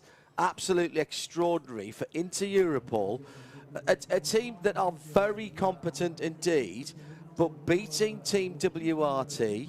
United fell by the wayside. A little bit of a resurgence for Alpine, because they've had a horrible start to the season. And in GT, Corvette racing, possibly the last time we'll see Corvette racing at Le Mans. Next year, it will be another team that apparently are going to be running those cars. Nicky Katzberg, Ben did his 6 hours, and Nico Varone, all pushed all the way by ORT. There's a great story with Ahmed Al-Hati bringing the Amman racing team. And finally at the end, the Iron Dames fading, but GR Racing, come on, Mike Wainwright's team, a stalwart of this form of racing, gets on the podium. We've got in each class more stories than we've had sometimes in a whole season of racing. Look, we've had this event even in the great years where you've known the outcome, barring disasters with 3 or 4 hours to go. I might even be generous, but here we had that spin from Rio Harikara at the close to the end. We had the 51 Ferrari not restarting, as we've just recapped. This had twists and turns. The Ferrari had the pace. It was absolutely phenomenal. Brilliant job done by the designers and AF Corsa to run the car so well. But to me, I just keep on thinking about how hard Toyota Gazoo Racing kept pushing, kept in the hunt. And congratulations to Cadillac, third and fourth there. Ferrari first and fifth. Toyota Gazoo Racing in second. Glickenhaus sixth and seventh. Peugeot in eighth. And where was their second car? That was way down, wasn't it? Because it finished 27th, I think it was, yeah. 12th in class. But but again, John, we had the Peugeot leading the race when the conditions were at its foulest. We had the 34 laps they led, Paul told me. That's just about 2 hours. The car works in the wet. Now, does that justify its concept? I don't know. Does that justify the programme that it led Le Mans for 2 hours? I think it probably does. And I think they can be proud of what they've achieved. And it might have just saved the programme. That might have just saved the programme for Peugeot. Okay, and another element coming into here, we had the 3 Works Porsches from Porsche Penske Motorsport. We had the road car, if you will, the customer car, which is very much the ethos of Porsche. Hertz Team Jota started from 60th out of the 62 cars on the race. What did it go and do? Worked its way to the front and led the race. Thereafter, things went a bit wrong, but a valiant effort. That was the accident that changed the course of the race. But the best Porsche was beaten by 2 Glickenhauses and a Peugeot. There's going to be some hard talking at Weissach, at Porsche Motorsport, and at Penske, and for Porsche Penske Motorsport. Outperformed by their customer, all right. The result will say that they're finished, but they're finished 9th, and away by how many laps at the end? 12 laps. At the end, 13 laps at the end. I'm not sure that they were expecting to be that far off the pace here. No, absolutely not. Let's just keep our eyes on what's going on the podium ceremonies whilst we go through. It is #100PRT. The Sim Racing Bar Steward. Does this race show that the ACO has got it basically right with Hypercar? And therefore, are they also right to be ditching LMP2 and GTE? I don't think the 2 go with the 1, but Paul said all the way through he thought it was pretty close. He thought everything had been done right, and that it was going to be, the season had been close with the new cars, so maybe the ACO have got it right. IMSA certainly have as well. Here's the podium for the 100th anniversary of the Le Mans 24 Hours. Cadillac come out first with the number 3 car, onto the number 2 car onto the podium. Earl Bamber, along with Alex Lynn and Richard Westbrook, really pleased for those 3. That's a good team, and that is the basis of something moving forward here. I also think we'll see those 3 at the Nürburgring driving a Corvette GT3 car next year. Bamber has been there recently. Westbrook has been there recently as well. The gallant and honourable second place for Toyota Gazoo Racing, and I use that word in every sense that it should be meant, for Seb Buemi, Hartley, Brendan, what a run, and Rio Hirakawa, the new driver. He'll beat himself up for a while about that, but no doubt about the winners, and they will take the accolades of the crowd. James Collado checking his hands for the blisters that he won't feel the pain for now. Here they come. The first win for Ferrari since the North American racing team in 1965. Ferrari and the Prancing Horses, 10th time on the top step. Overall, the 499p starts a new era of endurance racing for Ferrari. Alessandro Pagidi, along with James Collado and Antonio Giovinazzi. A genuine show of respect on that podium. The standard trophies augmented by the 100-year trophy. Is there such a thing as a standard trophy at Le Mans? What am I talking about? It's what dreams are made of. And now the Italian national anthem.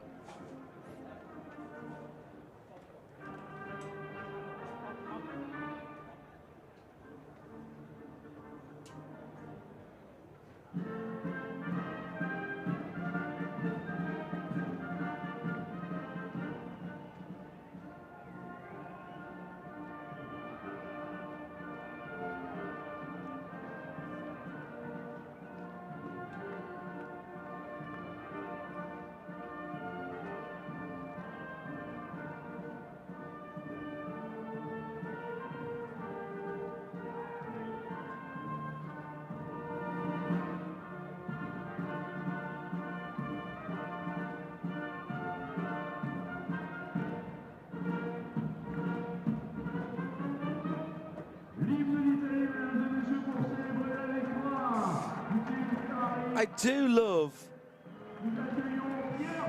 the tradition that the national anthem, which is still playing, by the way, I'm not sure Bruno should be talking there, is played live by the brass band. And that was not being played out over the speakers from a CD or something. No, exactly not. But just go back just over 24 hours, the rendition of the Marseillaise. Oh. And now this. Different anthem, as much spirit and enthusiasm, Yeah, and you could sheer hear them. passion. Do you think Ferrari will come back next year? No, that'll be one and done, I would have thought, don't you? Park it up. It's not how you create a dynasty, and Ferrari are known for dynasties. Pierre Fillon, the president of the ACO, who was roundly applauded, unlike the president of the French Republic yesterday. Was that only a year ago? Presenting the trophies. The Italian flag is flown in by parachute. It's normally the reserve driver that gets that gig. Dominique Lemenaire, the president of the Council of the SART, making the presentations to second position. Now, we did have yesterday the president of the FIA here. And I wonder if he's going to do the presentation for the top of the podium. Pierre did third place, Mohammed bin Sulayem. And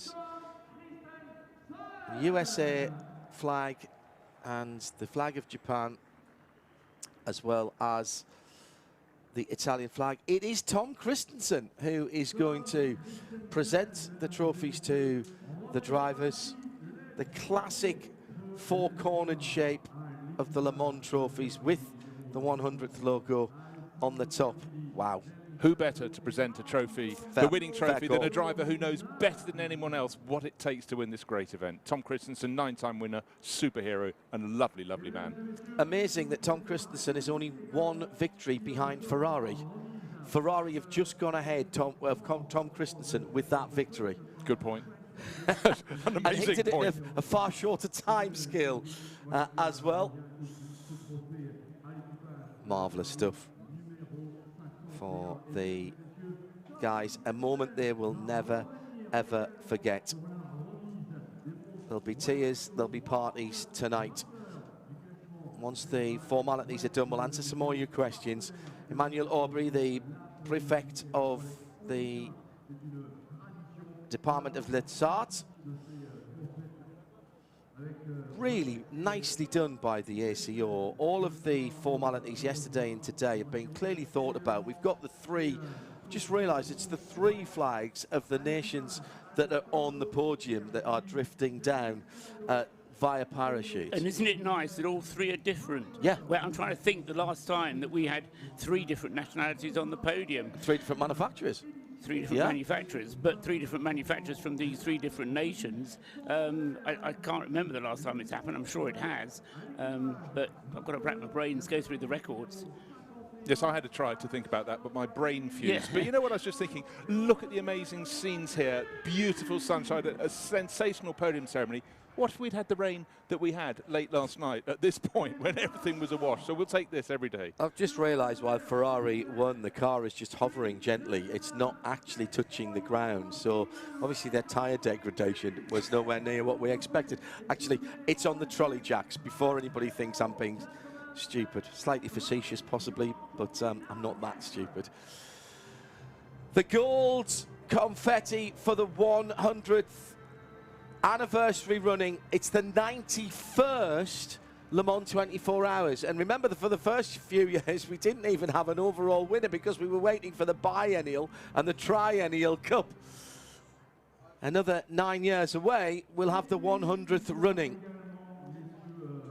You wouldn't bet against Ferrari if they were still around, wanting to be around and do the double for that. It may look very different in terms of what we're racing then. But for now, a car that we recognise as a Ferrari with the V6, with the hybrid.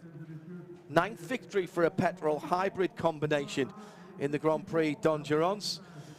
And sign of the times, the Ferrari drivers taking their selfies with their backs to the crowd for a moment. It was Rick Dole, American photographer, who first put a camera behind the podium and had that fantastic shot a few years ago with the big fisheye lens, 28mm lens, that showed everybody in pit lane as the champagne flows, a tradition that started here in 1966. Just a little bit further down. The podium wasn't in the same place then. It was halfway down pit lane when Dan Gurney picked it up and pointed it at the Ford executives who said they didn't think it could ever win, and shook the bottle and sprayed it down to them in a bit of a gesture of, look what we just did. That caught on. It did, but I was just thinking, if you took the Le Mans that he won at back then, the size of the pits, the scale of the circuit, no chicanes on the Mulsanne Straight, it's almost an entirely different place, and yet the essence of Le Mans remains. It is this wonderful enduro. Since 1923, it's been run more often than not, bar the war years, of course, and it is such an institution, and this has been a rebirth. Got to think, when we're looking at those three, Bruce, are we seeing a new breed of Ferrari endurance driver? Ferrari, who of course had true legends like Mario Andretti, Derek Bell, drove for them in the factory years and participated here at Le Mans. James Collado, I'm so pleased for James. He's been there or thereabouts. Well, now he's there. You stand on the top step of the podium at Le Mans for anybody, but a comeback win for Ferrari, that's career changing. Well, I think it is, and I'm particularly pleased for James and his longtime teammate Alessandro Pierguidi. They've won everything you can win in GTE Pro. You can only win the class you're in. These are drivers of the caliber that should win the race, and they've just jolly well gone and done it. I had a long chat with Antonio Giovinazzi on on Saturday of last week, and he was an absolute gentleman.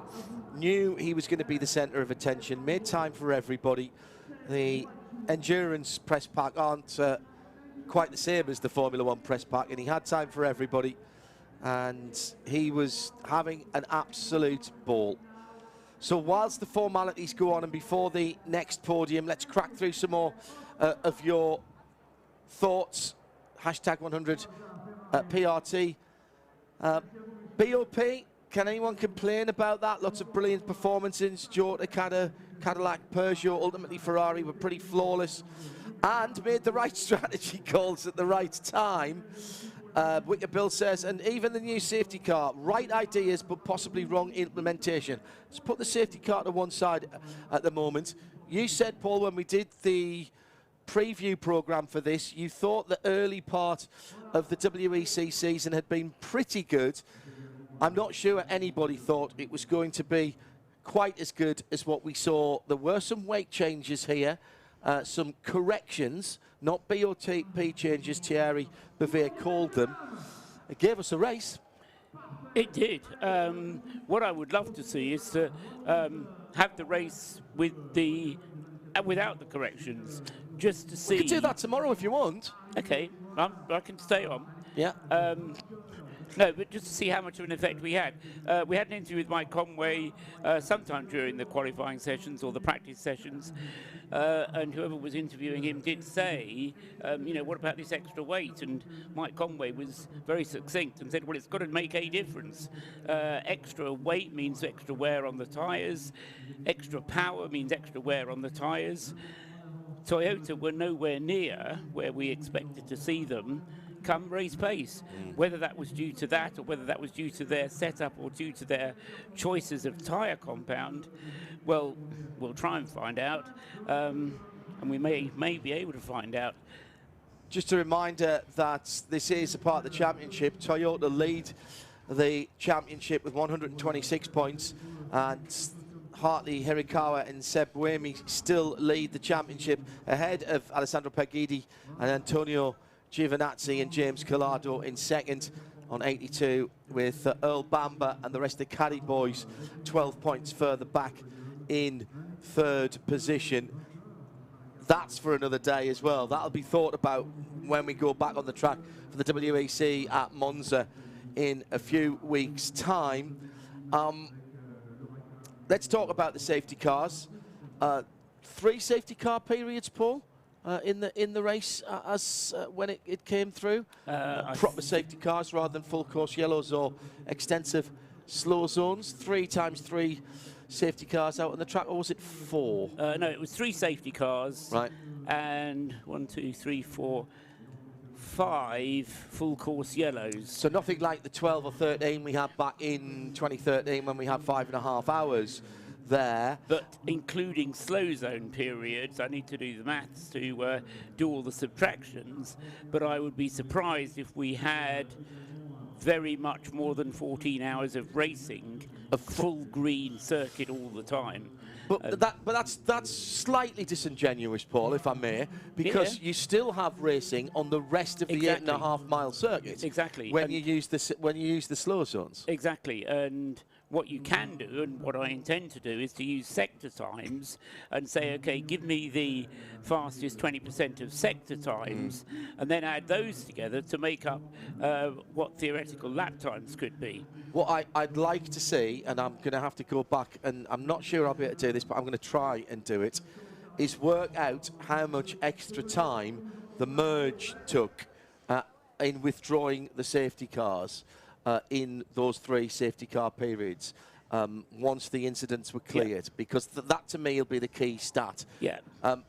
Because we kept the LMP2, the integrity of the LMP2 and the GT AM battles, I'm minded to say it was worth the difference, provided I can see that those merged to green or merged to safety car lights out effectively weren't too long. Yeah, the first merge took much longer than it should have done, and I wonder whether in fact it was the teams preparing for the pass around, because it is the team's responsibility to decide whether they're eligible for pass around or not.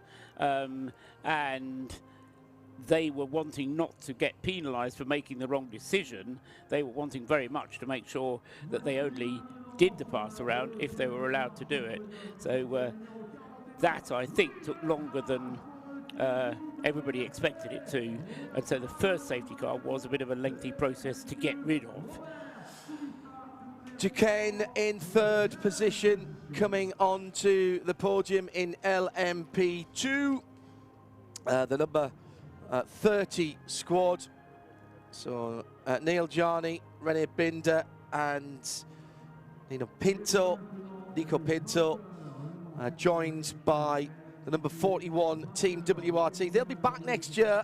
WRT will be back next year, but with a BMW hypercar, the 41 squad of Rui Andrade, Louis Delatraz and Robert Kubica. And on the top step of the podium, what a victory for the men in yellow and green. It is Inter-Europol competition. Fabio Scherer, my man of the match, along with Kuba, Jakub Zbirkowski and Albert Costa, in that car. They don't quite look like they can believe it either. Peter Snowden has stepped into the Haggerty Global Broadcast Centre as the presentations go on, and we have the Polish national anthem.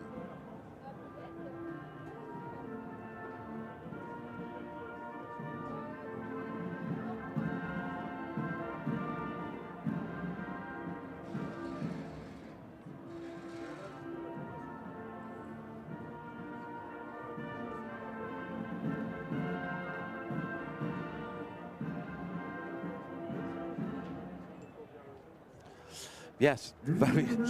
Paul Trustwell just said in my ear, I think, how many times did the band practice the Polish national anthem? It's actually quite a big ask, isn't it, when you think of how many nationalities there are here. We'll let the podium ceremonies go on. Ryan Walker, one of many that says Fabio Sherry deserves a big pat on the back for racing with a suspected broken foot. Must have been in agony. I've driven with a broken toe before, Peter Snowden. Self-inflicted, actually, because I did something stupid and then kicked something rather hard and broke my big toe.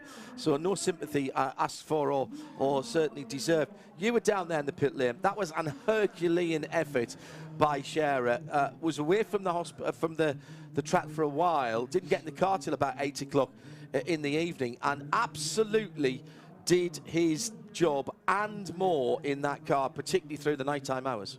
First things first, this isn't the Johnny chair, is it? The Johnny Molam chair? Yes, it is. It is, right, just making sure. Okay. That whoopee cushion, my own Krause straight onto it. Thanks for that. Yeah, don't that's obviously human for it. Didn't he just, though? I mean, it is, as Bruce said so many times during this, endurance racing needs to find its levels. You find your patterns during a race. And the start of this one, we didn't get any of that. I didn't think Ferrari would do it. I thought they got the pace without any question. I just didn't think Ferrari would do it. Just on the basis of the odds, to be honest, and fairy tales don't happen that often in motorsport, not at places like Le Mans. So it did, quite extraordinary. Glickenhaus, where were they? Unbelievable. As Jim Glickenhaus said in my interview with him, to beat the works, Porsches and Peugeots. Incredible, incredible. GTE, another great race. Corvette, what a way to go out. But you've got to say that LMP2 car there, I mean, you have your foot, your right foot, run over. Left foot, actually, I think it was. Okay, a foot, run over in the pit lane, and it's broken. And what does he say during one of the interviews? He said he hadn't gone to the medical centre yet because he just didn't want anybody to know really too much. I love it. I've done that at Goodwood where I broke a toe, like you, John, and I thought, I'll just leave it until Monday. Go and see the GP. You don't do it. You're a driver. You get on with it, and it's paid dividends because he's there on the top step of the podium at Le Mans. Fabio Scherer feeling no pain at the moment and probably will not tonight. I suspect there might be some liquid analgesic consumed by him and the rest of the team. Betty Carrillo, have to tip my hat to Corvette Racing. They'll be out in a minute no matter what happens throughout the rest of this race. This was a couple of hours ago. He said the back to front and proven how solid a team they are. Hello to Donald. We'll be curious to know the team's honest assessment of what was causing the chaos in the first half of the race. Weather, caution flags, driver error, a perfect storm of everything. It was odd, Cruelty, wasn't it? Because we had a test day where we thought we were going to see chaos. And actually test day, the 2-3 hour sessions were pretty sensible. And then it all went crazy on Wednesday and Thursday, and that carried into the first half of the race, ably aided and abetted by the weather. Yeah, look, I think more than ably abetted by the weather, I think it played an enormous role in the first third of the race and the way that played out with the unpredictability of the showers and the fact that at the Porsche curves it would be torrentially wet and you'd get to the start-finish line and it was like a beautiful summer's day, which is what the weather had been here the entire week leading up to it. You couldn't ask for anything more perfect. What hasn't been talked about yet, John Hindhaugh, is the Camaro. And well, funny enough, the next question that's come in, Mike Smith must talk about how the NASCAR G56 has exceeded and muted exceeded expectation, muted the naysayers. What an epic performance. All right, they had a problem at the end, which dropped them back down. They would have had a solid top 30 and possibly certainly ahead of all the GT cars, but for that gearbox. And that meant they had to fight back even in the wet because they knew that wet weather performance. All right, they were not in the heat of competition, Krilsey, but they've made a lot of friends here, and that will be a lot of eyes on that. And LeBron James waving the tricolour yesterday at 4 o'clock. That's a huge amount of eyes on in the United States, where the ACO are desperate for a new TV deal. Do you know what, though? I don't think that matters, and I don't think the performance matters either, because they weren't there to win a class, win a category, do a lap time, whatever. The thing with that is that Jimmy Johnson, the most successful NASCAR driver in the history of the sport, Jenson Button, a Formula One world champion, Mike Rockenfeller, who's a great of sports car racing, Chad Knaus, the whole organisation there, completely, 100%, totally, utterly, entirely, wholeheartedly embraced the spirit of this race. And I think as a result of that, the fans gravitated to them. The fact that the car looked great, sounded great, performed really well was all a bonus. But the way that those people who operate at the very top echelon of motorsport in the United States, and therefore globally, they are the elite of our sport, whether they're in Formula One or not, it doesn't matter. The way they embraced this event was outstanding. And that, for me, is what shines out. And if that innovative program isn't going to be a hydrogen car or an electric car or powered by jungle juice or whatever it might be, then it should, dust, apparently. Yeah, then it should be something that embraces the event and improves it for the fan, and I think that's what that car did. Robert, among one of many that said, please can we have a Cup car class in the WEC from now on? This is your idea that you've seeded. There's not enough room, but I absolutely think there's room for more of that type of car. Let's give you the points for leaving Le Mans in the provisional FIA Endurance Trophy. This is for LMP2. WRT 94 into Europol, just 4 points back now in 90. United Autosports in third, with Robert Kubica, Louis Delatraz and Rui Andrade leading from Albert Costa, Fabio Scherer and Jakub Smirkowski. Fred Lubin, Phil Hansen and Josh Pearson sitting there in third place for United. Not the sort of Le Mans that United and Richard Deeman and the rest of the team will want to remember, but they've kept themselves in the championship hunt. Jesse says Ferrari's new engine architecture for the 296 and the 499 has proven itself. What price Spa 24, the CrowdStrike Spa 24 hours on the cards next? Well, you wouldn't bet against it, would you? We've seen the cars they had. It'll depend, Paul, I think, who's running the cars. I think Fricadelli have been persuaded to take their 499 to the CrowdStrike 24 hours. And I certainly wouldn't bet against it. And what a trifecta that would be if that could happen. Let's move on to GTE. The last time for GTE pilots at Le Mans for the foreseeable future. Third position in class for GR Racing. And the number 86 Porsche crew. My goodness, what servants this team and this class have been down through the years. Mike Wainwright, Ricardo Pera, and Ben Barker. I remember Ben Barker winning the Porsche Cup race here in a car prepared by Par Motorsports. Second was the ORT by TF, Charlie Eastwood, Ahmed El Hati, and in with that, Michael Dinan. And of course the winners, Corvette Racing, Nicky Katzberg, Nico Vachone, and Ben Keating. Those three, Keating, Katzberg, and Keating and Varone, will hear the national anthem of the United States.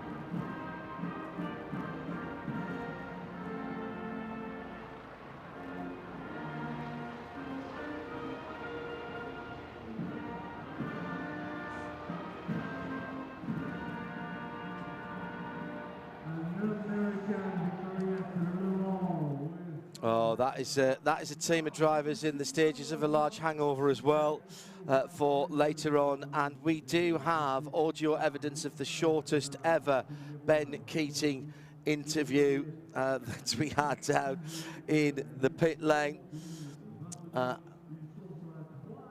Just looking through some of your questions here. I'm trying to group some of them together. Hashtag 100 PRT. Plenty of people talking about the Glickenhauses finishing ahead of the Porsche and the Peugeot's vastly different budgets there. Martin Webster saying again, great organisation, a fabulous weekend. It was a festival, it was an event.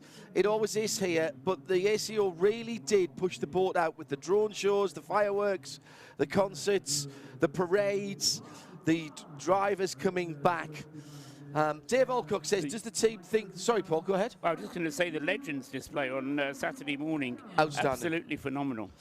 Dave Alcock saying, does the team think that the eradication of LMP2 from WC is a mistake, given the brilliant racing we've seen and how they can work on track with hypercars? They will be back here next year for possibly their final time, 15 of them guaranteed, presumably brought in from ELMS, Asian Le Mans Series, and possibly from IMSA. I think it's a mistake. I think LMP2 should stay ahead of GT simply because it's not going to be a proper GT class. Paul disagrees with me. But my worry, Paul, above all of that, because there's no right answer to this, and it's a question of the numbers game, and I absolutely understand that. But where are, should I say, the next Team Jota's coming from, the next United Autosports, the next Team WRCs, who have been chosen, for the most part, to run hypercars and develop hypercars and the top classes by the factories, because in this cost-capped, cost-conscious era, it's much easier to hand it off to a team who are good, who know what they're doing and know the procedures, than to set up a brand new works team of your own. Where do they come from, if not from LMP2 at the highest level, at World Championship level? I agree with that concern, and you know, just as I'm still astonished as to where all these hypercar teams came from. You know, the personnel, you know, a class that we've been surviving on with 3 cars for the past couple of years. All of a sudden, you roll up with 17 cars. Yep. Each of those teams has 55 members of their personnel. Where did they all come from? You know, Richard Dean telling us this weekend his LMP2 team running 2 cars in WEC, 60 people. Yeah, and it's one of the rules of WEC is how many people you're allowed to bring along as well, which seems like a regulation too far to me. But anyway. Yeah, I mean, it's a very valid point. Where do you build the experience without actually doing it? And there's no easy answer. I think the whole of this, what do we do with Le Mans? What direction do we take? You can't leave things as they are.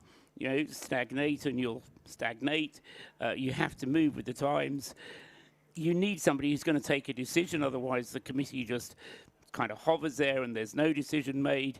I think all you can do, talk to people, get their opinions, and then have somebody strong who's going to make a decision and stick to it, and then go through with it, because what you can't afford to do is to have people unsure of what's going to happen, Richard. Well, I think as well, to add to that, and that's 100% correct, the sport has to future-proof itself. So it's fantastic now to have a massive hypercar class when all the manufacturers are engaged, but manufacturer involvement in motorsport is boom or bust, and there'll be a period where it's not cool to be involved in car racing again, and then 20 years down the road they'll all be back. It's the way of things.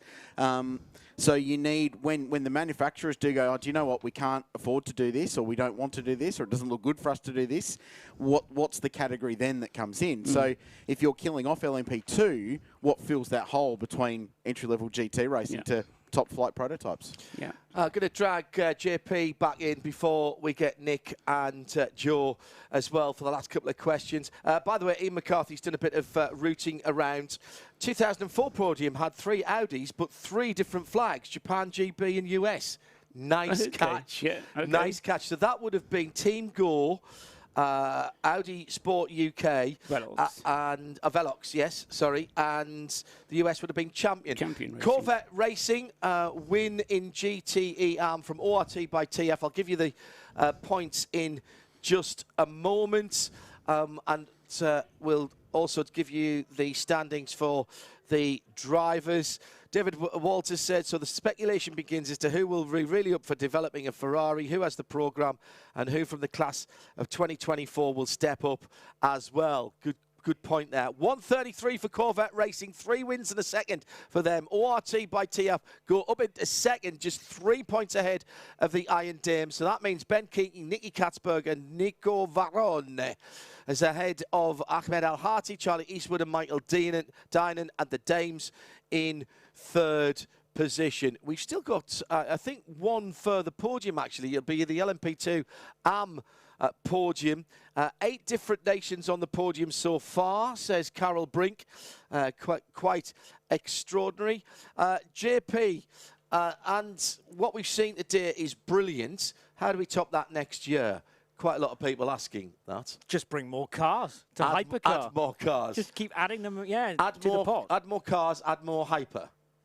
Basically. Precisely. Hyper on all levels. Right. I mean, hyper excitement levels as well. Yeah, we'll have hyper pole again for hypercar and GT3 next year and LMP2 as well.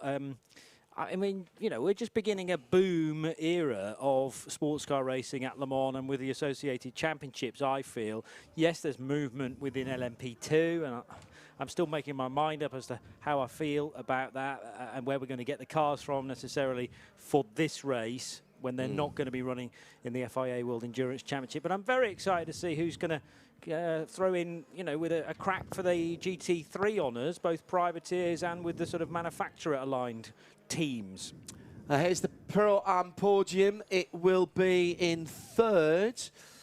Who will it be in third? DKR Engineering, Tom Van Rompuy and his teammates coming out in the number 43, which is Hugo de Wilde, and I can't read that one. What was that one? Hugo de Wilde, Maxime Martin. Maxime Martin. How could I forget that? Yeah. And in second place is Cool Racing, the 37. Alexander Coigny joined by JP. Malte Jakobsen, of course, who had that mistake under a full course yellow when he spun at Did he ever? Mulsanne. Yeah. And Nicolas Lapierre, none other, who is one of the big movers and shakers at Cool Racing these days. And a first trip to Le Mans and a first victory for Mr. CrowdStrike, George Kurtz for CrowdStrike Racing at Stu and Sam Cox, Algarve Pro Racing along with Colin Brown, and also the proper Aussie. So not just an Antipodean, James Allen is on there as an Aussie, so that'll please Creelsey. Big win for them. I guess we get, now are we going to get the Portuguese national anthem here? I suppose we will for Algarve Pro Racing, winning Pro-Am in what was a bit of a race of attrition in that particular category. The band will strike up for the final time. We'll run through a couple of more of your questions before we wrap up. All Orica 07 Gibson in LMP2 for the first time this year. And the national anthem is being played now. Unfortunately, we can't hear it at the Haggerty Global Broadcast Centre, but I promise you it is going on at the moment. Joe Bradley has joined us here in Post-Race Tech. From a very interesting Post-Race Tech, private Post-Race Tech of mine with Lena Gade. Right. Most of which was about 4 foot across above my head. Yeah, I've just had a chat with Lena Gade outside. That's where I've been. What did she have to say? Yeah, I can't remember. She said it's too technical. Well, we spoke about it a lot, quite a lot. She wasn't happy with the balance of performance in hypercar. She said the Toyotas were maybe a bit too heavy, and she,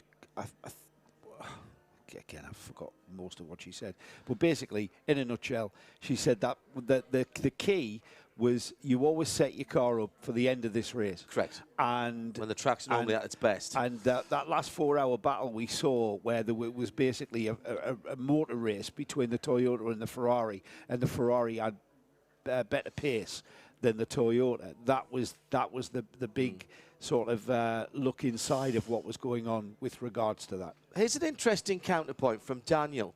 For me, a one-make, one-engine class doesn't belong in a sports car world championship or at Le Mans. On that basis, the current P2 has overstayed its welcome by several years. Would like a P2-like class, but it needs technical diversity. It's turned out that way. It was never planned that way. You could say that the ACO, Paul, were the architects of that when they stopped having an open chassis class and restricted it to 4 in a bit of a knee-jerk reaction that wasn't really required at the time. They brought it upon themselves. Yeah, totally agree. They had a perfectly good LM675 class. I mean, but the point being, there's always been a junior mini prototype class, as long as there's been a big group. C1, C2? Yeah, exactly. Later or earlier C Junior, then became C2. But or going even further back, there was a 2-litre sports car class, even when we had the big bang of sports car racers that were winning the races in the 60s and 70s. So there's always been that class there. Yeah. And I think there's space for a class there, but somebody just needs to get their act together and create the championship for it. And ultimately, whoever builds the best mousetrap will get the most customers. Formula 3, even when that was an open chassis formula, as I'm reminded by Tim Gray up in London, everybody graduated to Dallara because of the fact that the Dallara... Look at what year you were in. Well, yes, indeed. Yeah. When the Dallara came out, though, it wasn't a very good chassis. That had to evolve and develop. But and it's the same with the Oracle. Listen to what Gary Robertshaw said. Remember, United Autosport won races. They were dominant at Spa with the Ligier. Won Spa 3 years in a row, twice with the Ligier, and once in the first year with the Orica. And were evolved out. They evolved in absolutely needing an Orica. And the same with the Dallara became the dominant chassis for Formula 3. Yeah, absolutely right.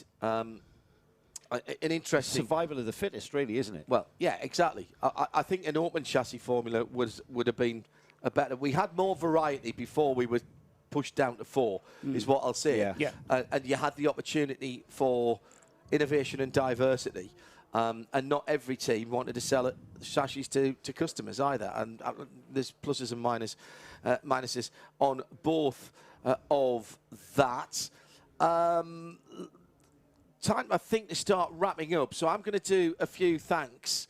First of all, to our team in London, Tim, Rob and Curry, to Bob, Bleasy, Jackie, and to Paul, our ops and social team. In the pits, Joe, Nick, Diana and Peter. Our office manager, Sam. On commentary, JP, Bruce, PT, Paul Trustwell, JMO, Richard Crail. Partners, Haggerty, CrowdStripe, United Autosports for taking such good care of us. I've put on about 3/4 of a stone. Thanks very much. Hertz, Omologato, Sacred, Flywheel, Bista Motion, and Audi, Porsche and Mazda. And particularly to the ACO and the team at Ampi TV, Alexi and Manu and Vincent in the TV compound here have been brilliant. Natalie, Lotta and Christelle. Our hosts at Changer, the Trottans, for their friendship and years of hospitality that we've had from them. And also, as they used to say at the end of the good old days, principally yourselves, those of you that have been listening and watching, because we couldn't have done it without you. We would have been pointless. We would have been talking to ourselves. We probably would have done that if we'd been gathered here anyway. There might have been slightly more alcohol involved and a bit less of watching the race. I'd like to thank my wife, Eve Hewitt, our responsible adult, who has to raise a sizable sum of money for us to come and do this every year. Yes, it's a business, but it is a labour of love for everybody who does this.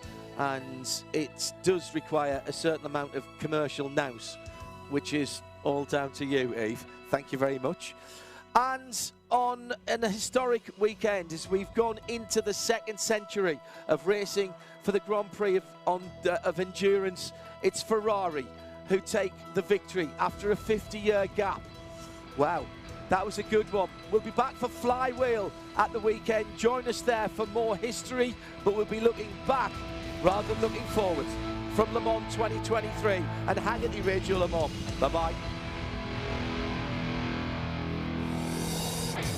This program is a Radio Show Limited production. Tell your friends there's more at radiolemans.com.